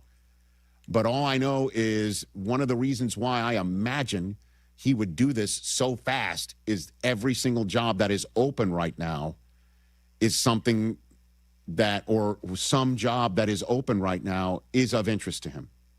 And we will see if the fact that he is now available causes somebody else who does have a job right now to lose his. And if you are somebody like the Giants, who when you let go of Brian Daboll, and or you were somebody like the Falcons who let go of Raheem Morris, and you didn't know who was in the coaching carousel, and it's now both John Harbaugh and Mike Tomlin, the two longest tenured head coaches in the National Football League, who are now on the same job market. It is what I would term for you a bonanza. You're looking for a culture guy. You're looking for a guy who's been there and done that. You're looking for a guy who's a molder of men. You're looking for a guy who wants a fresh start. You're looking for a guy who understands continuity. You're looking for that guy. Well, one of those guys is on the open market right now. And if I'm Mike Tomlin, that had in my mind to be part and parcel of why he made this decision. You know, tea leaves about what it would take to continue on here, tea leaves of the way he feels maybe in the community, the way he feels about the organization, the way he feels about his own abilities to affect change, all of it. Last Wednesday we had him on. He says he loves the challenge. I don't think this is a guy who's now going to leave for TV, like that he's going to suddenly show up and be part of the outside noise. That just doesn't strike me as that guy. He strikes me as a guy who is exactly perfect for any organization that wants a culture change and doesn't know how to get it right themselves in the building, because they're hiring consultants to tell them who to look for. They're hiring this person to tell them what to do. And he's somebody who's like, I got it. And in that regard, who wants to be the next Pittsburgh Steelers head coach? Oh, my God, is this a jewel of a gig? Because you know, I'd be there for 20 years. You know, job security. You've got an ownership group that has one way of doing it, and it is a hands-off, you do your job, and you do it well enough, go get yourself a 30-year fixed mortgage. Honestly. That's the truth. That's the truth. Move your family. I think they're going to go with somebody young, on the young side, just like they've done before. They can't go with anyone in their 50s. Well, I mean, they could. You never know. Tomlin was the youngest head coach when he was hired. Yeah. I'm just going to say this. Who knows what they're thinking of? Who knows who's in the top right-hand drawer? I don't know if they're going to keep the general manager either. Who knows what the Roonies are going to do? I imagine they will. But who knows? They want to hire somebody to come in. They might want their own GM. They might want their own person. But I'll tell you what, guys. Tell you what, man. I two things I'm going to say here. You know all the candidates in the pros. I said before I know where you're that going. you should go and get this guy. I know where you're going. I said it before, and he is getting ready to win a national championship, curb stomping the universe. And he's from Pittsburgh, Pennsylvania. That part. Do you think Curt Cignetti ever dreamed in a million years he could be the head coach of the Pittsburgh Steelers? Not in his wildest dreams. He was with Pitt in 1983 when he started. Just saying. Now, he's in his early 60s. So just throwing that name out there. I don't know if you're going to go college. I don't know what they're thinking. They haven't done a job search in a gajillion years. Real estate's cheaper in Pittsburgh. He's as old as John Harbaugh, 64. I understand it. Does he want to do that? Again, he sounds it. He looks it. He is that. You want to do that? The fans would, I think, go a little bit nuts. They would go crazy. Or you want to go young? Again, you know all the pro candidates. And I know he's already said, I'm sticking around, not going anywhere. Let's run it back. You call Notre Dame's head coach. Mm-hmm. And you tell Marcus Freeman, this is an opportunity that doesn't come. With all due respect to the other franchises in the NFL that have knocked on his door, there's been a revolving door. I don't know if the Ravens have done it either, because there's been no revolving door there either. This is a job that's going to come around once every 2 That's decades. it. This is like a comet flying through the sky. Steelers Comet. That's what this is. The Steelers Comet is here. Okay? Do you want the Steelers Comet? Do you see it in your... Because when the Steelers come knocking and say, we're holding a job search for head coach, honestly. Which has happened twice. Twice in my lifetime. Which is insane. And I'm 56. Like, come on. This is right. wild. Correct. I'm just throwing 2 college names out there. Obviously, the pro names we all know. Yeah. And anyone's going to be interested. And the craziest thing could happen. Ravens hire Tomlin and the Steelers hire Harbaugh. Let's go. That'd be and the Cleveland Browns go, what do you want from me? It's like the Goodfellas painting. But Rich, the Curt Cignetti thing as a Pittsburgh kid, let's just say Indiana wins that natty, mission complete. Yeah, I don't know if that's his idea of a complete mission. His complete mission is to just keep wagoning people for years and years and years. I get that, but when you grow up in Pittsburgh and you have a chance to be the Steelers head coach, that carries that's glory right there, man. I'm not saying he's going to do it, but he's definitely got to think about it. That's a phone call. I don't think he, in a million years, in his entire life, no chance, he thought would ever happen. And if I'm the Roonies, give me a break. Again, the way it goes is, we're sorry to bother you, Coach. That's what you got to lead with. Excuse me. Hi, Mr. Cignetti. Coach, we understand you're prepping to try and curb stomp Miami in Miami. I don't think the Roonies approach it. I don't think they have to lead with the sorry. With Cignetti, you have to still, even though I don't want to piss him off, even if you're the Roonies. But it's honestly, it's like, you know us, we know you. You know the town. What is it, Ton? You know the Ton. Yeah. Ton. All right, I don't want to pull a full McAfee. Going downtown. But you know what I mean? That's it. I mean, those are the 2 that just leapt off the top of my head outside of the realm of all the names that you're going to hear. But the Steelers are, in fact, looking for a new head coach. Mike Tomlin has just entered, I would think, the coaching market. I think we're probably 5 minutes away from somebody in our business tweeting out, posting out, he still wants to coach. I don't think he's going to show up on divisional playoff weekend and start giving you takes. That doesn't sound like that guy to me. It just doesn't. Mr. I don't hear the outside noise now becomes the outside noise. That would be on par of Sterling Sharp saying nothing to nobody when he's a player and then suddenly showing up and being part of the paparazzi, as terrific as he was at that. Again, I have no particular personal insight on it. It just doesn't strike me as being that type of move. I can't give you all the ingredients to the hot dog you might not like. That guy sounds like he's going to still coach to me. Ian's phrasing was that he plans to step away from coaching. Is that right? That was how Ian phrased his tweet, that everyone, Maybe so. That everyone's... Okay. But I don't know. Art Rooney has a statement. Okay, we're breaking news here. During our meeting today, Coach Tomlin informed me that he's decided to step down. Obviously, I'm extremely grateful to Mike for all the hard work, dedication, and success we've shared over 19 years. It is hard for me to put into words the level of respect and appreciation I have for Coach Tomlin.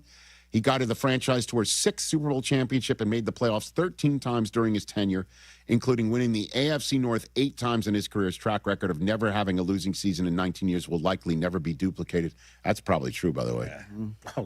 My family and I, everyone connected to Steelers management, are forever grateful for the passion and dedication Mike Tomlin is devoted to Steelers football, as classy as they come, and that is not a surprise, obviously. You're talking about the Rooneys and the Pittsburgh Steelers. They're now off to a coaching search. And what is Ian's post, his tweet? Read it for me, please. Ian's phrasing said, Steelers coach Mike Tomlin has informed the team that he plans to step away from coaching, meaning one of the greatest to do it will take a break. Pittsburgh has a coveted opening. Maybe so. Maybe so. To me, this sounds like, you say it now. So you're on the market. Unless he looks around and he goes, none of these jobs interest me. He does need a break. 19 years of this is one thing. I get it. It's a lot, man. I understand. Take a vacation. Okay. Obviously, I'd love to see him on TV, but the timing just seems to me like he wants to jump into it. But guys, it also seems like there are some decent openings too. Dude, Giants fans are like, please don't take a break. Falcons fans, please don't take a break. Some good job openings. Just for two off the top of my head. Exactly. But to Steeler fans, man, this is what you wanted, and be careful what you wish for, man, because you got it. No, this is an organization that I think will turn out all right, and they're going to wind up with a coach that will. I think continue. I don't think the Steelers are suddenly going to be picking top 5 year in and year out because they screwed this up.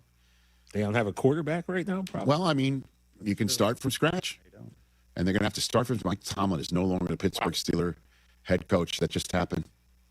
I'll be all right, Steelers fans. Don't worry. I know what you're thinking. Stay by your phone, man. I may need you. Okay. I'll be there for you, Coach. All right, we'll take a break. Kevin Nealon's going to join us. We'll chat with him and then hit this in our phone lines before we get out of Dodge here on this wild, crazy coaching carousel Tuesday. Man. As America's #1 motorcycle insurer, Progressive has your back. Oh, like roadside assistance? Oh, yeah, Progressive offers that. Great. Do you have plans Saturday? My cousin canceled and I'd love to have someone to ride with. Actually, we just do insurance, not riding buddies. Cool, let's meet at noon. Actually, scratch that. 10 a.m., you and me, breakfast at a diner. To be clear, Progressive has your back for insurance only. So get a quote and see if you can save. Okay, so if you beat me there, get me the Lumberjack Special. We can share.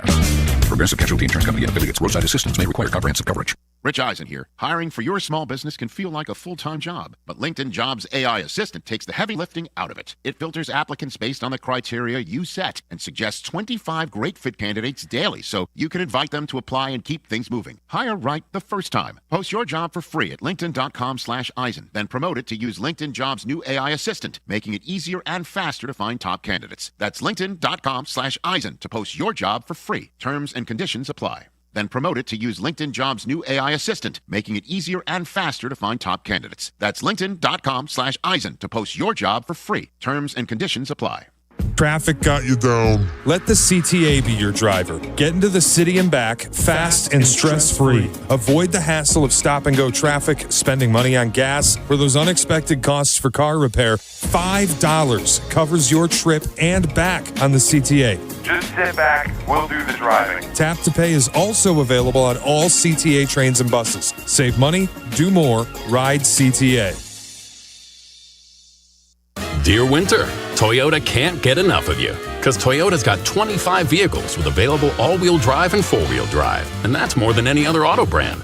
From the versatile RAV4 to the svelte Crown, the sleek Camry all-wheel drive, the Corolla Hybrid all-wheel drive, the rugged Tacoma, the tenacious Tundra, and the spacious Grand Highlander with all-wheel drive to keep you and yours safe.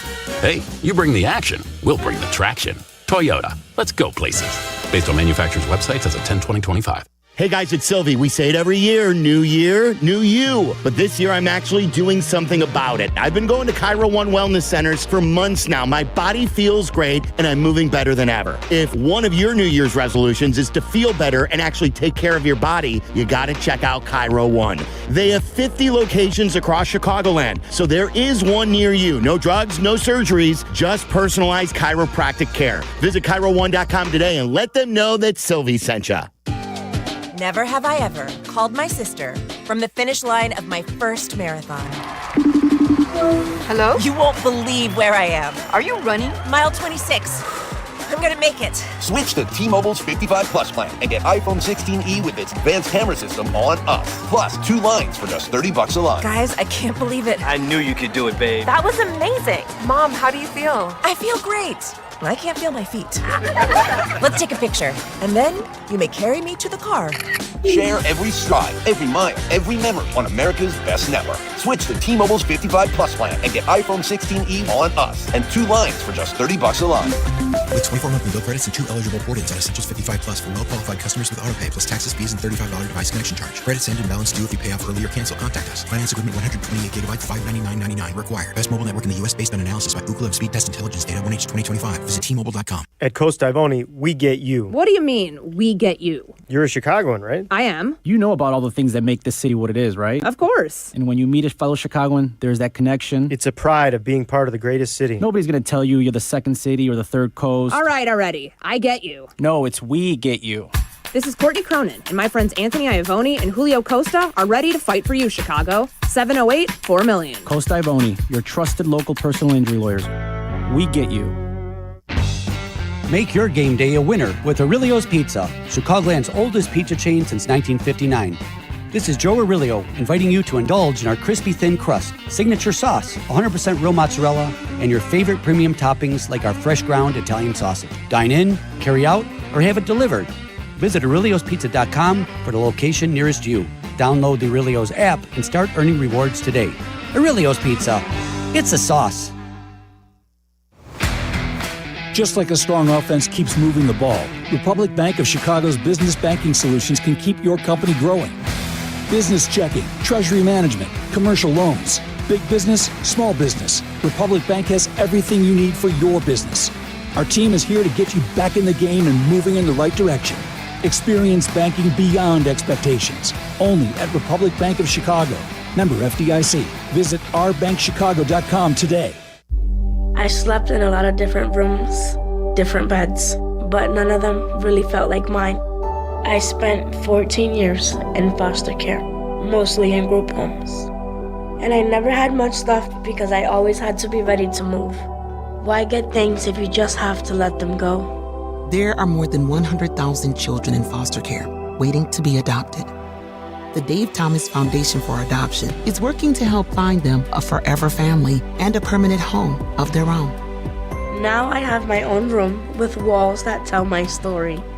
I love hanging out in here. I play dress up with my sisters and I sing and make videos.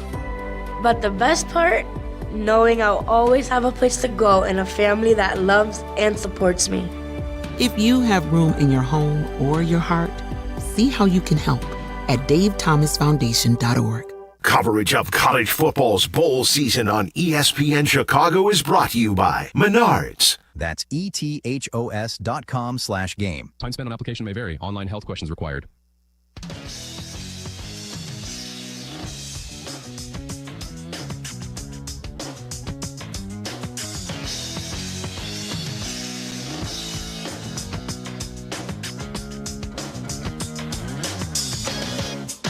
Radio audience is returned. 844-204-RICH is the number to dial. We're going to get to your phone calls before we get out of Dodge. Big breaking news again that Mike Tomlin has stepped down as head coach of the Pittsburgh Steelers. Kevin Nealon is here on the Rich Eisen Show. His Loose in the Crotch special, it's what it's called, is available on January 27th via the 800-Pound Gorilla on YouTube. And then, of course, there's the tour dates, kevinnealon.com. And your long-running digital series, Hiking with Kevin, is something that you can also check out on YouTube. I do love watching you hike. You do, yeah.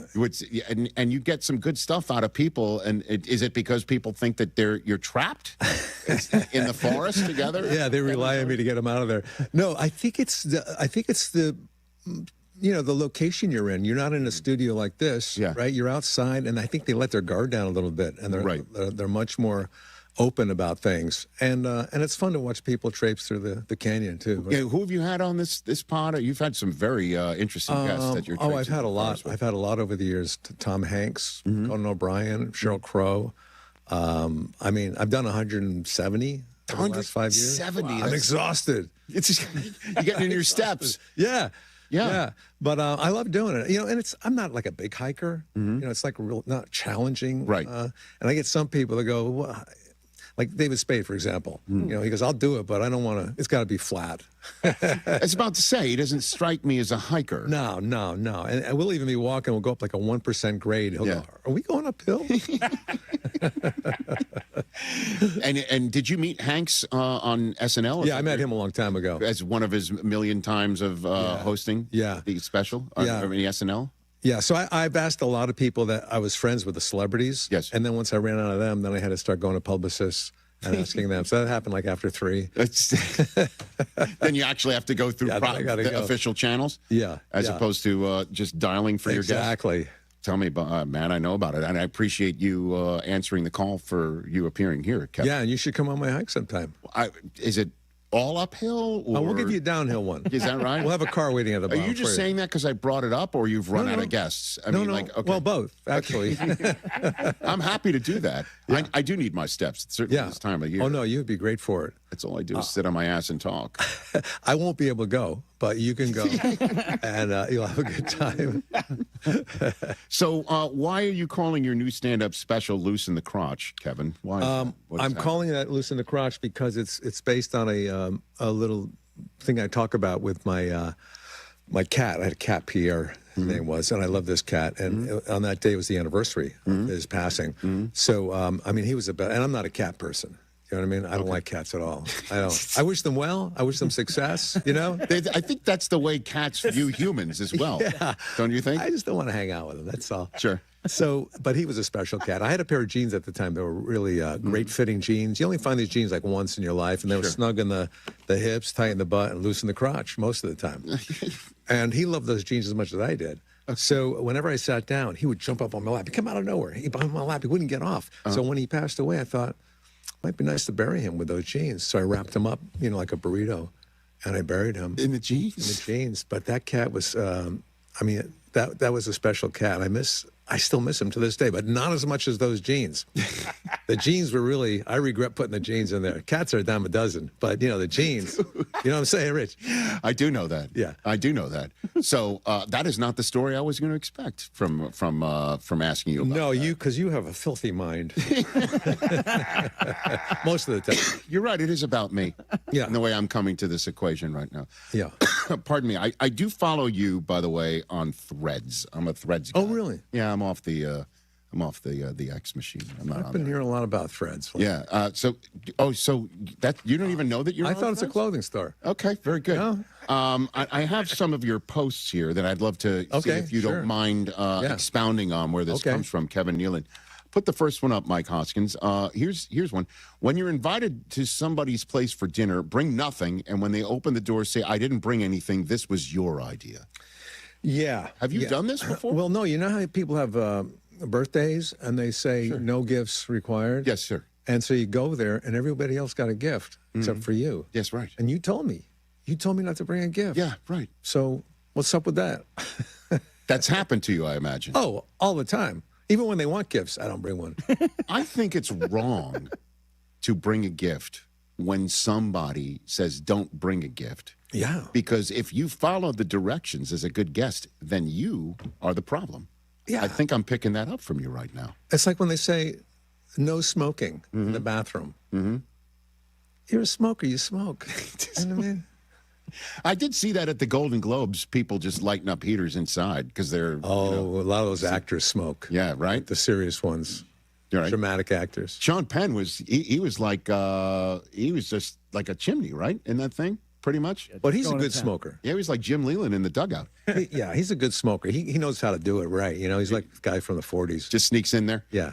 Here's another one. I need 2 pieces of gum at a time.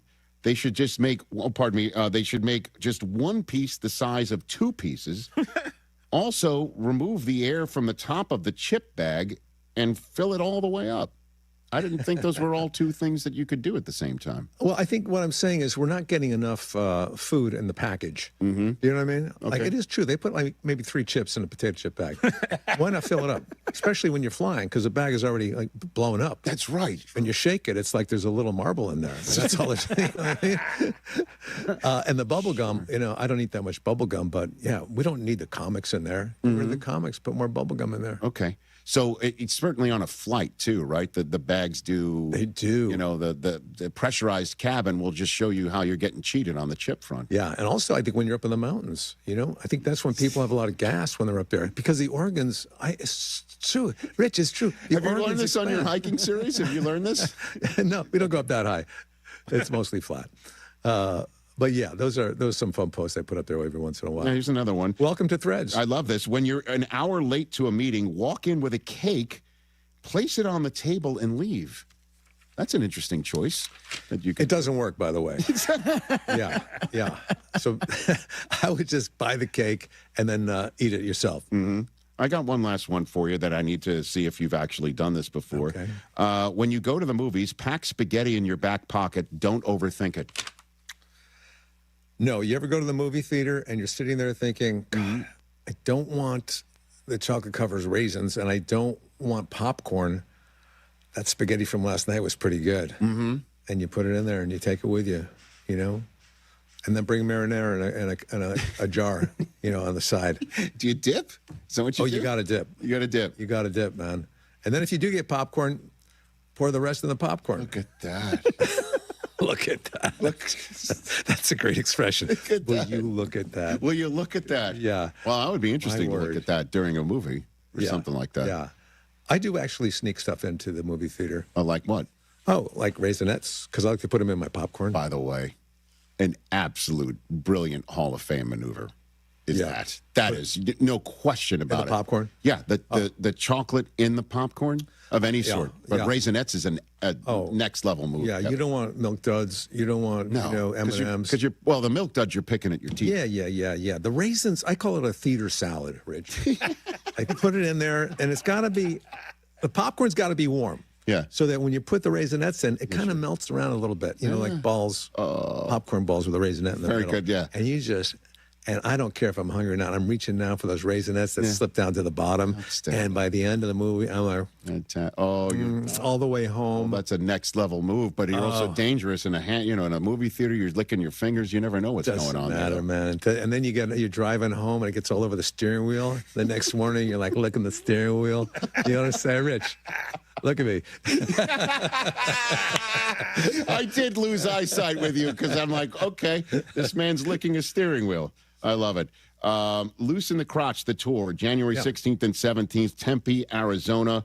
Then the 23rd and 24th, Tacoma, Washington. Chicago, Illinois, 30th and 31st. And if the Bears are still in the mix. Oh, my God. That would be a great time to be in Chicago, Illinois, I'd imagine, right now. You know what's in the mix instead? What's in the mix? Raisinets. That's it. Take a break. We'll be right back. I like it. Tell me about your art store that you got going. Oh, yeah. I paint. I think last time I was here, we were showing my book, and I paint caricatures of celebrities. Yes. And people are always asking me, where can I get one of these? I said, well, I just, I have a book out that's called I Exaggerate My Brushes with Fame. Right. But I don't really sell the paintings. So I thought it might be good to put up a store online. Okay. So, yeah. So now there's I have maybe 10 paintings that are available now. Right. Prints. For people to purchase if they want. Fantastic. Yeah. How long does it take you to do one of those things? It depends on the person. Like for you? Yes, sir. Forever. It would take forever. Well, I have many features. Yeah. You actually don't have that many features. Is that right? No, you are very boring looking. I'm a featureless guy. Yeah. I mean, if you were like, a bank robber or something, and the cops want a description of you from a witness, they go, I don't know. Nothing really stood out. Maybe I should have done that instead. Yeah, I mean, he had a little beard, and shaved his head. But other than that, no features at all that I could. You might as well just, have a mannequin. Oh man, come see me in the good light. You're the executive producer. Everybody could check this out on Apple TV. What's this? Yeah, I'm one of the executive producers. There's a group of us, and they're all really talented people. This is a documentary. It's kind of a love story. It's about this couple in Colorado, a poet laureate, Andrew Gibson, and their partner, Megan Fowley. And it kind of takes you through their life a little bit. She's diagnosed with inoperable cancer. But it's not one of those documentaries that you're crying your eyes out, and but it's actually really funny. It's really funny, and it really gets to the heart of this couple. And at the end, it's really exciting because she gets to perform her stand-up, spoken word again in front of this huge theater. No kidding. She's like the big deal in that whole poetry world. That's on Apple TV. It's on Apple TV right now. Check that out right now. And it won the Sundance Film Festival, and I think it's going places. Well, there you go. I mean, if it wins the Sundance Film Festival, again, I'm not no expert. I think that's a good thing. Yeah, it's a good thing. I mean, that's not a bad thing for sure. Yeah. And again, everybody check out the new stand-up special, Loose in the Crotch. Yeah. On the 27th via 800-Pound Gorilla on YouTube. I assume you were at the SNL 50th? I was, okay. yeah. You got a good story from that night? Were you at a reunion with or anything that you let's can see, tell? good story. You know what? It was so fascinating to be there because everywhere you looked, it was like, there's Eddie Murphy. Right. And there's so-and-so and so. You didn't overlap with Eddie, right? He was gone by the time you got there? Yeah, he was right. earlier. Okay. But, Keith Richards was there, and I went with my son, and he loves all these guys like John Cena and, the Aquaman guy. I forget his name. Jason Momoa. James Momoa. Right. That's right. Yeah. So that was fun. But I shook Keith Richards' hand, I can't think of anything that was really monumental. I met Meryl Streep because she's dating Marty Short. They are. That's right. Yeah. Pretty cool. Now, you and Martin Short, did you? I never worked with him either. Worked with him no, I worked with him on Weeds for a little bit. Oh, that's right. He was recurring on that show for a little bit. Okay. But I did actually just open for Marty and Steve Martin on the road. They do a twosome thing. Yeah. And I did about 10 minutes up front, and then I did a moderating thing on stage with them. And that was, that was one of the highlights of my career besides this. I mean, and Look I at me. appreciate that. Look again, Loose in the Crotch is available January 27th via 800-Pound Gorilla Media on YouTube. Get your tickets, kevinnealon.com for Loose in the Crotch, the tour. Check me out when I hike with Kevin at some point on his YouTube page, Kevin Nealon Art, for those who are interested in his artwork. And come see me in the Good Light. You are one of the executive producers of this documentary. You can check out on Apple TV. I think I hit the whole schmear right now. Yeah, you did. It's my wife and I, Susan Yeagley, and and then a whole bunch of other people that are awesome. Executive producers. Thanks for coming on, Kevin Nealon. I greatly appreciate it. Please come back. It's been 3+ years. Let's do this again, man. Yeah, let's do it. Kevin Nealon, everybody, right here on the Rich Eisen Show. Your phone calls and so much more when we come back on the breaking news involving Mike Tomlin. A SoFi personal loan is here to help you achieve something once thought impossible: overcoming high-interest credit card debt. Walk the tightrope of your finances with one low, fixed-rate monthly payment, no fees required, and as soon as the same-day funding. That's right. Pull off your own debt-defying stunt with a SoFi personal loan. Visit SoFi.com/trick to learn more. Loans originated by SoFi Bank, N.A., member FDIC. Terms and conditions apply. NMLS 696891. Smalls here. Life is full of choices, some big, some small. And when you choose an H&R Block Tax Pro, you're choosing the largest network of tax expertise to be in your corner. For when your big ambitions need help with the small details. For when your 6 figures come from 6 different places. For when your gaming stream becomes your revenue stream. For when your business's year 1 needs 70 years of tax know-how. At H&R Block, they've seen it all. And they're here to help you make the most out of your money for a life outside the box. Hard work beats talent when talent doesn't work hard. So when it comes to hard work, nothing works harder than a Chevy Silverado.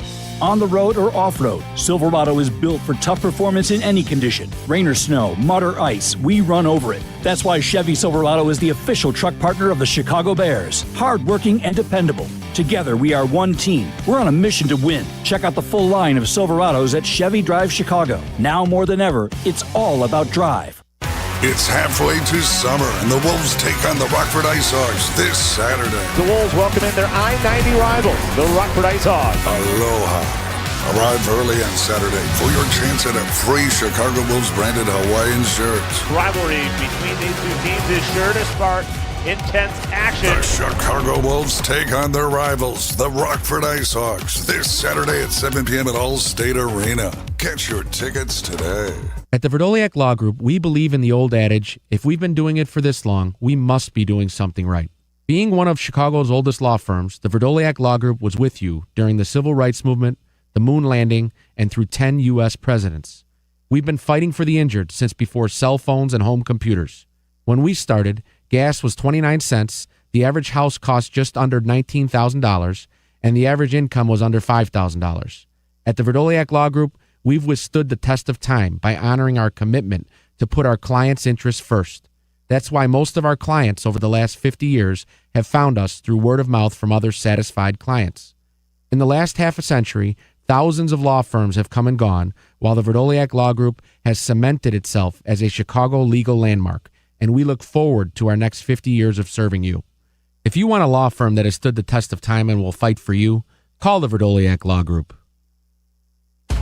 It's playoff time, Chicago. Time to bet on the road to the championship on Circa Sports Illinois. Circa Sports Illinois is sports betting the way it should be. From championship and conference futures to sides, totals, or prop bets for every round, there is simply no better place to bet. Circa Sports offers high app limits, player-friendly pricing, exceptional customer service, and no bet fees ever. Download your new bookie today at circasports.com. Got to be 21 years or older. Gambling problem? Call 1-800-GAMBLER.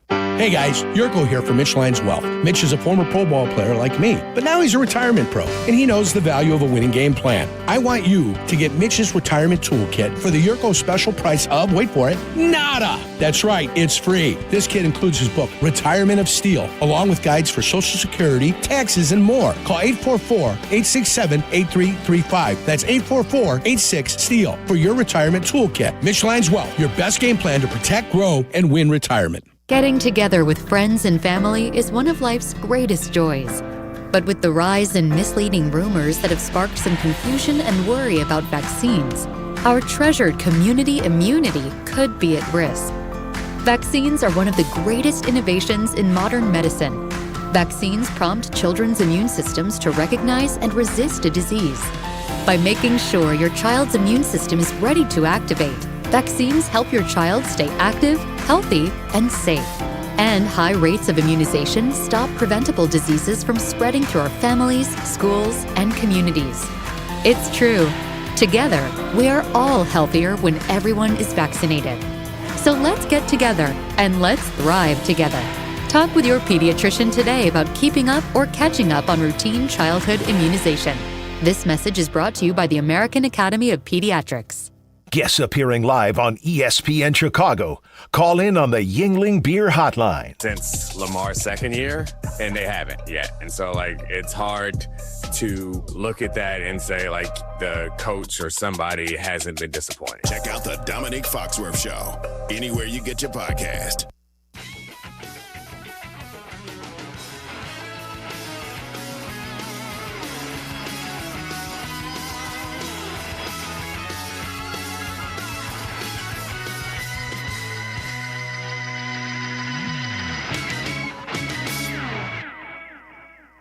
Dial. Here on the Rich Eisen Show, sometimes teams take a timeout to regroup and call the right play. When it comes to your home, Pella Windows and Doors always has the winning game plan. They're not just window and door experts. They're experts at taking care of you and your home. At Pella, they find the products that meet your needs, and their experts install them. They do it every day, and that's why your neighbors trust them. Discover why Pella is a trusted choice for homeowners everywhere. Visit Pella.com/Eisen today. That's Pella.com/Eisen, EISEN, as we all know. So one interesting thing that, we didn't mention in our first blush reaction to Mike Tomlin announcing or telling the Steelers that he's stepping down as head coach of the Pittsburgh Steelers, because he has done that as opposed to being fired, let go, because he says, I'm stepping down.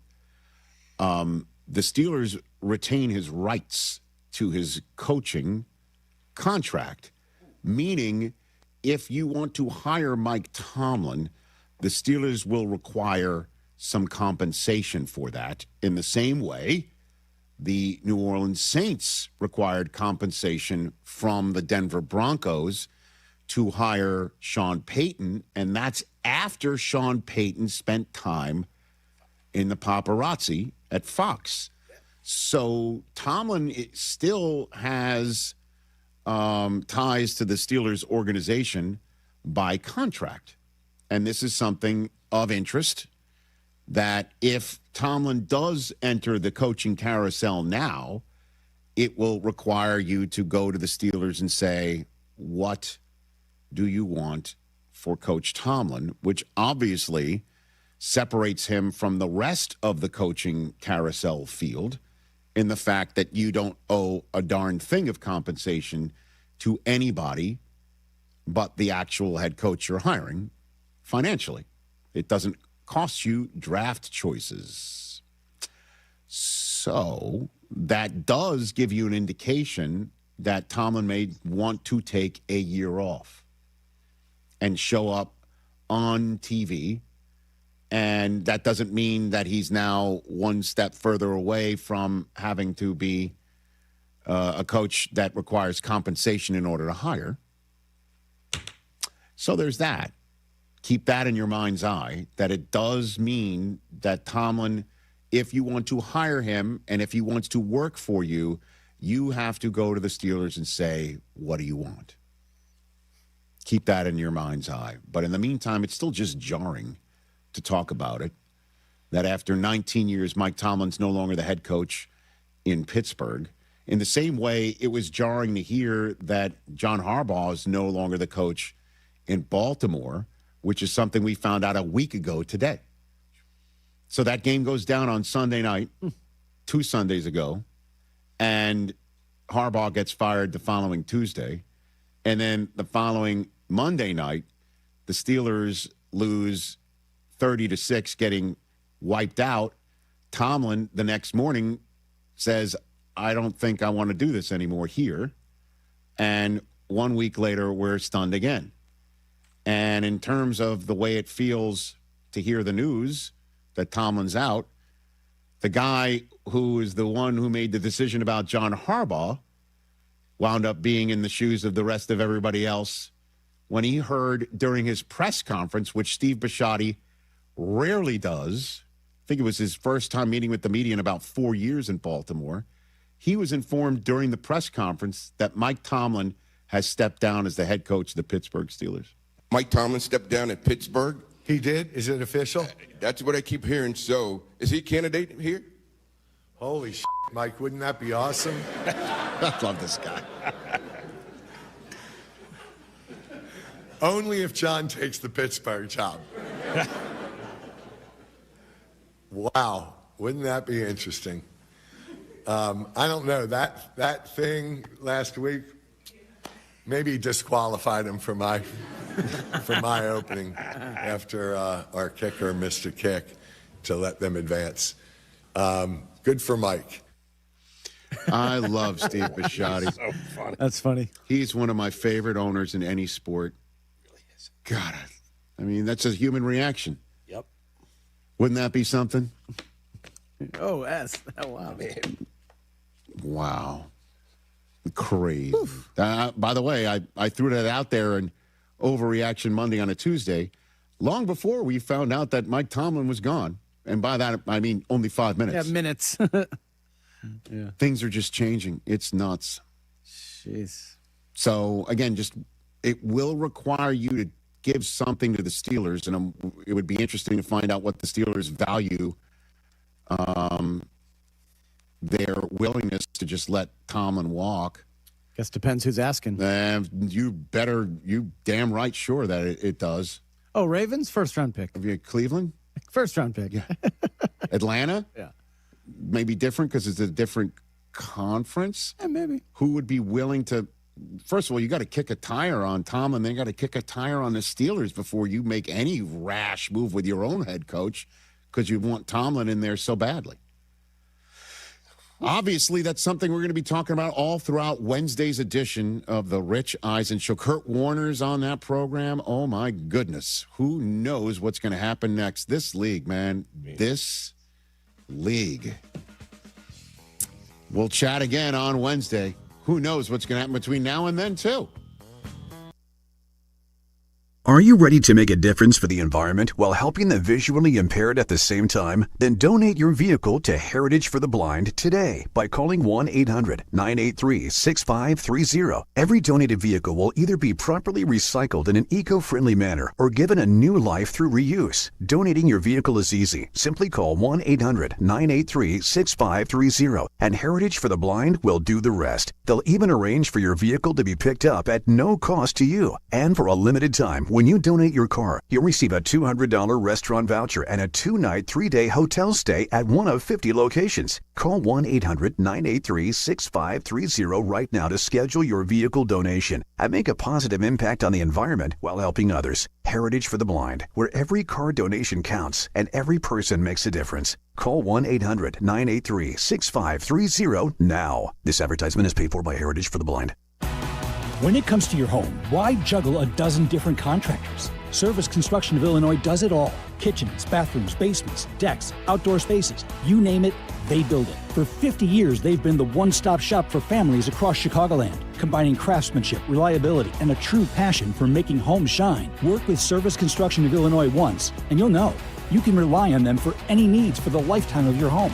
Visit serviceconstruction.net and start your project today.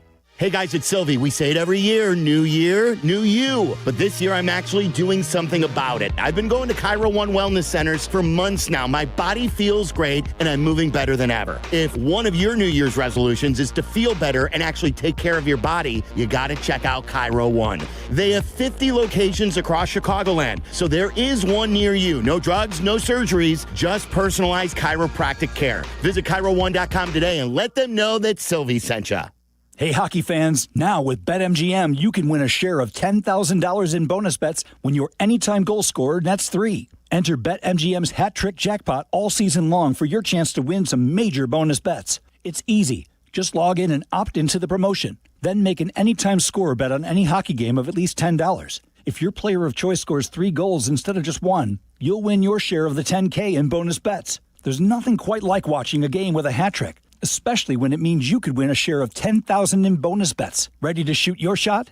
Download the app today. BetMGM. Make it legendary. BetMGM and GameSense remind you to play responsibly. Gambling problem? Call 1-800-GAMBLER. 1-800-426-2537. Or by texting ILGAMB to 53342. See BetMGM.com for terms. 21 plus only. Illinois only. Existing customer offer. Subject to eligibility requirements. Rewards are bonus bets that expire in 7 days. In partnership with Paradise Hotel Casino.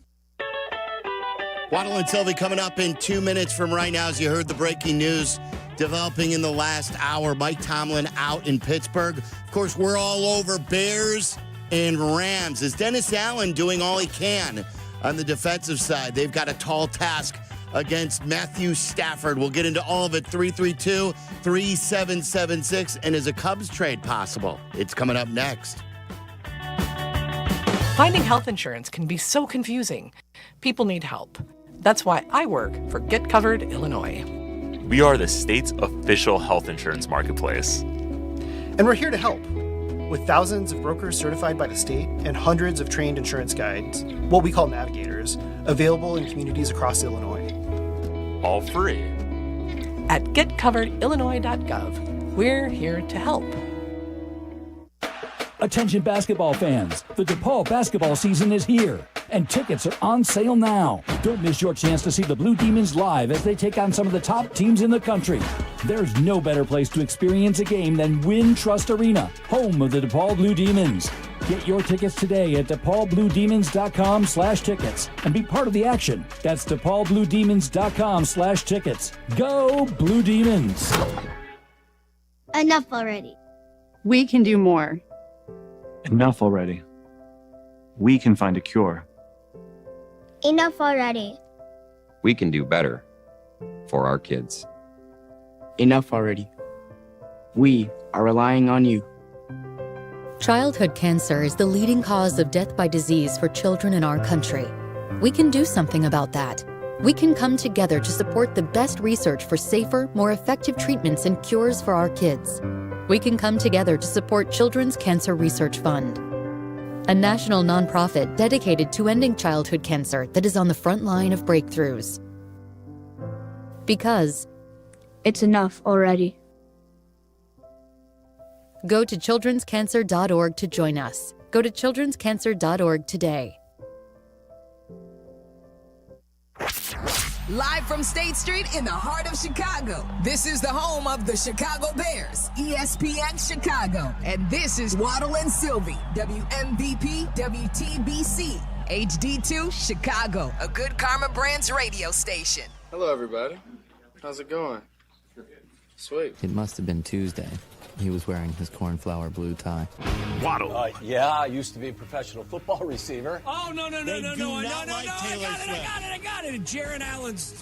Is locked, cocked, ready to rock. Silvy. Silvy's never happy with anything. He's so just funny. like a little weasel in the corner. That's not true. That's true, 100%. Why do you say that? It's a little weasel in the corner. You promised us you would fix it. And he's like, you know what? 3, let's go to Mitch. He's got a bum shoulder and he sucks. Frank Ass. This is I want to talk about the Bears, baby. Waddle and Silvy.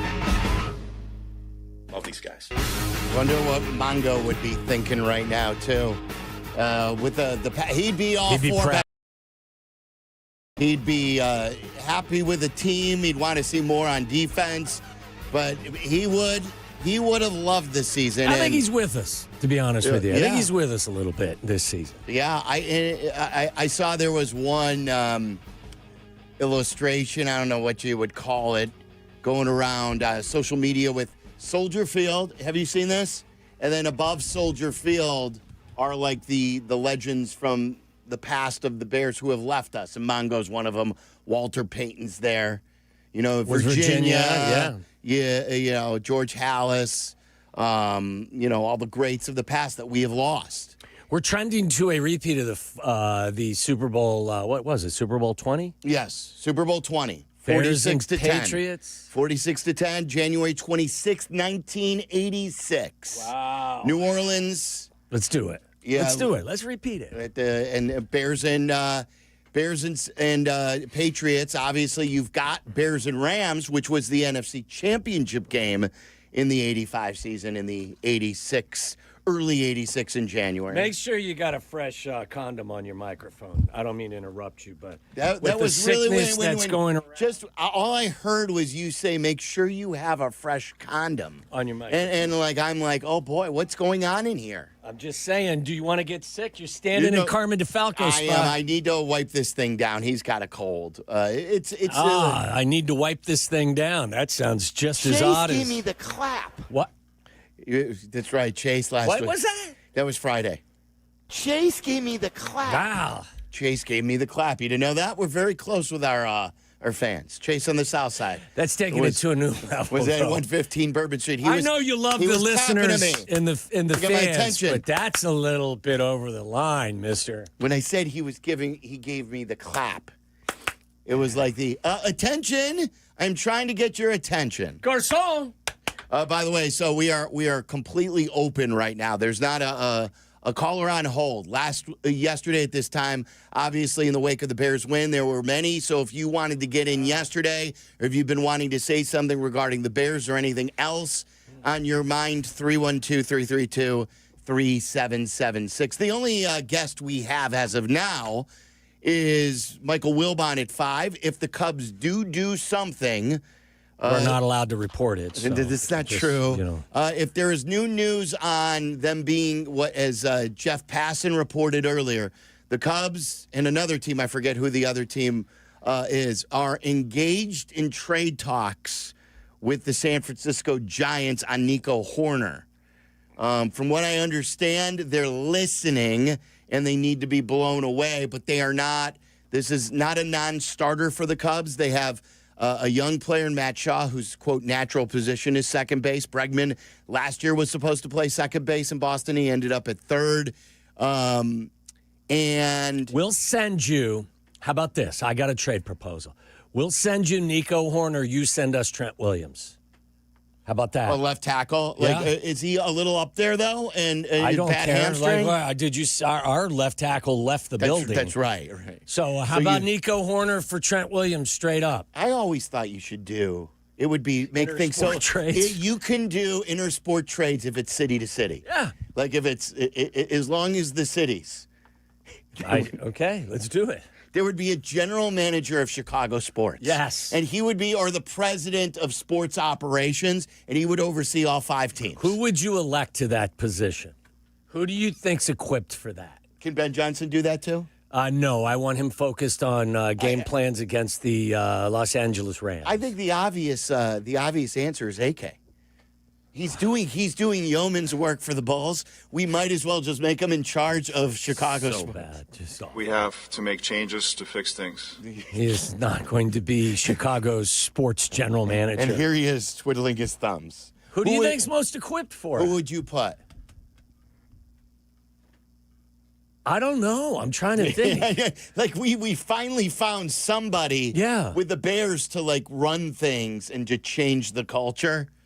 Yeah, I'm not giving Ben Johnson up for anything right now. Is there a former player? You know what? Let me think about that. Before we get out of here at 6, I'll have a good answer for you. Gary doesn't want that. You know, Gary's enjoying Smart guy. Enjoying the fruits of his labor and retirement. All right, if you want to add to that. But yeah, Mike Tomlin is out. It was the first thought was a year ago at this time. The reports were that the Bears were making calls to Pittsburgh about potentially trading for Mike Tomlin. At least they inquired about that. And I guess from what I understand now with Tomlin is that he was not fired. He is stepping down, and that Pittsburgh will retain his rights. It's not like he can go out and just start interviewing. So he's not going anywhere other than maybe the television booth. The television booth, and then maybe like the Sean Payton. Someone just tweeted, this could be like Sean Payton, where a year later after TV, he may get the itch to go back. And then if you want him, you may have to send something to the Pittsburgh Steelers to get him. I mean, these guys, I think most people have a good idea of how taxing and time-consuming these jobs are, and they choose it. So I'm not, don't get me wrong. I'm not, heaping whatever at them and making them seem to be, they chose this route. So they know what they're getting. But these jobs are 24/7. At least during the season. Maybe the hours come back a little bit in the off season, but I can understand why after 19 years and not making any progress in the postseason, it's been a decade since they've won a postseason. I could understand why Mike Tomlin wanted a break. I know we're all things Bears, but it's just it's really good to have a coach and a team that you're proud of, and when a good coach becomes available, we're not saying, ooh, should the Bears look into that? I said to you, when all of these things have transpired, and I mean, usually the what do you get between 6 and 7 coaching openings? Did you do that on purpose? I hope you're not. I did not. No, I wouldn't do that. Good. No, that was not intentional. He's got that C on his chest too, KB, right there. That means seriously, captain. Is that's what's wrong about this whole thing? It sucks. That now you start thinking about it. I have no intention of ever diving into that hideous pool of immature behavior. I can do that on my own. That was in no way, shape, or form intentional. But my question was, I don't know how many it is, but there's usually, let's go 5 to 8 instead. So we'll just take the other 2 numbers out of it. Coaching openings every year, something in there. This year's been crazy. And I'm just happy as hell that we're not part of that who do we need to get to take our franchise to the next level conversation. Quarterback or coach now. Yeah. Like it is. We feel as good about the coach as we ever had. So when John Harbaugh becomes available, when Mike Tomlin becomes available, we're that's an interesting move. Yeah. Now let's talk about the Bears beating the Rams in the postseason. I'm good. Or the Packers the previous week. I'm good with our guy. It's fantastic. Go Bears! I don't even know what to do with myself at this point. I'm just so happy. It is so. It's been such an incredible season. You're juggling your emotions, aren't you? I don't know. Or was that another 6-7 thing? Did you just get that? I just told you that I wasn't going to do it, and then I did it. And then you went dead. Did I do that right?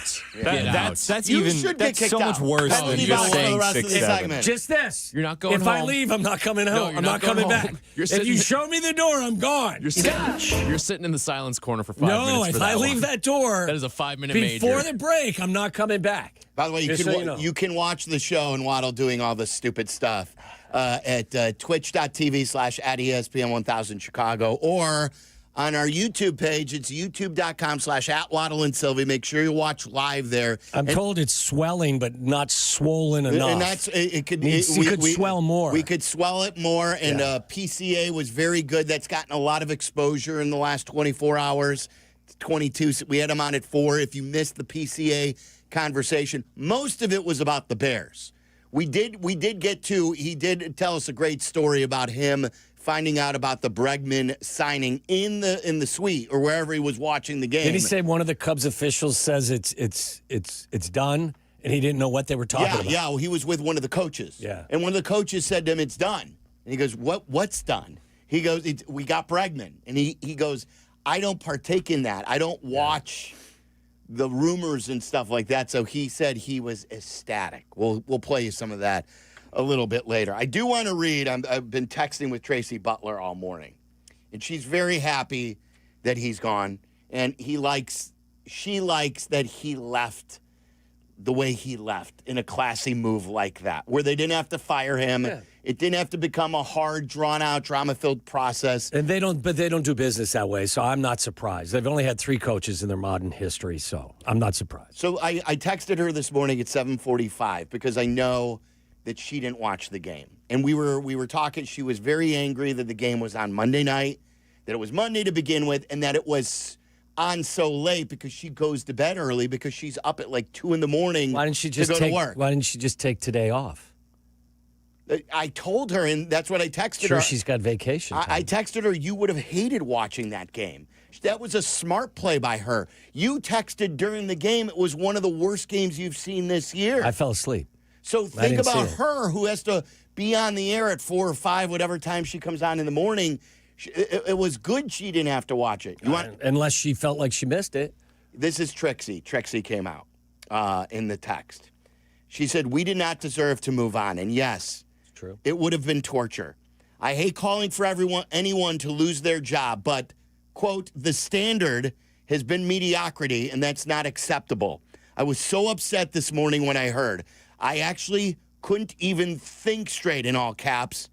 And how about this? Sorry, Tracy, I got to share this part. "And I forgot to put on deodorant."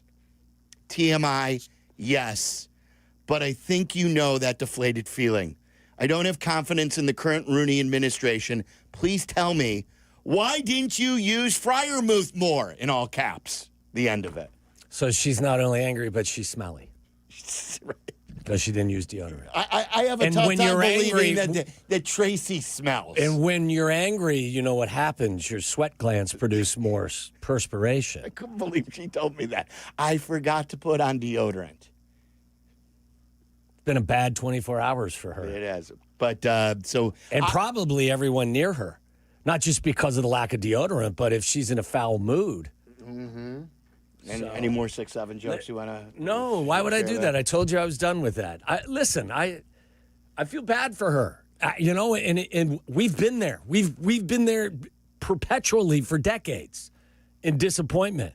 I think it's our time to kind of feel good about that. How many years was it? 19 years for Tomlin? 19 years. Can you imagine, if we get a 19-year run from a coach? Yeah. It's unheard of. Well, did he have one Super Bowl win and one loss, or just one Super Bowl total? 1 win, 1 loss. That's what I thought. That's a Green Bay. Hasn't won a playoff game. They haven't under his direction since 2016, I believe.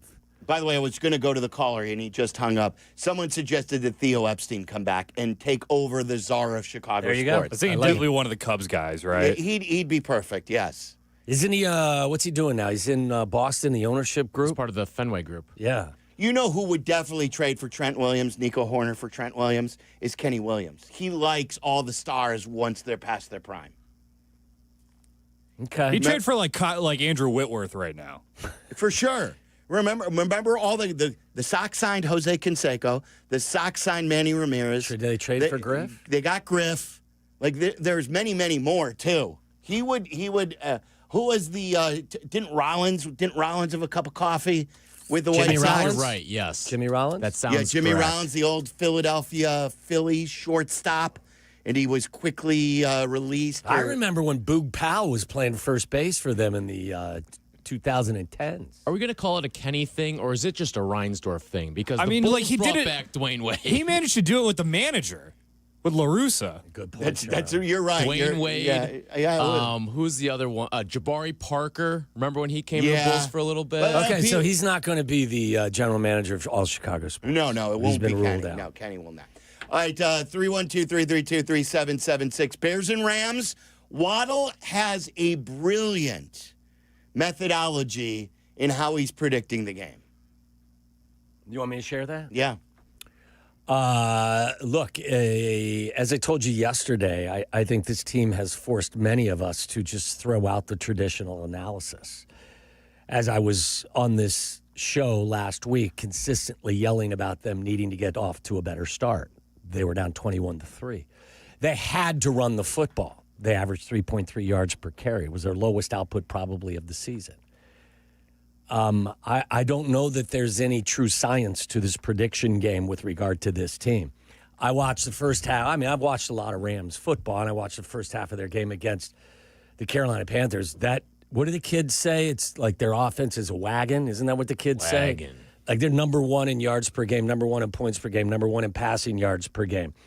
They're crazy good on pretty much every front offensively. They're healthy. They're getting their right guard probably back, Dotson. They're getting the rookie tight end back. They may be getting one of their receivers that does. I think Whittingham is his name. Maybe coming back from the issues as well. I can sit here and tell you top to bottom. I've told you all season I thought that the Rams were the best, most complete team in the NFC, and I still believe that. I'm picking the Bears, though. You know why? Why? Because. Because why? Because. There's still no answer there. You know what? I just went into childish mode. Because I hope that Stafford's finger looks like a Polish sausage and he can't bend it. Like, I'm not one. I'm with Carm. Look, I think the weather is going to suck for everybody. I think Carm had better stats, not inside 40, but under 32 degrees. I think Stafford's only played 4 games, and he's 2 for 2. And in those games, he's 6 touchdown, 1 interception. I don't know how much. I mean, Devontae Adams played for a decade in Green Bay. Puka Nacua came from Brigham Young, where it's not exactly balmy in the later months of the college season. Look, I think that they're probably. I still, despite the fact that but they let teams hang around defensively. When you factor out some of the return touchdowns that they've given up, they're giving up 25 points per game. What do the Bears excel at? They excel at coming from behind. When you give them an inch, they take a mile. You crack open that door, they kick it off the hinges. I can give you 1,000 reasons why the Rams should win this game, but I'm picking the Bears because. You know what? It makes sense. Why would you? How would you pick against the Bears if you're a Bears fan at this point? You're at home. I've seen you do some. Look, I mean, again, I've seen them do things I haven't seen a team do in the NFL forever. From the beginning of the time when I started watching. I mean, maybe I'm going to have to forfeit my analyst card. Oh, fine, I don't care. It's not worth much anyway. Yes, you do. But I just, how could you pick against this team at home? In this here? Listen, if they were going out to Los Angeles in their environment, I still think the Bears would have more fans in the building at SoFi than they would. But maybe I would feel differently. I just think, I'm going to believe in the magic that this team has created, and it's going to be, I think, their stiffest challenge of the year. But one that I think they're up to. It reminds me a lot of the Philly game on steroids because when they faced Philly for the first time going there, it was like, okay, now it's getting real. Now you're in Philly, and what do you got now? All these the Cincinnati win, the Raiders win, some of those other ones. What are you going to show Philly now? And what'd they do? They played one of their most complete games. They mauled the Eagles in their own building. And by the way, this isn't a 10-point. The Rams aren't coming to town as a 10-point favorite. They're 3.5, 4 points. They're a favorite. I'm taking the Bears, especially with the 3.5. So you came to the same conclusion I did. Well, I'm taking the points for sure. I'm probably with you where I'm just not going to pick against them. Like, it's weird. I'm conflicted. Now, I can see this game going one of two ways. I don't think this is going to be like 20-17, guys. I just don't. I don't think it's either going to be Bears 50, Rams 48, or it could get out of hand the other way. But I'm going to go with what's behind door number one. And I will spend the following days between now and the kickoff, the future days, coming up reasons to convince myself that my rationale is on good, firm foundation. All right, early returns here. What do you think about this game this weekend? How are you judging it? Waddle is using the great metric. Because. Not even BECAUSE. Just the lazy, childish version of because. BECUZ. Is anybody, listen, you want to get in front of this train? Tyler, you want to get in front of this Bears bus? Hell no. You want to get in front of this Bears wag, Charlie? Absolutely Sylvie, not. you want to get out in front of it? No, that's what I said. Okay. I'm not prepared Join the to because go against it. train if you want to. All right, do you agree with what Waddle's saying? Like, they've shown us too much. Too much of this has not made sense. It goes against all logic. Like 21-3 at the half of a playoff game against the team that has completely owned you. Just everything. Like right when you think they arrive, then they take a step back in scoring against Detroit. They show you like the week before that they have a championship offense. Look, they've got a better defense than us. They've got a better offense than us. I don't know how their oversized kicker will kick in these conditions. I don't know. I think we probably get the advantage there. Well, I think definitely we get the advantage there. There's a first time in a while the Bears don't have a coaching advantage either. That's true. I think Sean McVay's as good as there is in the business. Again, the reason why I'm willing to go with my because analysis is they let teams hang around. That's the genesis that's the foundation of my analysis. Their defense is giving up 25 points per game the last 7 games. Go back and look at the game against Carolina. Give them a lot of credit. They let the Carolina Panthers hang around. The Carolina Panthers almost beat them. They let the Carolina Panthers beat them in Carolina previously, several weeks ago. They let the Seattle Seahawks hang around. And what do the Seahawks do? What have we learned about this football team here in our fine city? If you let them hang around, they're going to kick you in the nuts. I think something, I don't know if you guys saw this. Someone alerted me to it because I wasn't really following him during the game. But I guess Micah Parsons had a sort of complimentary tweet about the Bears during the game. And it's exactly what you were just saying. I want to read that to you coming up next. What Micah Parsons said during the Bears-Packers game while he was watching it from home. And by the way, real quick, it's the reason why I felt strongly the Bears were going to beat the Packers is because the Packers let teams hang around and the Packers find ways to lose games. And that's exactly what happened. If you let this Bears team hang around, it gives them just an inch of space. They're going to make you pay. All right, we're going to take all your calls coming up. What Micah Parsons had to say, Mike Tomlin out in Pittsburgh, Bears and Rams. Michael Wilbon coming up at 5. There's some movement in baseball. There's been an offer on a report to Kyle Tucker out there from a team. We'll tell you who that is. The Cubs could be, like, at least at the way Passan reported it, engaged in talks with the Giants about Nico. They will have to be blown away. They make a deal. I don't want them to trade him. And we'll talk more about that. But let's take your Bears calls to start this thing off. 332-3776. This is Waddle and Silvy, and you're home for the Bears, ESPN 1000. This is Waddle and Silvy on ESPN Chicago, Chicago's home for sports. When a trophy is raised, it can feel like the season's over. But on the ESPN app, it never really is. Because with more than 47,000 live events, plus originals, highlights, and coverage from every corner of the sports world, there's always something to dive into. No offseason, just everything a fan needs to keep going. Always in season. Get all of ESPN all in one place. Download the ESPN app on your TV or phone today. When your life turns upside down after an accident, you need an advocate like Wallner Law. I'm John Wallner, and for over 50 years, Wallner Law has fought for people just like you, injured, overwhelmed, and searching for answers. We don't just take cases, we take care of people, and we win for you. From car crashes to workplace injuries, Wallner Law stands by your side every step of the way. So call us today, 312-8-MILLION, and win with Wallner.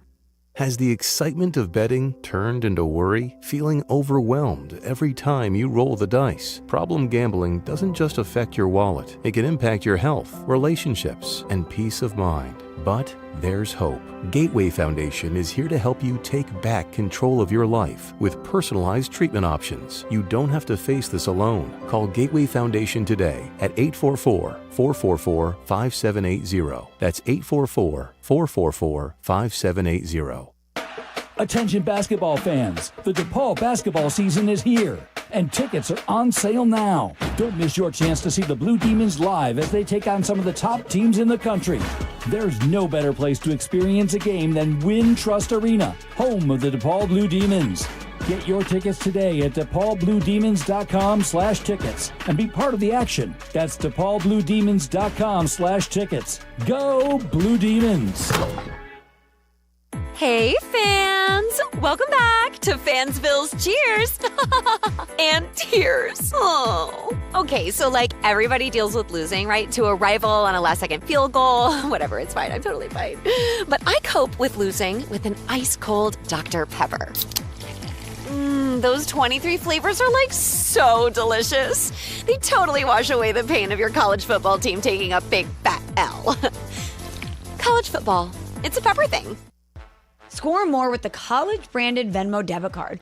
Rep your team with every tap and earn up to 5% cash back through Venmo Stash, a new rewards program where the more you do, the more you get. Get your Venmo debit card today and start earning rewards with Venmo Stash.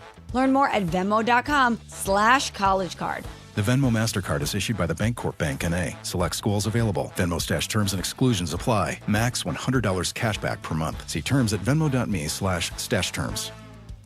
Hey guys, it's Silvy. After getting my windows done by Window Nation, I can tell you that they make a massive difference. And now you can save big too during their buy 4, get 4 free window sale. Plus 0 down, 0 monthly payments, and 0 interest for 2 full years. Go to windownation.com today. Follow Chicago's Home for Sports on Twitter at ESPN 1000. This is Waddle and Silvy on Chicago's Home for Sports, ESPN Chicago. Because. That's right. The great Tom Waddle is going with the model of because. It's a prediction model called Cuz. That's right. He's taking the Bears because. Because. I think the foundation of my hardcore analysis is, again, if you're a team that lets teams hang around, do so at your own risk. So after all of my numbers crunching, I came up with the Bears will win because. Did you see what Micah tweeted out? I did not, no. I went back to this. This was during the game while the Packers had the lead. And this is like a compliment, I believe. And it turned out to be absolutely true. He tweeted, "We need to take the life out of the Bears. This team plays 4 quarters, ! Let's finish now." So that's when he must have tweeted that when they had the big lead, but it was almost a warning. He almost prediction there, saying that, look, the scouting report, I have seen it. I have felt it in Green Bay. The first time I played against them, the last 2 times I didn't play against them. I know this team. I think he admires Caleb, and he said, you got to play 4 quarters against the Bears. This team you have to absolutely make sure they're dead. It's the reason why I'm giving them a chance in this game. And I can't, for the life of me, I said it yesterday, watch them come out in the second half offensively. And I give Dennis Allen and not only was it adjustments, they did get more aggressive. And, I mean, they blitzed a corner. They blitzed Nashawn Wright on the first play of the second half, and I think someone came from the other side as well. They blitzed 5 on the second play. They looked flat as a pancake. Like, you're going to tell me that Matt LaFleur didn't think that Dennis Allen, who's been a coordinator and a head coach in this league, wasn't going to make adjustments, and you weren't prepared for him? They started committing penalties. They had no success. They went 3 and out, 5 and out. The lack of running again, too, especially without one of the Bears' top linebackers in the game. Right. I mean, it was just like, really? That's what you're going to do? Well, you're going to get what you deserve then. Yep. Mike in LaGrange, you're on ESPN 1000. What's up, Mikey? Hey, guys. All right. Great show. Thank you. I'm taking the Bears and the points, and I'm going to sweat like a fat guy on the beach. But, they only needed a minute and 43 seconds, right, against Green Bay to win those games.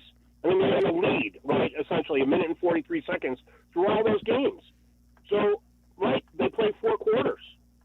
So you sit and you sweat and you hope and you pray, and I think they're going to do it. Plus, there were some questionable calls. Those fourth down, going for it on your own 32. Hopefully, Johnson won't make those mistakes this time. And I like the Bears in this one. Okay, Mike, thank you. We are still waiting to see. Hopefully, they have it in them. As close to the Philly game as possible, where you play a complete complement. It's one of the more overused terms in football. It's very cliche, the complementary football. But when the offense and the defense are working together, they're helping each other out, and you're playing a complete football game. Yes. They have not had that. San Francisco was elite offense, crap defense. The only game that you can point to and say that was a complete effort was the Cleveland game. But that's a different level of opponent. Right. It's easier to play a complete game against the Cleveland Browns with a rookie quarterback than it is against some of these better teams. The starts have gotten, it seems, I don't know about worse and worse, but 0 points in the last 2 home games until this last game when they had 3. 3 total first half points in their last 3 home games. That's where you hope. Eventually you're going to get burned. It's just a matter of when. You just can't live like this. The Rams gave up 31 second half and overtime points to the Seahawks in their loss. 31 second half points. They let the Detroit Lions back in the game. They gave up 10 fourth quarter points. They'll crack the door open for you a little bit. And if you do, just be careful because here come the guys. Yeah. I hope it's not, they don't need 16 points or something like that, or 18. Listen, if you come back from a touchdown, just I would like the pace of the game to change early. I think in the game against the Panthers, they got out to a pretty good lead, wasn't it? I mean, didn't they come out to a 17-0 or a 17-7 lead? Yeah, it got to 14-7 or something. Yeah, and they gave up 17 second half points to the Carolina Panthers. So I like our offense better than that Panther offense. Jeff in Houston, you're on ESPN 1000. Hey, Jeff. Hey, I had a comment. I think Ben Johnson reminds me of Tom Landry. Okay, keep going. Tell us why. Well, he's so stoic along the sidelines. You never see no facial expression. You never see him get excited. They get a touchdown. He stands there just like a statue. They get a sack. Same thing. He stands there like a statue. I wonder. It's a good thought, Jeff. I wonder if after the game, if you had cameras, you had access to Tom. My guess is Tom Landry was a little more stoic, even behind the scenes.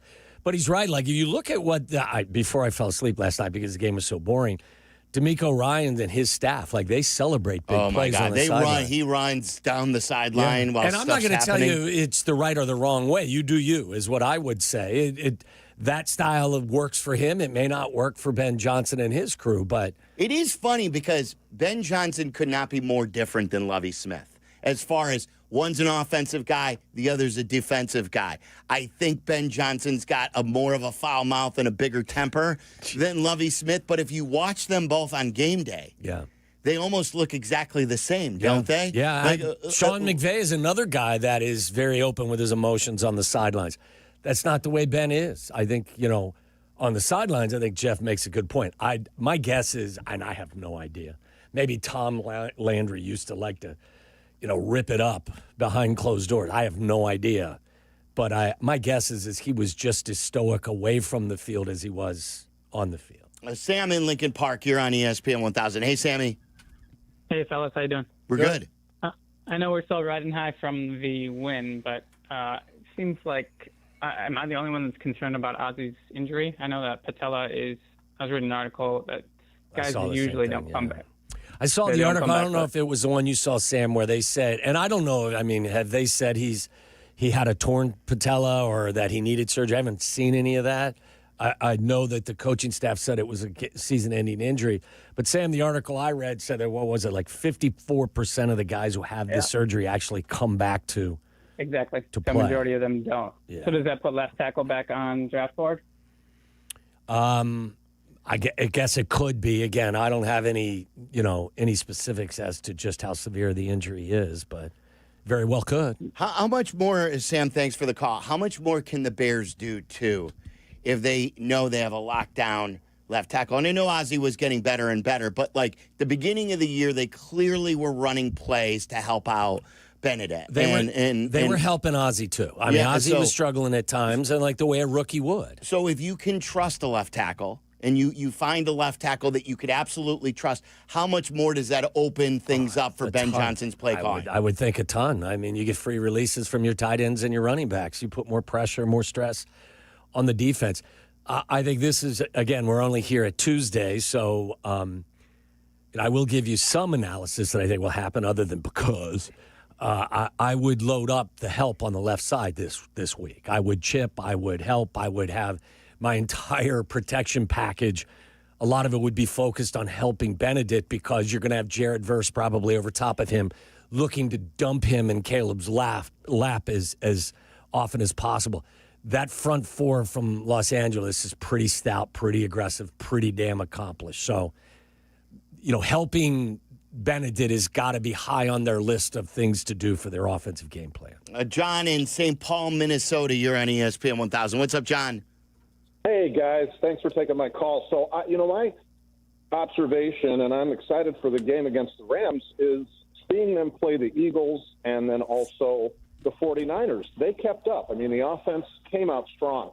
They scored points. They didn't get these huge deficits. And what's the difference we're seeing? How can they consistently bring that, especially this Sunday, against the Rams? I have no idea. Like, it's another mystery that has yet to be solved, I don't think. And maybe there will be an explanation for it at the end of the year. I think Ben has been asked it before, and a lot of times you hear him say, well, we're making mistakes. We have too many mentals early in games. And I don't have a good explanation for why they've been so spotty in terms of getting off to quick starts. As we said, the last 3 home games, you've scored 3 points total in the first half. Would Ben say something, too, that it's a lack of possessions they have had?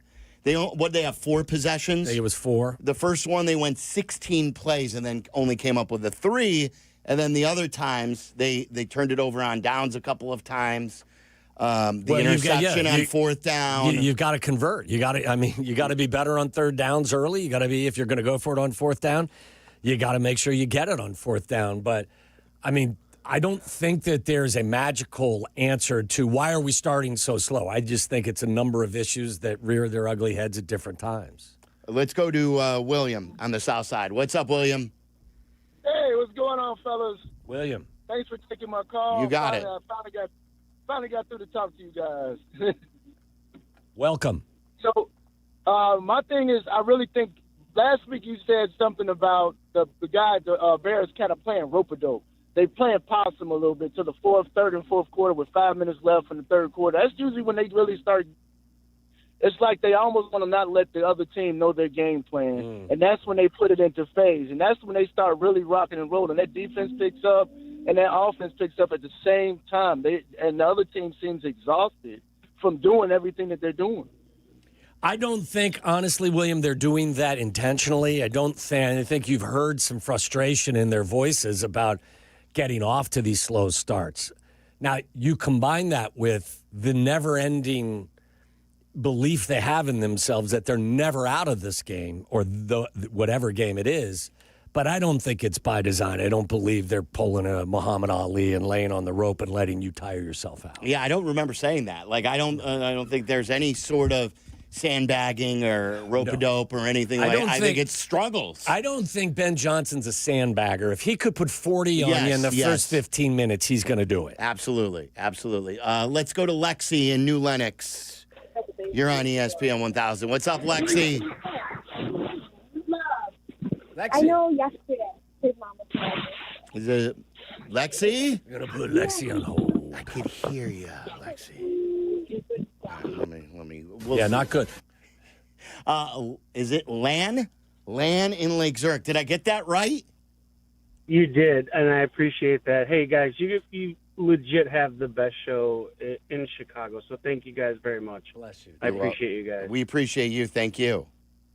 So I have 2 points, and I just want to say it, and I know you guys hate hyperboles, but the first point is this.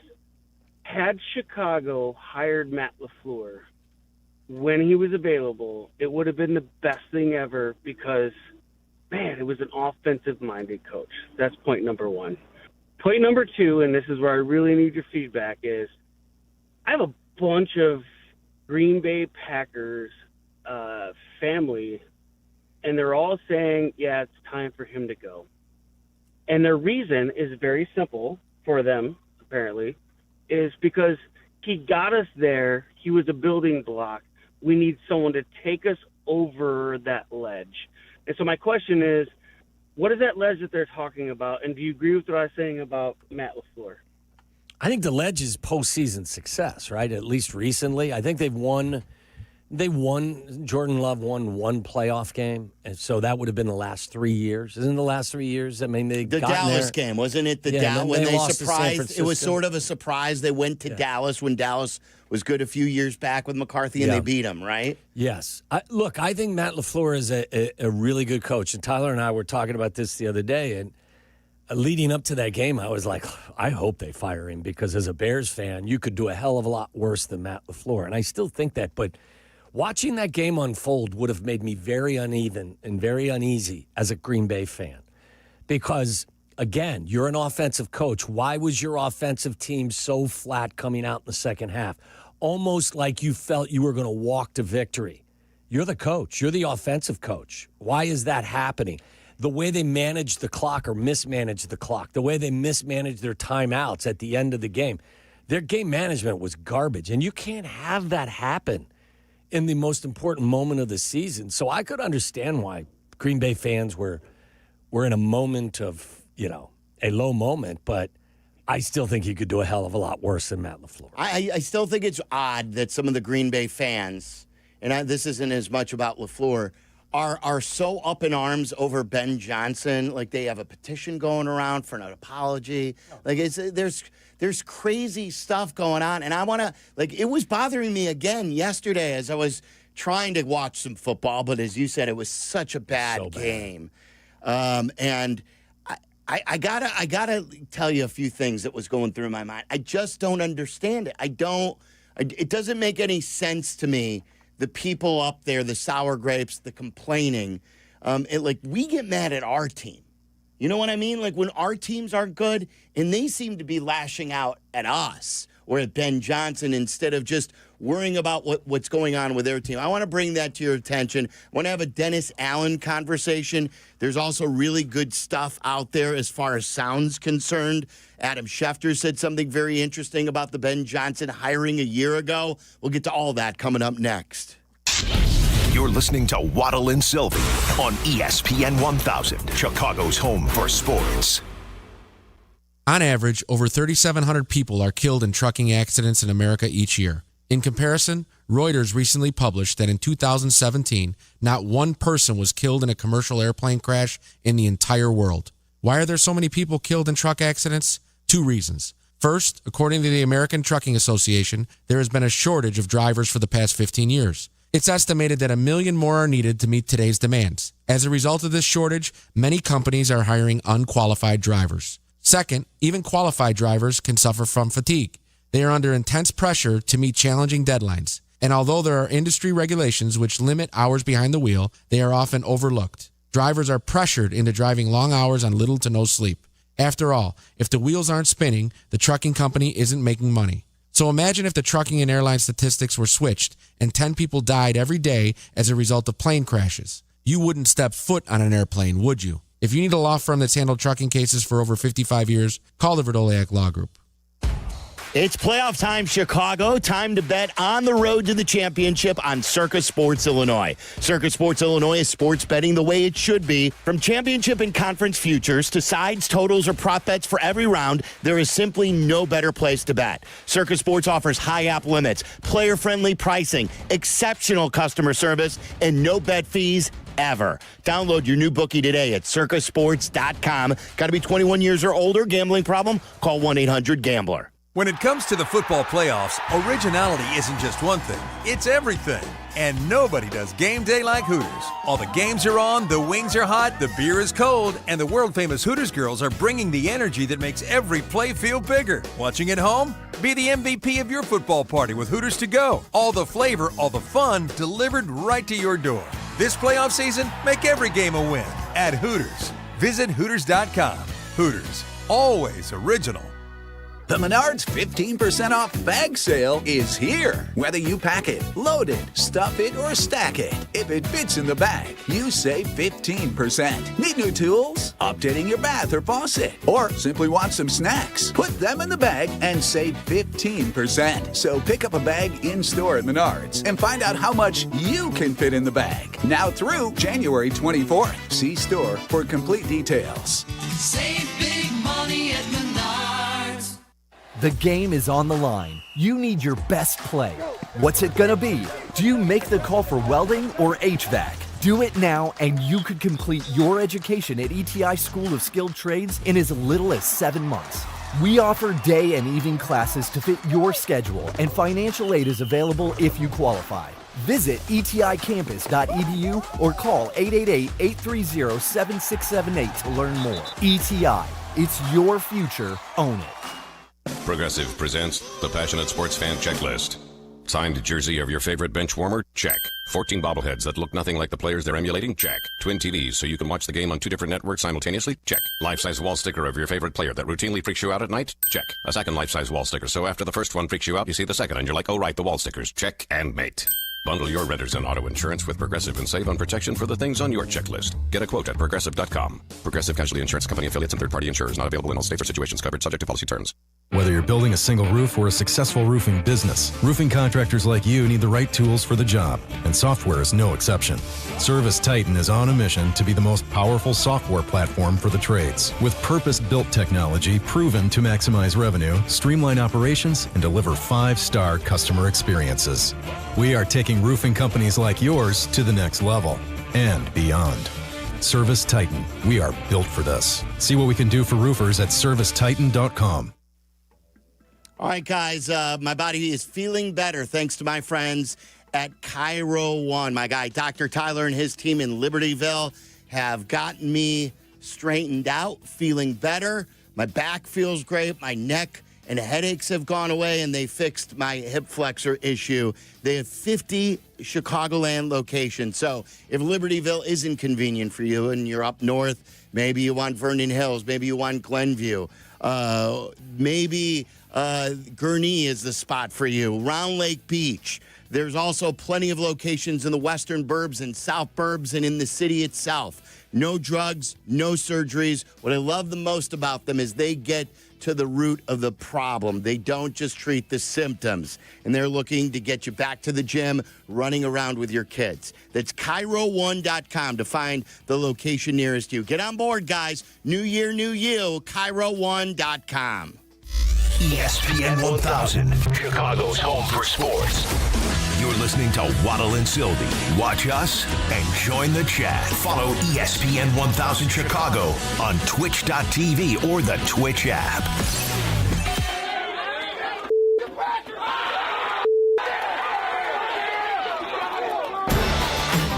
I still can't believe that was even a topic. Locally, nationally, in Green Bay, the conversation regarding the swearing in the locker room after you're coming back. It was the biggest comeback in Bears history in the postseason. It was the first time that you had beaten the Packers in the postseason since the 40s. They have owned you, as the quarterback used to say. The coach who was hired was telling you how he was going to change the culture. He changed the culture. Do you remember, and this is for the Green Bay fans out there, yesterday I went after some of the people here.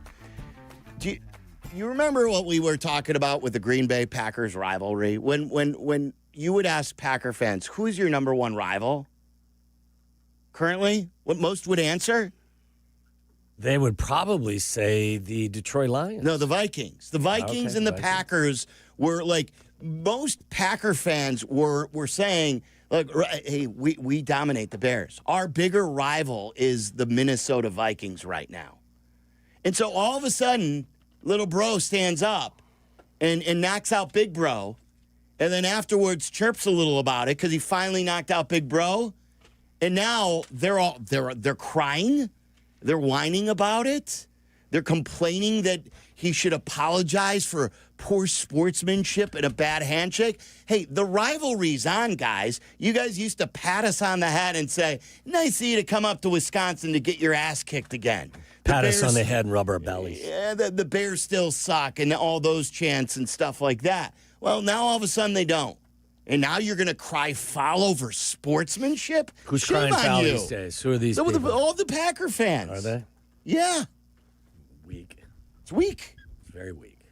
So I don't understand it. Like, finally, we've got the rivalry. It's something that we've wanted It's forever. really only truly a rivalry when both teams are good and competing for something. Yeah.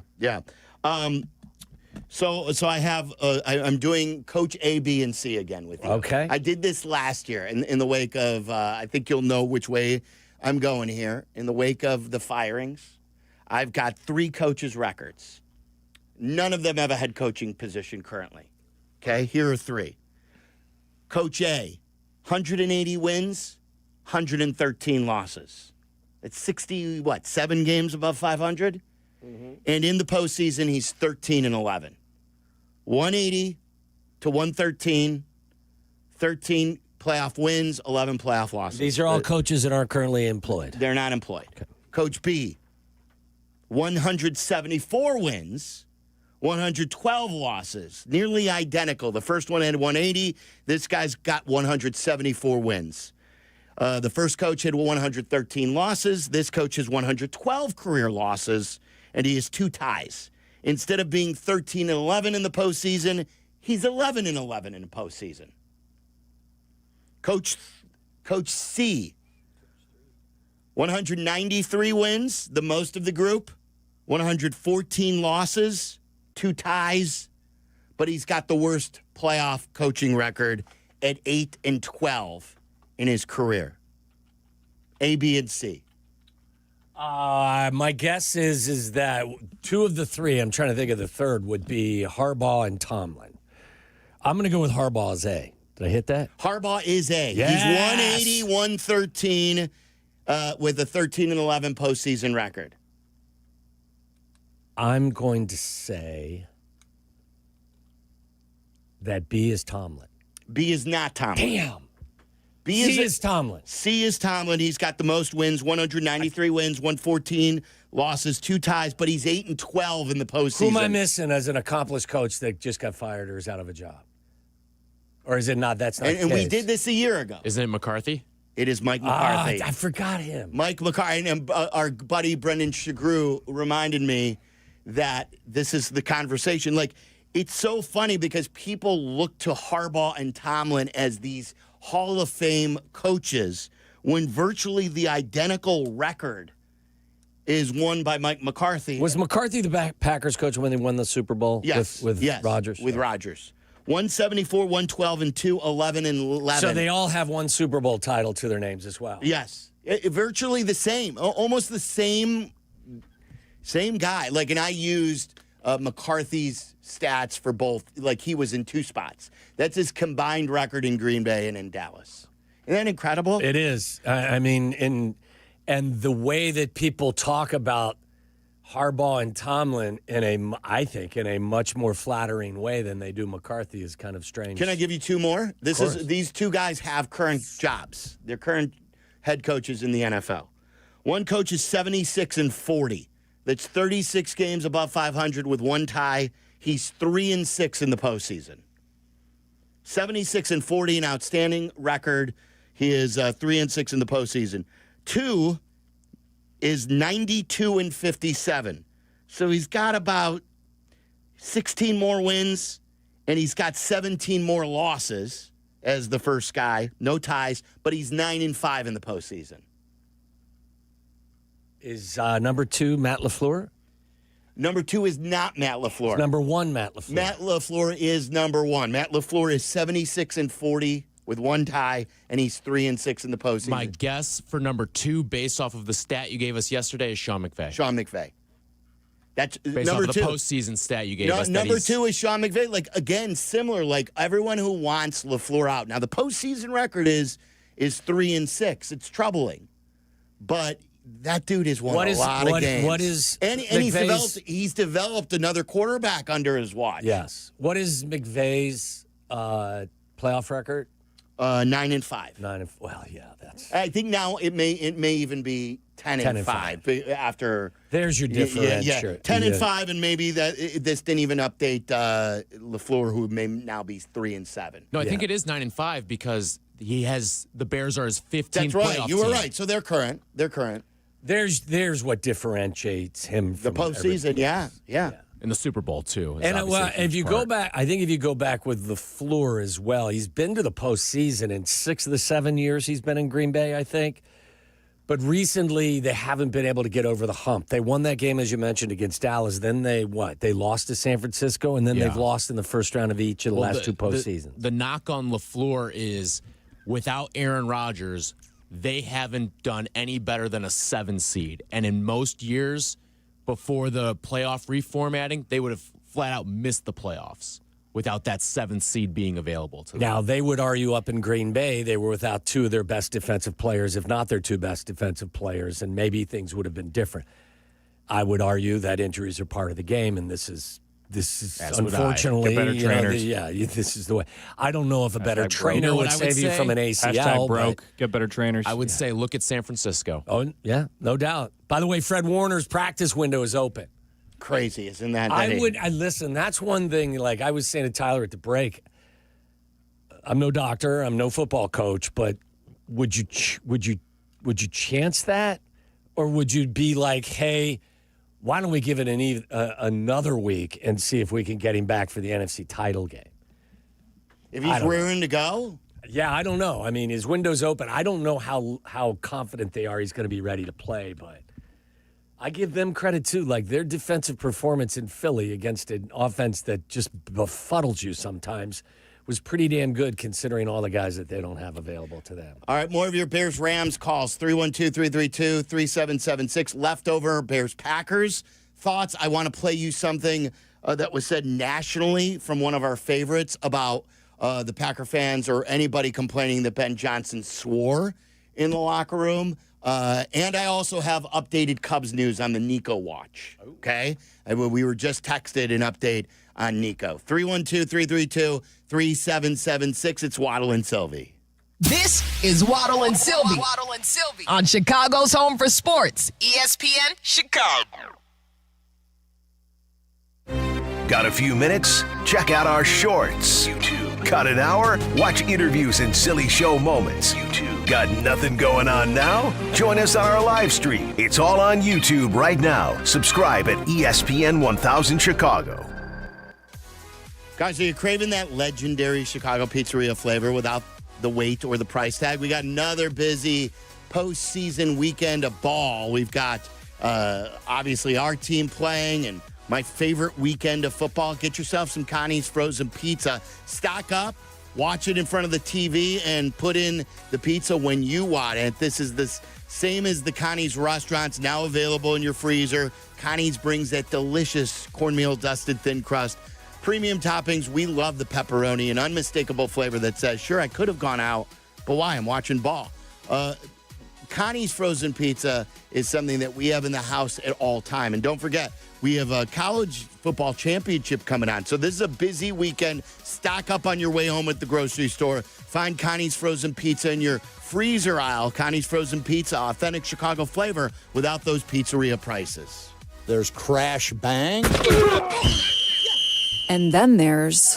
Of course, the first one is our great defense. The other means someone is hurt. I'm Lisa Longo. And I'm Jim Morisi of the Chicago personal injury firm of Morisi, Longo & Associates. We're here for you when an injury happens. Having us in your corner is a smart move. Visit us at MorisiLongo.com. MorisiLongo.com. We're here when you need us. It's halfway to summer, and the Wolves take on the Rockford Ice Hogs this Saturday. The Wolves welcome in their I-90 rivals, the Rockford Ice Hogs. Aloha. Arrive early on Saturday for your chance at a free Chicago Wolves branded Hawaiian shirt. Rivalry between these two teams is sure to spark intense action. The Chicago Wolves take on their rivals, the Rockford Ice Hogs, this Saturday at 7 p.m. at Allstate Arena. Get your tickets today. Has the excitement of betting turned into worry? Feeling overwhelmed every time you roll the dice? Problem gambling doesn't just affect your wallet. It can impact your health, relationships, and peace of mind. But there's hope. Gateway Foundation is here to help you take back control of your life with personalized treatment options. You don't have to face this alone. Call Gateway Foundation today at 844-444-5780. That's 844-444-5780. A SoFi personal loan is here to help you achieve something once thought impossible: overcoming high-interest credit card debt. Walk the tightrope of your finances with one low, fixed-rate monthly payment, no fees required, and as soon as the same-day funding.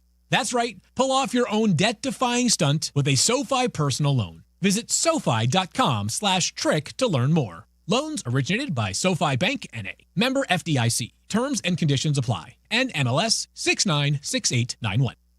Life is full of choices, some big, some small. And when you choose an H&R Block Tax Pro, you're choosing the largest network of tax expertise to be in your corner. For when your big ambitions need help with the small details. For when your six figures come from 6 different places. For when your gaming stream becomes your revenue stream. For when your business's year one needs 70 years of tax know-how. At H&R Block, we've seen it all, and we're here to help you make the most out of your money for life outside the box. Get started at hrblock.com.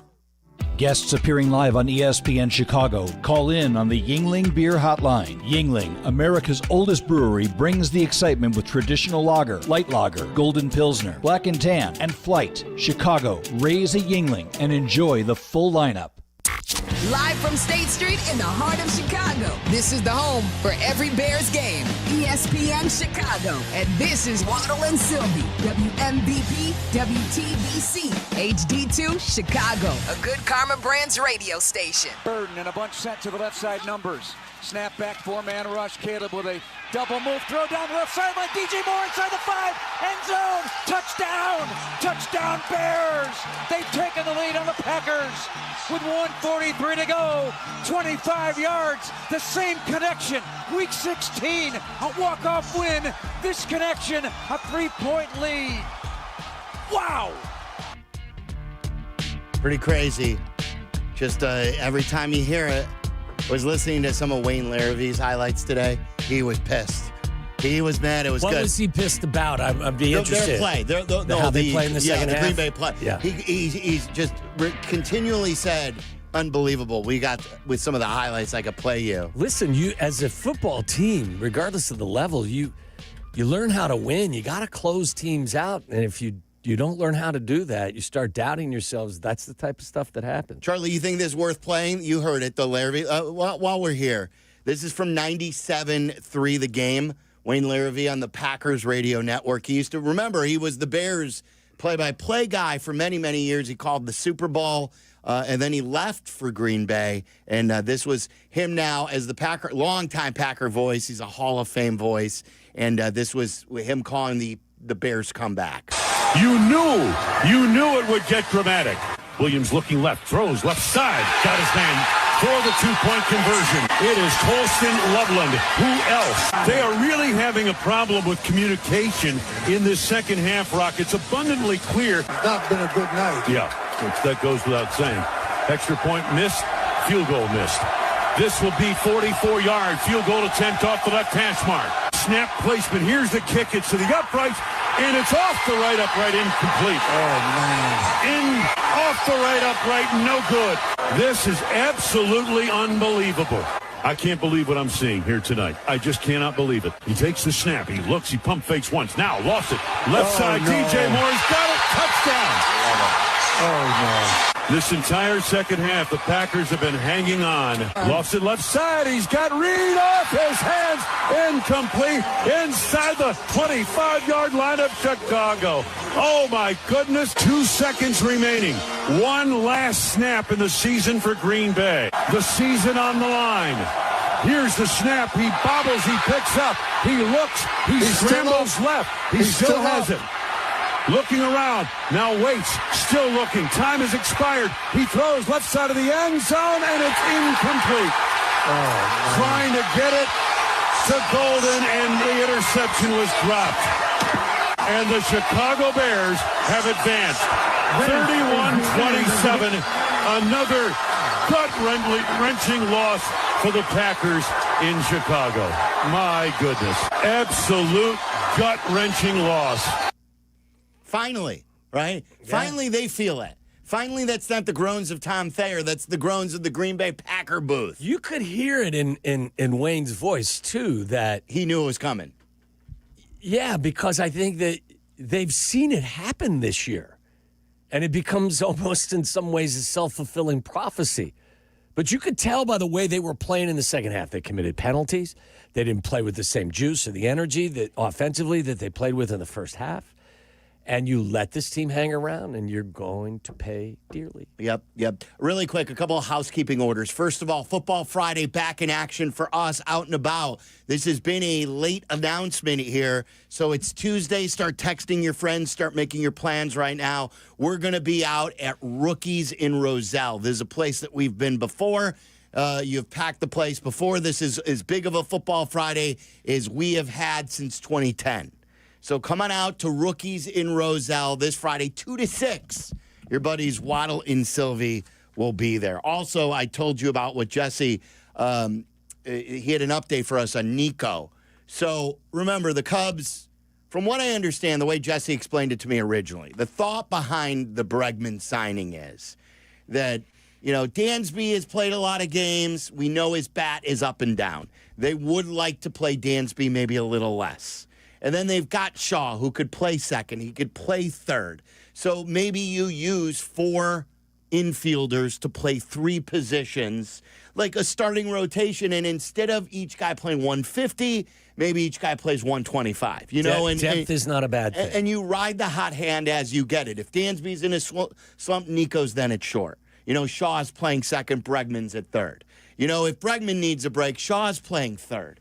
On and on and on. You could do multiple different things here. And so that's the initial thought of getting Bregman.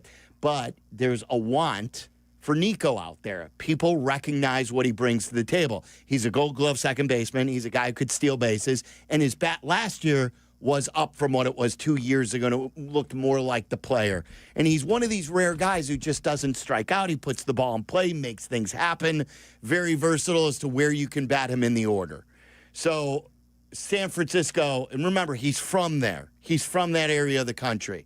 And they have been interested in him, and they have engaged the Cubs, according to Jeff Passan. And the Cubs are listening. The Cubs need to be blown away, though. And then we'd see what the other move is. Jesse texted us, and he said he does not believe Horner is going to get moved. And he said he's not putting it 100%. But he's putting it at about 90%. He's 90% certain that Nico Horner, at this point, is not going to get traded. Hello. So that's a little a quick update from Jesse Rogers right there. All right, good. Nico's staying for the time being, which I think is good for you guys. I think it is. The more good players, the better for the Cubs. Yeah. Just because you signed one, it doesn't mean you got to get. I know he's a free agent, so you need to add another one. Yeah. You need to add a right fielder. Exactly. Why stop now? Don't halfway it. Stop now, boys. All right, let me get to Kip in San Francisco. Speaking of San Francisco, Kip is calling in from San Francisco. What's up, Kip? Hey, guys. How you doing? Thanks for taking my call. You got it. So I just want to preface by saying I am a Packers fan from Chicago. How'd that happen? Kip, so you're from Chicago and you grew up a Packer fan. How'd that happen? So my dad's from Milwaukee. We've had season tickets to Lambeau since the 50s, basically. So I really had no choice. Yeah, I got you. But so I want to preface by I listen to you guys all the time. I really appreciate your show. And I just wanted to speak on the Ben Johnson.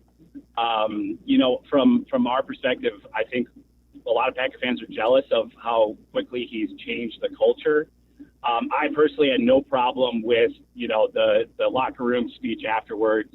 I think the only thing is, it just felt a little, I don't know if the term's man-childish, but, it started with the preseason press conference. He really gave praise to KOC and Dan Campbell, and then he took the shot at LaFleur.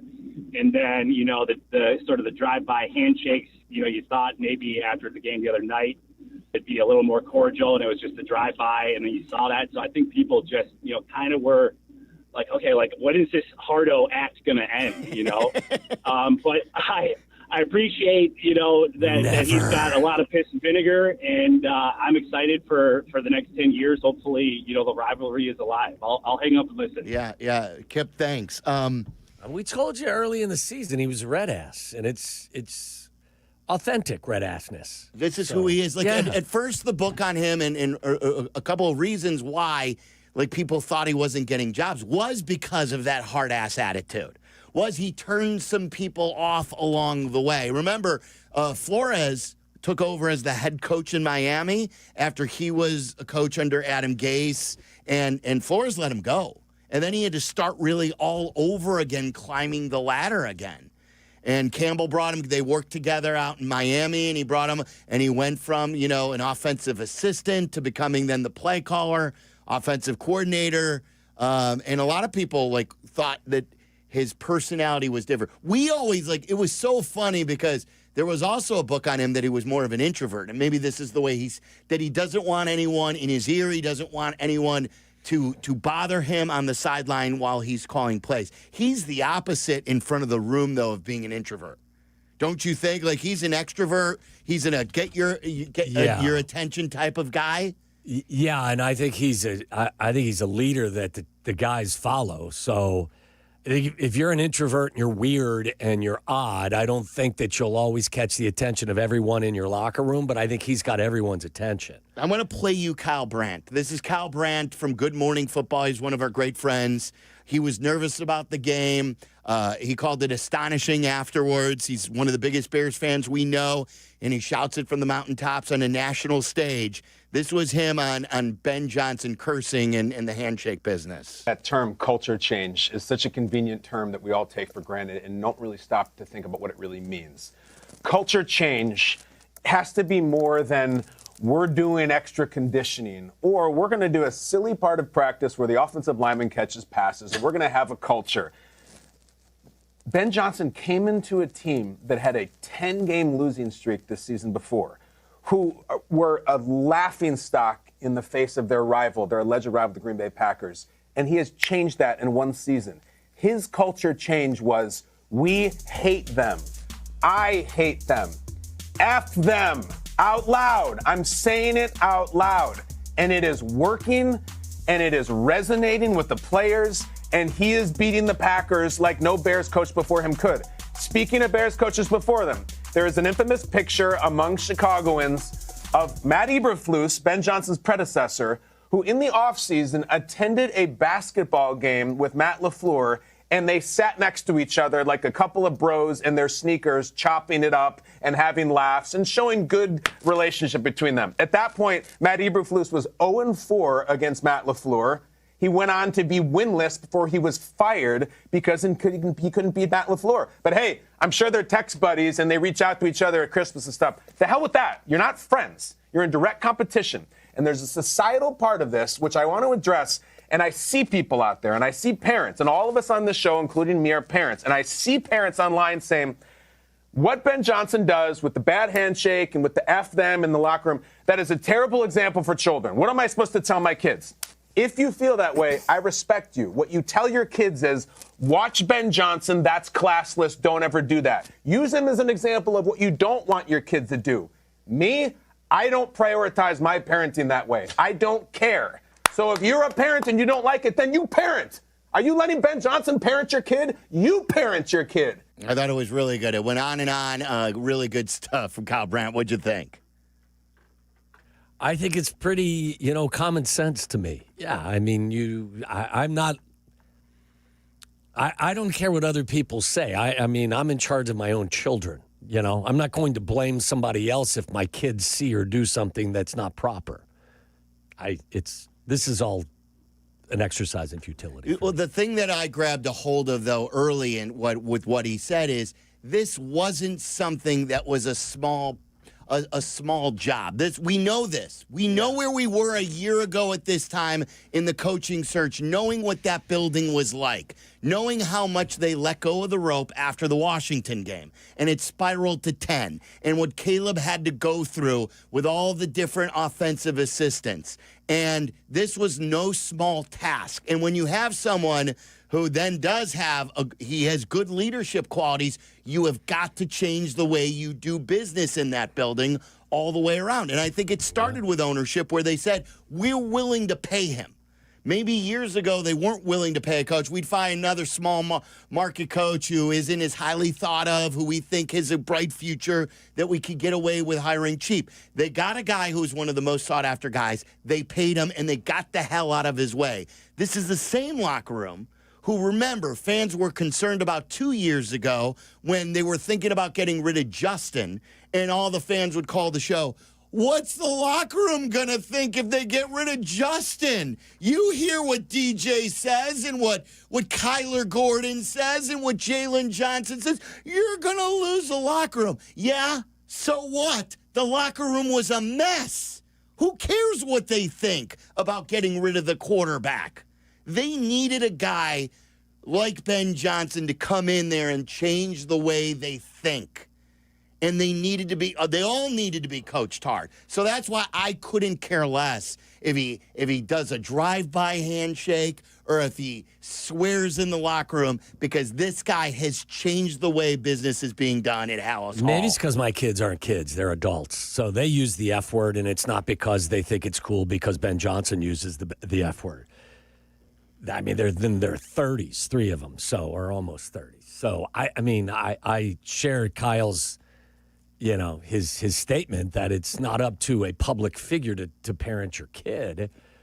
I'm not arguing with anybody. I love my coach, and I'm not making excuses for anything that is happening right now.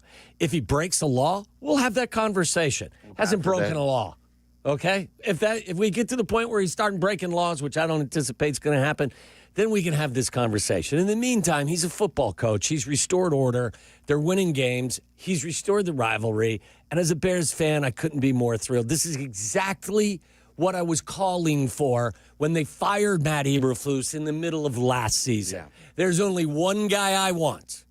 So I don't have any issues with what is going on. I got what I was expecting, and I got what I asked for. And now you're happy with the results? Yes. Yes. Bob in Kentucky, you're on ESPN 1000. What's up, Bobby? Hey, guys. Hey, I'm an old man, and I've been going to Bears games since Wrigley Field. And I used to go with my buddies' family as soon as it got too cold for their mom to go. And he taught me a hack I think you guys might want to let your listeners know about to stay warm. Okay. Newspaper on the ground. Then, yeah, exactly. Corrugated cardboard on the ground. Right. Now the gate police will stop you now. We used to do that back in the 70s and the 80s, and they don't let you do it anymore. But I'm sure, some folks, good Chicagoans can find some ingenious ways to... Well, you know what the hack is now? Sneak it in, tuck it in your bag. Here's the hack. And I talk to the beer vendors all the time. I just put a video up. Remember to tip your vendors. They're serving you guys, and they're doing it in the elements, too.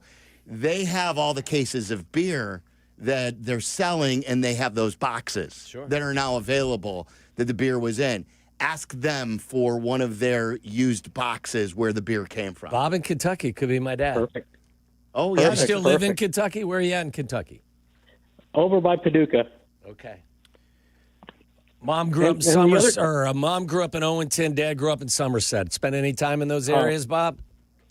Of course, over by the Bourbon Trail. Oh, yeah. What's the Paducah NBC station is Channel 6, correct?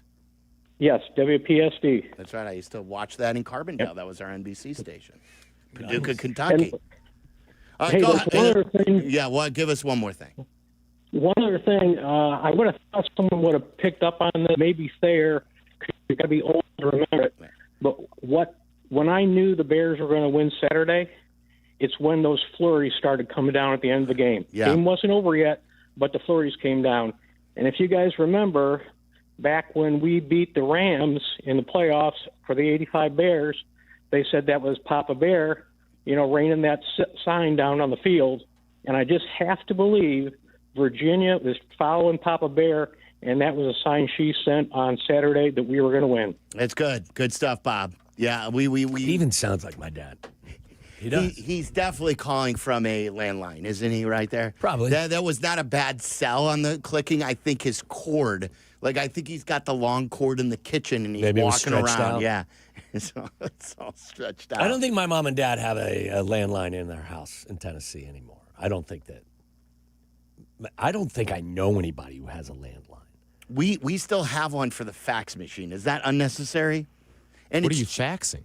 We still that's usually fax. something that I would have in my house. Or we scan. It's like our fax machine is our scanner too.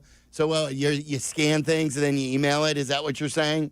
I don't think I've literally ever faxed anything before. If you were to be like, hey, can you fax this over? I wouldn't even know where to start. It was a game changer where, but back in the day, you used to put your butt on the copy machine, and now you could do that with a fax machine, and you could fax that to somebody. Fax your sack. Sorry to go all Brett Favre on you there. Fax your sack? Isn't that what it was called back then, Charlie, I think? Let's go to Juan in Brighton Yeah, not Park. good. What's up, Juan? Hey, guys, can you hear me okay? Yeah, perfect. Wonderful, thank you. So listen, I'm from Chicago, South Side, longtime fan. Thank you for taking the call. Sure. But I will say this. When people ask me, what are you a fan of? I'm a fan of entertainment. That game was amazing. But I think we got to stay humble, guys. I don't think we're over the hill yet. These kind of games make me feel like I'm watching the Cubs versus everybody or the Bulls versus Pistons of back in the day. I know that injuries are part of the game, but I really wonder, had this been the same outcome had we had a full Packers team? And that's what scares me coming up to this next game against the Chargers. I don't want to be humbled, and I don't want this to bite us in the ass. And when I see our coach going up, shaking hands like that, I wish it were a little more classy. I love the celebration, but I just don't think that we're there yet. And I want to get your thoughts on it. I'm recalling right now in my mind back in the day when De La Hoya celebrated fighting Chavez Sr. It's like, really? Past his prime? What are we doing here? I'm not making a comparison. I'm giving an example. And I think that when we went up against a team that had Micah Parsons, Tucker Kraft, all these injured players, and we're acting this way, let's celebrate. Let's embrace this. Hell yeah. Yeah, Juan, I got you. I understand. I don't think it's going to bite them. I like that they have a chip on their shoulder. I don't blame the Bears fans for, after years and years of suffering, after winning these last two games in monumental fashion, to stick out your chest and be proud and talk a little smack, especially when a lot of the people were like, Caleb's no good, your coach is a baby, this and that. Like, what's wrong with giving back to them? And I understand what you're saying. I said, if not now, then when, with those guys out. But I do believe that the Bears will be better next year. I believe that this is the bottom level of them under Ben Johnson. And hopefully next year we'll bring a defense to the party. Yeah, I don't think now the Bears are going to run roughshod over the Green Bay Packers and then we're going to go on a stretch of dominance. I think what we've done is we've kind of erased the feeling that this is a one-way street and that road is running right over top of us. I think these games are going to be really competitive going forward. I think they're a good football team. I think when they get their guys back, they'll continue to be a good football team. I don't think the Green Bay Packers are going away. I think we're going to be a good team for quite some time. I think the NFC North is going to be a battlefield for the years to come. I don't think the Vikings are going away. I don't think the Lions are going away. That division's good. I think the division's going to be fantastic. In some years, you're going to get the upper hand because your team is healthier than others. In other years, you're going to get dealt a bad hand with regard to injuries, and that's the nature of this beast. I don't think there's anything wrong with pronouncing we're here. Yeah, as a fan base. Look, I mean, a rivalry is truly a rivalry is when both teams are pretty much on the same plane, competing for the same thing. We weren't competing for a division title the last several years. We were a bump in the road for most of these NFC North teams. All right, 312-332-3776. More of your phone calls. It's a Power Ranking Tuesday. We'll see where the Bears have climbed up to after the win, and a lot more of your phone calls coming up. And we continue to monitor the baseball stuff that is being floated out there. It's Waddle and Silvy. You're listening to Waddle and Silvy on ESPN 1000, Chicago's home for sports. Hey, it's Rich Eisen. You can now listen to The Rich Eisen Show right here on the home of the Chicago Bears. The Rich Eisen Show, weekdays noon to 2. ESPN Chicago. All right, guys, now's the time to hop on this great deal from Window Nation. I have windows from Window Nation. I called them at 866-90-NATION, and I replaced my windows in the living room and in the kitchen. Then the master bedroom and in the kids' room. Our energy bill has gone down. We have brand new energy-efficient windows that work perfectly, and they look spectacular. Right now, you can buy 4, get 4 free. That's right. Buy 4, get 4 going on right now at Window Nation. Plus, no down payment, no monthly payments, and 0 interest for 2 years. It's making it easier on you to pay off your project and more money back into your pocket without paying interest charges. 866-90-NATION. Check them out online at windownation.com. It's a family-owned business that has 45,000 5-star reviews, rated A+ by the Better Business Bureau. My guy, Alan Favada, Chicago guy, will come over and give you a free in-home estimate. No commitment necessary, but you're going to love what you hear. Call them today, 866-90-NATION. Go to windownation.com and let them know that Silvy sent you. Getting health insurance that fits your budget isn't easy. At Get Covered Illinois, we are here to help. We are the state's official health insurance marketplace. A place where health insurers compete for your business. A website where you can compare multiple health plans and pricing in one place. And where you can connect to financial help and free in-person assistance. Because you deserve insurance. GetCoveredIllinois.gov. We're here to help. The game is on the line. You need your best play. What's it gonna be? Do you make the call for welding or HVAC? Do it now and you could complete your education at ETI School of Skilled Trades in as little as 7 months. We offer day and evening classes to fit your schedule, and financial aid is available if you qualify. Visit eticampus.edu or call 888-830-7678 to learn more. ETI, it's your future. Own it. Some people just know you can save money on car insurance by checking Allstate first. Like you know to check Kirk Herbstreit's pregame analysis first, before talking to your brother-in-law. In this game, the key thing to watch will be the offensive line versus their front seven. If they can get pressure without blitzing, this could be a long night. Okay, Kirk. I know stuff. Ooh, checking first is smart. So check Allstate first and see what you could save. You're in good hands with Allstate. Potential savings vary, including based on how you buy, subject to terms, conditions, and availability. Allstate North American Insurance Company and affiliates, Northbrook, Illinois.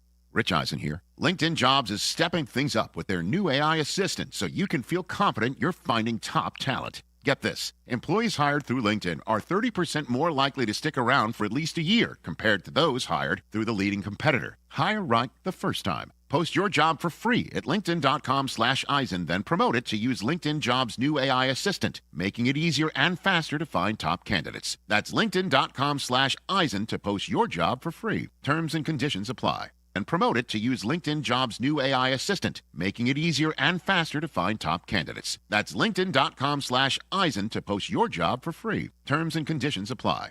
Jump behind the wheel and experience the latest cars, trucks, and SUVs at the 2026 Chicago Auto Show, February 7th through the 16th. Take brand new vehicles for a spin on city streets and experience the latest tech and safety features. Learn more and buy tickets at ChicagoAutoShow.com. It's that time again. when we venture deep into the great unknown. And in Chicago, Tom Waddle. He can't run, he's not fast, but he gets open. A trip inside the mind of a multi-concussed former Bears wide receiver. He caught everything that was thrown and took every hit that they could give him, and he had an all-time day in the use of smelling salt. Buckle up, boys and girls. Tom Waddle, every team wants to have a Tom Waddle. If I had a football team, I'd like to have a Tom Waddle on my team because you draw from that. It's time to go inside Waddle's world. Tom Waddle did have to use a lot of smelling salt. Oh, yes. Welcome to the Waddle's world. You guys, I hadn't even thought about it, all things considered, but you reminded me of it, that it is a Tuesday NFL power ranking day. I had forgotten about it, so thank you for reminding me. Would you like to do the power ranking game? So is this just the teams that are available? Well, I think everyone that wasn't they would have playing, someone ahead of the Bears that's been eliminated. You know never what know. I mean? You never know. Maybe there's a team from your lips to the power ranking God's ears. You are correct. The Green Bay Packers are still ahead of the Bears. They better not be. This is from NFL.com because ESPN has stopped doing the power ranking. Okay. You guys like to guess where your Chicago Bears are? And there are only how many teams left? 8. I think they're ahead of, for sure, I think they're ahead of the Texans. Still behind the Eagles, though. That pisses me off. And I think they're ahead of the Bills. I'm going to say 6th. 6th is his guess. Charlie Japik, you look like you're looking at your computer right now. Yeah, I'm just trying to get a trying to cheat. who's still in it. He's not trying peeking to at cheat. power rankings, but he's peeking at I'm going to say something. they're 7. I think Charlie says they're 7. I think they're 8th. Oh, boy. Come on. They're number 7, Charlie. Okay. Winner, chicken dinner. Would you like to guess the one team that is behind them? The Texans. It's not either the the Bills Texans. or the Texans. Sylvie says Bills or Texans. I don't even know who. I would guess Bills if I had to guess any. Yeah, probably the Bills. There's no way they're going to put a team led by that quarterback. Yeah, behind that's you why, in that's the why AFC. I don't I think went Texans. So Texans neither. I don't think they're going to Is it put a San defense Francisco? like that. It is your San Francisco wow. 49ers. Surprising. Maybe it's because they lost George Kittle. I don't know, a team that was already banged They also up. have a harder path to the Super Bowl if they're doing like. Yeah, you're right. They have to go to Seattle to get there. Short rest. I don't know how you couldn't have been impressed by going to Philadelphia on, the schedule they've been on and beating an Eagles team, albeit one that I've not been a fan of all year. But the San Francisco 49ers are 8, just behind the Chicago Bears, who are 7. Let's go to Just the keep top. winning. Keep winning. Let's go to the top. Top is Seattle. Seattle's number 1. Broncos number 2. Incorrect. Rams. Ooh. Incorrect. Patriots. Patriots are number 2. Good call. By the way, how much of what they did was their defense and how much of it was just an inept offense by the Chargers, or was it a combo platter? Combo platter. That's what I would say. But so number 2 is your New England Patriots. Then the Broncos. Denver Broncos are 3. Now it gets interesting. Is it the Rams? Is it the Texans? I would guess Rams, but Yeah, me Texans too. wouldn't shock me. I think the Rams. No. Is it Texans? No. Bills. The Bills are number 4. Wow. That's ridiculous. Number 5. Rams. No. Texans are number 5. Rams are 6. Rams are number 6. And this is what Eric Edholm has to say about it. There's no shame in winning a road thriller after semi-limping into the playoffs. But the Rams know they have plenty to clean up before this week's visit to Chicago. Penalties weren't a problem all season long. I think they had 9 in this game. But they almost cost Los Angeles the game in Charlotte. The special teams' ugliness again reared its head in the form of a late blocked punt. The defense must be better. Matthew Stafford even had some rough patches in this one. Stafford also calmly got L.A. back on top of the monster fourth quarter. He was 12 of 15, 143 yards and 2 touchdowns in the fourth quarter. I think that was probably shy of Caleb's stats in the fourth quarter, and everyone breathed a sigh of relief. So that's a little bit. Everyone has them as the Super Bowl favorite, or did. But at least on NFL.com, they've got them down at number 6 right now. look, they could come to Chicago if they have a fantastic effort and they get beyond our team. My guess is everyone's going to prop them right back up on top of the list. Chargers have fired offensive coordinator Greg Roman, offensive line coach Mike Devlin as well. You wonder if Declan Doyle's going to get poached this offseason with all the open coaching vacancies. I haven't heard his name mentioned at all in any request. Is that just because he's not a coordinator? I don't know. I think it's because he's 29. He is coordinator. That's right. He is the coordinator, and I just don't think that these jobs have head coaches yet. How many vacancies are there? So, you're not going to hear the OC stuff yet. But look, he is, I don't know if he's ready to call plays, but he has worked under Sean Payton and Ben Johnson. Yes. I mean, that's... Got to have thick skin and a work ethic to do that. And it's coming from pretty good stock, and his dad's a football guy. Yeah. The Rams guy, I don't think he's the OC. Nathan Shieldhouse. He was the U of I quarterback at one point. Yeah, he's Nathan Shieldhouse. He's getting looks, too, as an OC. He's like their passing game coordinator. Yeah. Mm-hmm. Chris Shula is the defensive coordinator for the Rams, right? Think he ends up in Miami?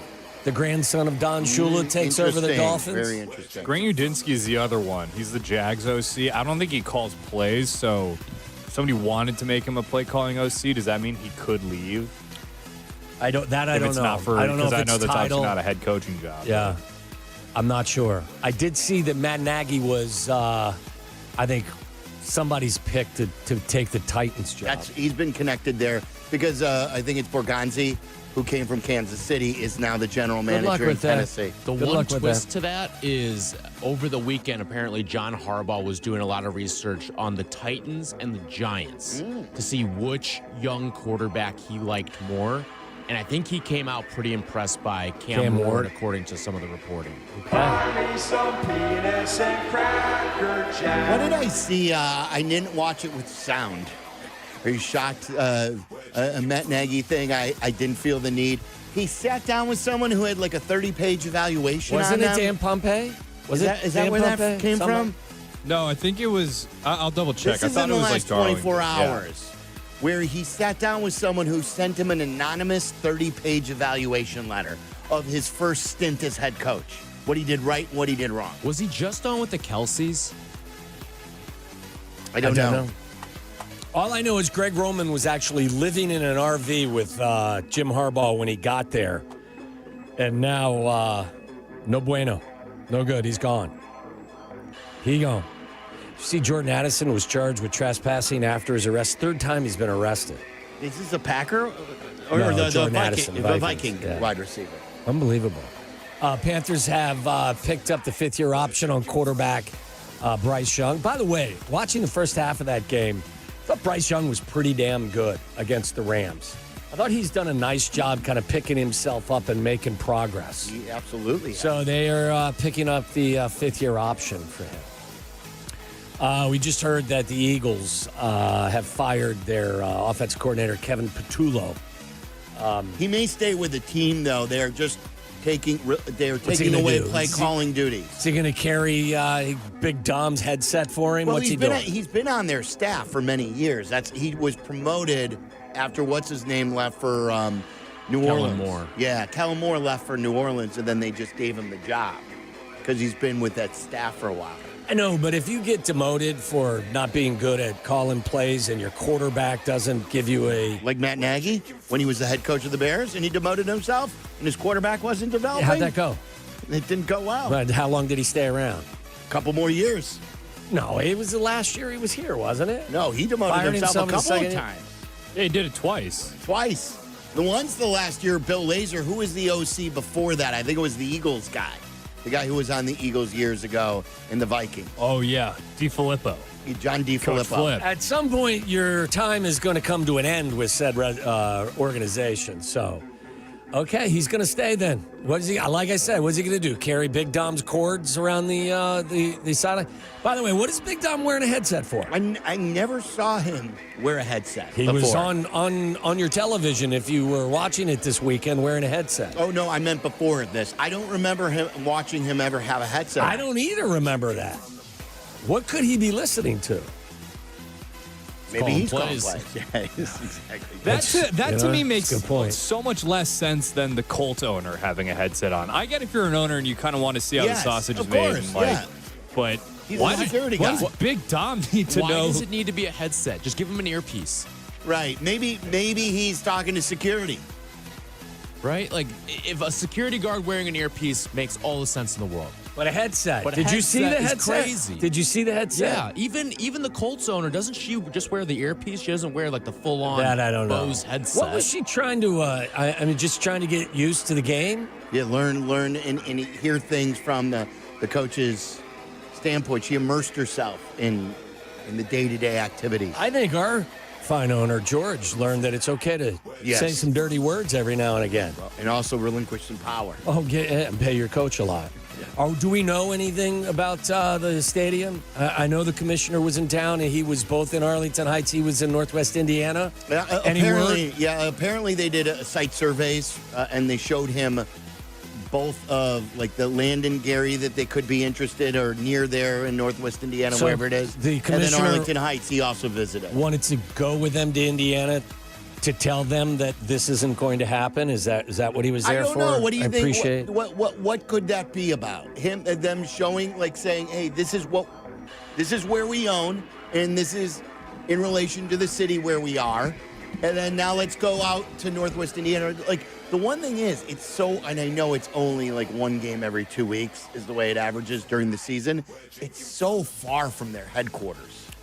Yeah, one of the questions I have, and it may sound odd, because at one point, do you think people are dictating policy to billionaires?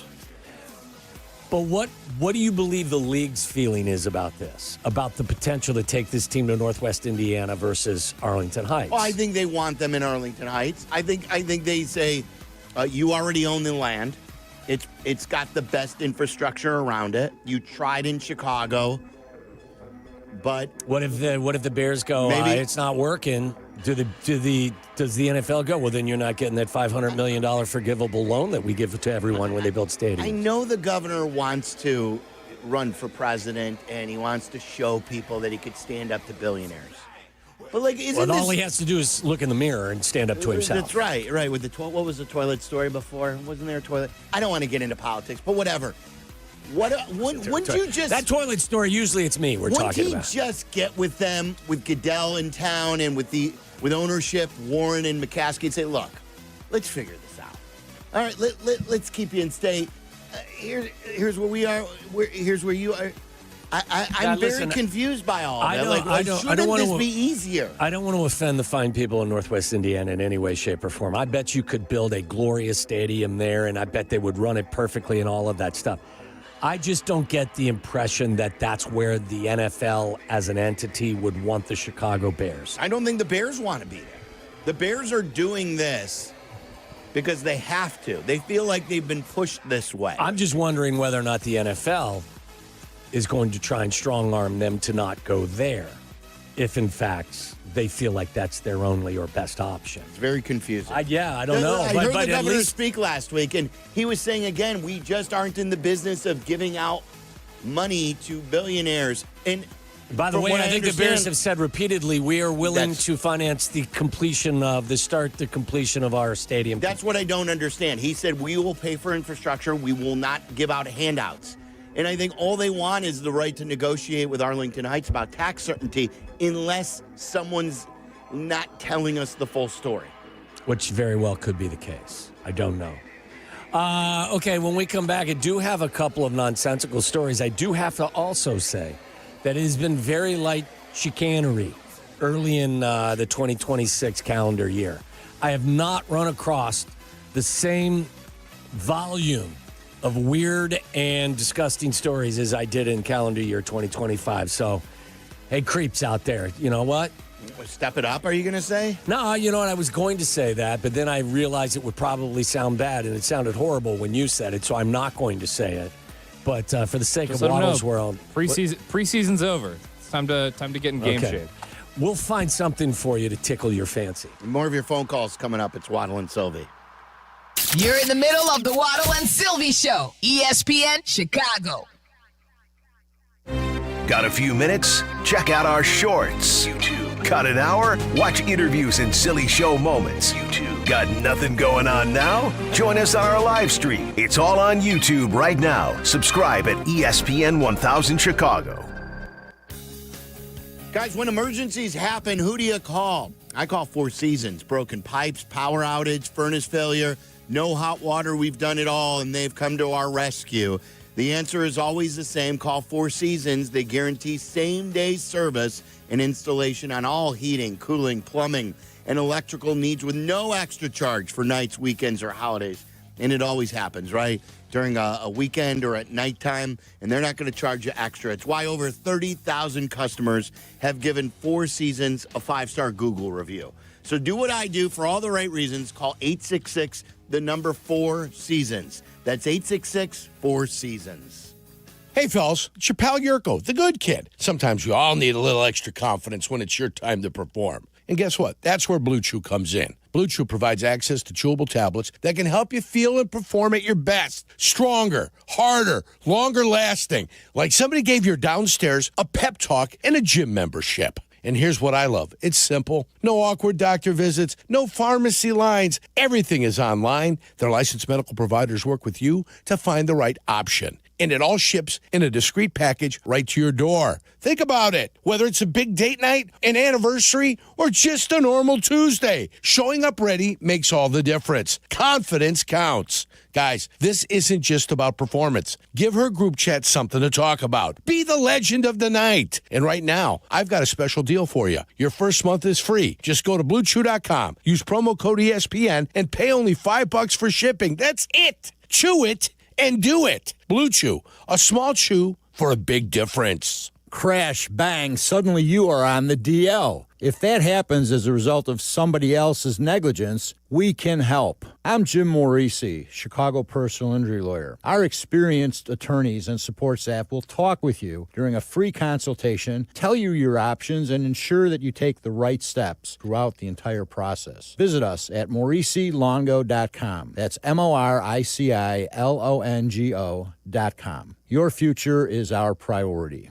Okay, I have to tell you, I was just looking on eBay where I go for all kinds of things I love, and there it was. That hologram trading card. One of the rarest, the last one I needed for my set. Shiny like the designer handbag of my dreams. One of a kind. eBay had it, and now everyone's asking, ooh, where'd you get your windshield wipers? eBay has all the parts that fit my car. No more annoying, just beautiful.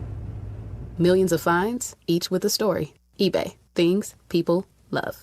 My name is Whitney Allen. I am a widow. My husband, Ryan, died. We never thought in a million years we'd have to use life insurance. The unexpected happened. With Ethos, it is so fast and easy. It's 100% online. You can get a quote in seconds, apply in minutes, and get same-day coverage. No medical exams, and you can get up to $3 million worth of coverage through Ethos. Get your free quote at ethos.com/game. That's ethos.com/game. Time spent on application may vary. Online health questions required. We expect our information in real time. US Med carries continuous glucose monitors, which provide real-time readings of blood glucose levels. US Med is an approved provider for Medicare and over 500 private insurers. So call 888-665-0696 today for a free insurance and Medicare benefits check as easy as... That's 888-665-0696. My name is Whitney Allen. I am a widow. My husband, Ryan, died. We never thought in a million years we'd have to use life insurance. The unexpected happened. With Ethos, it is so fast and easy. It's 100% online. You can get a quote in seconds, apply in minutes, and get same-day coverage. No medical exams, and you can get up to $3 million worth of coverage through Ethos. Get your free quote at ethos.com/game. That's ethos.com/game. Time spent on application may vary. Online health questions required. Looking for your next family outing? Family ticket packs by BMO are available for select games and include a ticket, hot dog, chips, and a drink at a discounted rate. Visit bulls.com/family to get tickets today. Listen to us now, live on the ESPN Chicago app. Listen to the show in HD at 100.3 HD2 FM. Listen now on ESPN 1000. This is Waddle and Silvy, ESPN Chicago, Chicago's home for sports. I don't frequent television award shows anymore. Did I miss anything at the Golden Globes? Did you watch it? My show, The Pit, was honored. I know they got a lot of acclaim. I think Noah Wyle may have won for his role there. They're bringing it back in season 2. Episode 1 was out I last week, so I'm not sure if it drops today or tomorrow for episode 2. What's her name? Rhea Seehorn. Yeah. I think she was honored for Pluribus. For Pluribus. Did you finish that? I did. Yeah. How did you feel about the ending of it? I would have liked a little more. Well, they obviously set you up for season 2. Well, I know that, but it was weird because it was episode 9. I think episode 9 was the last episode. And that's a weird number to end on. Isn't it usually either 8 episodes or 10 episodes? Well, so I was expecting a 10th episode to clear some more stuff up, and I'm like, oh, that's it? Well, that's the quirky Vince Gilligan, right? Yeah, you're right about that. Have you heard he said it could be quite some time before, Well, yeah, I think that this one took forever to actually come to fruition. Yeah, a lot of the Apple shows take longer. Did you see the latest episode of Landman? I'm halfway through it. I got tired. I had to go to sleep. Getting good. Yeah, it's very good. Did I miss anything? I know, Tyler, you and Shay were texting or tweeting about it, weren't you? Or was Shay tweeting or something? Did you watch it, Golden Globes? I watched it. Not Any good? attentively. Nothing. No, I had it on. It was background noise. All right. Nothing good. Okay, I just want to make sure I'm not missing anything.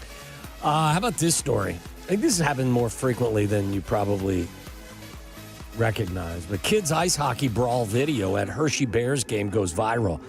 And I'm watching the video of it. They're 8-year-olds. Talk about, you know who I'm blaming for this? Ben Johnson. I'm blaming Ben Johnson for this. Poor sportsmanship? Yeah, for these 8-year-olds Bad going after each other. Ben? Yeah. Because I was going to say that when I was hearing some of that stuff. I mean, you're starting to get a taste of it now that your kids are involved in travel sports and all that stuff. The parents have issues. Oh, the parents.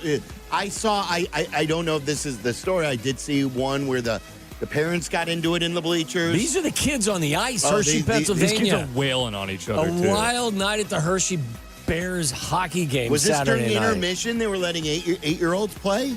No, this was, I guess it says here was. it was a scrimmage between, maybe it was. It was a scrimmage between two teams turning into a massive melee during the intermission of the Hershey Bears game, which is what? A minor league team? I think they're an AHL team. You know what they're known for, right? And they always get pub one time a year. Do you remember? You know what it is? No. I believe it's the New Year's Eve bear toss, where after the first goal, they have this party and everyone throws those teddy bears on the ice. I think that's the Hershey Bears.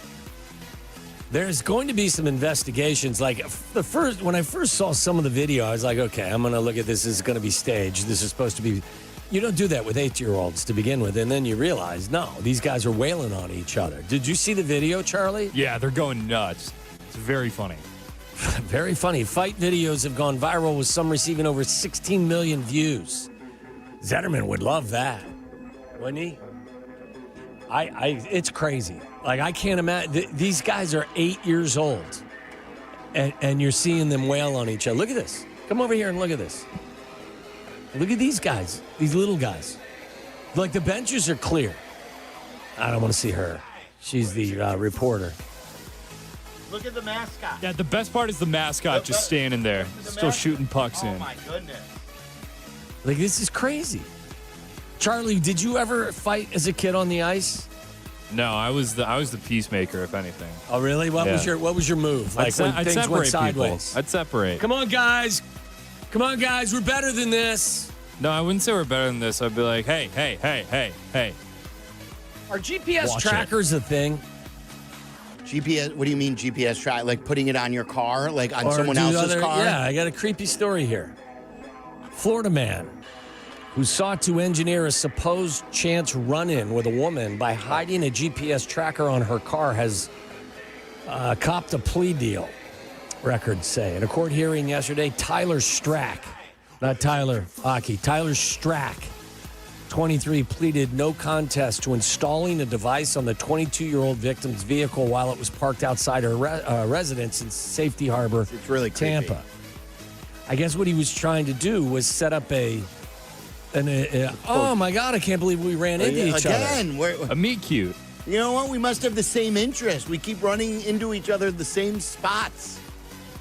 I think I've heard these stories before about people putting trackers on other people's cars. Is Right, this you see something it in the I don't know movies. about? Well, you see it in the movies and TV shows. They But go I right don't- underneath it. But I don't even think that they're like the large trackers anymore. I think they're very like small devices. Charlie's got a tracker in his wallet, don't you? An AirTag? Yeah. AirTag. That's right, like an AirTag. Could you put an AirTag in a car? I remember talking to someone, I forget about it, who their car went through a car wash and they found out a week later that somebody had put an AirTag in their car. That's creepy as hell. Like the car wash did it? Yeah, someone at the car wash did. How do you know if somebody's put an AirTag on your vehicle? So your phone will get a notification saying, hey, there's an AirTag that's been following you for X number of hours. Have you ever had that happen I've to you? never had it happen. I know Charlie? it happened to Black. Every week. Maybe it was Chris who was telling me that. Every week, Charlie? Is that what you said? Oh, yeah. All right, here's how AI is not serving its purpose. How AI is complicating the search for monkeys in St. Louis. Multiple monkeys are on the loose in saw St. this. Louis, and AI-generated images are complicating the effort to find them. The vervet monkeys were first spotted on Thursday near a park in the northern part of the city, prompting rumor after rumor, said City Department of Health spokesperson Willie Springer. It's unclear who owns the monkeys, how they got loose, or exactly how many there are. People have reported capturing the monkeys, even posting fake pictures online to bolster the claim. But as of Monday, the monkeys remain at large. Said it's been a lot in regard to AI and what's genuine and what's not. Springer said people are just having fun. Like, I don't think anyone means any harm. Do you like monkeys? I was asking Zetterman this because, as you know, I'm a big monkey fan. He is scared of monkeys. Are you scared of monkeys? I don't know that I would say scared, but apprehensive, because I think monkeys can misbehave badly, can't they? Depending on the So monkeys. can people. That's true. I mean, I'm one monkey apprehensive about people as well, especially those who put AirTags on your car. One monkey ruined it for everyone. He ripped someone's face off, his owner's face off. Have you seen the movie Primate now? It's out there? And like that monkey ruined it for all monkeys. Chimpanzees and gorillas. Very Those strong. Those are the ones you don't want to mess with. Very strong. What about the little guys? Like that Ross yeah, had in those will Friends. like bite you, I feel like. That, Really? But that, A capuchin monkey? Yeah, something like that. Yeah, but like that's, I think dogs there's bite, a lot of different, I'll say versions. What is the right word? Breeds, versions, species of monkeys that are mean and strong and violent. I'm telling you. And they throw poop, right? They do everything. Chimpanzees throw poop? Aren't they? Who's the poop throwers? I think you're right. I think it's chimpanzees. I think those are Packer fans. Well, mic drop right Careful, there. Waddle. Children are listening. That's right. All right, 312-332-3776. That's Waddle's World. We got time to take more of your phone calls. Wilbon's coming up in 1 hour from right now. One NFL insider who is a former player believes things will not go well for the Bears. I want to play you what he said coming up next. This is Waddle and Silvy on ESPN Chicago, Chicago's home for sports. Here comes the goal. The Chicago Bears podcast. It drops daily on the ESPN Chicago app, and its rotating co-hosts make an essential pod for Bears fans. Join host Pat the Designer and company for the Chicago Bears podcast from ESPN Chicago. Your home for Chicago Bears content. Yeah. When a trophy is raised, it can feel like the season's over, but on the ESPN app, it never really is. Because with more than 47,000 live events, plus originals, highlights, and coverage from every corner of the sports world, there's always something to dive into. No off-season, just everything a fan needs to keep going. Always in season. Get all of ESPN all in one place. Download the ESPN app on your TV or phone today. Hey golfers, it's Tyler. It may be winter in Chicago, but golf season will be here before you know it. And if you want to be ready when the weather turns, you've got to plan now. That's where Golf on Any Tee or the GOAT app comes in. GOAT is a golf membership that gets you unlimited golf all year long at 20 courses across Chicagoland. No greens fees, no cart fees, just unlimited golf. Sign up now and book a tee time for the first day courses open. Visit golfonanytee.com or download the GOAT app today and golf like me, golf on any tee. Make lunch, dinner, or game day easy with Lou Malnati's legendary deep dish. Leave it to Lou Malnati's for everything you need for a delicious dinner, from salads and appetizers to pizza, pasta, and desserts. Lou's has something for everyone. Lou Malnati's is available for catering, delivery, dine-in, and private events. Order online at LouMalnati's.com or through the Lou's app. Lou Malnati's is here to serve you one deep dish at a time. Lou Malnati's, Chicago's legendary deep dish. Hey guys, I get it. You'd love new windows, but you don't want to pay a fortune for them. Well, January is a great time of year thanks to Window Nation. Right now, they're more affordable during Window Nation's Buy 4, Get 4 Windows free sale. Plus, you can get them with 0 down, 0 monthly payments, and 0 interest for 2 years. If you're feeling cold drafts from your windows, seeing fog or mold around the frame, or paying a lot more for your heat than your neighbors, it's time for new windows. Do not wait. Put an end to your window problems. Visit windownation.com now. Empower. After wanting one for years, Kevin is finally enjoying his new hot tub. This is the life. He worked with Empower to help him get good at money, so now he can be a little bad. Oh, no, not my phone. Oh, Kevin. Kevin's phone may be in hot water, but his finances aren't. Invest well, live a little. Start today at empower.com. Out on the course, they're the PGA Tour's best players. But in the arena, they're prime time. And Season 2 of TGL presented by SoFi is back with lights, cameras, action. We're talking big moments, big personalities, big names in the stands, all on the big screen. Big-time matchups with shot clocks, hammer drops, timeouts, overtime, and playoffs. It's city versus city, squad versus squad. The sport just hits different under the lights. It's TGL presented by SoFi. Keep up. It's golf. Tune into every match. Only on ESPN. $2.4 million. The Verdoliak Law Group wins again for their clients. That's right. The Verdoliak Law Group recovered $2.4 million for a client who was injured in a train accident. If you're injured, make sure to call the Verdoliak Law Group. Live from State Street in the heart of Chicago, this is the home of the Chicago Bears, ESPN Chicago. And this is Waddle and Silvy, WMVP, WTBC, HD2, Chicago, a good Karma Brands radio station. Yeah, I mean, like I said before, there's a rivalry that exists between these two teams, something that I fully recognize and I'm a part of. And, yeah, I mean, I don't like that team. So George and I have talked, and we're on the same page. Like it. Stay the course, Ben. Stay the course. Don't change. Do not change. Keep winning games, Ben. Keep winning. Keep setting the culture. A lot more work to do. Bears and Rams, it is a quote, Sunday night game. It's 5:30, so we'll be after sunset. A little bit earlier than the normal Sunday night time, but we do get Tirico. We do get Chris Collinsworth. I don't believe that you want to send Mike a text and ask him if he wants to join us and defend his record? So someone tweeted me yesterday. By the way, I love Mike Tirico. And they said, now that we've got Tirico, he should join you in studio. Yes. And so I screenshotted that tweet and I sent it to him yesterday after the time was set. And he said, lose my number. And I said, give the fans what they want. And with a screenshot of Mike Tirico should join you in studio.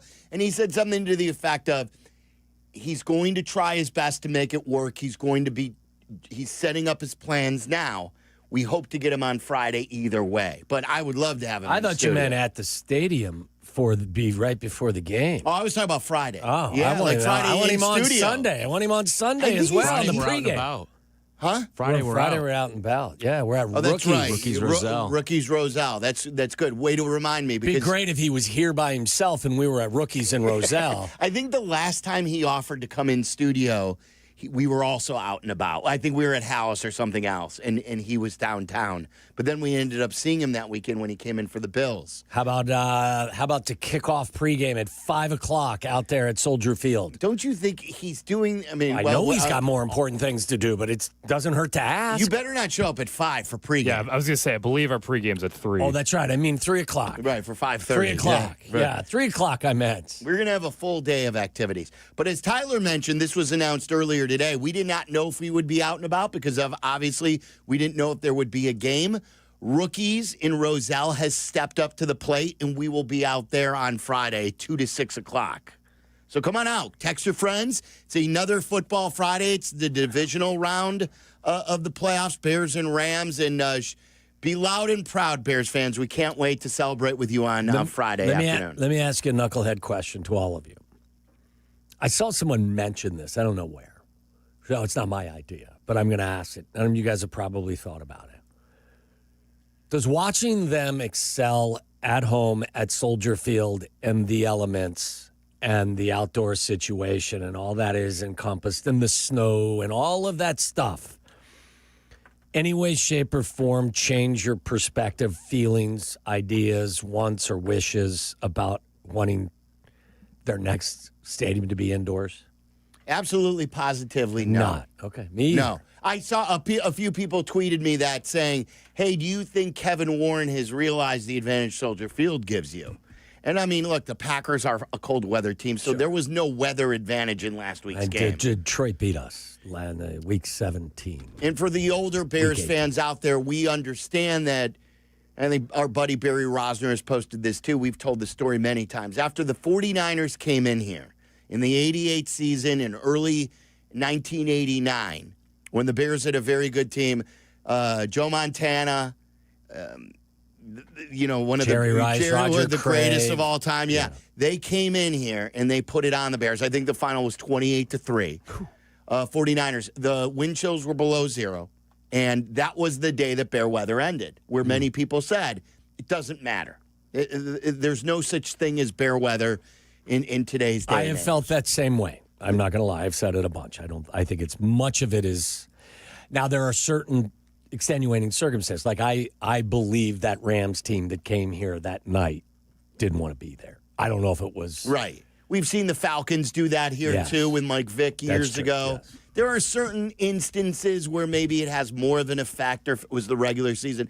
Yes. Still, to me, when I walk in to a restaurant, I want to take my jacket off. You don't want to sit outside in the cold weather? That's always my comp. I'm like, does anybody hang out in the beer gardens at a restaurant in December just because? Like you said, because? Like people are like, well, this is Chicago. We're tough in Chicago. You don't eat outside. What if it's Why the do you only want to place... watch a football game outside? What if it's the only place they'll serve you your favorite pizza if you have to go outside? No, I'll find. There are plenty of good pizza places. If the only thing you can find is an outdoor pizza place? Are you just not having pizza? I'll have tacos. Okay. Yeah, I'll have steak. All right. I'll have something else. I just thought it was an interesting kind of talking point that when you're in the listen, we are in the midst of we're riding a high right now. Everything looks good. Everything feels good. Even, the freezing cold weather. Nobody's bothered by it as much because we're winning. If you're losing, you hate it.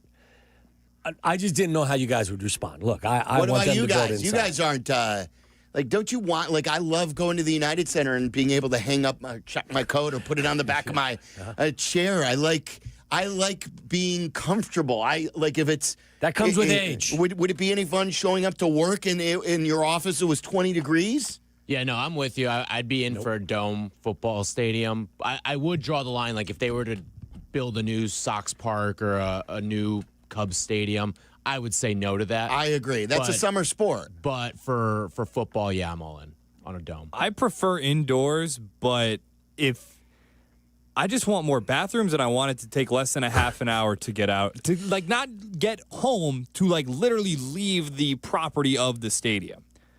Like it takes so long to get. Accessibility It's is crazy. Yeah, especially because I've left so many. There's so many games where you've gone to and then the game is mostly over by the fourth quarter. A game like that on Sunday, when we left, I walked out of Gate O, and then I was just standing. Like we were just standing for a solid 5 or 10 minutes before we finally had to climb over some bushes to get through. Are you saying in a line? You guys were where were you? This was literally leaving the stadium. So you were out of the stadium? I was outside of the stadium. You know how it maze, yeah, and it bottlenecks as you're going north toward the museum, and then you have to climb through the shrubs to get out. It's crazy. Because it's crazy. They have those fences to keep you off the grass. Yes, exactly. Too. Yeah.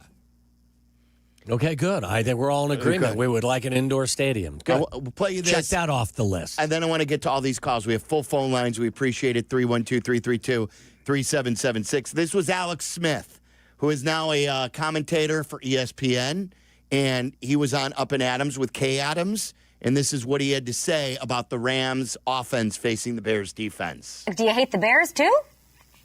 No.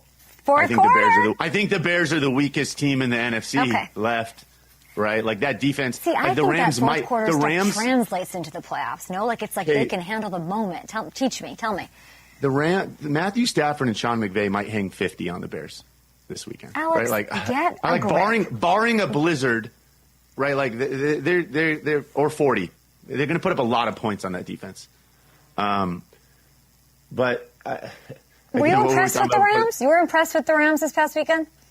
Offensively, for sure, they're a juggernaut. Well, we're just going to have to score 52. Yeah, I know. 52-50 Bears. We advance to the NFC title game. Go Bears. I don't know if a 50 burger is realistic, but this defense, what we saw in that first half with the 21 points. And they don't Stafford's better. Their receivers are way better.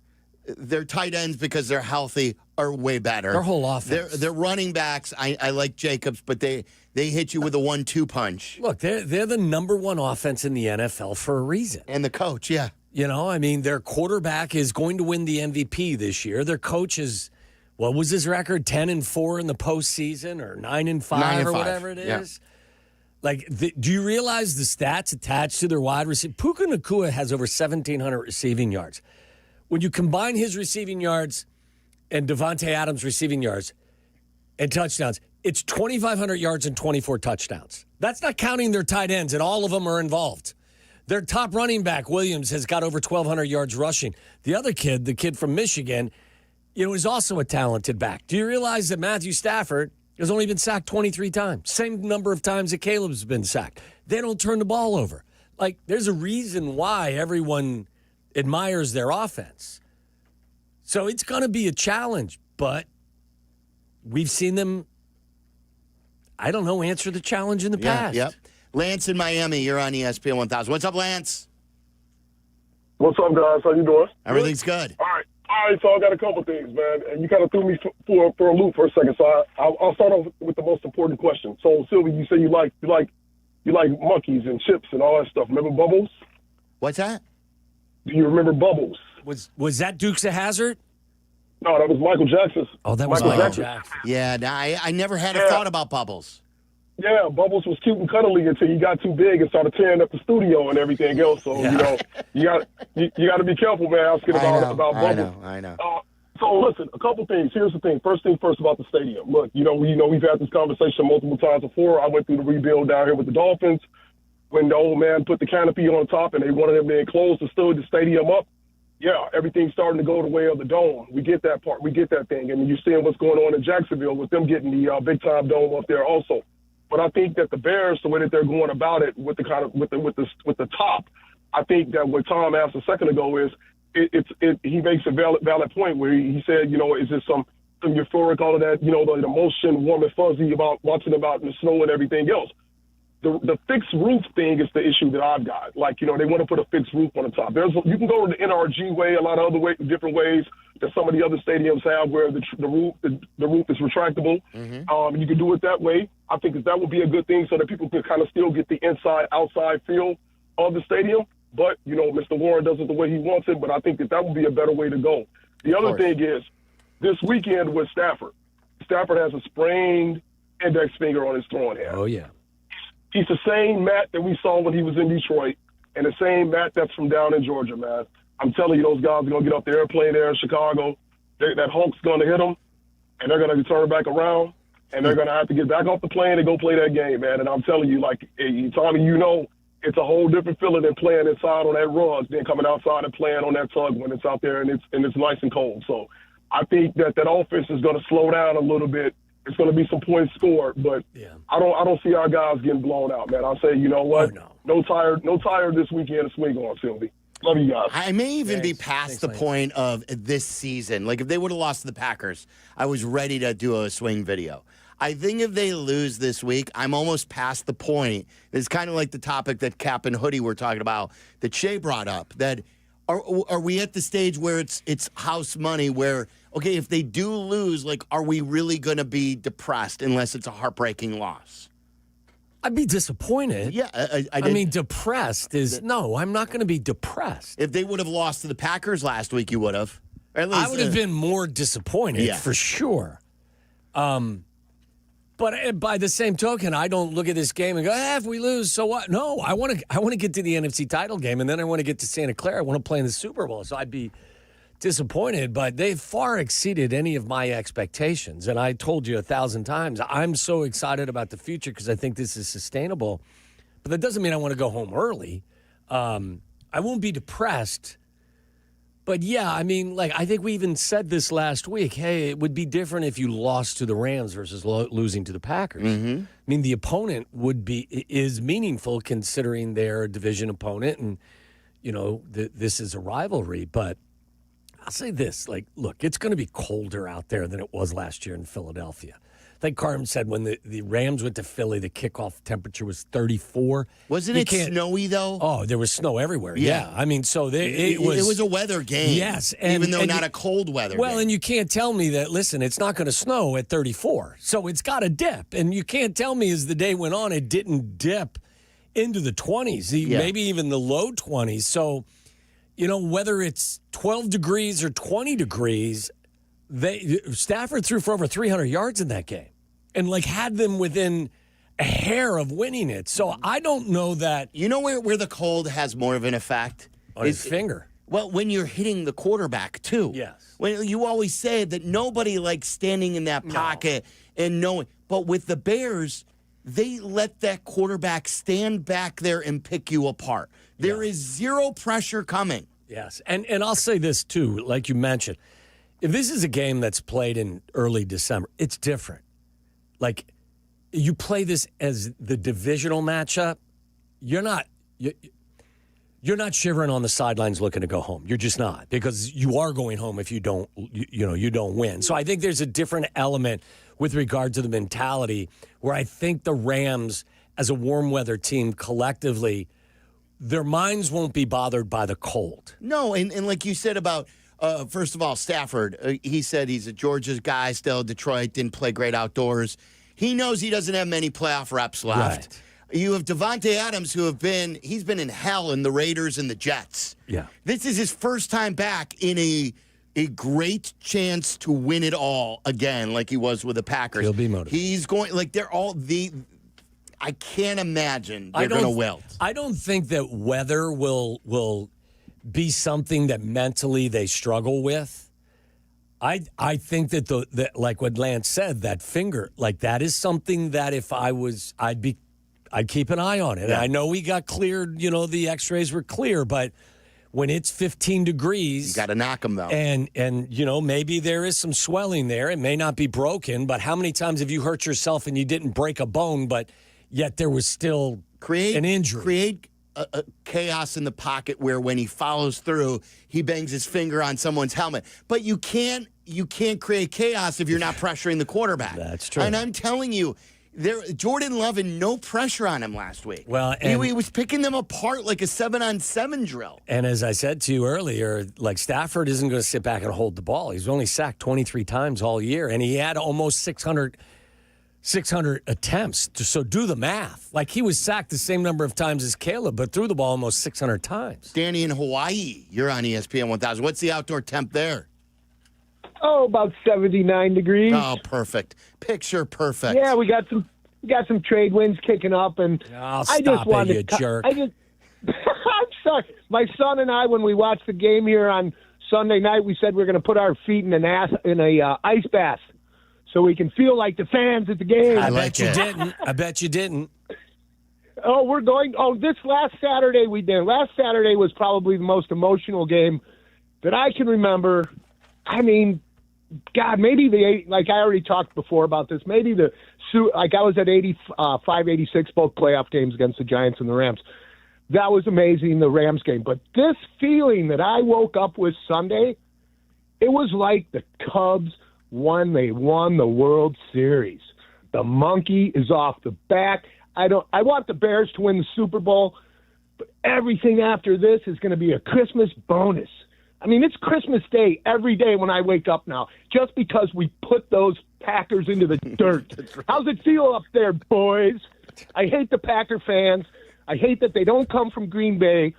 I come from Chicago. I'm a Bears fan. If you want to get on some wagon because they're winning, good for you. I want to root for my team when they lose every game all year long. Oh, man, I got to slow down. Slow down. I like it. No, it's good, Danny. Good stuff. Enjoy. Thank you. Thank you, guys. Great show. Thanks for taking my call. Aloha. Anytime. Aloha, baby. Go Bears. Still never been to Hawaii. Mahalo. Isn't that what they say as well? Do they say that in Hawaii, Charlie? Yeah. Thanks. You've never been to Hawaii? Never been to Hawaii. And like as a traveler that you are? I hear two takes. The two, let me know which is more true. I hear the takes of people who are the Hawaii people who say, nothing like Hawaii. Doesn't matter. It's worth the 9 hours to get there. It is worth all of it. That Hawaii in itself is just atop everything. And then there are other people who say, look, I don't want to fly somewhere for 9 hours. I could get to Cancun in 3.5. I could get to the Bahamas in 3.5. I can go somewhere in the Caribbean and not spend as much money and take as much time to get there. Yeah. And it rains a lot in Hawaii, and so I don't know what the case is, but it's on our bucket list. If you don't want to be on a plane for, I believe it's 8.5 hours straight from Chicago, stop in San Francisco or stop in Los Angeles and spend a day there, and then the following day take a flight over. Do then something you're dealing with the airport twice. You know, I don't like the check-in, check-out in 2 days. How long does it take you to get to Italy? Yeah, but we're on one flight. It's a nonstop flight. Take nonstop from Chicago to Maui. No, that's why I don't want to stop overnight for like. Well, no, my point is that it's going to take you the same amount of travel time going there. Oh, for sure. Versus... No, I'm up for the nonstop. I won't get off to break up the flight. You'll enjoy it. Yeah. You may not. It may not be a place where you consistently go, but I would say it's something to do. Kyle and Elgin, you're on ESPN 1000. What's up, Kyle? Hey, guys. Listen, isn't this what it's all about, this animosity of a rivalry? Like, this is what it's all about. We should be embracing this. Oh, of course. I don't think anyone from this end is not embracing it. I think that's from the other end because they haven't been pressured, you know? Right, exactly. And, like, now that the shoe's on the other foot, now they're complaining about it. Have any of the Packers players been bothered by it, or is it just the Packer fans? I haven't heard any of the Packers players. I heard a couple of them be mad at themselves and didn't give the Bears any credit. Right, but, which is fine. Like, you feel like you choked. That's fine. I haven't heard any of the players say, oh, they didn't handle themselves with class. I love that. I love hearing, you guys didn't win that, we lost it. That's also very funny. That is a very funny thing to happen to the Packers because guess what? Now you're us. Now you're the Bears. Good point. Now you switched. Now you're the team that loses. Yeah. Shay said this the other day, and I was thinking something similar too. Like, I got some blowback. Oh, look at you guys celebrating your one playoff win. I think ESPN Milwaukee put out one of those banners that you hang, and it said, 2025 one playoff. Also win. a thing you do when you've never been more mad in your life. Yeah. It's total acting out. But in 1989, the Bulls were not better than the Cleveland Cavaliers. The Cleveland Cavaliers had the better record, and it was the first round of the playoffs, too. So, like, the MJ shot happened in the first round. Sometimes important things may happen in that first round. Sometimes that could change the trajectory of two franchises. The Cavs were the better team record-wise. They had home court advantage. The Bulls, from them that point on after MJ hit the shot, became the better team because Doug Collins, if he's listening, can verify that. I bring you back to 2010 and the Blackhawks run. One of my all-time favorite Blackhawks game happened in the first round of the postseason against the Nashville Predators. When the Blackhawks were being threatened of getting upset in the first round of the postseason, and in the last seconds of regulation, they tied up the game. And then in overtime, Hossa scored and he won the game. And that changed things. If that doesn't happen, they may not win their first cup. So just because it's the first round or just because it's one playoff game, it doesn't mean that it can't change the future of what your team has in store for you. Like, where would the Cubs be? They're so used to being dominant in this series. I think there's some grasping at straws. I mean, the Packers have won one playoff game in the last 3 years, I think. Where would the Cubs be if they didn't beat Pittsburgh in the wild card game in 2015? That would have been at home. How about the White Sox Game 3 win against the Red Sox, who were the defending champions, and then El Duque got out of the bases loaded no-out jam? That was a turning point in that postseason run, and they ended up sweeping Boston, and then they only lost one game the rest of that postseason. Just because it's the first round, guys, it doesn't mean it can't have a significant impact on your future. Yeah, I wouldn't give those Packer fans that are trying to convince you that this is no big deal. Don't give them a second. All right, we'll continue to take your phone calls at 312-332-3776. I also want to give you the latest as PCA joined us yesterday, and he talked about how he found out that Bregman signed with the Cubs. We'll play you some of that coming up next, and the latest on Nico Horner and trade rumors. Waddle and Silvy on Chicago's home for sports, ESPN Chicago. TGIF? Nope. Now it's TGIDPBF. Thank God it's Dr. Pepper Bears Friday. All season long on ESPN Chicago. I'm all over our team getting 3.5. Do you need any convincing? Because like Waddle said, why would you go against them and you could play them all at Circa Sports Illinois? Guys, this is one of the best sports weekends on the calendar. We've got my favorite round of the playoffs, the divisional round. We've got a national championship game that is going to be outstanding. You can play it every step of the way at Circa Sports Illinois. Same people, Derek Stevens and his crew behind the app. Same people that run the resort and the casino out in Las Vegas that changed everything there. There's real limits, low holds, great customer service, and best of all, zero bet fees ever. They're not going to nickel and dime you. You're worth more to them than that. And they want you to comparison shop. Check out to see if you can get a better line or better value somewhere else. You're going to come back to Circa and you're going to go, nope, I'm sticking with Circa. So jump in and ride with me this weekend. Download the Circa Sports app today. Circasports.com. Got to be 21 years or older. Gambling problem? Call 1-800-GAMBLER. Illinois born, nation strong. That's Blue Cross and Blue Shield of Illinois, sharing the same communities with their members for nearly 90 years. And while they'll always be your one local and trusted healthcare partner, their national network of products and innovations continues to ensure access to the highest quality, affordable care. Because wherever your journey leads, Blue Cross will make sure you always feel right at home. Blue Cross and Blue Shield of Illinois, through it all. Hey, it's your buddy Tom Waddle, and I drive a Hawk. The New Year's sales event is going on at all 12 Hawk Auto locations in Forest Park, St. Charles, Plainfield, Joliet, Carroll Stream, and now LaSalle, Peru. Shop thousands of vehicles from 13 brands and save with 0% financing for 60 months or make no payments for 90 days. Plus, save even more with $500 to $2,000 bonus cash. Find your next car at hawkauto.com and drive what I drive. Drive a Hawk. HawkAuto.com. Financing on select models with approved credit.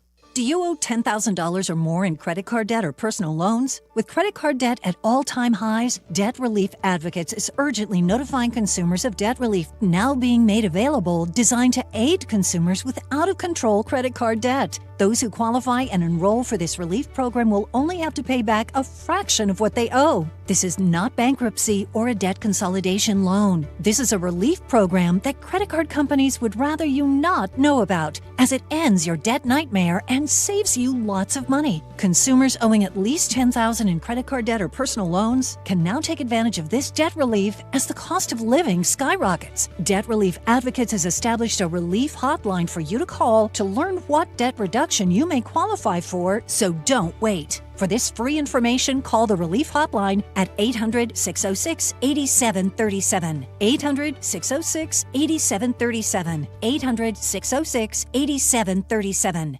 Nature is calling. No, not that way.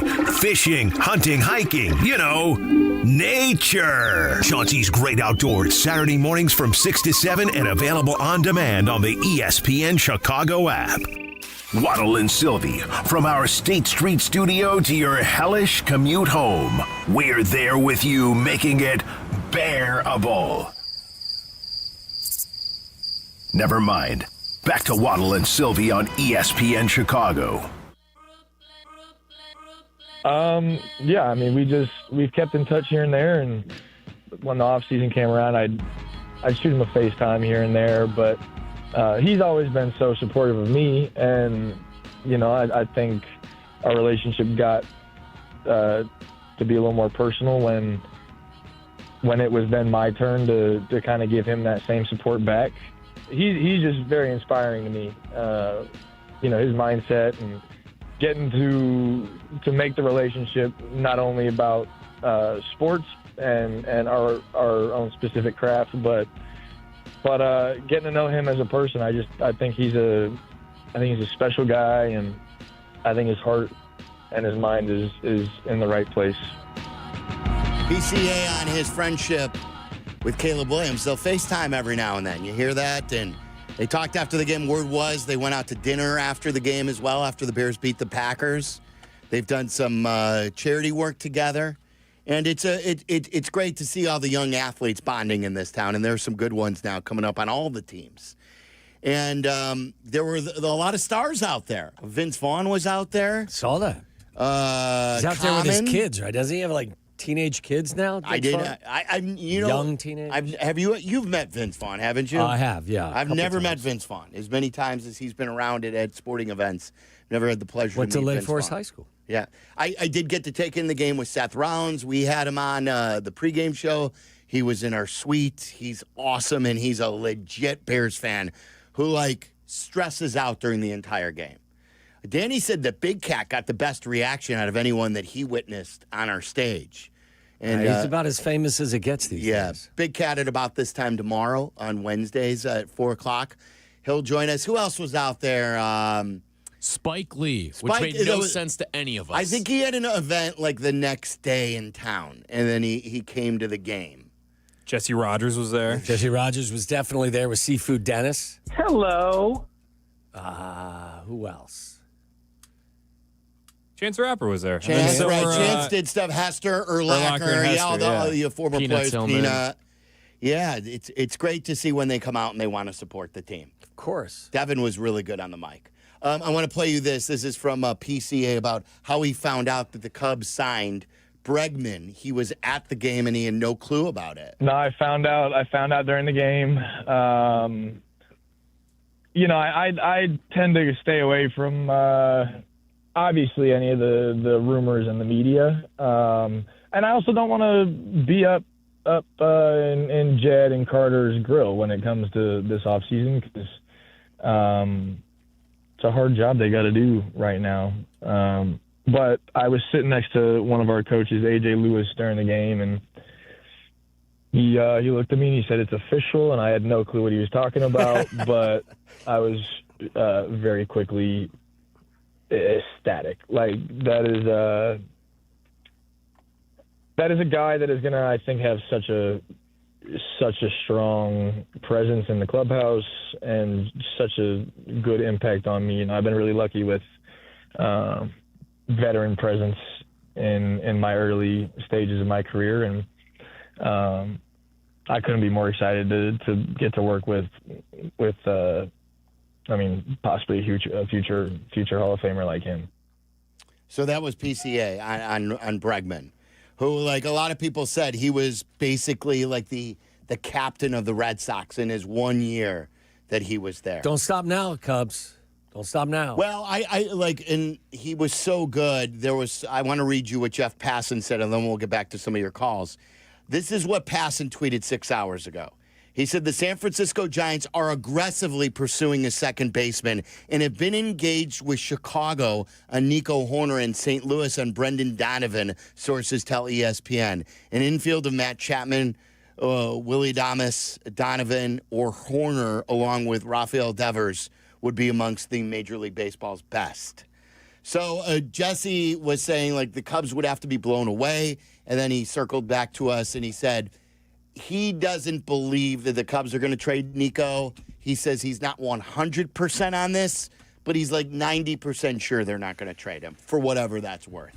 We know how in the offseason things can change. That's the latest. I never told you this either. I don't know if you saw this, Tyler, earlier, but I think one of the Mets writers, and then Nightingale, was tweeting that the Mets have offered Kyle Tucker a shorter-term deal with an average of like $50 million per year. Wow. I'd imagine it's something similar to what Bregman had, where there's opt-outs. So it's like 3 or 4 years at about $50 million a year, but he can opt out after the first year, second year, third year. Because that's the only way I think Kyle Tucker's taking a deal like that.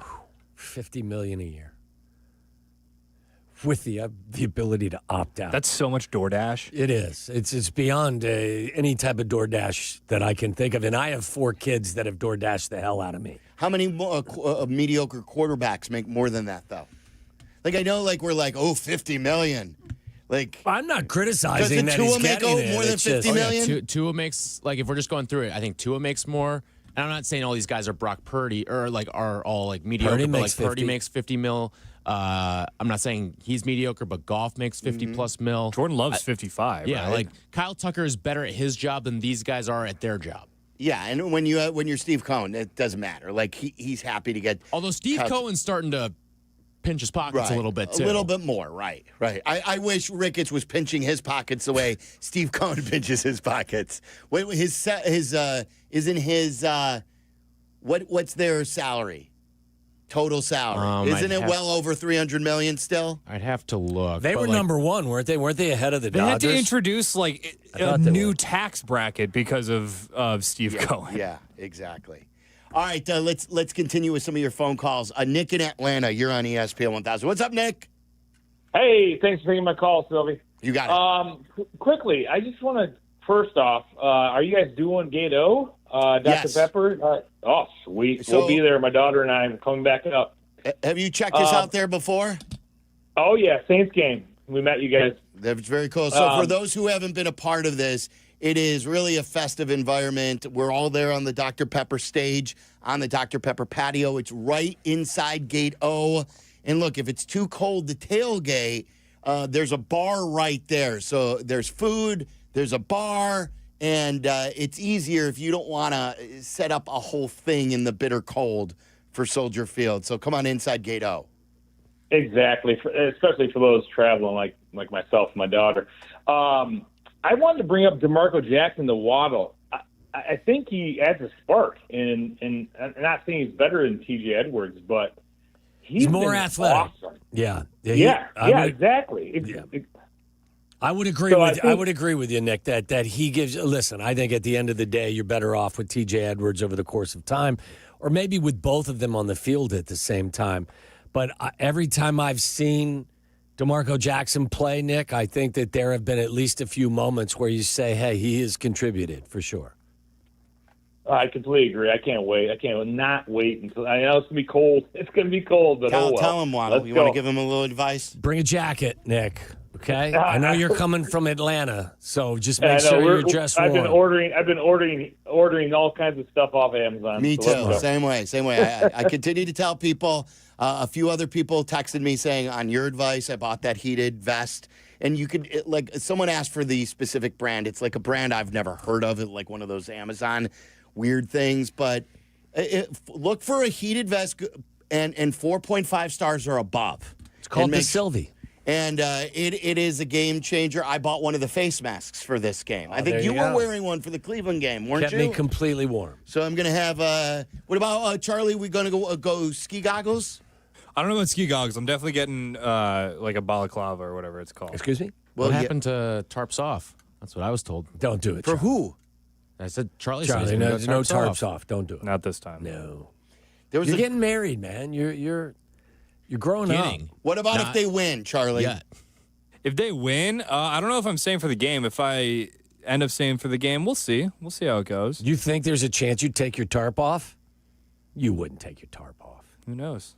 Who knows? So I walked You're out. You're really going to put something past this guy? I walked out of Soldier Field on Saturday thinking I literally can't die. Like a car could hit me and I would feel bad for the car. Be careful with thinking because that way. I felt so indestructible. Yeah. That's how good I felt. Yeah, please don't tempt fate. Do not experiment with this, Charlie. On Sunday. Unbelievable. Come on, Bus. Let's see what you got.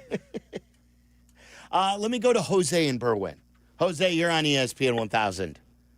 Hey guys, I was just wondering what you guys thought about all these Illinois residents that were Packer fans all these years, because I guess it was cool and trendy and it's just whatever. But now I'm seeing them flipping back and becoming Bears fans. I'm even seeing them out buying Bears gear. Just wondering what you guys think about these. Who I want to know. Are you making this up? I don't know anybody that's done that. No, I've seen videos, man, of people at stores with Packers jackets on, looking at Bears jackets now, and I'm like, oh heck no, we can't be doing that. We call that social media. What is the term? Social farming. Yeah, social farming. Engagement farming. Yeah. Rage bait. Yeah. That's what that just someone throwing it out there to get reactions. Of course. Yeah. Looking for a viral moment. Yeah, you can't, I've always said, if you're a fan of a team, you get one switch. I can't, but if you're a Bears or a Packers fan, you should not be allowed to switch to the other team. Do you know what I mean? Like, if you're a Packer fan and you're sick of the Packer fan and you want to pick up another team, it can't be the Bears. Why? Unless you're 5 or 8, why would you be a grown-ass man and switch your allegiance on a team? Like, I get it. Maybe I'm just being a caveman or a meatball, but what would inspire you? You're not committed. My team is not winning, so you know what I'm going to do? I'm going to adopt the other team that just happens to reside in the same division. Like, what kind of horse manure sports move as a fan would that be? Like, to each their own. You were a fan, but it's just kind of like... It doesn't make much sense. I don't know anybody that would do that. Do you know anybody that's a diehard Bear fan that just because you're frustrated, all of a sudden you're going to become a Packer fan? I saw people give up. Yeah, I've seen Bears fans give up or switch allegiances. I don't know if to the Packers. Like, for me, the way I do it, I'm mad at the Bulls. I'm on year 2 of my boycott. I'll still turn them on every now and then. It's the boycott doesn't include watching. It has to do with going. Are you a Bucks fan now? No, but I have found different ways. Like, I go to more college games. You know how much I've been on the DePaul. Like, I grew up a big DePaul fan, so I'm going to DePaul games these days. But I don't officially leave the fan base. I am still a Bulls fan, and the reason why it hurts me that they don't want to compete is because I'm such a big Bulls fan. If I wasn't a Bulls fan, it wouldn't hurt me. I'm just saying it would be silly for you to leave the Bulls even if you're disgruntled. That's what I'm saying. And become a Bucks fan. Yeah, I don't go anywhere. I don't go anywhere. I'm 54. I'm too old for that. And I'm tapping the brakes on my Bulls love. Maybe 9-year-old you would do it, but I think there's too much to do these days with your discretionary income than to just be a prisoner of your team and say, oh, yeah, well, this is what diehard do. We just continue to go to games even though they suck. And I could still be a fan without going to the game. Sure. I keep your money in your pocket. Switching allegiance seems a little bit weird. Yeah. Where was the guy from Winnipeg? Brad in Winnipeg has, I think, a fan question for us. What's up, Brad? What's up, fellas? Quick bitch before I get into it. When it snows, you have to clean off your cars. I hate driving and playing Frogger with ice and snow flying all on the freeway. Don't you? Waddle gave it a name. Oh, okay. All right. Hadn't heard the name. But here's what I need help with. Hold on one second, Brad. He's going to tell you. I was just going to tell you, when you don't clean off the roof of your car or whatever, your vehicle, it's called snow luggage. Snow luggage. Well, I don't need snow luggage on the interstate going 80. No, you don't. That's exactly right. You do not want to, if you have to, either get rid of your snow luggage or secure it.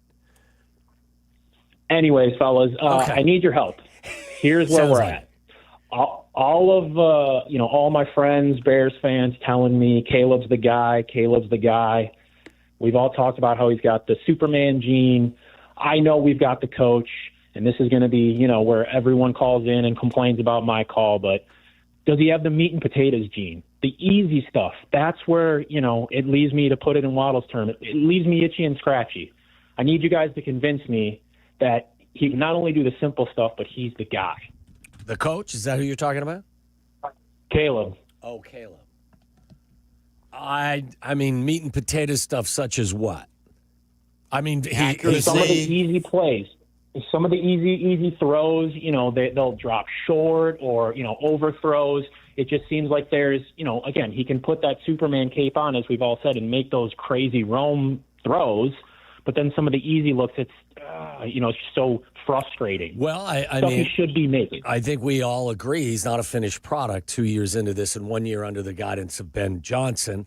The sack totals came down from 68 last year to, 23 or 24 this year. Takes care of the football as well as anyone in the league. They were number one in the league in fewest number of turnovers. The completion percentage definitely, I think, needs to go up, and I think it will go up. I've said forever, I don't think he's going to be a 67 completion percentage guy, but that's mitigated by the amount of playmaking that he does. If you can get to 62, 63, 64, 65 in that area consistently, I mean, Matt Stafford's 65 this year. I think if you marry those two things, then you've got a guy that is going to be a top 5 or 6 quarterback in the league. And all I would say is while you may not have seen the marrying of those two items so far, this is only his second year and his first year in this system. So, I mean, I guess that's the way I would try to lead you to be optimistic about things. And by the way, they've won the division for the first time in a long time. And he's a 1-0 in his postseason career. So, if I would tell you the scouting report was, and I know stats don't always matter in this situation, that from year 1 to year 2, where it was complete chaos for Caleb in year 1, and in the first year of Ben Johnson to start his year 2, that he would throw for over 400 more yards, that he would have 27 touchdowns and 7 interceptions, 27 and 7, that he would do what you did with the sack totals, like you said, and that he would show you that he's one of the most clutch players in the National Football League, what would you say? And I think we all would have said, yes, sign me up for that. And this is an ongoing development process where he definitely, like you said, and all that, he will improve, and I believe he will get to a certain point. Maybe in every town they complain about their guy, but I think that you can't be in a better place than you are today with how you feel about Caleb Williams when money's on the table. Would you say that last Saturday was the most important game of the season? Oh, my God. Did you win because of your quarterback in the most important game of the season? Yes. The haters are still saying, Friedel still is not. He wants to see more. He goes, oh, it's a typical Caleb game. He sucked for 3 quarters, and then he won it in the 4th. I would dispute that with Nick, and I love Nick like a younger brother, but he didn't suck for the first 3 quarters. Not even close. Not even close. And, what about the opposite? I'd like to sit down and watch the game on film with Nick and try to say, show me where, does he make every throw? No, I thought he missed more throws in the second half than he did in the first half. And he's got the stuff that you can't teach. Those throws you cannot teach. The other stuff Ben can teach him. He can learn it, and he will get better. Some of the stuff that he's doing, and that's where the generational wording came in. There's some throws and some plays he makes that not many who have done it before can do.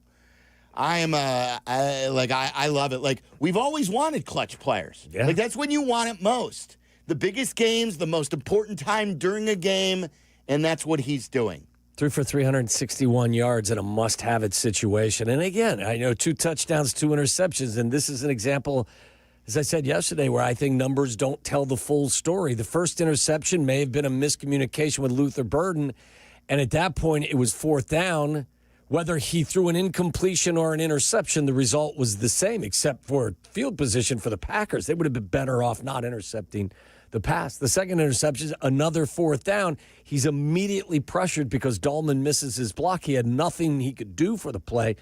So I look at those interceptions and I don't say to myself, well, he made the wrong read and he made horrible throws and horrible decision-making. You got to look at everything and apply context to it when you're evaluating things. So, now, same way I said to you yesterday when the 2 touchdown passes, he gets credit for them, but those are system touchdowns. Those go to Caleb. They go to the guys who catch them. They go to the play caller.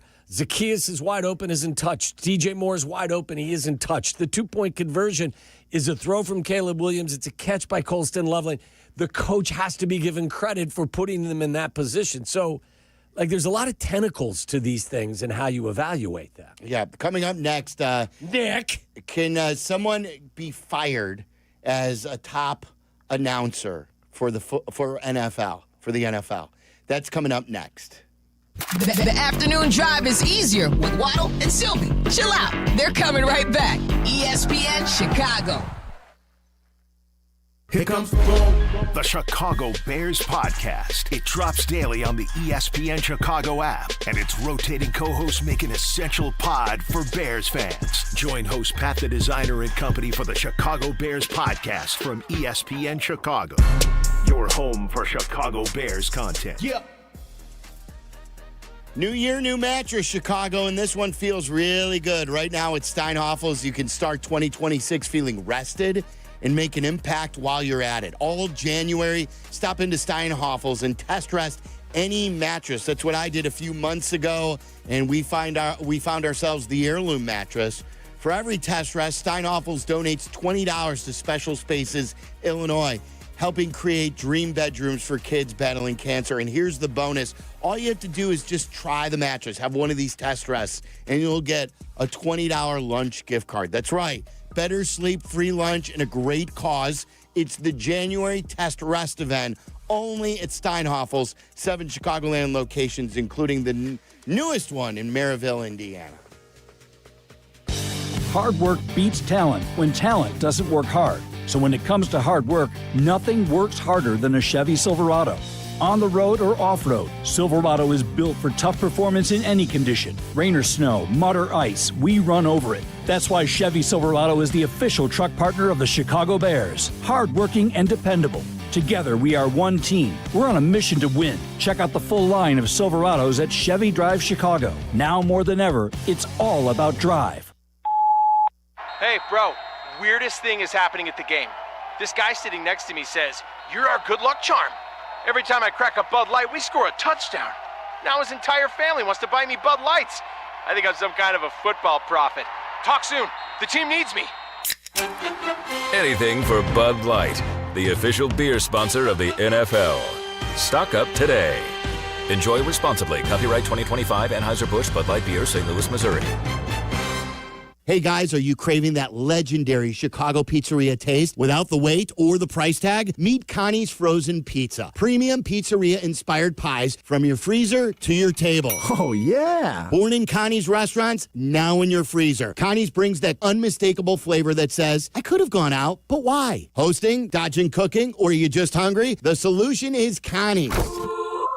Find Connie's Frozen Pizza in your local freezer aisle. Connie's Frozen Pizza. Authentic Chicago taste without the pizzeria prices. My name is Whitney Allen. I am a widow. My husband, Ryan, died. We never thought in a million years we'd have to use life insurance. The unexpected happened. With Ethos, it is so fast and easy. It's 100% online. You can get a quote in seconds, apply in minutes, and get same-day coverage. No medical exams, and you can get up to $3 million worth of coverage through Ethos. Get your free quote at ethos.com/game. That's ethos.com/game. Time spent on application may vary. Online health questions required. Empower. Ellie here is getting the sleeve she's always dreamed of. She worked with Empower and planned for her next move, so she got good at money. Now she can be a little bad. Oh, by the way, you spelled journey wrong. No worries. She can afford the cover-up, too. Ooh, check out my tat. It says, invest well, live a little. Start today at empower.com.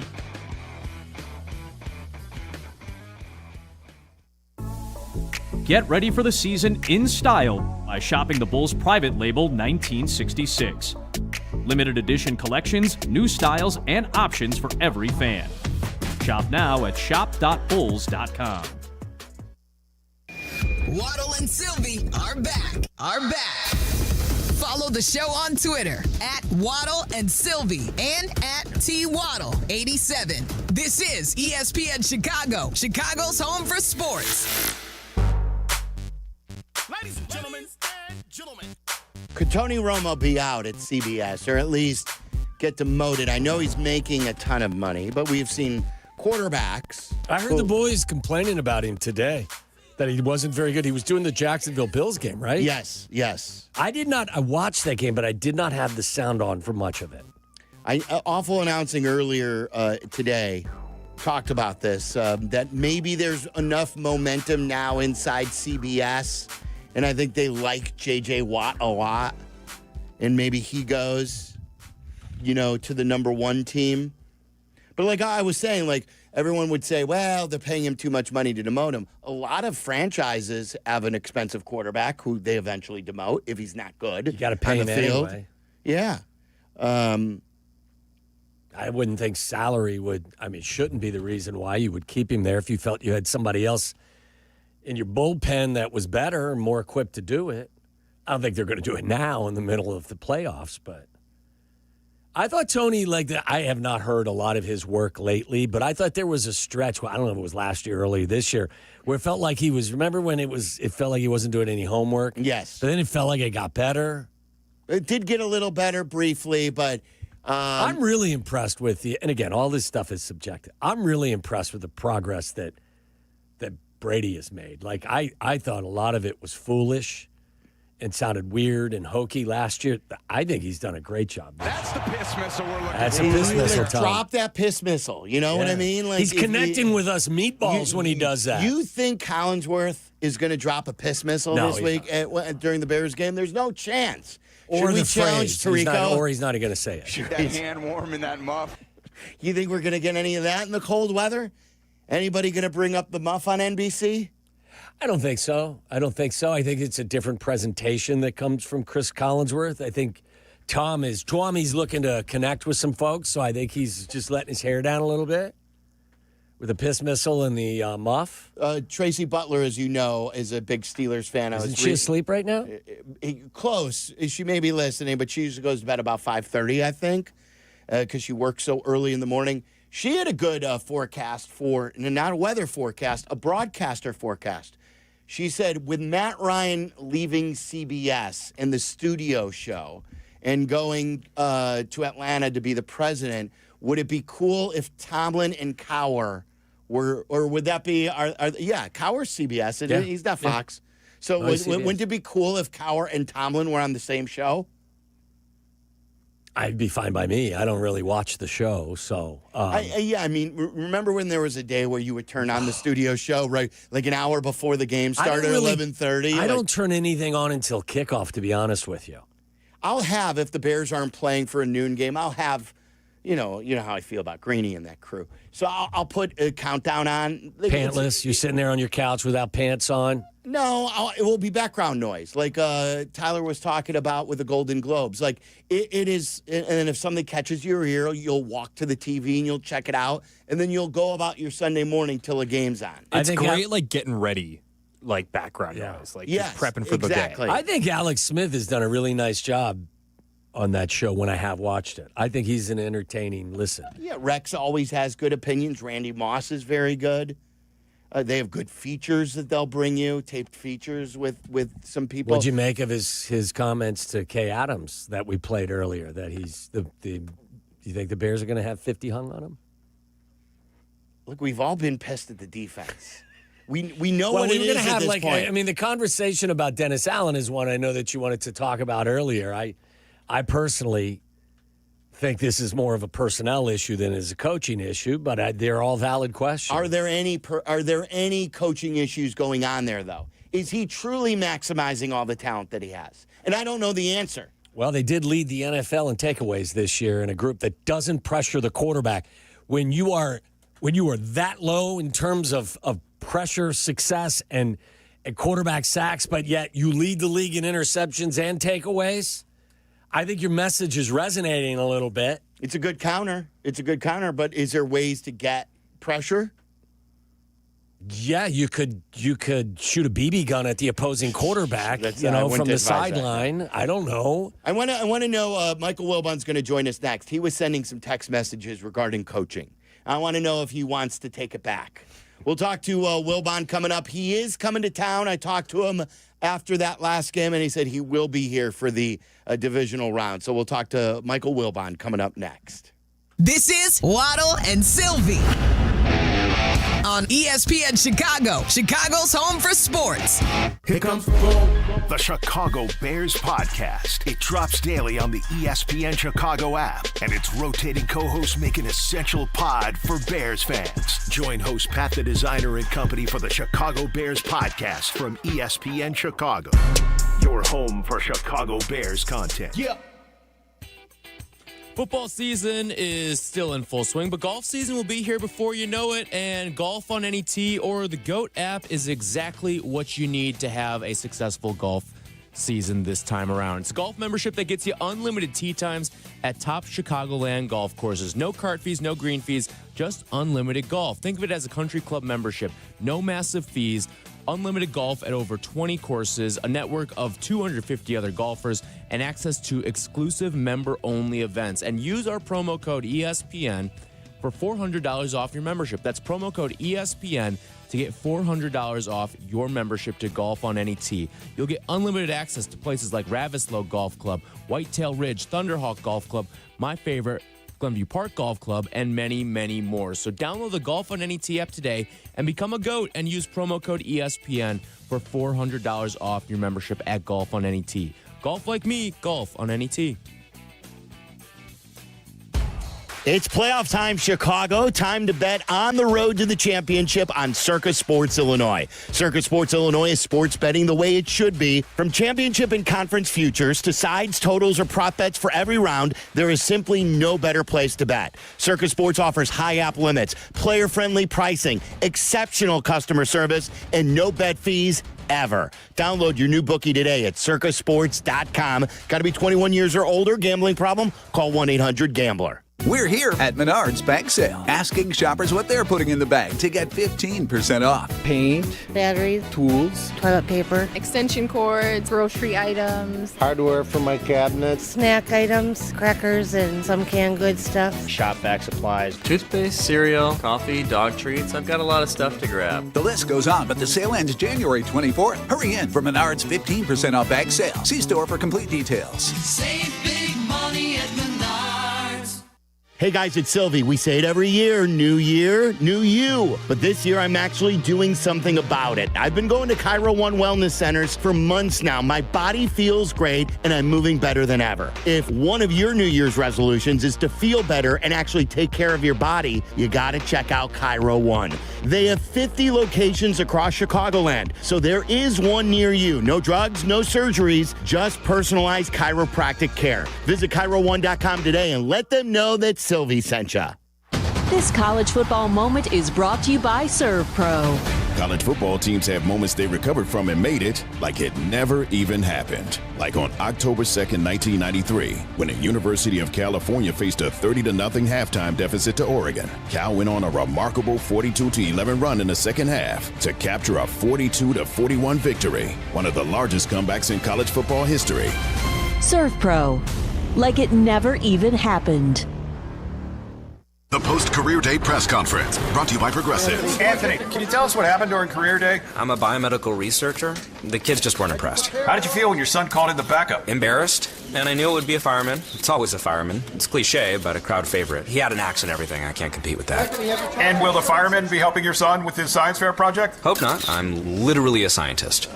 Like it or not, sometimes you need a backup. That's why there's Progressive to protect your home and auto. Progressive Casualty Insurance Company affiliates and other insurers. Not available in all states or situations. Prizes, flyaways, even cash money. You want it? We've got it. Find a list of all contests and official rules by visiting ESPNChicagoContests.com. That's ESPNChicagoContests.com. Live from State Street in the heart of Chicago, this is the home for every Bears game. ESPN Chicago. And this is Waddle and Silvy, WMVP, WTBC, HD2, Chicago, a good Karma Brands radio station. Uh-oh. Guess what day it is? Guess what day it is? Huh? Anybody? Guess what today is? It's Wilbon Day. Woo-hoo! Chicago native Michael Wilbon, host of Pardon the Interruption with Waddle and Silvy on ESPN Chicago. Right, our great friend Michael Wilbon joins us every Tuesday at 5 o'clock. He's brought to you by Waddle's Guys. That's right, hawkauto.com. Looking for a newer pre-owned vehicle? Shop hawkauto.com and search over 3,000 vehicles at 9 convenient locations. Find your next car at hawkauto.com. Where were you on the happiness meter after that win against the Packers? Well, I'm not sure it would register because I stopped breathing somewhere around the third quarter. So I'm not sure it could register what the hell I was feeling at that point. Just later on when you let it sink in, it's one of the great victories in the history of Chicago sports, modern history. And I just, you don't know what to make of it because it's not possible to win that game. And so how many times have we said that this year as well, which makes this an even more unbelievable season? Yeah, like 3 or 4 times at least. Yeah. And then I watched it over again. I watched it over again on NFL Network, which started at about 2 a.m. and I watched until 3:30. Just to sort of, did I really see that? Did that really happen? Did all those things in a string really happen? And you don't get them often. You really don't. Were you gauge your emotion? How mad were you? Because we get some text messages of yours. You know this. At one point, was this the biggest gap in between your anger and pure happiness from start to finish? Yeah, and it wasn't even anger. It was like despair. I don't want to lose to these people. And I don't want to lose in the playoffs to these people at home. I'd experienced that already, in 2010 in the title game, in the conference championship game. I just didn't want to. It was more despair than anger, although there were specific calls that did conjure up some anger. But not like the despair.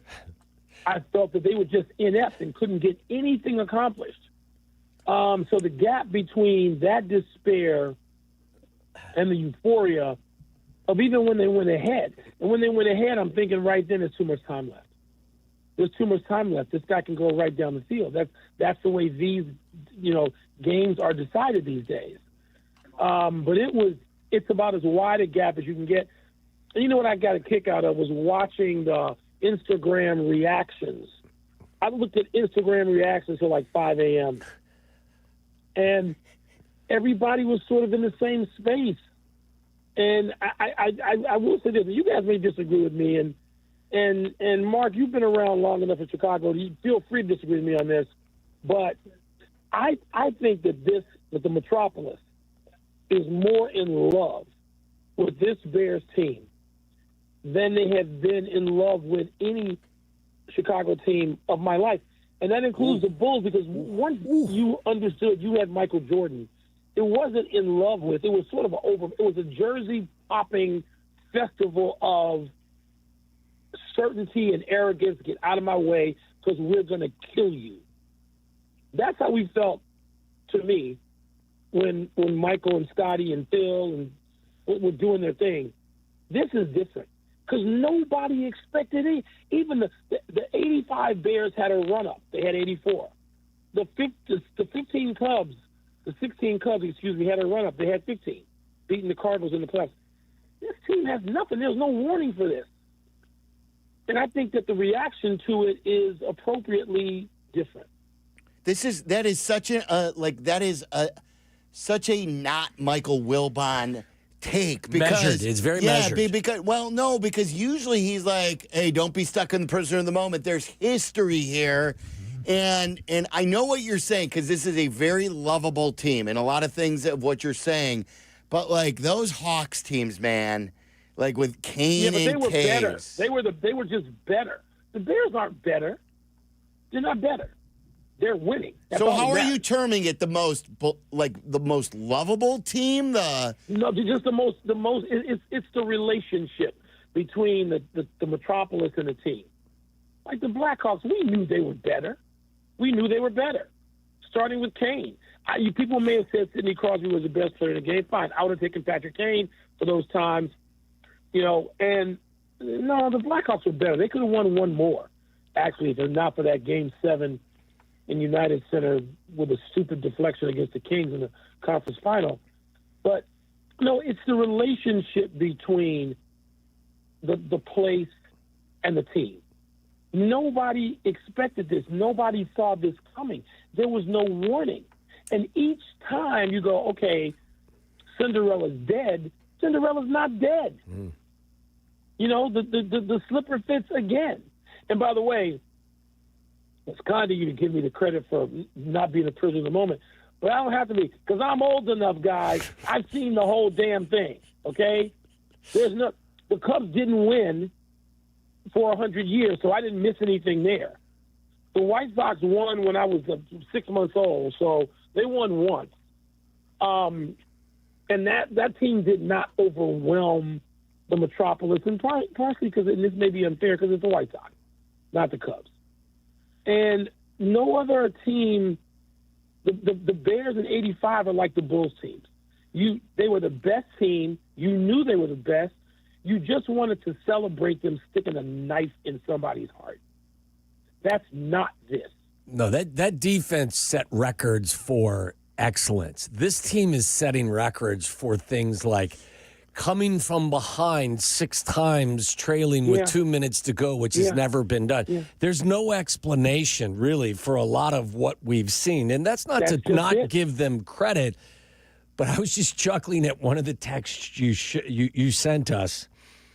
And I just I sent this to all of us, and I feel that 2025 Chicago Bears, save judgment till the clock says 0. And like I said earlier, Mike, that I just throw all the traditional analysis out the window at this point. I thought they had to get off to a good start. They were down 21-3. I thought they were going to have to run the ball. They averaged 3.3 yards per carry. If you give them an inch, they'll take a mile. Don't give them a heartbeat because they'll beat you. So I can't explain all of it. And that's what is different. That's what endears them to the city. Yes. Yeah.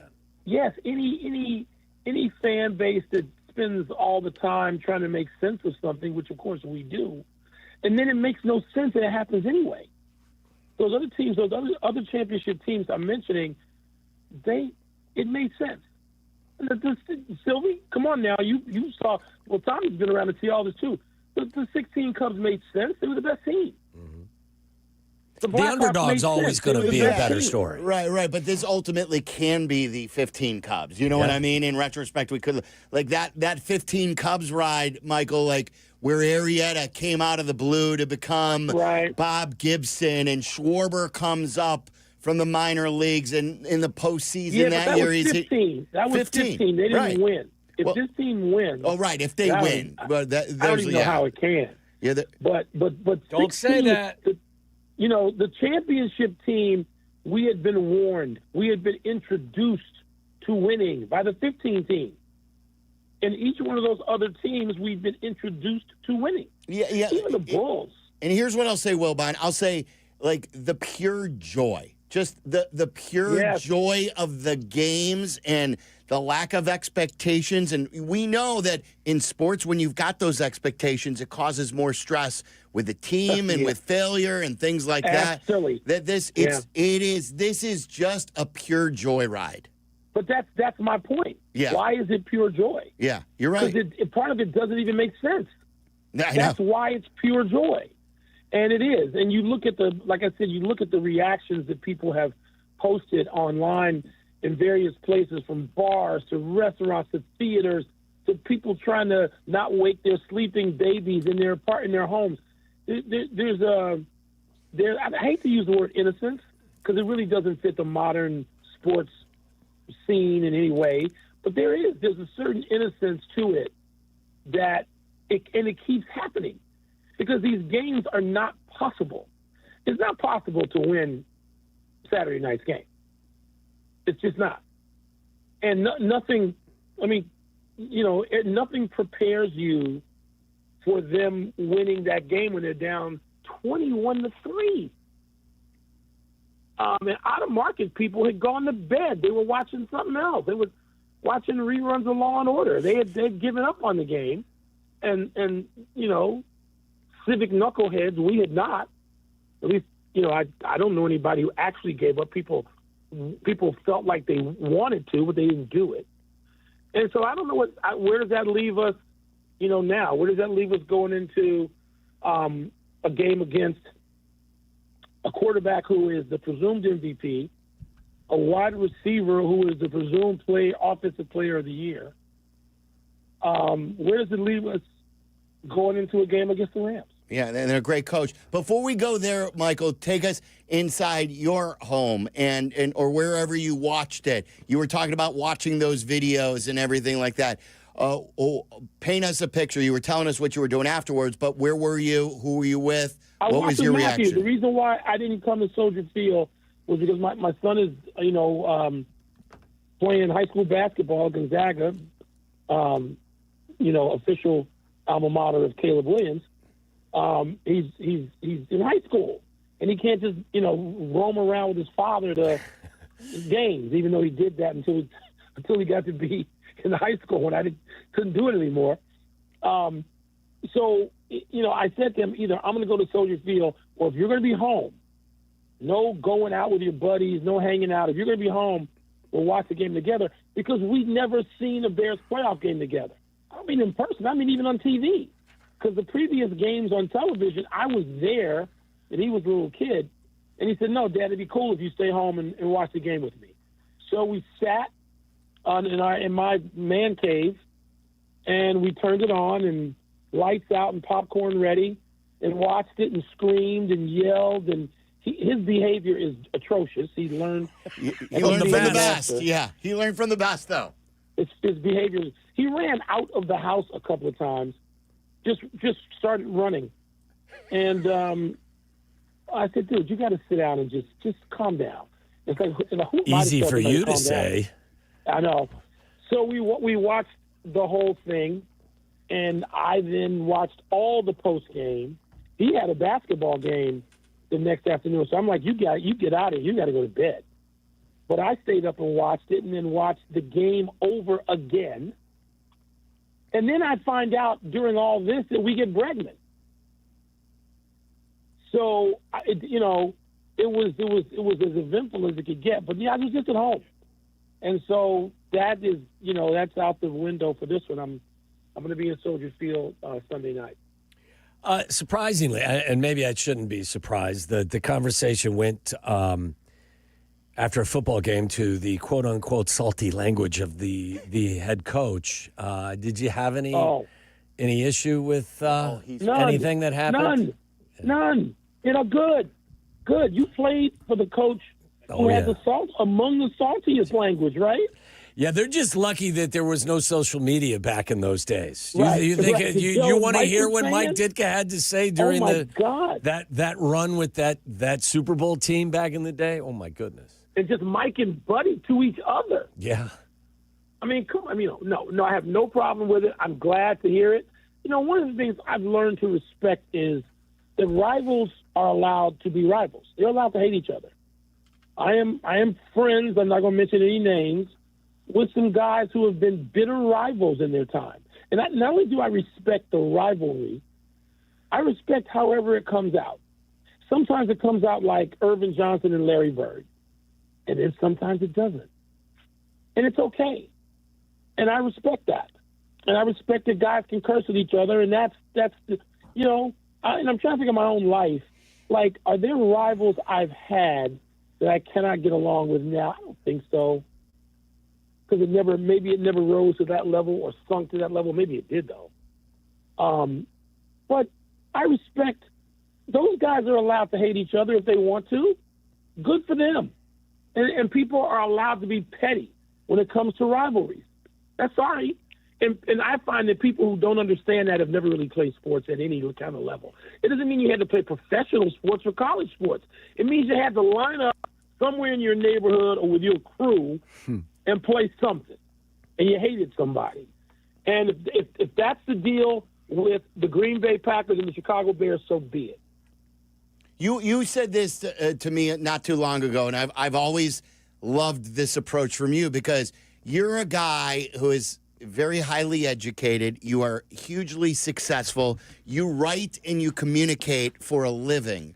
But yet you have always preached to me the importance, at least in your life, maybe not for everybody, of swearing. And like there are yes.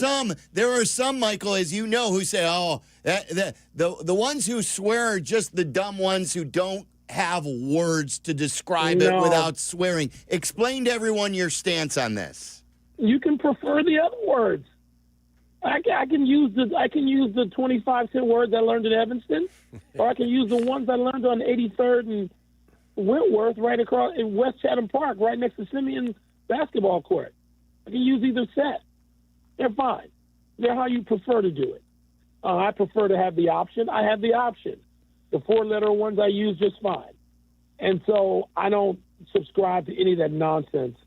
Again, I think that sports teaches us more about ourselves and the culture which produces us than almost anything, maybe anything. And I'm all right with that. I'm okay. I'm more than okay with it. I think it's realistic, and so many of the alternatives are not. What do you think of this Rams team coming to town? I know you're going to be here to watch them. They're a beast, man.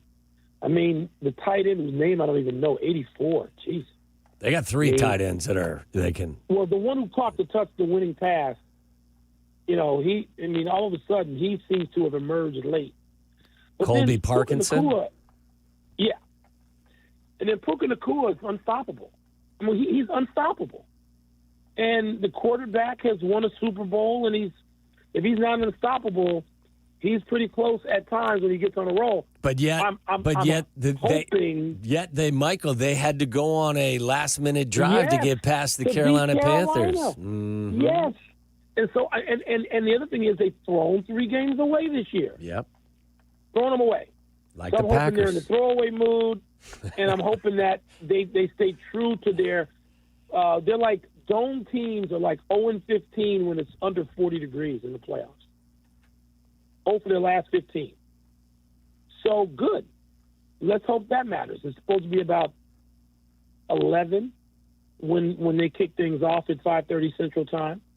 So let's hope all that comes into play. Let's hope that I'm not even going to say we got to get off to a fast start. Who we fooling? That doesn't seem to be in the cards. But but if they want to take for granted an underdog team that nobody else seems to have respect for, certainly not Vegas or the odds makers. The Bears are dead last among the remaining teams when it comes to chance to make the Super Bowl. So fine, let the Rams be that, and let them have that penchant for throwing away games, which we saw them do 3 times this year, and damn near did it Saturday. I don't want to have the argument with you about the location of the new stadium, but their success and the amount of talk that exists about how cool it was to see the snow come down and now bare weather with the Rams coming in. Are you a dome stadium guy wherever it is, or are you Absolutely an outdoor guy? The opposite. Okay, so this is fueling your fire that this is Yes. the reason why it Yes. should be like this. Yes, I mean let's not. Come on, I don't want to be. I don't want to be, so scared of the weather that I got to sit inside. Even though I'll be sitting inside. Yes, of course. But you know what? Out there. You know what? I don't mind even saying, because I sat outside years. First of all, I played outside. Sometimes Matthew will say, "Dad, what do you mean you didn't play on basketball courts? What did you do in the winter?" What I do in the winter, you go to Scottsdale, right? Isn't that where you go in the winter now? In winter until in West Chatham Park. Until the coaches and the teachers at Simeon would open the doors and say, "Hey, come on in," because they felt sorry for us because it was 28 degrees and we were out playing basketball in that with snow flurries. So I played in it. I sat in it. I watched it. Listen, my favorite trip as a high school jock was on the baseball team at St. Ignatius. We had a spring break trip planned to go to Detroit to play Detroit, whatever their Jesuit school is, I forget.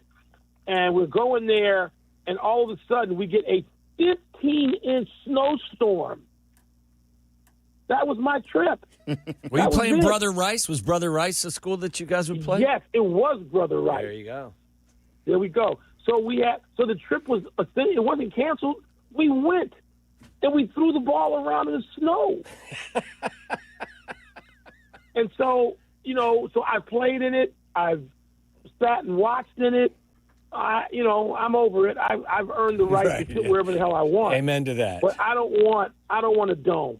I don't want a dome. A dome is the ultimate wuss behavior, and I hate it. Stop it. By the way, one you said you didn't like a couple of plays or here and there. You want them to run the ball on 4th and 3rd and 1, don't you? Yeah, and 4th and 1. Yeah. I mean, those two, thinking that they're proven, those two guys are proven, they can do that. And that line is proving it. Yes. And the Packers, we knocked them back on their ass in the middle game, and then the first game on a 17-play drive, and then at the other end in the fourth quarter threw the ball and got intercepted. No, let's see some power football. I mean that we know Ben Johnson knows how to put together the scheme, the attitude, and now the personnel to run the ball late in the cold on a frozen tundra. Then damn it, let's do it. Let's do it. So you were thrilled with the Bregman news? I think I am. I realize that he's not old at 31, turning 32, but Bo Bichette. Bo Bichette's 27. Bo Bichette led the majors in hits, I think 2 seasons in a row, or 2 out of 3. Those aren't small credentials. But so if they'd gone after him, so I don't want to be greedy. I have a friend who's listening to this now. But when I said that, she said, "You're just being greedy." And I said, okay, maybe. So I'm happy to have Bregman, especially given what people say he means to younger players, off the diamond or away from the ballpark. I mean, there are still young players like Pete Crow Armstrong who I'm sure can use that sort of wisdom. And I don't want to throw the word mentoring around too loosely, but okay. So yes, I'm thrilled to have Bregman. I apologize for last week's rant. I apologize to the Cubs for saying, "What the hell are you doing?"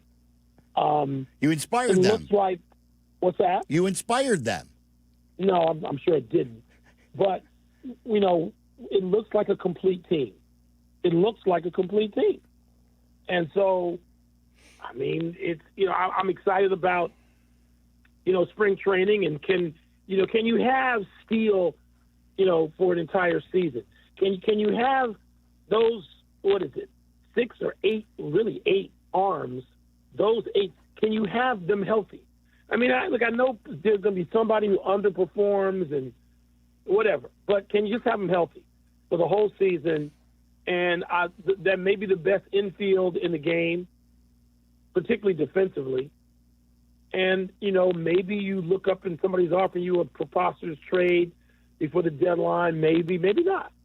But yeah, I like where they are to start the season. So that's a pretty good news Saturday we just had. Yep, it was great. All right, hope to see you on Sunday at Soldier.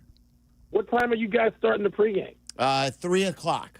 So 5:30 kick. Why don't you? We're out in the elements. You like the elements so much? Come on by. See, now all of a sudden. Wait. What about the wusses? I have earned the right to be captain of the wusses. I agree. I totally agree with you. There's a whole metropolis out there. When they go out and play basketball in the park on cracked concrete and asphalt at 28 degrees for about 8 years, then they can come talk to me. But 3:00, what is this, a special edition marathon version of the pregame show? No, it's a 5:30 kick. Oh, that's right. I'm thinking 6:30 Eastern. Okay, 5:30 kick. You guys start at 3 at gate 0. Yes. Come on by. I mean, can somebody bring some hot chocolate or something? Sure. We'll have some hot whatever you chocolate want. for you. Yeah. All right. You don't have to show up All at right, 3. I'll- You could show up after that. Yeah. show up at Whenever you want. 4:30. I bought a special parka the last time I was in the house in Chicago. So I have the nerve to think I'm ready. We'll see. Yeah, it'll get you from the car to the suite that you'll be staying in. Yeah, I get it. So good. All right. I could beg. I mean, Dent and Otis have to have like special 85 defense parking passes for No doubt. all-timers, right? Amen. Yes, they I should could get beg whatever them- they want. Yeah. I'm going to start begging them for use right now. All right, Michael. Thanks, Mike. Great We'll see ya. talking. All right, you guys. All right, coming up next, we've got Aki's A-List. Don't forget, we're out at Rookies in Roselle on Friday. This was a new addition today that they just added to our great coverage, Bears coverage on your home for the Bears. Rookies in Roselle. We've been there before. Waddle and me will be out there 2 to 6. So if you're out in that area, come on out and see us on Friday. You're listening to Waddle and Silvy on ESPN 1000, Chicago's home for sports. Friday. Easily one of the best days of the week. It's even better during football season. Dr. Pepper Bears Friday on the home of the Bears, ESPN Chicago. It's your buddy Tom Waddle here, and I drive a Hawk. The New Year's sales event is going on at all 12 Hawk Auto locations in Forest Park, St. Charles, Plainfield, Joliet, Carroll Stream, and now LaSalle, Peru. Shop thousands of vehicles from 13 brands and save with 0% financing for 60 months or make no payments for 90 days. Plus, save even more with $500 to $2,000 bonus cash. Find your next car at hawkauto.com and drive what I drive. Drive a Hawk. Financing on select models with approved credit. Looking for the ultimate night out? Bring your squad to a Blackhawks game at the United Center for an experience you won't find anywhere else. Whether it's birthdays, office outings, family gatherings, or just a much-deserved night out, nothing beats the energy in the UC.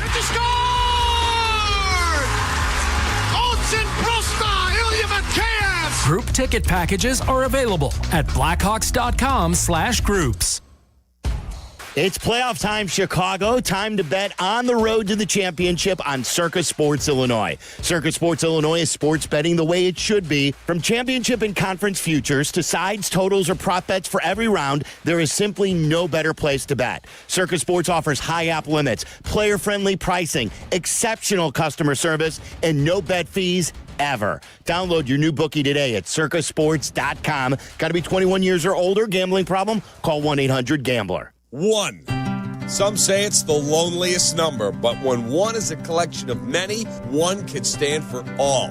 Blue Cross and Blue Shield of Illinois is one company serving their communities across one country for nearly 90 years. And as they continue to empower whole person health with compassion and innovation, one member at a time, Blue Cross looks forward to keeping you and the ones you love at the center of everything they do.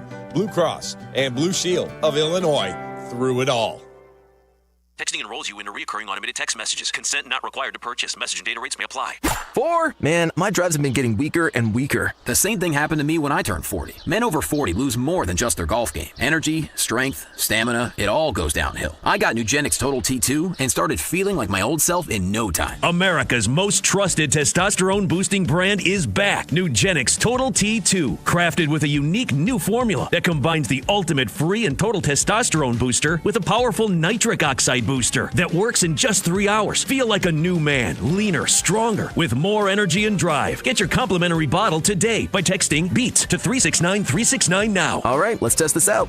Wow, that's on the green, man. Looks like I got my drive back. Text BEAT to 369-369 for your complimentary bottle of Nugenix Total T2. Text now and we'll even throw in a bottle of Nugenix Thermo X, our most powerful fat incinerator ever. These statements have not been evaluated by the FDA. Product not intended to diagnose, treat, cure, or prevent any disease.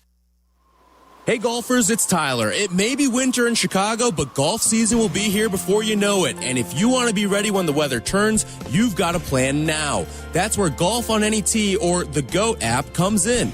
GOAT is a golf membership that gets you unlimited golf all year long at 20 courses across Chicagoland.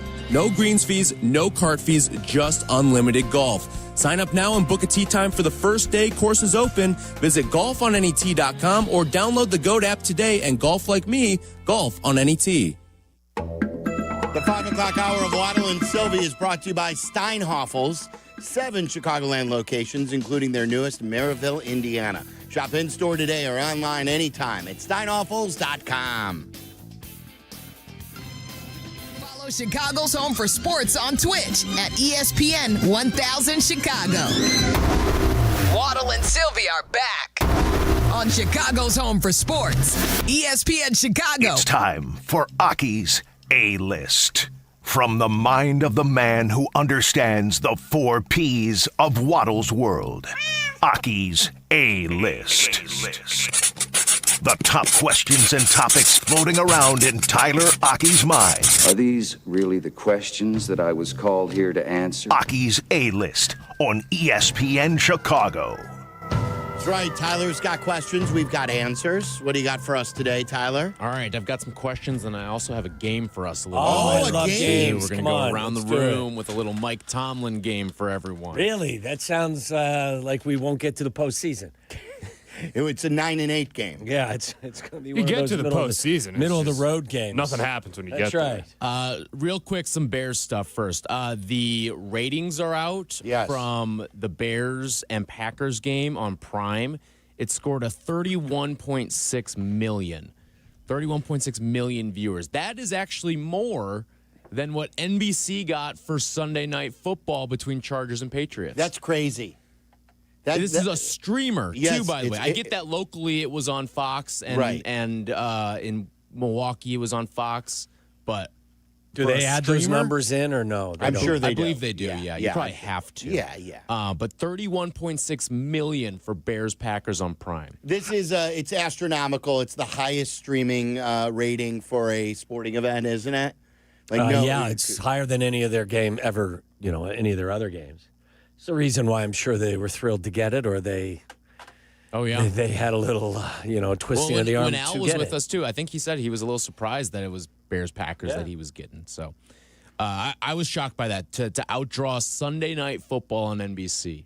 I get that the games were way different, and that Chargers-Patriots game was, up until last night, the worst game. Well, remember the Bear. It was 21-3. But I'm sure plenty of people heard they're starting to come back, and everyone dialed back in at the end. But still, That still didn't Am I stupid for thinking this? It still didn't feel like the despite being 21-3. Maybe I'm just biased here. It didn't feel like the Patriots-Charger game.